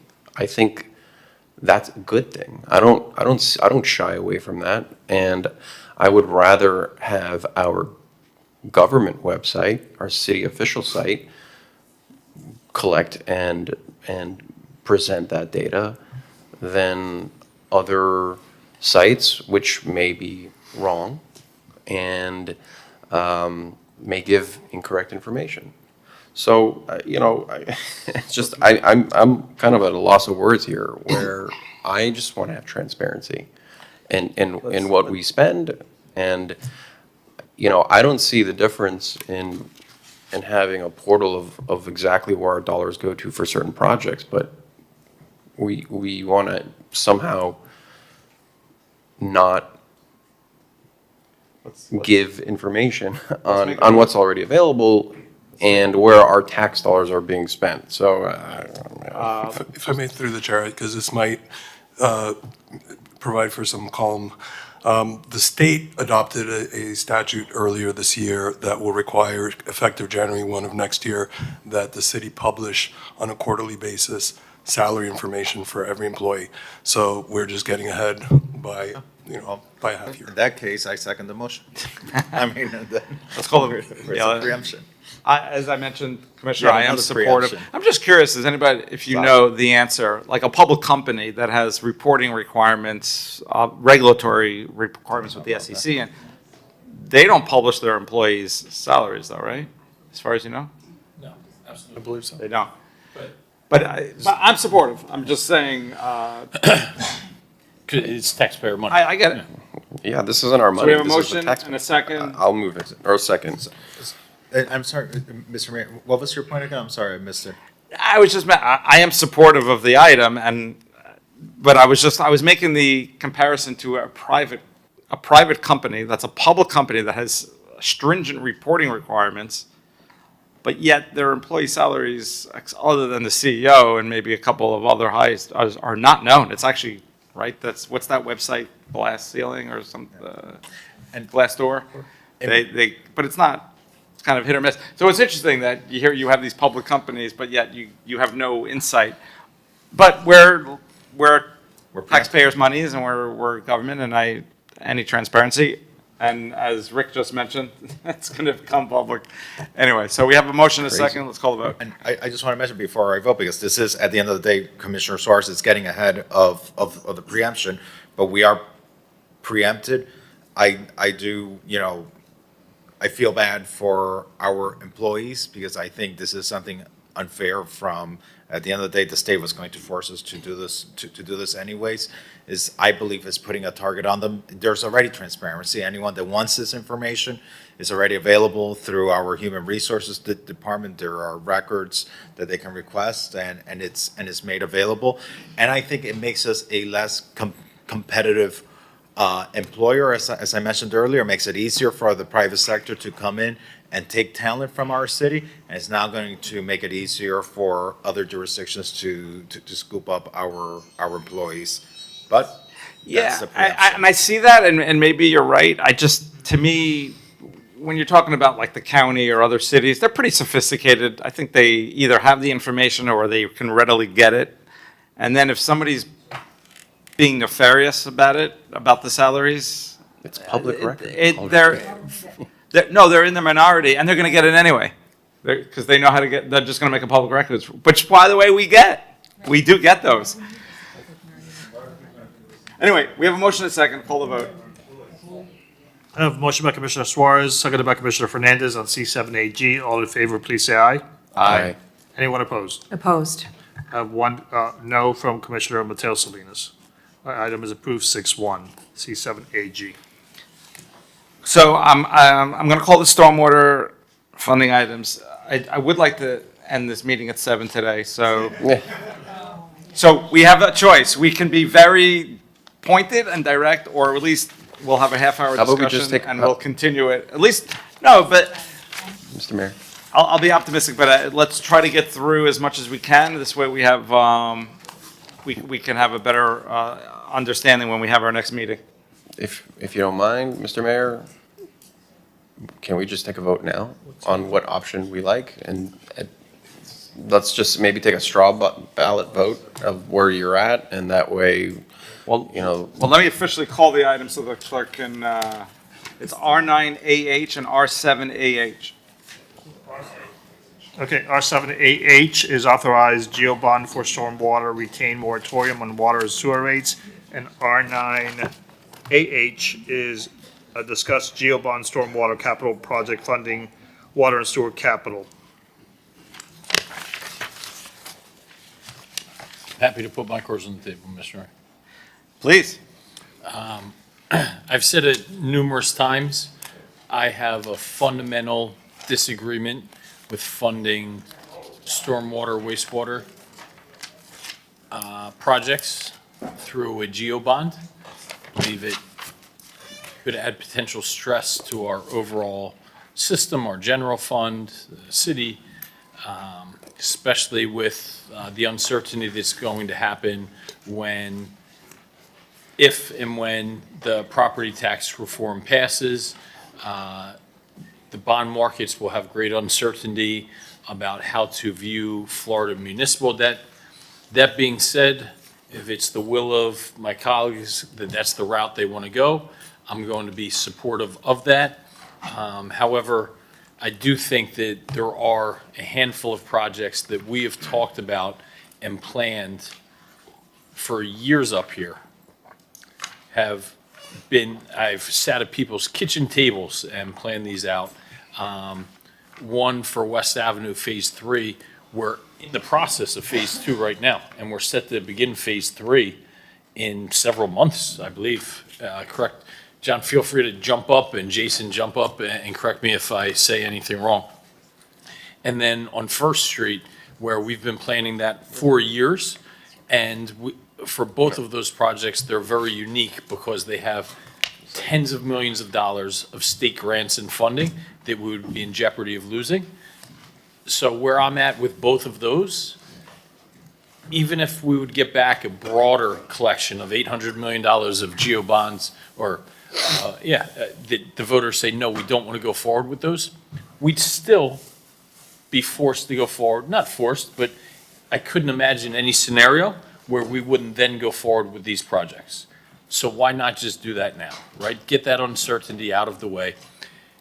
When we're talking numbers here, collectively, if we just pass those two projects, I respect that we put a moratorium in place, and it did its job, right?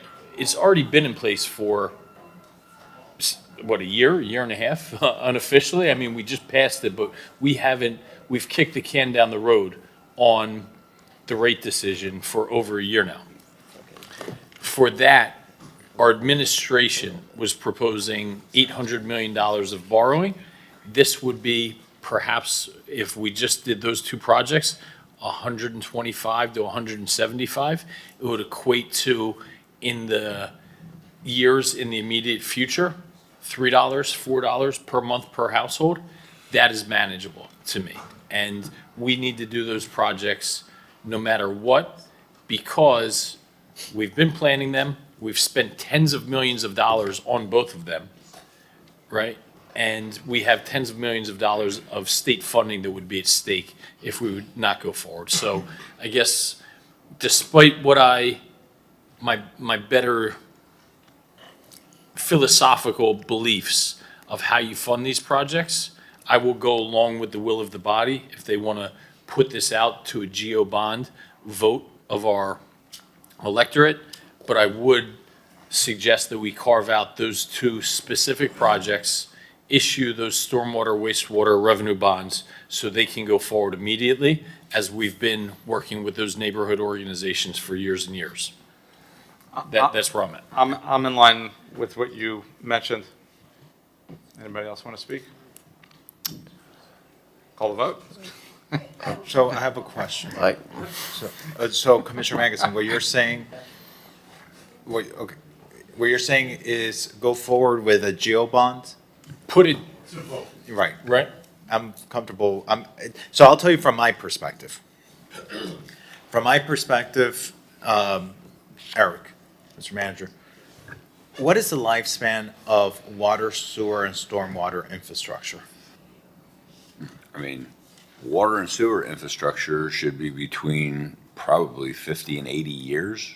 50 and 80 years. Okay. And so we have multiple options how and how we can do this. We can do this through a general obligation bond that covers all the projects. Is that correct? So yes, there are many different ways to come up with funding. But the GO bond covers all the projects that we had on the table that had to be funded through the water and sewer rate increase that we had in the pipeline? So if that's the direction of the commission, we can do a GO bond for all of those projects, yes. That's the approximately $800 million. Okay, all right. And those, okay, and so if we do the GO bond, what is the average and median that a home would be paying if we do a GO bond, Mr. CFO? Wait a moment here. I think we're good here. So if I may, there seems to be two kind of coalesced options that have come before. And one is the one option, which is to fund the entire 8-year capital program through a GO bond program, which would involve borrowing about $784 million in debt through general obligation. Stormwater, $337 million, $446 million for water and sewer, and the rest of the program, because it's about $1 billion program, would be done through PAYGO. I'm sorry, I need to sync the answers because I'm gonna get lost in all the numbers. Yeah, can you put the presentation up? Yeah, With that- if you with like, that we chart? can put up a So, presentation. so the GO bond would come out to how much for the average household? If we can bring up the presentation. Yep, there it is. Okay. Where's the? For all I think the I have the projects. clicker. For all the Yeah, I got projects, it, right? I got it. Okay. So if you may, let me walk through, because there were two options. There one was funding both water and sewer and stormwater through GO. Yes. And the other option that came out of FERC was stormwater GO. So it seemed both options were stormwater GO, $337 million of stormwater GO. And really, it seems like the two differences that are probably being discussed is water and sewer utility. Is that going to be done through a utility rate, or is that going to be done through GO bond? I think that's the two dueling kind of concepts. So let me walk you through. Well, just so we're clear, I have a proposal for all of the projects to be GO bond funded, not some sewer. Correct. Correct. There are two resolutions. One is the original one that was discussed at FERC, which was the full, both water and sewer and stormwater as GO. And then the item that came out of FERC, motioned by Commissioner Mateo Salinas, which was to do stormwater as a GO, but to do the water and sewer as a through the utility rate So can I increase get and an answer revenue to my bonds. question, please? Sorry. When we place everything in a GO bond, Yes. what is the average impact on an annualized basis to our residents and to the property owners of our city? Here. Yeah, okay, here we go. This one is it. This is the FERC presented annual GO bond debt service. So what this would show is, and this is a little updated from the FERC presentation, because we got new updated data from the property appraisers. So how we would structure that is doing a declaration intent to issue. It seems when we've been talking about this is max debt service, which we project will be in 2035. A median homesteaded property value, which is currently valued at only $317,000, we would project that that would be about $210 to the median homesteaded property, about $616 to the average homesteaded property. Okay. And when we separate stormwater and only do a stormwater general obligation bond and handle water and sewer through a rate increase, what is the impact annualized when you combine both to our residents? I'll handle stormwater and let John here deal with it. I would love if the number could just be combined. I want to know what would just be the Is that the next- hold on, is that annualized the- impact to our residents. There, is this one? Yeah, okay, sorry about that. All right, so this one is trying to compare the two. It's the stormwater and the water and sewer together. So this is considered option one, which is the GeoBond stormwater utility rate on water and sewer. So it would be for the median homesteaded, this would be a single family, these are all single family homes. If you're asking condo, which is going to be a majority units, that's around 70% of that value. Correct. So for a median homestead, it'll be around $725. And then for the median residential, which is including homestead and non-homestead, it's the last column you see here, the 2035. So you can see those values there. In 2035, we're using 2035 because that would be the max amount on the GeoBond debt service. Okay, and then you have to add water and sewer rate increase on top of that? No, Or that- you asked for this to be included. I have the separate pieces if you wanted to see the separate pieces. Okay, and then there was a third option, or? There were two other options that came out of FERC, which was utility rate increases for just West Avenue and First Street. And then there was a third option that was those two projects plus any critical need projects that Public Works felt was very important. We called it the Public Works Super Slim Down option. Okay, and so then with the general obligation bond, which on the median home would be $210 as opposed to the other option, which would be about $500 more, we still get the completion of all the projects. And from my perspective, I like this because I see this is a generational improvement to our city. The people who live here today are going to benefit from this improvement, but so will the people who are going to be living in our city 20 years from now. The residents are going to be living here 30 years from now. The people who are going to be owning the major resort destinations 40 years from now. And they get to contribute towards these improvements that we're doing today, but that they're going to be enjoying in the future. The burden of that cost doesn't fall on the resident and the property taxpayer today that is facing a number of other burdens. And so to the extent that we can spread this out over I don't know, what is it, 30 years, so you repay this Yes, whether a obligation? GEO or a revenue bond, it would be a 30-year term either way. Okay, so but to the extent that the burden of it is lower now, and that people in the future pay their share in these generational improvements and commercial properties, and that's a big difference. Also, commercial properties, do they pay are they a larger percentage than residential on the contribution towards the general obligation bond payments? I believe we have more residential property. I think we are 21% in homesteaded and I want to say 50-something on the other residential. So I think we are primarily. But homestead, on our homesteaded About residential. 21, I think we're about 21% of our property, a little over 20% of our properties are considered homesteaded. And our commercial? say 20 or 30%, I'm sorry, I don't remember the So exact split. 50%, sorry, Commissioner, 50% you're saying is non-homesteaded, which It's over includes 50% renters. is total residential. So over 50% Yeah, your is- commercial is less than 50%. I don't know, if we have a way to get all the projects funded at a lower cost to our residents today, that's going to be my preference.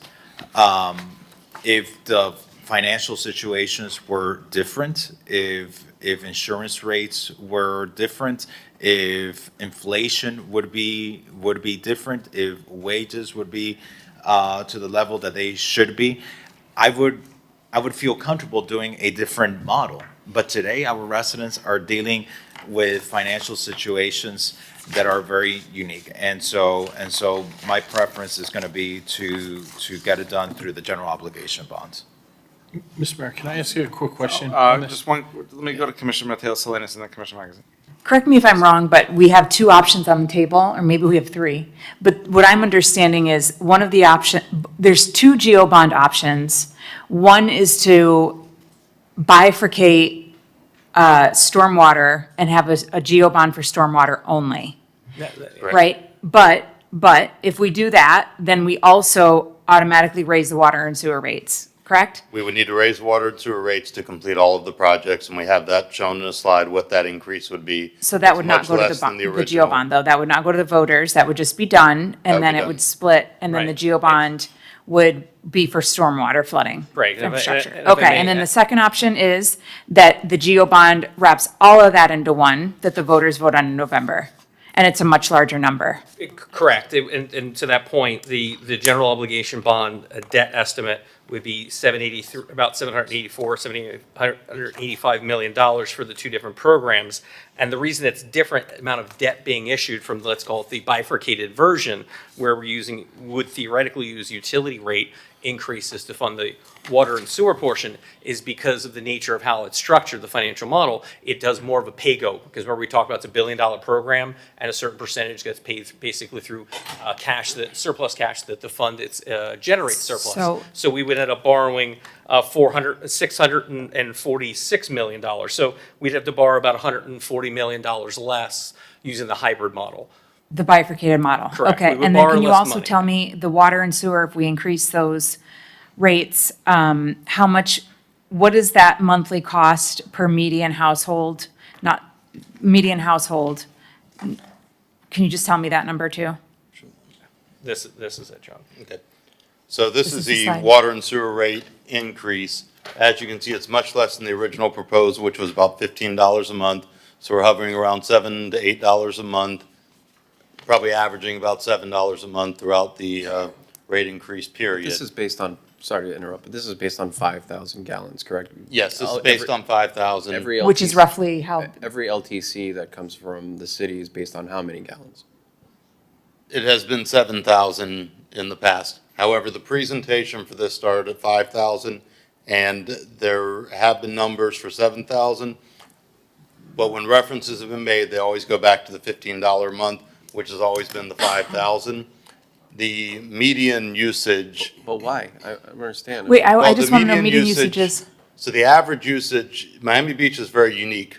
We have very, very large houses with large meters, and then we have a lot of condominiums, and we have smaller single-family homes. So the average usage might be higher, but we keep talking about the median household here. So if we're talking about the median household, that's going to skew closer to the 5,000 rather than the average. Right. So the 5,000 is how many square feet roughly? It just depends on usage. I think in talking to John was that, let's say a smaller home, a bungalow home, Normandy Isle might be a 3,000 gallon usage house, but you're getting skewed up to 7,000 because you have these 20,000 square foot houses and things like that. So I think why they decided to use 5,000, which is probably closer to a median, probably a little higher than the median. Okay, and it'll be an additional $7 a month. Right, and that's about, I think, a 60% decrease from the original $15 and change, I think, per And, month. But and on then if the top of that- GeoBond passes, then it will go up to, it'll go from $7 a month to, to the $7 a month, that would be on the water sewer side. You would have a geo bond that would max out at around $90 for the median and $265 for the average Annually homestead property. or Yes, monthly? Annually. So tell me that number again, I'm sorry, 90 annually? About $90 for the median homesteaded property, and the average homesteaded property, $265 is our estimate. That's in 2035, which would be what we're estimating to be max debt service, because then it would start to go down. Okay, so then I don't know who's listening to me, but this is the option that I would go for, is to bifurcate them. And my concern is if we wrap it all up into one big geo bond, it's gonna be harder to pass because it's gonna be a larger number. And aren't we gonna save how much again from, Because if we do the water and sewer utility rates, which is a much better financial model from a long-term conservative basis, because it would generate revenues to do pay-go, as it were, and then generate more as the years go on to have additional debt further on as you pay off debt. So it's better for the long-term financial sustainability of the fund, of that utility but we save fund. how much if we bifurcate them? The difference is around $140 million less in total debt would have to be issued through this hybrid model. Okay, thank you. That's what I'm leaning towards. Commissioner Magazine. Jason, very important question here, right? Let's just go through a hypothetical. We borrow $1,000, and let's say there's 100 payers in the city of Miami Beach, right? So we'll keep it very simple. We borrow $1,000, and there's 100 payers. If this property tax reform passes in November, you're removing 25 of those payers from the system, right? So we still have to repay. So that would be, it's split amongst 100 payers, right? $10 each. If this property tax reform passes in November, we still have to repay that same $1,000. But now there's a much smaller pie of payers. You take out all the homesteaded payers from that pie, and guess who that's left on? It's easy to sit there and poo-poo, oh, commercial guys, wow, the Fontainebleau has to pay more. But you just said a number, 50% of that are residential, non-homesteaded, renters. This will crush them. Crush them. Tell me how I'm wrong. Tell me if I'm wrong and tell me how I'm wrong. I believe early calculations are that we probably would lose about. Theoretically. Yeah, but lose about, I think we're still looking at it, a little over 10% of total properties perhaps could be in a situation where they're not paying no taxes if the full constitutional amendment does happen to pass. But yes, in general, the concept is you'd have a smaller pool. You'd still have, the debt service, an example, is $22 million, let's say. Keep it simple. Do the 1,000, right? Yeah, so you'd have 9 people paying that instead of 10 people paying it. So you're everyone telling would pay me a only little bit more. 10% of our total properties. payers, properties are Yes, I believe it's homesteaded? total properties, yes. Yeah. But But if I can Yeah. see for a second, based on the calculations you had circulated, in a worst-case scenario, even if that commercial property hit that, Yeah. we're talking 25 million, which is on a $1 billion budget. We're talking two different things here. One, I think we were talking about was the impact of the city's general fund property tax revenue, Yeah. which was estimated to be around a $10 million total impact of that. Right. The other part that you might be thinking that was closer to that 15 or 20. million. Yeah, was the impact of the non-homesteaded properties moving from a 10% cap to a 5% cap. And it would limit our growth going forward. But at the end of the day, I think as Commissioner Magazine stated, if I have debt service of X, I am paying, we have to make that debt service, and it would just be at higher millage for those that are actually paying taxes. let's speak in English, okay? I know what you're saying. We all know what you're saying. Speak in English, okay? If we borrow through a geo bond, X amount, and this passes in November, it's a smaller chunk of a pie that is paying, right? You're going to remove 10, 15% of that total pie of people that are homesteaded property taxpayers. They are no longer going to be paying for any of this, okay? Because geo bond is paid out of ad valorem tax revenues. They will be exempted from that. So then that X amount still needs to be paid. So the remaining people are left holding a much larger bag. Correct. If you have a home that has a taxable value of $250,000 and you have an exemption of $250,000, you will be at zero and you will pay, you would not pay for this GO bond, you would not pay for any municipal taxes, you wouldn't pay for any services the city provides, but you would receive all the benefit. Correct. Well, just to be fair, I know. No, we have Commissioner Bott. And I'm sorry, to Commissioner Magazine's answer, it's 20% is commercial. So that residential is the rest, basically. So 30%, like, So like I said, the non-homesteaded residential is the biggest piece, and those are the people that would be left holding the bag. holding a bigger share, yeah. So the non-residential would be there. Yeah, the homesteaded is, like I said, is 20%, and then commercials is 20%. So you're telling me the poorest homeowners are not gonna have to put into the GO bond, but the ones with the most wealth will have to? We're obviously speaking theoretically if a constitutional amendment happens to pass.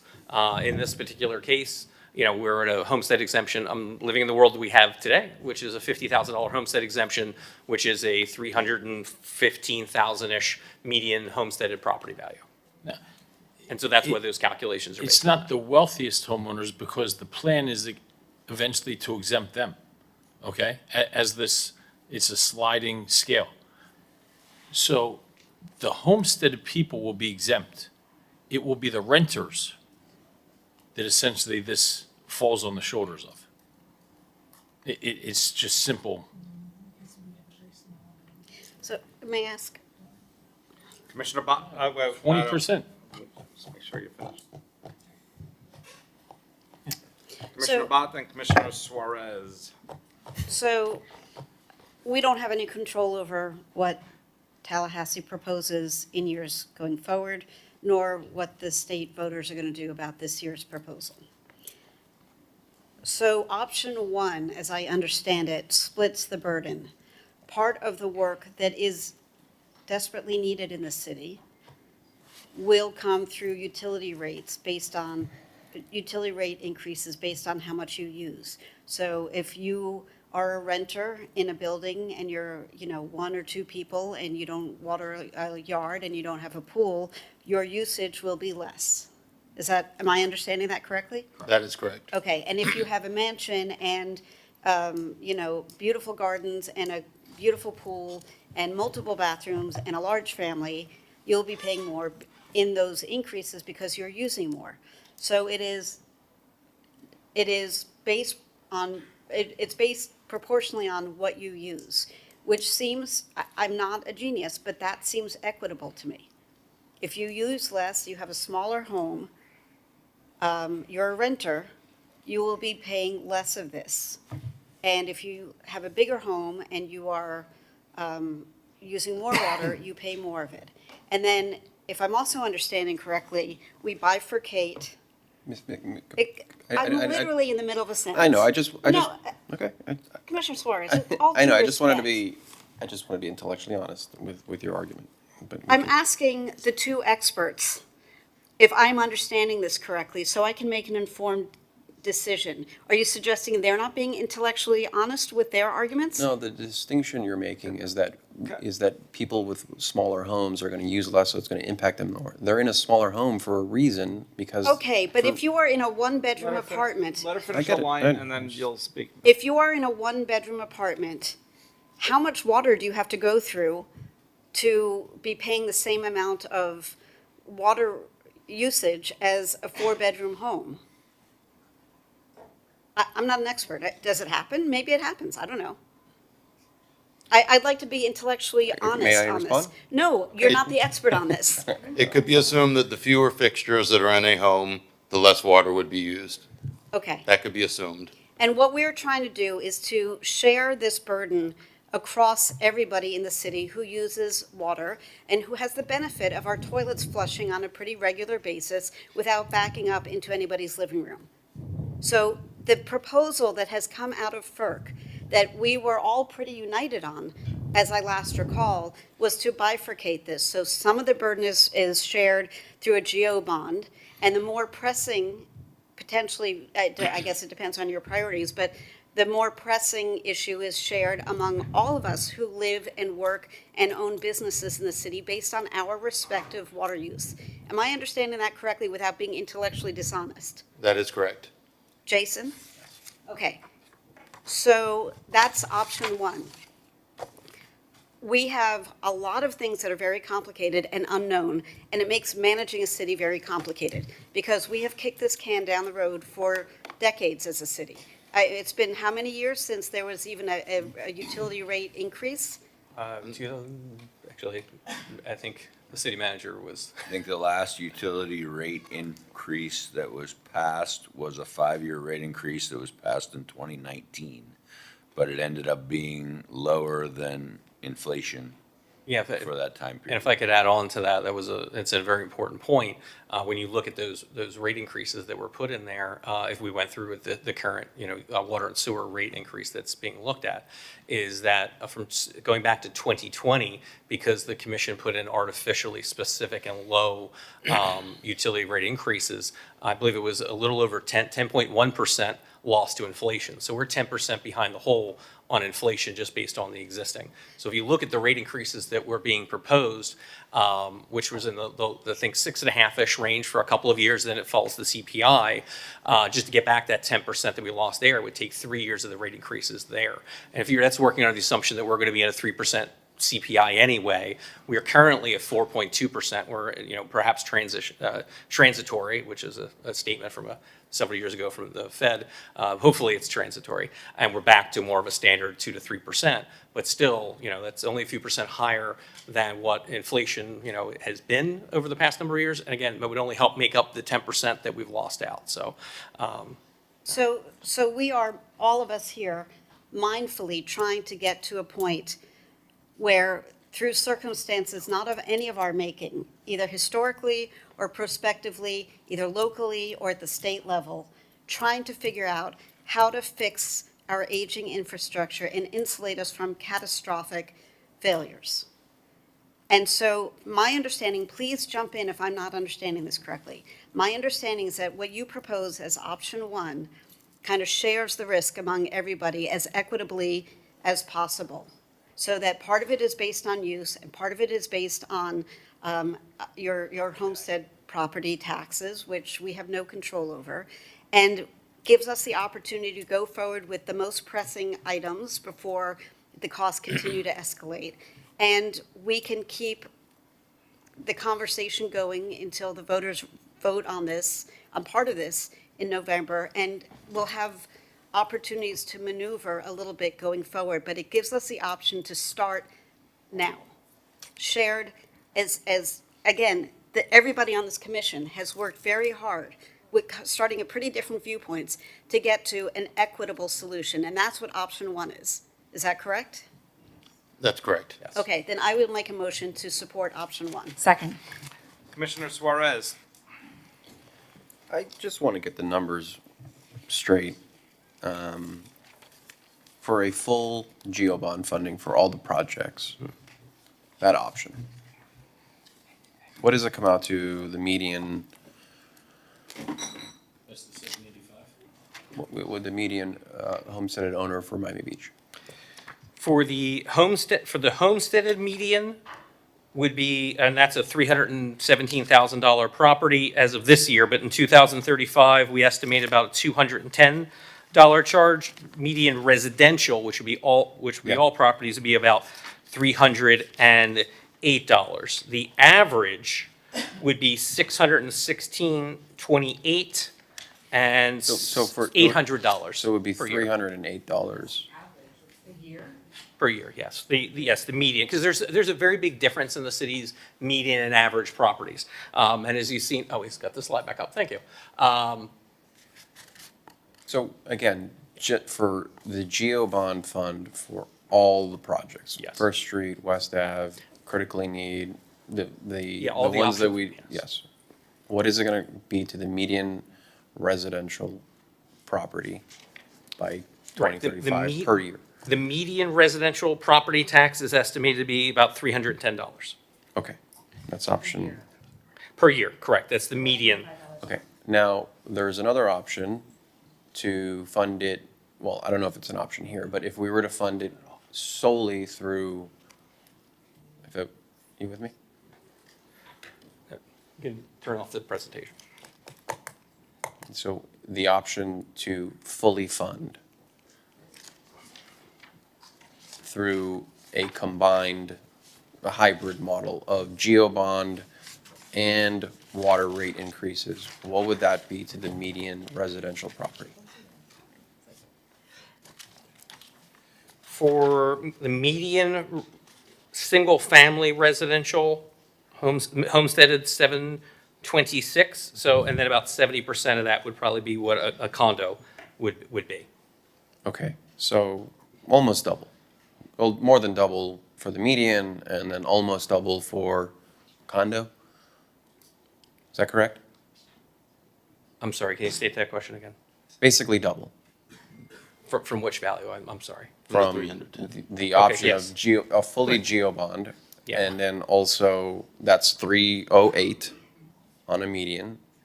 If we do it through a hybrid with GeoBond and a stormwater increase, it's 726, correct? Yes, sir. And if it was, the other option Yeah, is it's a full, Math ain't mathin'. But go ahead. well, the other option is let's just, for the sake of argument, what if it was all sewer and utility increases? That was the That was original one. $1,121 annually. 1,000 what? $1,121 annually. Okay. Right. So the condo would be probably closer to $510. Well, I thought you said it was 70%. Wait, it's about 70%. Yeah, about 70%. So it's not 500, it would be closer to 800. No, 726, which is the. You guys are very unprepared for this. I mean, I'm surprised. Well, I mean, you know, these are just basic options, and I'm asking basic questions of what the median is. And I'm not getting a straight answer, it seems. Okay, I just want to get back on track.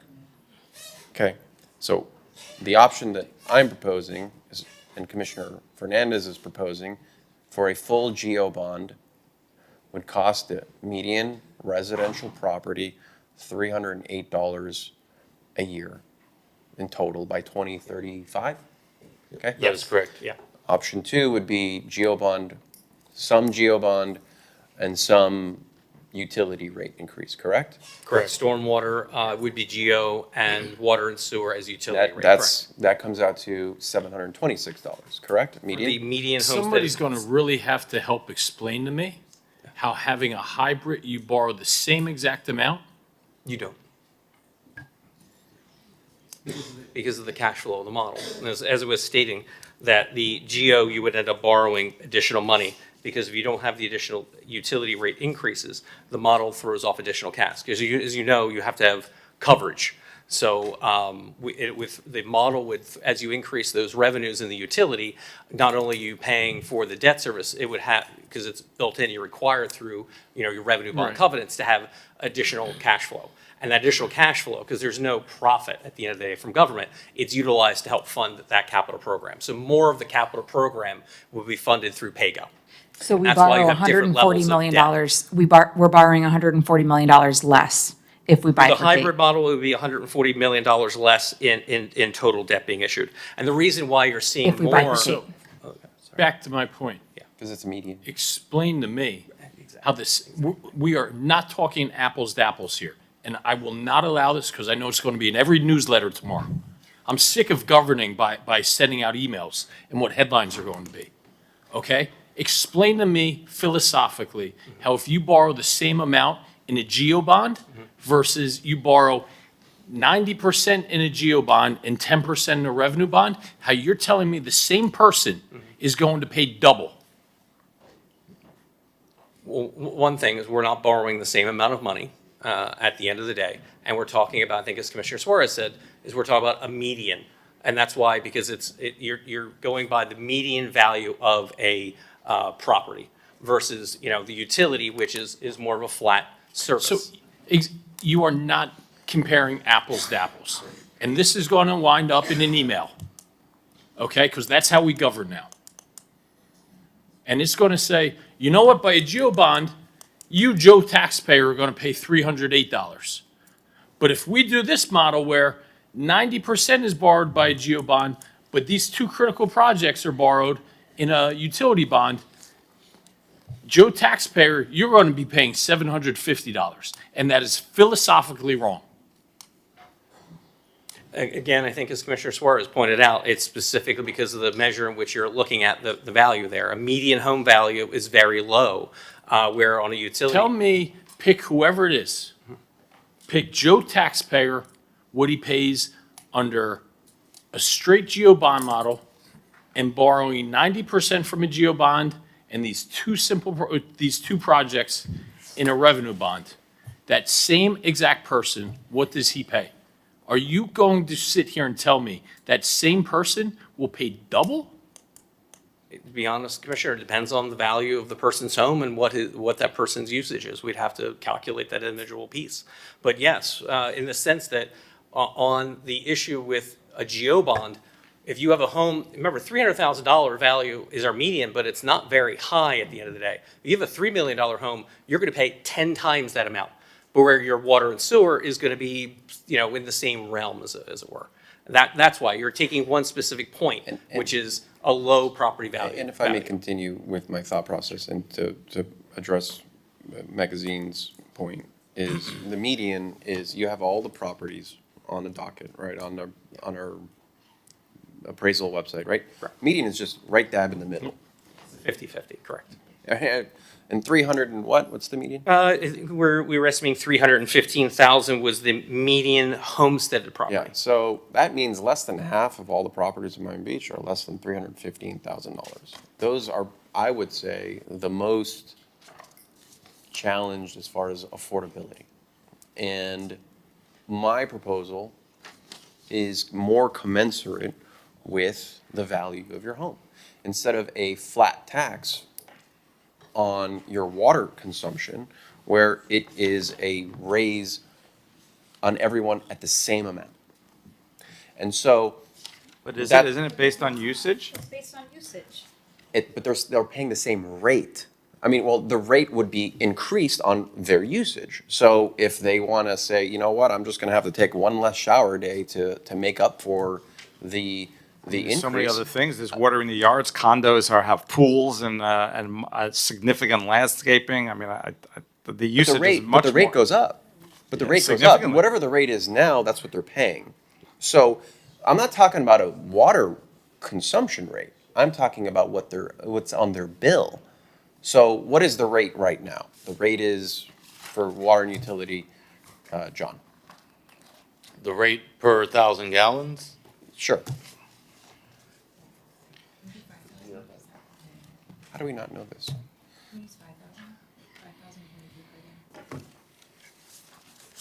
I think they're the existing, so you can use it as an example, and that's your example. 138 is going to be. Yeah, and we've got the example, current rate for 5,000 gallons per month is $138 a month. Okay. And so if you're going to be using the same amount of water by 2035, it goes up to much more than what you're paying now. That's what I mean by rate. You're getting charged more.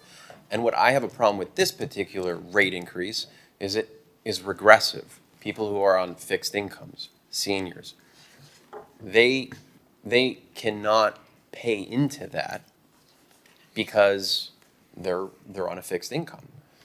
So as opposed to if you're doing it more commensurate with the value of your property, as you have seen, you're going to have, on average, or not on average, the median homeowner of Miami Beach pay significantly less.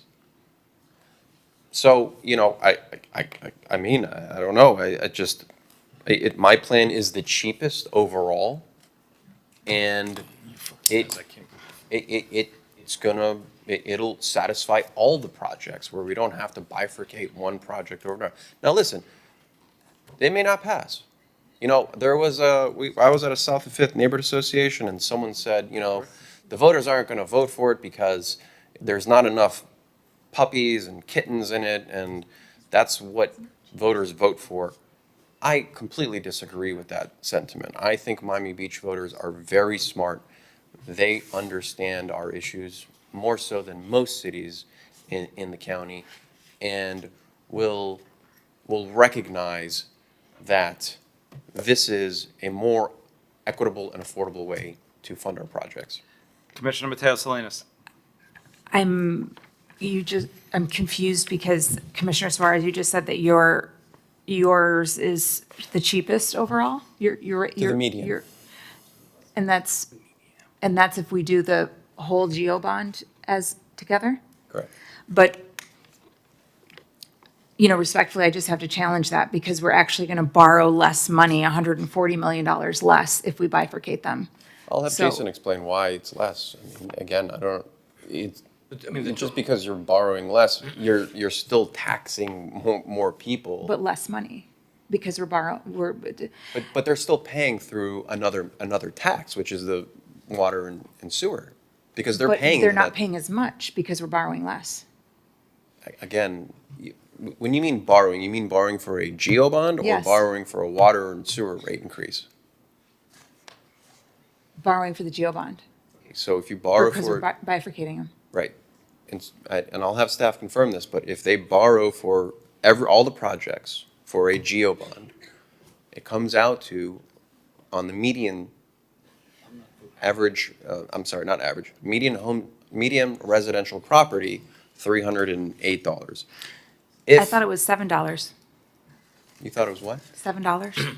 So If we bifurcate The water them. and sewer utility Just rate for would water and increase sewer. $7 a month. And then there's the GEO bond component for the stormwater portion, Correct. and that was 200, the median homesteaded would be around $210 for the median homesteaded property. A month? Yeah, and that's really, I think, the main issue there is the viewpoint that you're taking. I think that's what you're having is when you're looking at you look at general obligation debt, property taxes through a median or an average homes, property, let's say, where water rates are going to be done differently based on usage and such. And that's where you're kind of getting that difference there.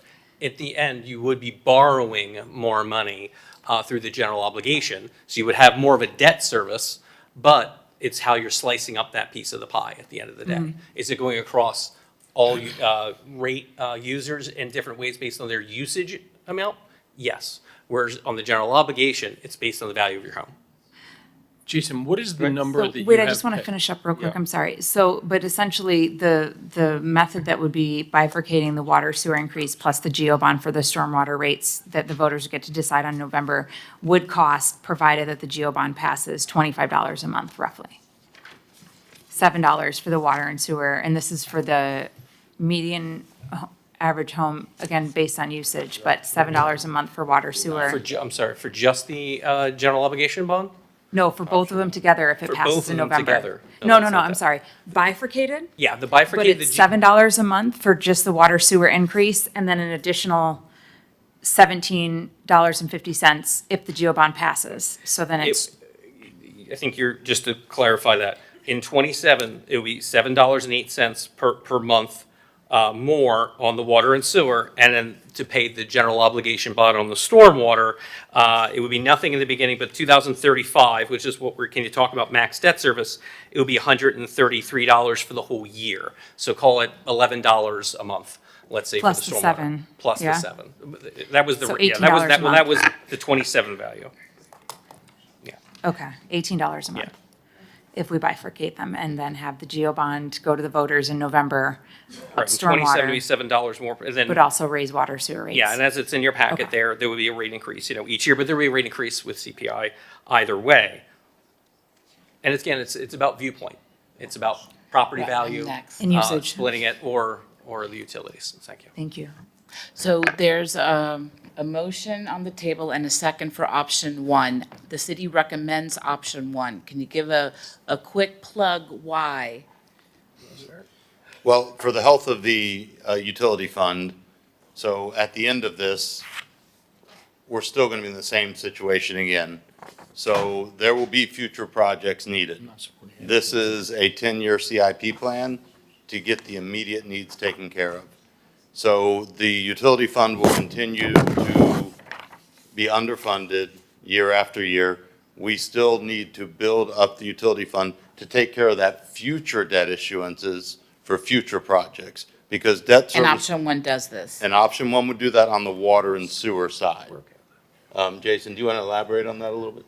Yeah, I think just, again, to the financial sustainability on the water and sewer is very important into the future, because this is a program, things are aging all the time. So, you know, if you do a slug of money, which is what a GEO bond is, when that money is out in those projects, there'll always be more projects. So theoretically, we would be in the same bucket 7 or 8 years from now having the same exact discussion. But with option one, that whole page that you showed of projects fun- that need to get done Would be appropriated and funded, and the water and sewer would be set up, you know, for the future, for a longer term. And, you know, this would fund, my understanding is not only a number of important NIPs, and there's obviously a lot of future NIPs in the future, but it does fund, I think, a majority or almost all of the critical needs, water, sewer, and stormwater that are identified, and we'll, hopefully would be in a different situation then.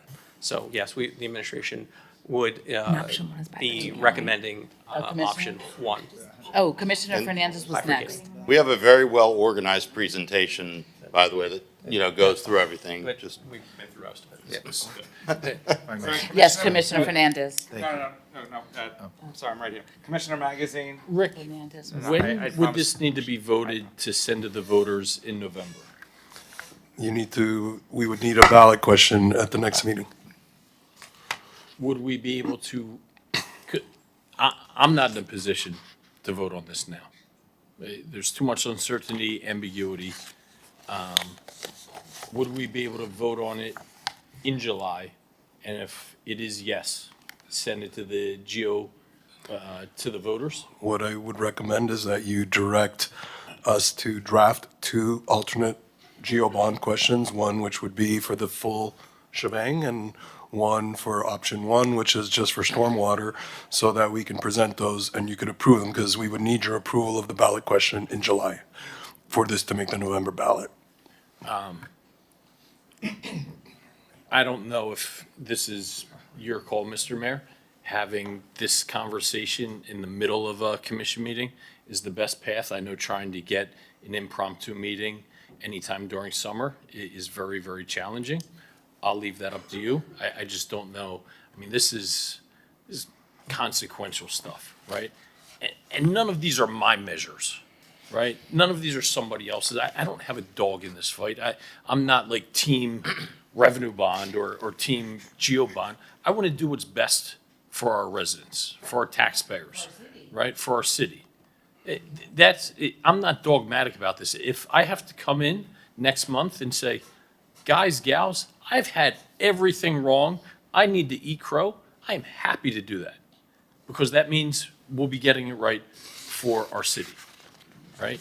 And it's too consequential to vote on this right now, but I'm not dogmatic. I don't care which path we go. I'm not team one bond or the other. I am team get this right, and I think more time needs to be spent on this. That is just me. If I have other colleagues that are convinced that, you know, either one way or another, they know this stone cold, by all means, move on.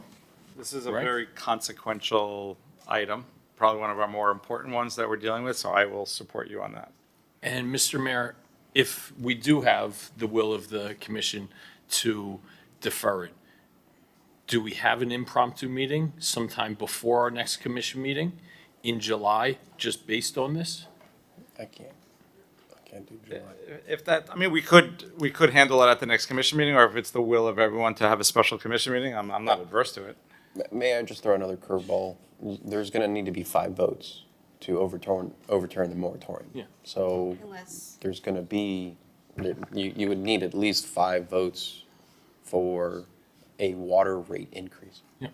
unless somebody from the prevailing side, Joe or the mayor, or Alex or David, sorry, commissioners, everybody, whatever. Call me bro. Bro, over here, is that what you just said? Call me bro. Call you bro, okay.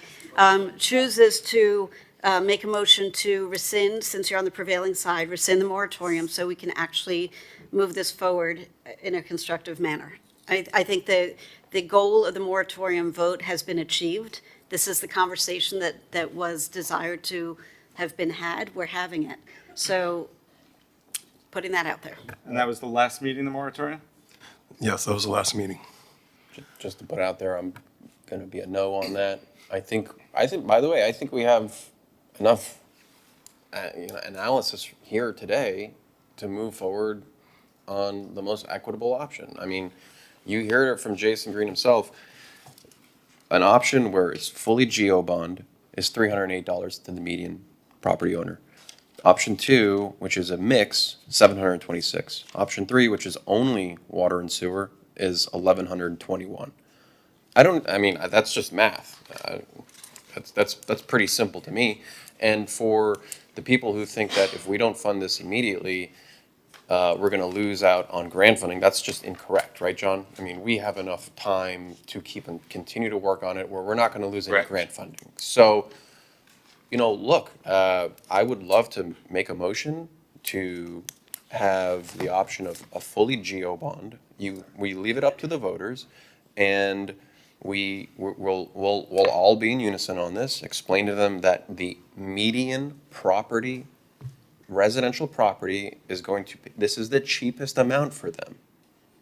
I mean, I don't know, why do we need to have another meeting? We're just going to talk about the same thing over and over. Okay, but the one thing we're not factoring in is if it doesn't pass.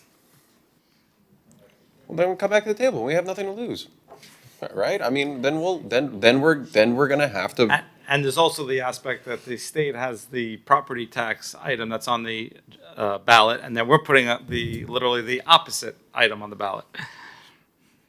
But yeah, listen, again, I have faith in the Miami Beach voter to do the right thing. I think it is the right thing.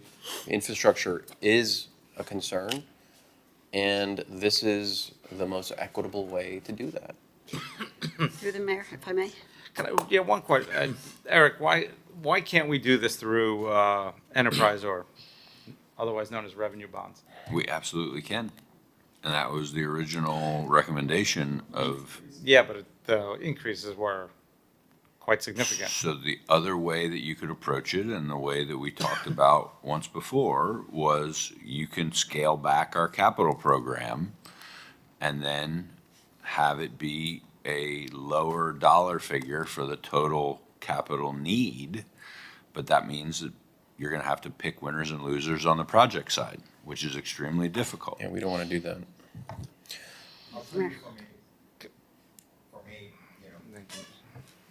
Not doing these projects will impact property values in our city. I think doing stormwater projects, doing water and sewer projects make neighborhoods more desirable. And neighborhoods that have to deal with flooding, or we've seen other communities not too far away from us in neighboring counties where they haven't maintained their water and sewer infrastructure, it affects their property values. And so while a lot of this conversation is based on user fees and how much individuals consume, I see this as an investment in our city, an investment in our city that also invests in the values and the homes of our residents. And that's where I see doing this through a general obligation bond that is paid based on the value of your property makes to me perfect sense, in addition to the fact that it ends up being the more affordable avenue today for our residents. And I understand what Commissioner Mateo Salinas is explaining as to through the other option, you end up borrowing less. But on an annualized basis, when you combine the numbers, the residents end up paying more. And so for me, I continue to support the general obligation bond. I see a correlation between property values and the desirability of real estate, and the tie that has to infrastructure improvements. And I think it'll be a more equitable distribution of the financial impact. So I continue to support this. Commissioner Bott, then Vice Mayor Dominguez. Jason, Commissioner Suarez has reeled off 3 different numbers, and could you just go through those for me so I can understand? It went by. There. quickly. Thank you. I'm better reading things than just hearing. All right, I will try to keep it high level and summary. On the full GEO bond model, we would be borrowing $784 million approximately. For all residential properties, we are looking at the median residential property, which is today, the median residential is around $350,000.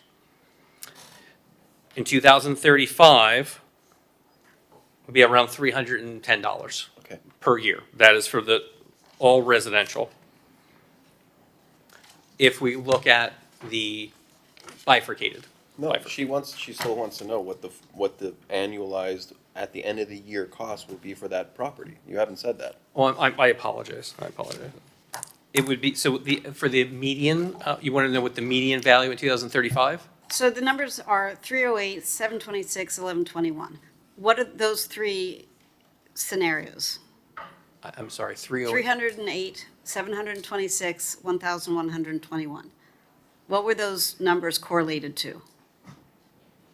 I'm trying to figure out where your reference point is for that. I apologize. The median residential property annualized by year 2035, what is it gonna cost? Who came up with using the median? I mean, it was just the value that was looking at median versus average, and we have them both listed in there. What about the mean? Well, we do have the average number. Yeah, I mean, we use that, that's what we provide, the median and the average. I guess everything I understand about just math is wrong. What is can you the finish impact talking? for the mean?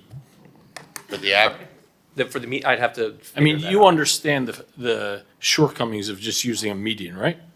Well, it's, I mean, the 50-50 value, I thought between median and average, I thought that was, because you could pick any value of a home, $1 million home, $100,000 home, a $10 million home.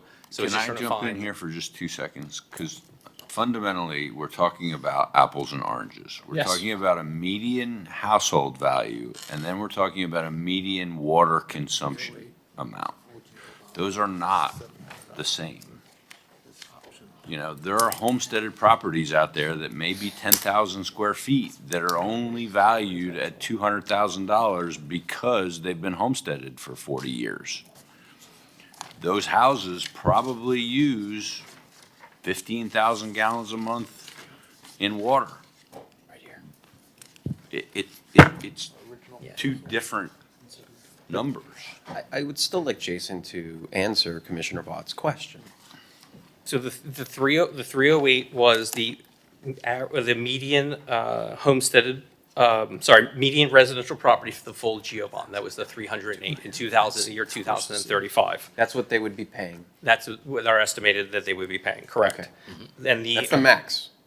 That would be the max. That's max debt service. That's why I was using At the end of the year, 2035. annualized, correct. Correct. Okay. 308, Now, correct. the 726 is the hybrid model between a GEO bond and a water rate utility increase. For that would be the median homestead. The median residential, would be 769, but the 726 is we've been talking about median homesteaded for a single-family home, assuming a 70% reduction, because if it was a But condo. Jason, hold on. Sorry. You're talking about a median home value plus a median usage of water for a 12-month cycle if we increase the rates by X. Correct, correct. That was the $726. Is that for option one? For option one in the year 2035 combines the stormwater GEO bond, which was around $90 for the year, plus the water and sewer rate increases cumulative through the years. Why did the city recommend option one over doing a full GEO bond? I think, as I think John was explaining about on the water and sewer side, we really feel that for the financial health of the utility fund, increasing those rates is the way to go over the long term. See, there you go. That is the rub. It's the health of the fund, not the health of the user, the taxpayer. That's the difference, right?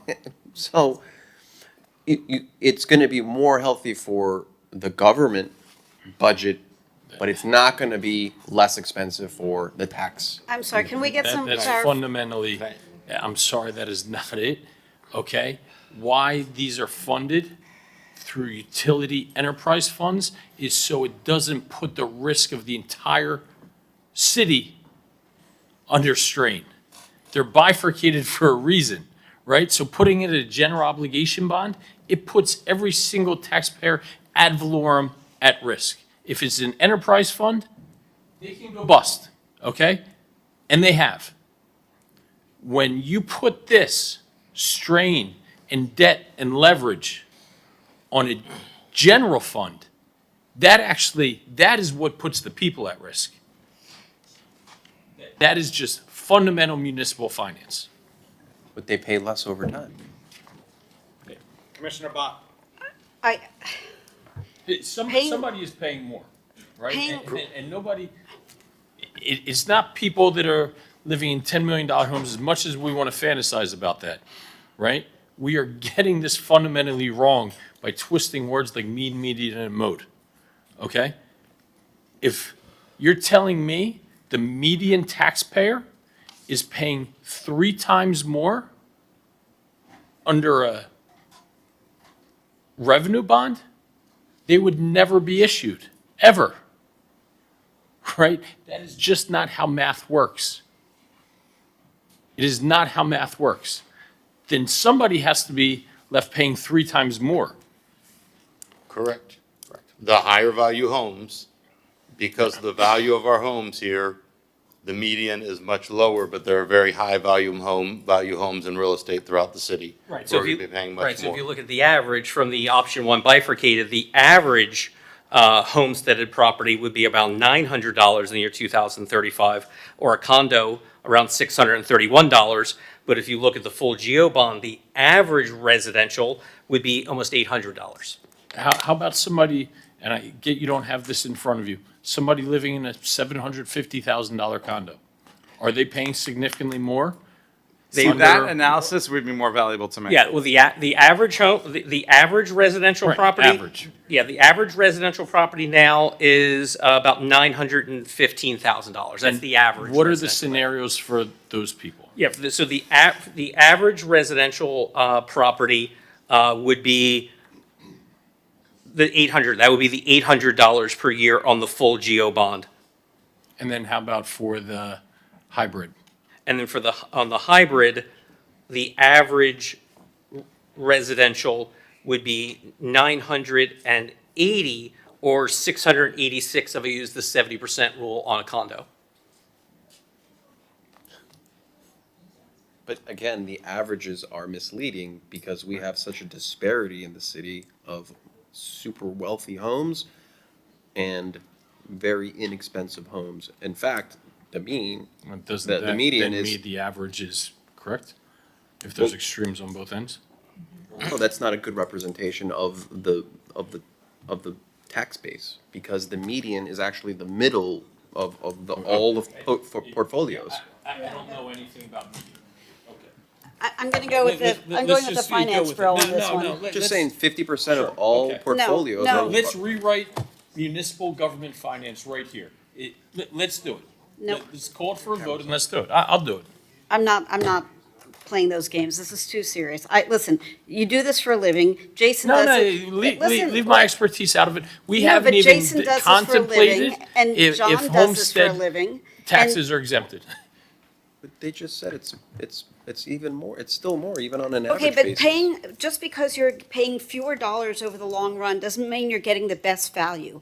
We have our city administration, our city manager, our CFO, our director of public works, and a finance bro who does this for a living, with all due respect to No, finance bros. I just want the math to work, right? I don't We're- care. we're being I'm told- past I'm past the argument about what's better for the system and things like that.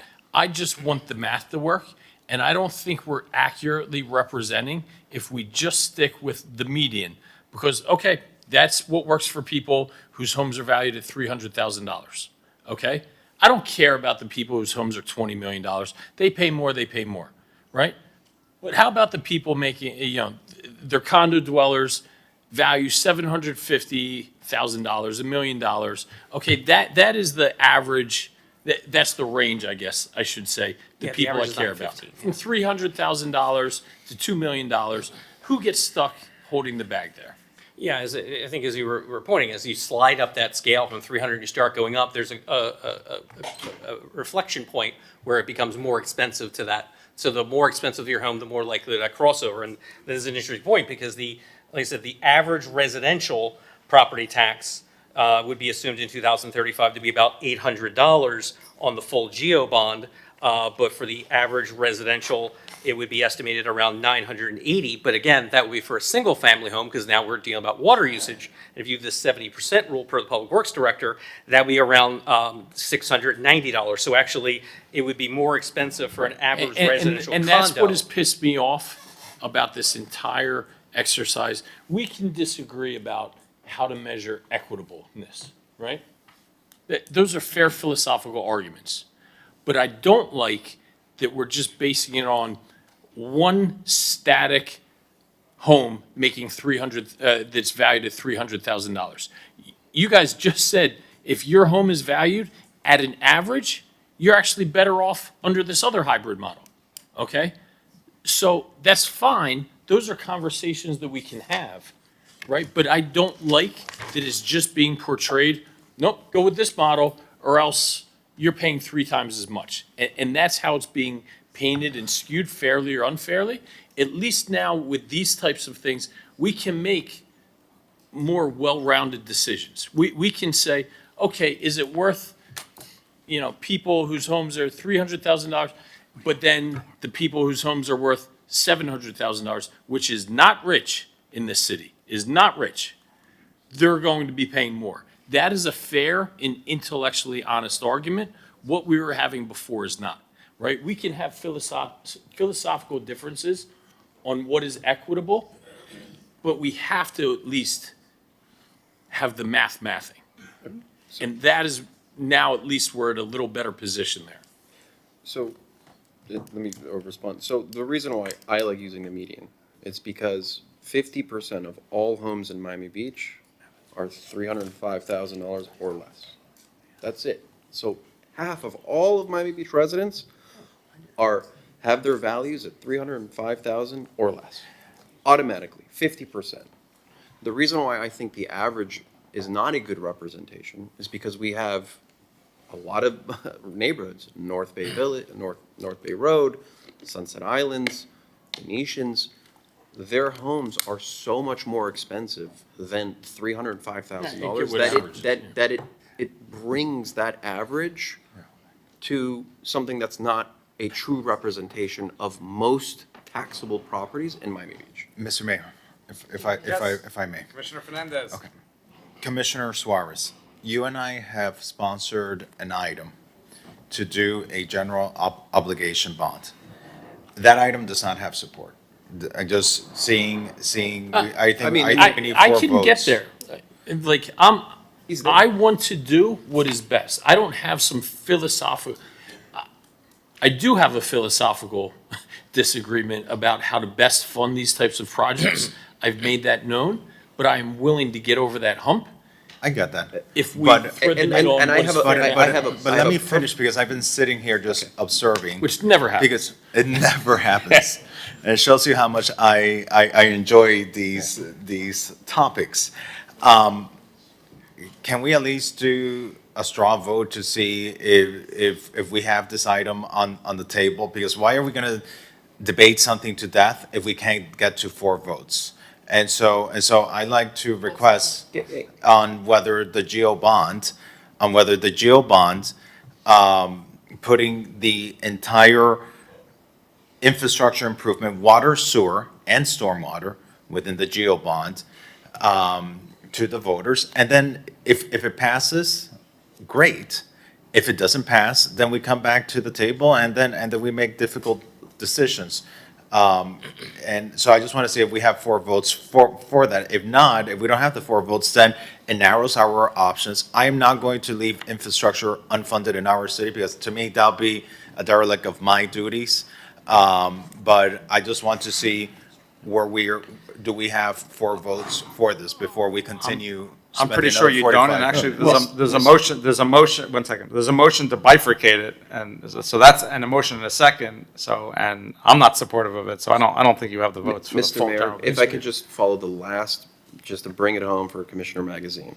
And all I did was, in AI, how to explain how average might be different than median with taxable properties. And in. Please don't insult me like that. It's fully I'll give understand. a quick, there's only 6 properties on here. Let's say we have Don't a. misunderstand what I misunderstood. I did not misunderstand how to calculate that.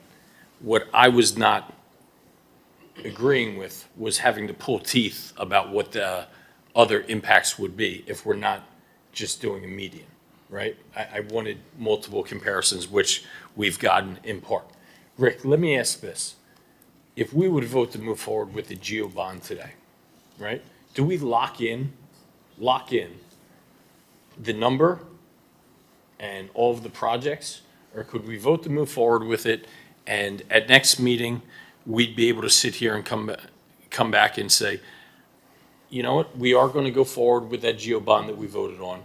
However, if it's the will of the body, there could be 2 or 3 projects that we actually carve out for utility. And if that fails, then those automatically go to a GEO bond. It's very similar to what we were talking about doing, but at least we pass the infrastructure part here, right? And then next meeting, if it's the will of the body, talk to the Public Works Director and CFO more. If there are 1 or 2 projects that we pull out for revenue bonds, just so we can be certain that those projects are moving forward regardless of how the November vote is. Well, as I mentioned earlier, the commission could give direction to come back with a ballot question for a GEO bond, and we could just leave a blank space for the dollar amount. We would need to at least include what projects are going to be included or in generality. So if we're going to do stormwater, water, and sewer, I guess we could include all 3, and then you could also narrow down the question when it's presented for consideration at the July meeting.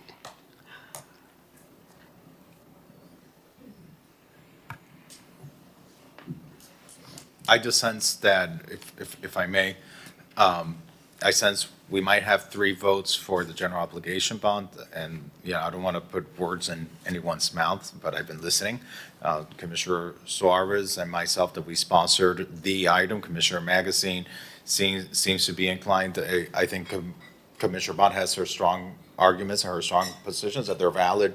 Commissioner Mateo Salinas, Commissioner Vice Mayor Dominguez have expressed also very valid points. I think the mayor just expressed he doesn't support this item. So we don't have the votes for a general obligation bond.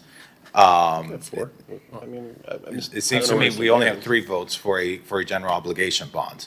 And so I think it's just more productive to move the conversation forward, unless I'm mistaken, unless I misunderstood. No, I think that's a good summary. Mr. Mayor, if I may, maybe I can move you, okay? Just between, because you're right, we have, let me finish, please. We have had an array of how to actually measure what is affordable, right? Just want to put this out there. If there's 6 properties, one's worth 200,000, one's worth 210,000, one's worth 220,000, one's worth 230,000, and the other one's worth 1.5 million, the average is $472,000, and the median is 220. So when I say that I think that this is a better representation of the actual person in Miami Beach, when you do it as an average, you're doing it based on the property. When you do it on the median, you're doing it based on the individual. Regardless, we don't have the votes. Well, I don't think so. I think the mayor could be moved on this. I'll put a. I think the mayor has just, he's made it very clear, Commissioner I'll Suarez. put a motion on the table that'll take precedence to defer. I want to direct city staff to prepare language, because I'm going to vote to issue some form of general bond next meeting. It just depends if it's the entirety or a subset of that. And my suggestion is we dedicate from 11 a.m. until lunchtime next meeting. If we have to sit Could be a here- late lunch. Yeah, if we have to sit here the entirety through lunch, then we do so, but we finalize this. And I think I've you know, I need more time to really decide, is a hybrid model worth it? Or do we go entirety of a geo bond? I need to sit in a more conducive form and talk to you guys, real numbers. Who is left holding the bag? What are the implications of some things? Like I said, I'm not hell-bent one way or another on this. I just want to get it right, and I'm not kicking this can down the road just to kick the can down the road. I'm doing it so we can have as thoughtful of a conversation as possible. And if I could just throw in what my position is, you know, seeing that at least today, we don't have the votes to do an entire general obligation bond. What I cannot support is selecting selecting a handful of neighborhoods and give preference to certain neighborhoods and fund certain neighborhoods immediately through a revenue bond, and then leave the balance. While I see the benefits to that, is something that I can't support. That I'm not going to be able to support. That gives me pause and concern. So that I want the staff, I want my colleagues to have the benefit of that information. I would feel more comfortable then if we don't do everything on the general obligation bond, that then we perhaps consider what Commissioner Mattel Salinas had proposed, where we're not selecting one neighborhood over the other, but you're putting stormwater in a general obligation bond. And then if we have to do a nominal rate increase, well, then we have to do a more nominal rate increase. But it's uniformity, it's parity, and all neighborhoods are being treated fairly and equally. Mr. Mayor. Commissioner Bott. Isn't that what option is? Is we are Option bifurcating one, this? yeah. We're bifurcating. We have an option on the table. We have a motion on the table. We have a second for option one. I mean, call the vote, I would say. But I want to make sure that we don't have the votes Well, for there's a the motion. general obligation bonds. Right, and that motion to defer takes precedence. Commissioner Magazine has made that motion. And I'll second it. And why? With the caveat, 11 o'clock until we vote on it, because next month is the deadline. Yes, and I'm not going to kick this can past the deadline. Why I'm not going to move forward with the vote tonight, I can't allow there to be this ambiguity where the message sent out is, well, if you go through this model that Commissioner Mateo Salinas suggested, well, now Nancy taxpayer, that's 3 times the amount every single year as if we went this method. We need to really iron these numbers out. What I want I guess, Mr. Mayor, the public to realize is that we had an option before us, I guess, a couple of months ago, to do a significant rate increase. And we worked together as a commission to say, no, we're not going to do that. And force there to be options. And now we have options. And that's a great, doesn't seem like right now to be a great position to be in. But ultimately, it's a great position because those options, we know at a very least, I think in the worst of circumstances, it looks like we could save our residents 30% from what was originally on the table? 35%. So we might be saving our residents, you know, in the most expensive scenario, in the options that we have before us today, 35% of their tax dollars than what was originally being proposed. And that puts us today in a much better position than where this city commission was at a couple of months ago, and it puts our taxpayers in a better position. Commissioner Magazine, you're the chair of the Finance Committee. If you feel this isn't fully baked to vote on today, I will support your motion to defer this. And I just, you know, again, just everyone to be clear that absent having the votes to do the general obligation bond, I'm not going to select neighborhoods. You know, I would just go with the more fair option, I believe, than the second most fair option, which is what Commissioner Matos Salinas has on the table. Yeah. And gentlemen, I don't want to imply what you had wasn't fully baked, right? It's me trying to wrap my head around things, moving pieces, not knowing some of the information my colleagues would have put forward. So nothing to do with what you had or had not ready. In fact, we've been so busy, I haven't even had a chance to meet with you in this past 2 weeks to go over this personally. So take it as me needing time to really comprehensively get my head around this. Nothing that you didn't have prepared. Mr. Mayor. Commissioner Bott? So nobody wants to pick winners or losers. That's a losing proposition for the residents, for everybody. But my understanding is that option one specifically does not do that. It completely bifurcates the types of projects, and it's very clean. And so I understand there's a motion on the dais to defer, and that takes precedence. I get that. I just want everybody listening to understand that nobody's choosing which project gets precedence over something else. That's not the goal here. I think that would be disastrous for everybody.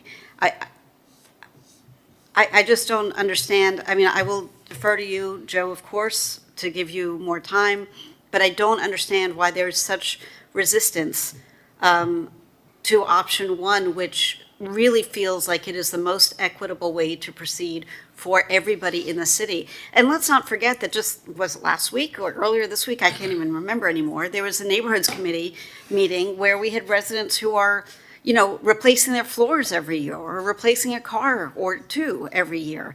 And their insurance costs are going up. I mean, this is not some abstract conversation that's happening. We had a truck fall into a sinkhole 2 years By ago. hearing it next month, doesn't make I'm it not go to suggest- the bond, market any sooner. No, I'm not suggesting that. That was not directed at Yeah. you. I want everybody who may be listening to this today or down the road to understand how significant this is, and how seriously this is being taken. I do agree that we've gotten to more options than we had before. I really still wish the moratorium would be lifted because that was the goal of having the moratorium. It puts it at a 5/7 hurdle instead of a simple majority. I'm continuing to hope that somebody will come to their senses on that. Secret for you, So let's- nobody's listening so- besides us. That don't Happens dispute to the be, I know this is gonna sound, we've spent almost 2 hours on this, but we moved the needle big time. At least I feel, all of us, and we're gonna be in a position to hammer this out. Everyone's gonna meet, and we're gonna make a decision the next meeting. I think we know where this is heading. I have a prediction where this is gonna go. But let me just, we're gonna vote on the motion to defer, but let's also vote on the motion to extend the meeting so we don't have any administrative issues with that. All So in moved. agreement to extend the meeting? Do we also want to instruct the city attorney to at least come up with draft options? Yes. We will be doing that. Yes. Ballot languages, more than one or only one ballot language? I think we do one and we can modify it. If I may, I think you may want to do two. No. I would be more comfortable with two. Well, that's what you Well, had it'll be mentioned. right? one with a blank and we can always remove what is covered or not covered. I would do two. Okay, we'll do two. Okay, so we move to and agree to extend the meeting and motion to defer. Motion to defer, I have motion by Commissioner Magazine, seconded by Mayor Minor. All in favor of deferring the item and bringing this item back at 11 o'clock, time certain on July. Is that okay? Yes. All in favor, please say aye. Aye. Anyone opposed? Hearing none, the item is deferred. Just for I'm putting back R7AH and R9AH at the next meeting? Yes. Okay. Where was? Great meeting. Where Happy was- July 4th which item upcoming for number was everyone. The full geo bond?